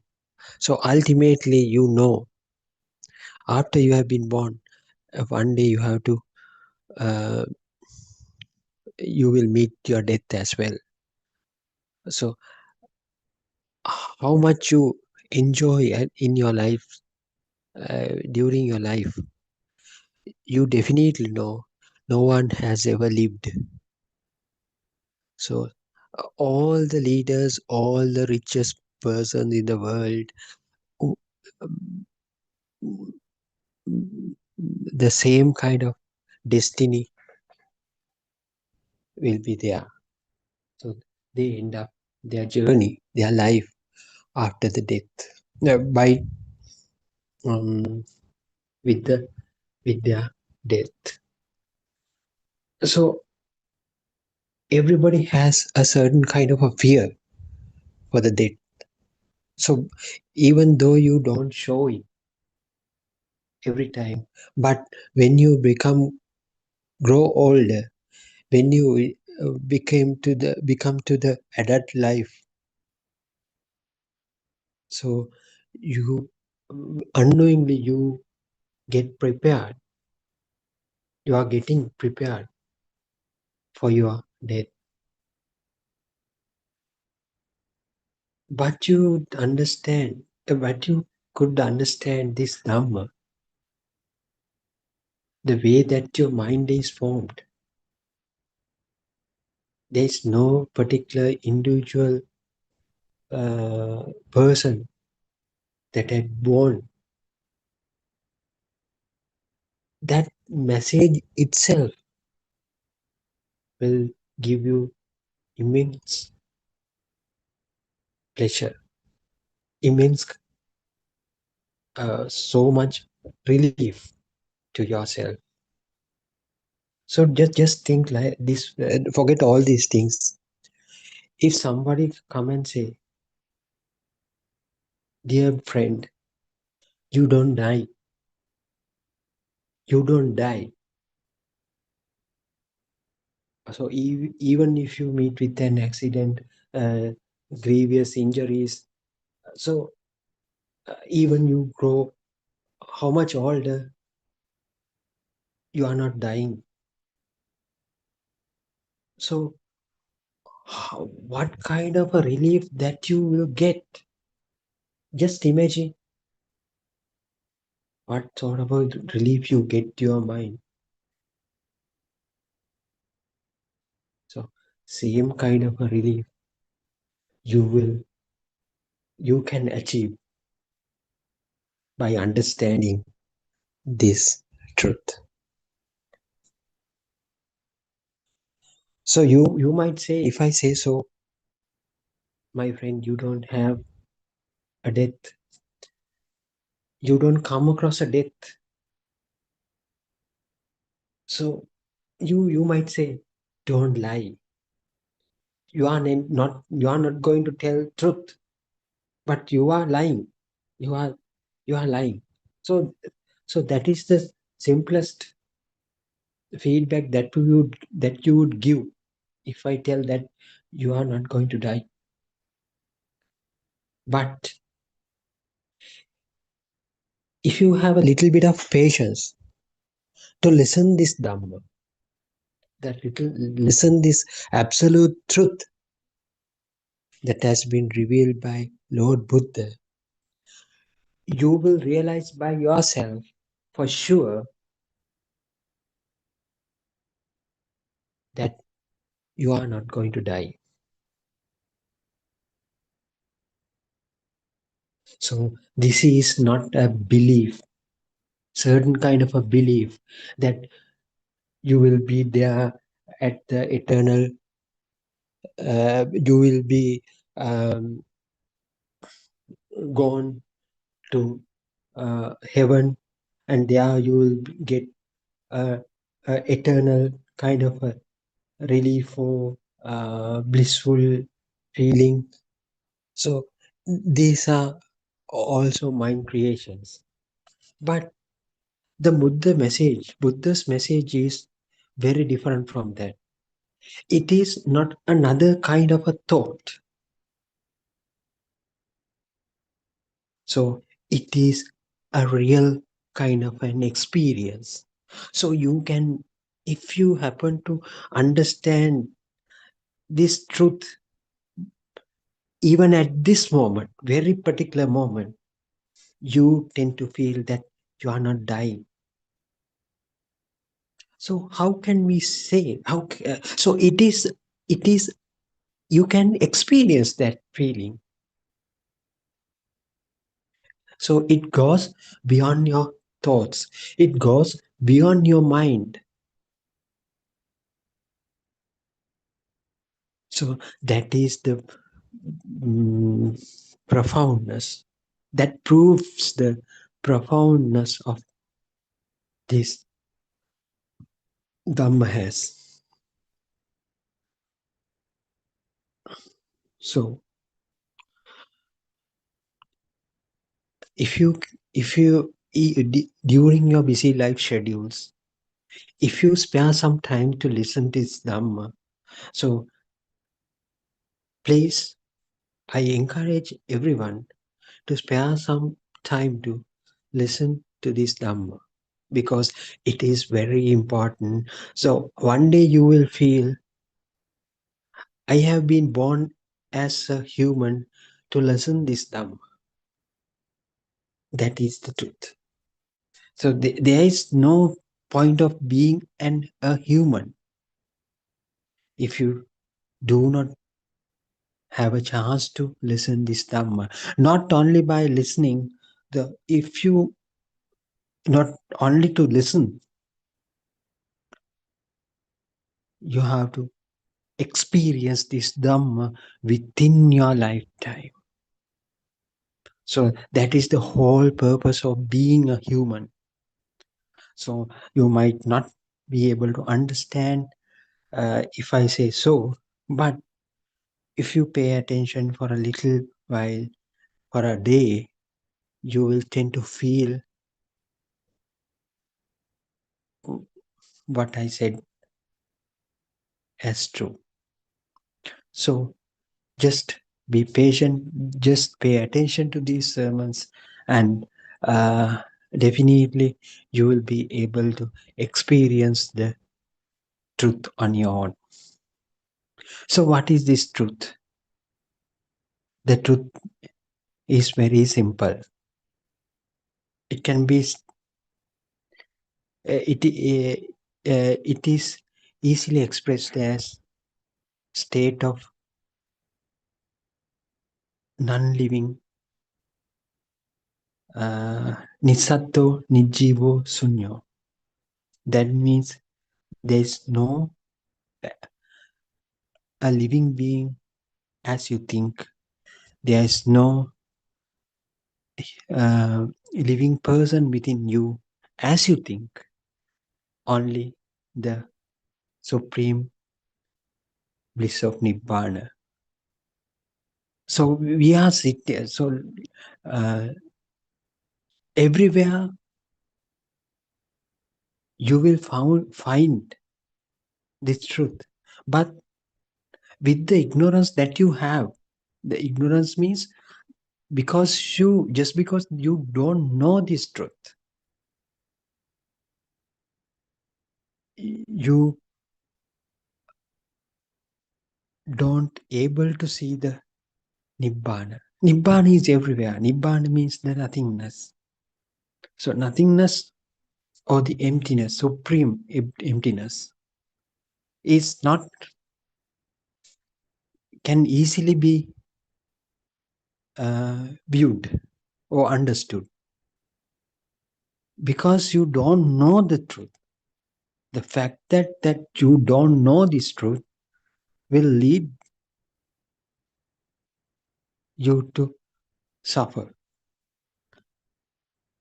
But once you start, when you when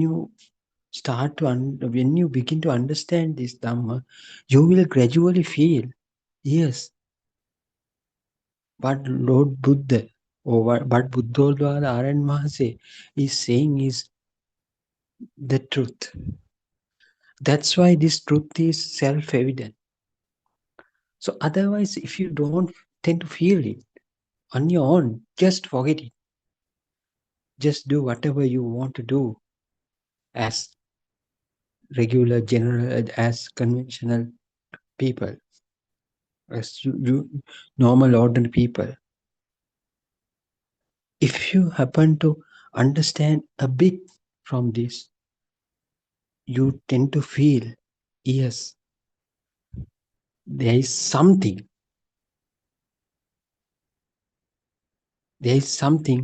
to explore in this Dhamma. So that will bring about the intention to explore on this truth, about this truth.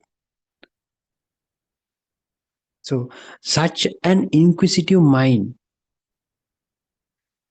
will try to do this noble research. So it has to come from an initial feeling of there is some kind of a truth should be there in this message. That has to be there, right? That's why it doesn't come all of a sudden. But if you were searching the fact that who you are, what is the purpose of becoming born as a human? So why should I so different from the other animals? So are the animals and humans are same? So the world I am seeing, what is the meaning of this? So if you look at the sky, look at the sky at the night time, you will see billion and trillions of planets and stars. Will there be an end?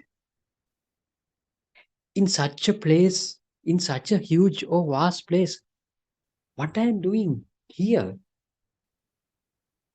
How negligible kind of a living being am I? So if someday, if someone happens to starts to think like that, we can say he is the one who has that inquisitive mind. That kind of a person will definitely feel certain kind of difference as soon as they hear this Dhamma, this truth. The truth is, I'm recalling it again and again. There is no living being, no human as you think within you. This is the message. But during your lifetime, have you ever felt that there is no living being within you? So far, no. Because you are doing the things, your commitments, your responsibilities, your occupation, your designation, and your social status have shaped up your individuality or your self identity until now. So you think that you are an engineer. You think that you are a lawyer. So your social responsibilities are these, right? I am a middle class person. So I have a car, I have a good family, and I have kids. So many things you have now. So unknowingly, you think that you are playing such a role as a human in this society. But if you turn back and see the way you have brought up, or the way you have way your mind have developed up to that level, you will find as soon as you were born, were there any kind of were there any sorts of huge or those kinds of um, notions within you? So if you look at a newly born baby, you can see he or she doesn't have anything. He doesn't know that he has been born in this world, in this kind of a world, and he doesn't have uh, a death even. He doesn't know about that. But gradually, what's happened as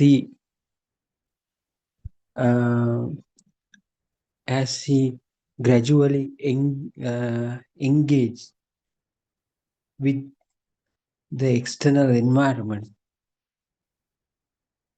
within himself, involuntary, unknowingly, he developed a kind of self identity for him. So that has not been developed intentionally. But as he moves, as he starts to move within the society,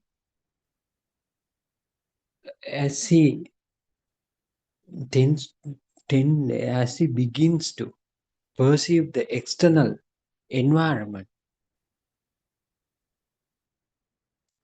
ultimately what has happened here,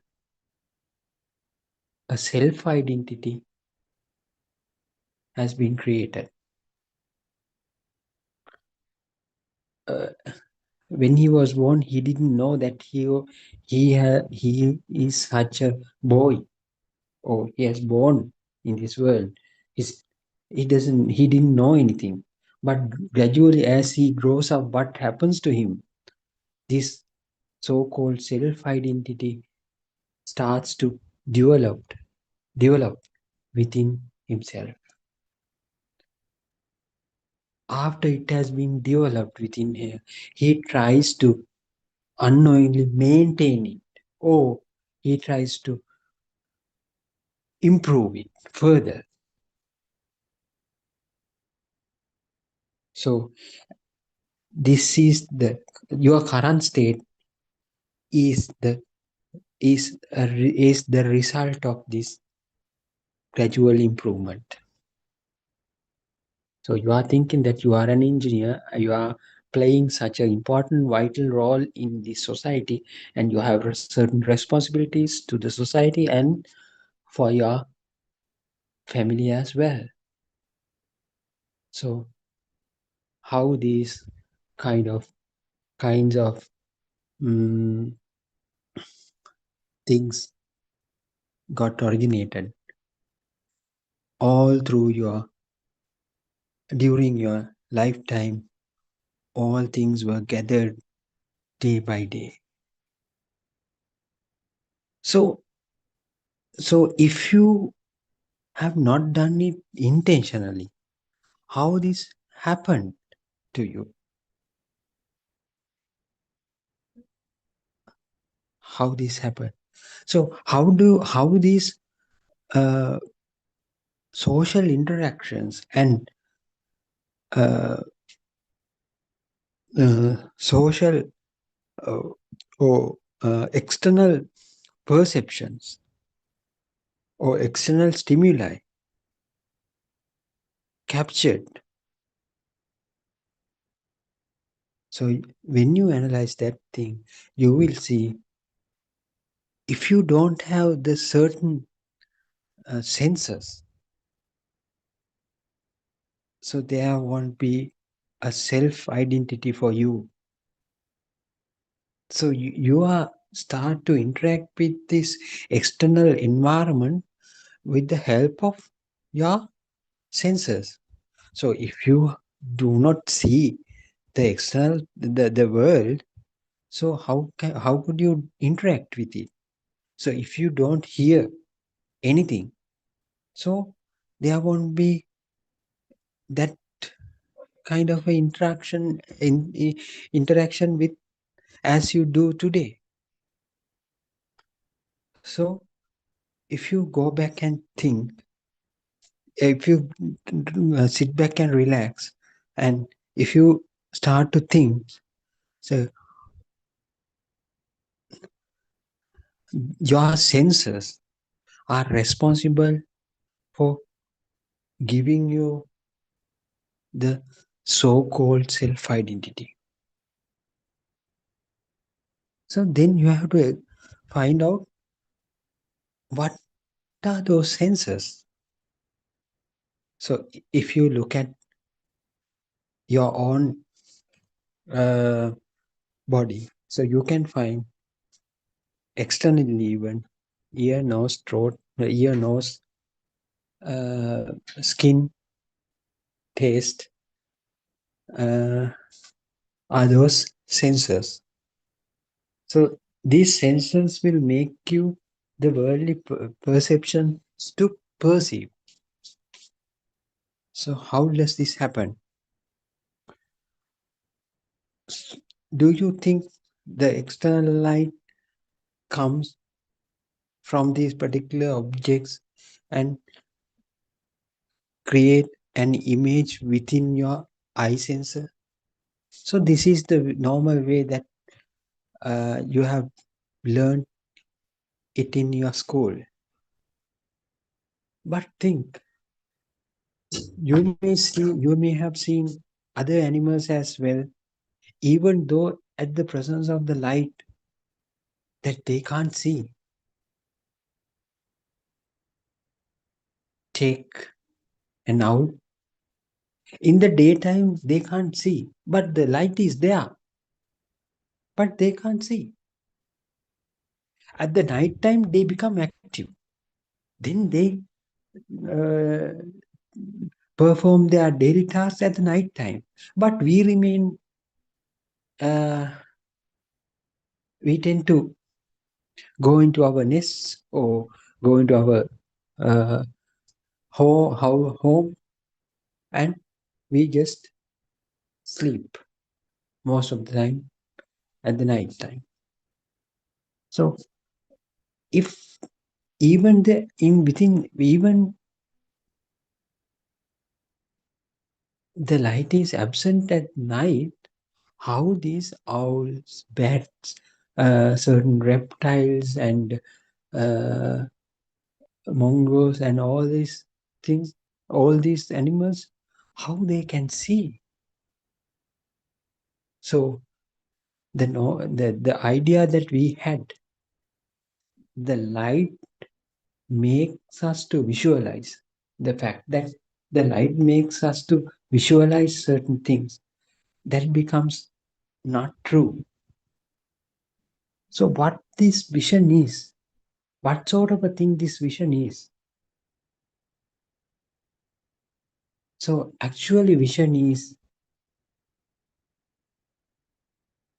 a kind of a stimulation or electrical impulse that gets generated within your uh, eye sensor. That particular electrical impulse is interpreted as an image. So even in the absence of the light, if the sensor is capable of creating an electrical impulse, so if this entire process is identified as an image, so that is the process of vision. Even if some organ or some sensor is capable of generating an electrical impulse, so if it is interpreted as an image, even in the absence of the light, we can say the vision will be there.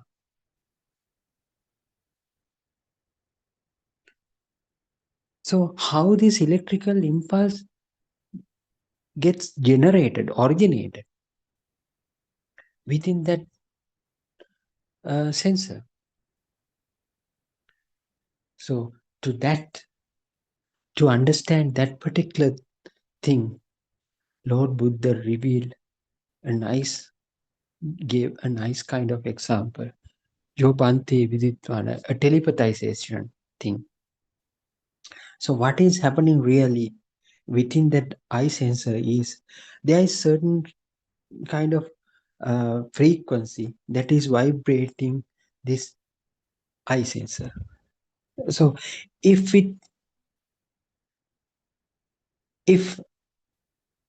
a similar kind of a frequency is captured, these two, the sensor and that particular thing will start to resonate each other. For that process can be called as a telepathization. So as a result of this resonate or telepathization, a vibration or some kind of energy is generated within that particular sensor. That energy can be known as an electrical impulse. That is the trigger point. Whenever there is an electrical impulse got generated, the functionality of the eye faculty is to create you a certain kind of a projection. That projection is the light. If this projection happens to be the light, that is the point where your eye sensor gets created.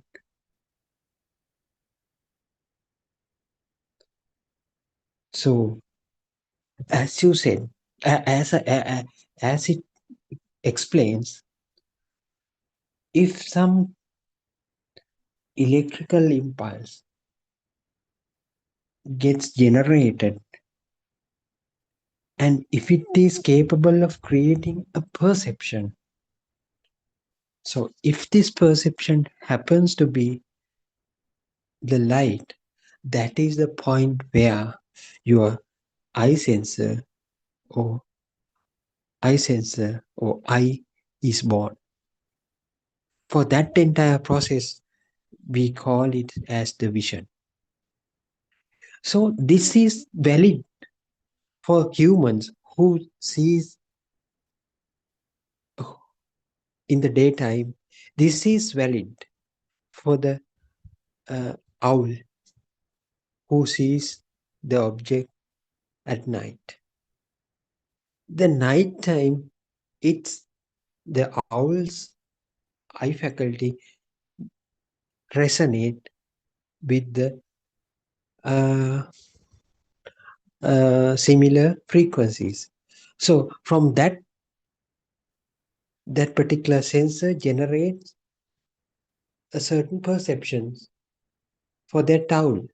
That perception is capable of creating an object or a kind of a visual image to that particular animal. So this is the simplest way that we can explain how this vision occurs. The way that this vision, the process of vision occur. It is a universal thing. So that same principle can be applied to your ears faculty as well. There's certain frequency in your ear faculty. If that particular frequency is met or is matched for another kind of frequency, they both get telepathized to each other. That telepathization will create some kind of an energy within your electrical impulse. That means another word is the electrical impulse. That kind of energy will able to produce a certain kind of perception. If this perception happens to be the sound, that is the point where your ear faculty is originating.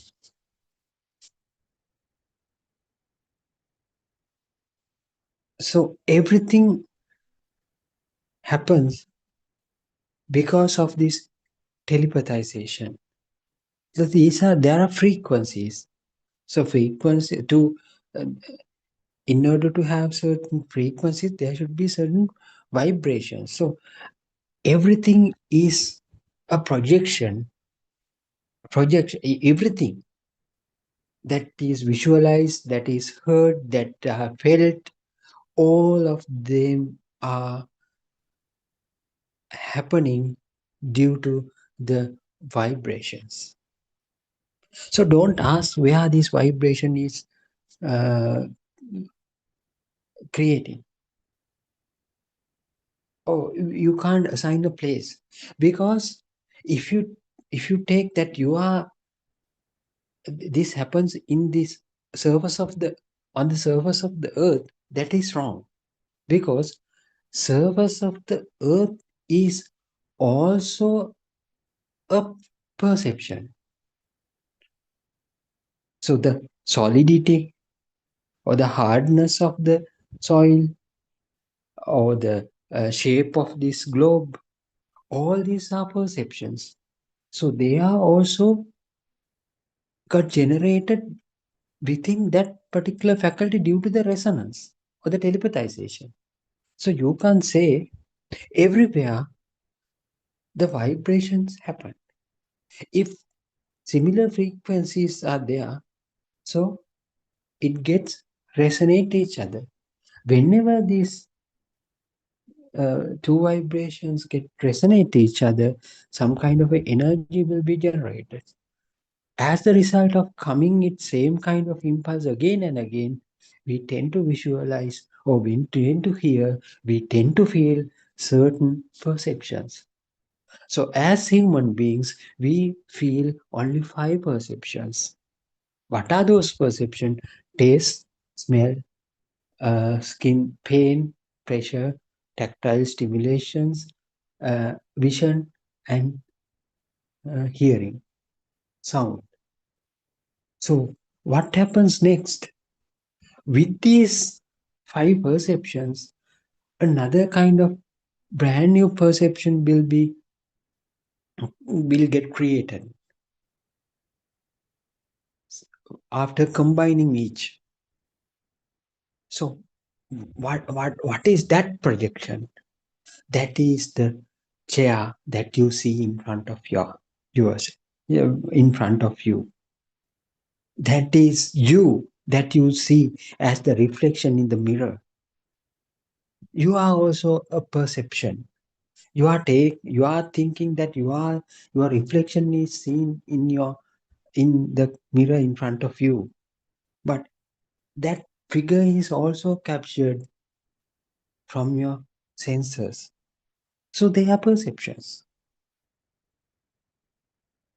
So the worldly objects, the animals that you see, the planets, stars, uh, uh, uh, mountains, trees, everything gets created within your faculties.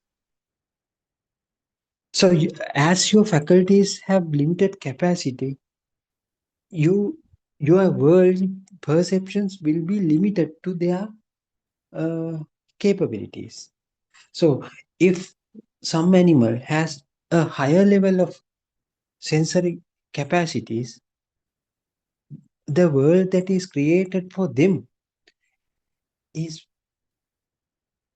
very different from ours. That's why certain animals tend to feel more than us. So some animals can recognize a danger, even the danger is far away. But unfortunately, we don't have such kind of a senses, so we can't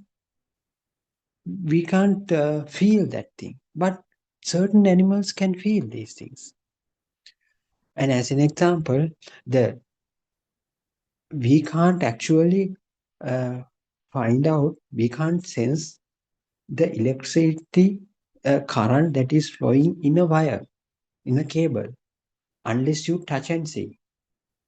But certain animals, from a distance, they can feel whether this is a live wire or not.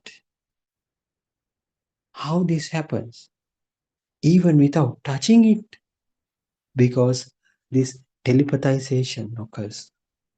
Their skin sensor is getting telepathized with the frequency that is flowing in the wire. So they tend to feel that there's some kind of a thing. The perception that they receive, from that perception that they receive through this stimulation, they recognize, wow, I should not go there. There is danger there. There is a kind of danger over here. So they refrain from touching these live wires. Same thing happens everywhere. So then now you think, as I said, the worldly perceptions have shaped up yourself. So the perceptions are not real. Now you know they are creation of they have been created as a result of the activity that is happening within your senses. If some sensors are not working, that part of this perception will be not there. So think, if you are a blind person, particularly a colorblind person, so your world would be black and white or gray. you can't see the colors. So how much someone comes and convince you that there are so many colors in this world, why can't you see? uh, they might get confused. So what are you talking about? So I only see two colors, black, shades of black. Certain animals live in those kind of, especially the dogs, the animals who are in the canine family. They only see the black and white or gray. They only see the gray color. They perceive this world as a gray color world, but they still manage to live in the same world. See, as such, the way their self identity is brought up will has been shaped up from the perceptions that are received from these senses. So, in the sense, as I said, the chair in front of you, a brand new perception that you think that it is really existing. So that is the point where your mind got created. So you have been thinking that you have a so-called a permanent type of a mind until today, but that is wrong. Your mind gets created then and there in the absence of any kind of a perceptions that receives from that are received from your senses. There won't any chance to won't be any chance to form your mind. So there won't be a chair for you. So how you can say the mind is as a permanent thing? No, it is not. The chair is your mind. Your child is in your mind. So if the perceptions were not there, there's no chance of creating a daughter for you, a mother for you, a chair for you. So there is no chance of creating a mind for you. So we can clearly say with that, we can clearly say mind is not a permanent thing. You can understand the impermanence nature of the mind. But beauty is not that. The mind, after creating the chair, the mind itself starts to behave as another kind of a sensor. So we as human beings we have five senses. So we told I said it. I told you earlier. But after forming the chair or the mind, so mind itself starts to creating new thoughts. It is also happening as the result of the same resonance or the telepathization. So after seeing this chair, so I see actually now I am seeing a red colored revolving chair in front of me. So that red color reminds me some other kind of objects that has red color. So maybe you will remember an apple. So that is the way how this your mind creates another subsequent thoughts by the initial thought. So as I said earlier, so after forming the mind itself starts to behave as another kind of a sensor. So because it generates new perceptions. So as your eye faculty, as your ear faculty. So that's why Lord Buddha said, We have not only 5 senses, we have 6 senses. Salayatana loko loko. Salayatana means 6 senses are there. So our mind sensor, after formation of the mind itself, it starts to creating new thoughts. So it is now it has transformed into another sensor. The most difficult part of understanding these sensors is understanding this mind sensor, because there are certain mental images for other 5 senses, but the mind sensors we can't we don't have a kind of a mental picture for it. Some people say it is there in your brain, it is there in your heart, and so on, but we can't assign a particular place for that. But it is, it gets created as a result of as a result of combination of perceptions that are received from the rest of the senses. The problem is this: even after, just after being formed a chair, so we, along with that, there's another kind of a perception hidden beneath. What is that perception? We tend to feel this chair is as a real thing.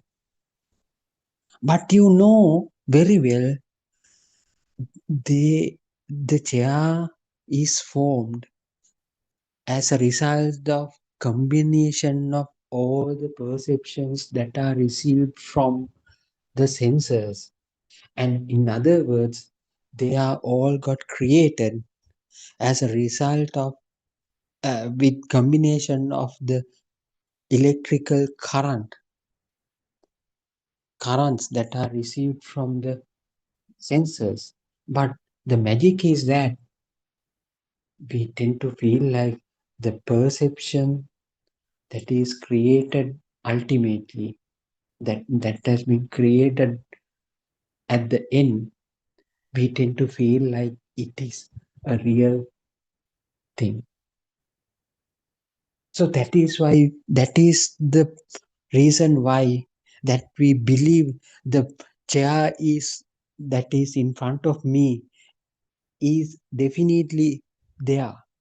It is, we feel it as a real thing.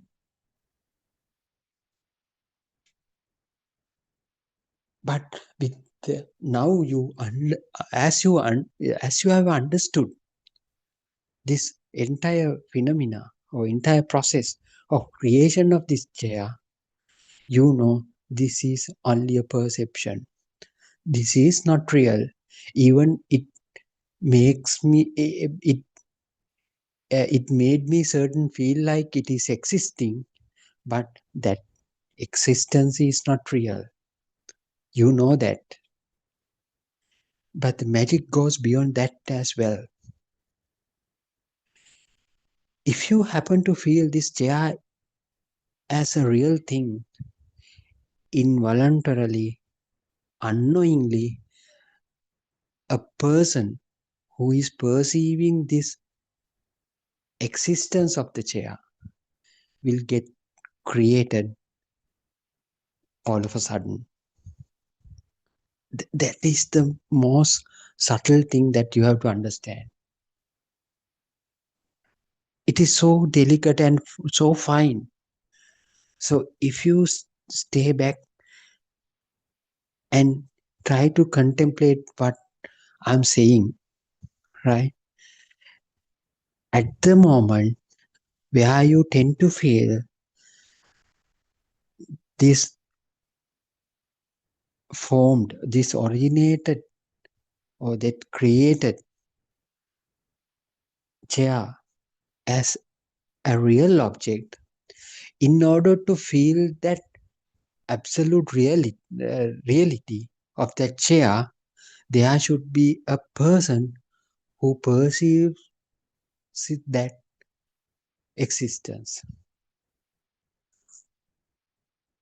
So there is another kind of a imaginary kind of perception will originate. So that is the way how yourself feeling of existence brought about. So no one has done it, neither by you as well. It happened automatically because of the functional states of your senses. Creation of a self ultimately would be the result. Initial vibration ultimately ended up with creating a self for you. This is very well explained, can be explained through this cause and effect Dhamma. That is the hidden truth that has been revealed by Lord Buddha about 2600 years back. Scientists nowadays are trying to figure out this truth from different perspectives, but still they are struggling. This has to be seen not through the material things, but you will be able to see from your through your understanding. So it is this process has to be understood. It cannot be shown as a material things. So that's why scientists nowadays have failed in this particular research. So if you have such an inquisitive mind, so you can do your own experiment and see whether this truth is real or not. The message is real or not. So then it will be self-convincing for you. So you will realize by yourself. The vibration is the initial cause, and the end results would be a self, creation of a self. The self was not there, but due to certain activities that is happening in your senses, unknowingly a self kind of a feeling gets generated. That is the problem. So if there is a self is born in the instance where the self is born, there should be an end for that. That means death is become inevitable. So as I begin this explanation, I told you, if I tell you there is no death for you, there will be no death for you. So how much of a relief that you would get, that you would feel. So same feeling now you can feel as well.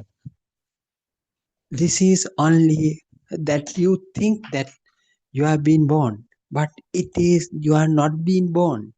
The self, a notion of the self has got created as a result of interplay between your senses. So there is no living being here, no living being within you. In the absence of such a living being within you, will there be a death for you? No. That's why I started this today's explanation by saying, if I tell you you don't have a death, how much of a relief that you will get your soul. So with this experiment, with this noble research, you will definitely get this reassurance that is guaranteed. So I think the time is up. So we have to conclude this discussion or explanation, so we can talk further tomorrow. And until then, good night and Triple Gem bless you. Thiruvan Saranai to all of you.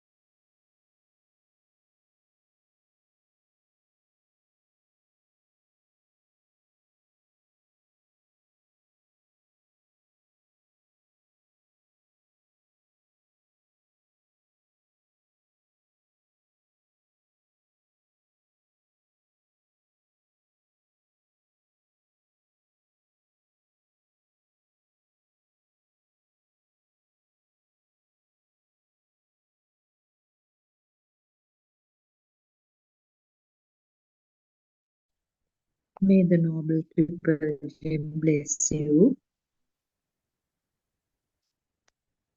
First of all, let us all pay homage and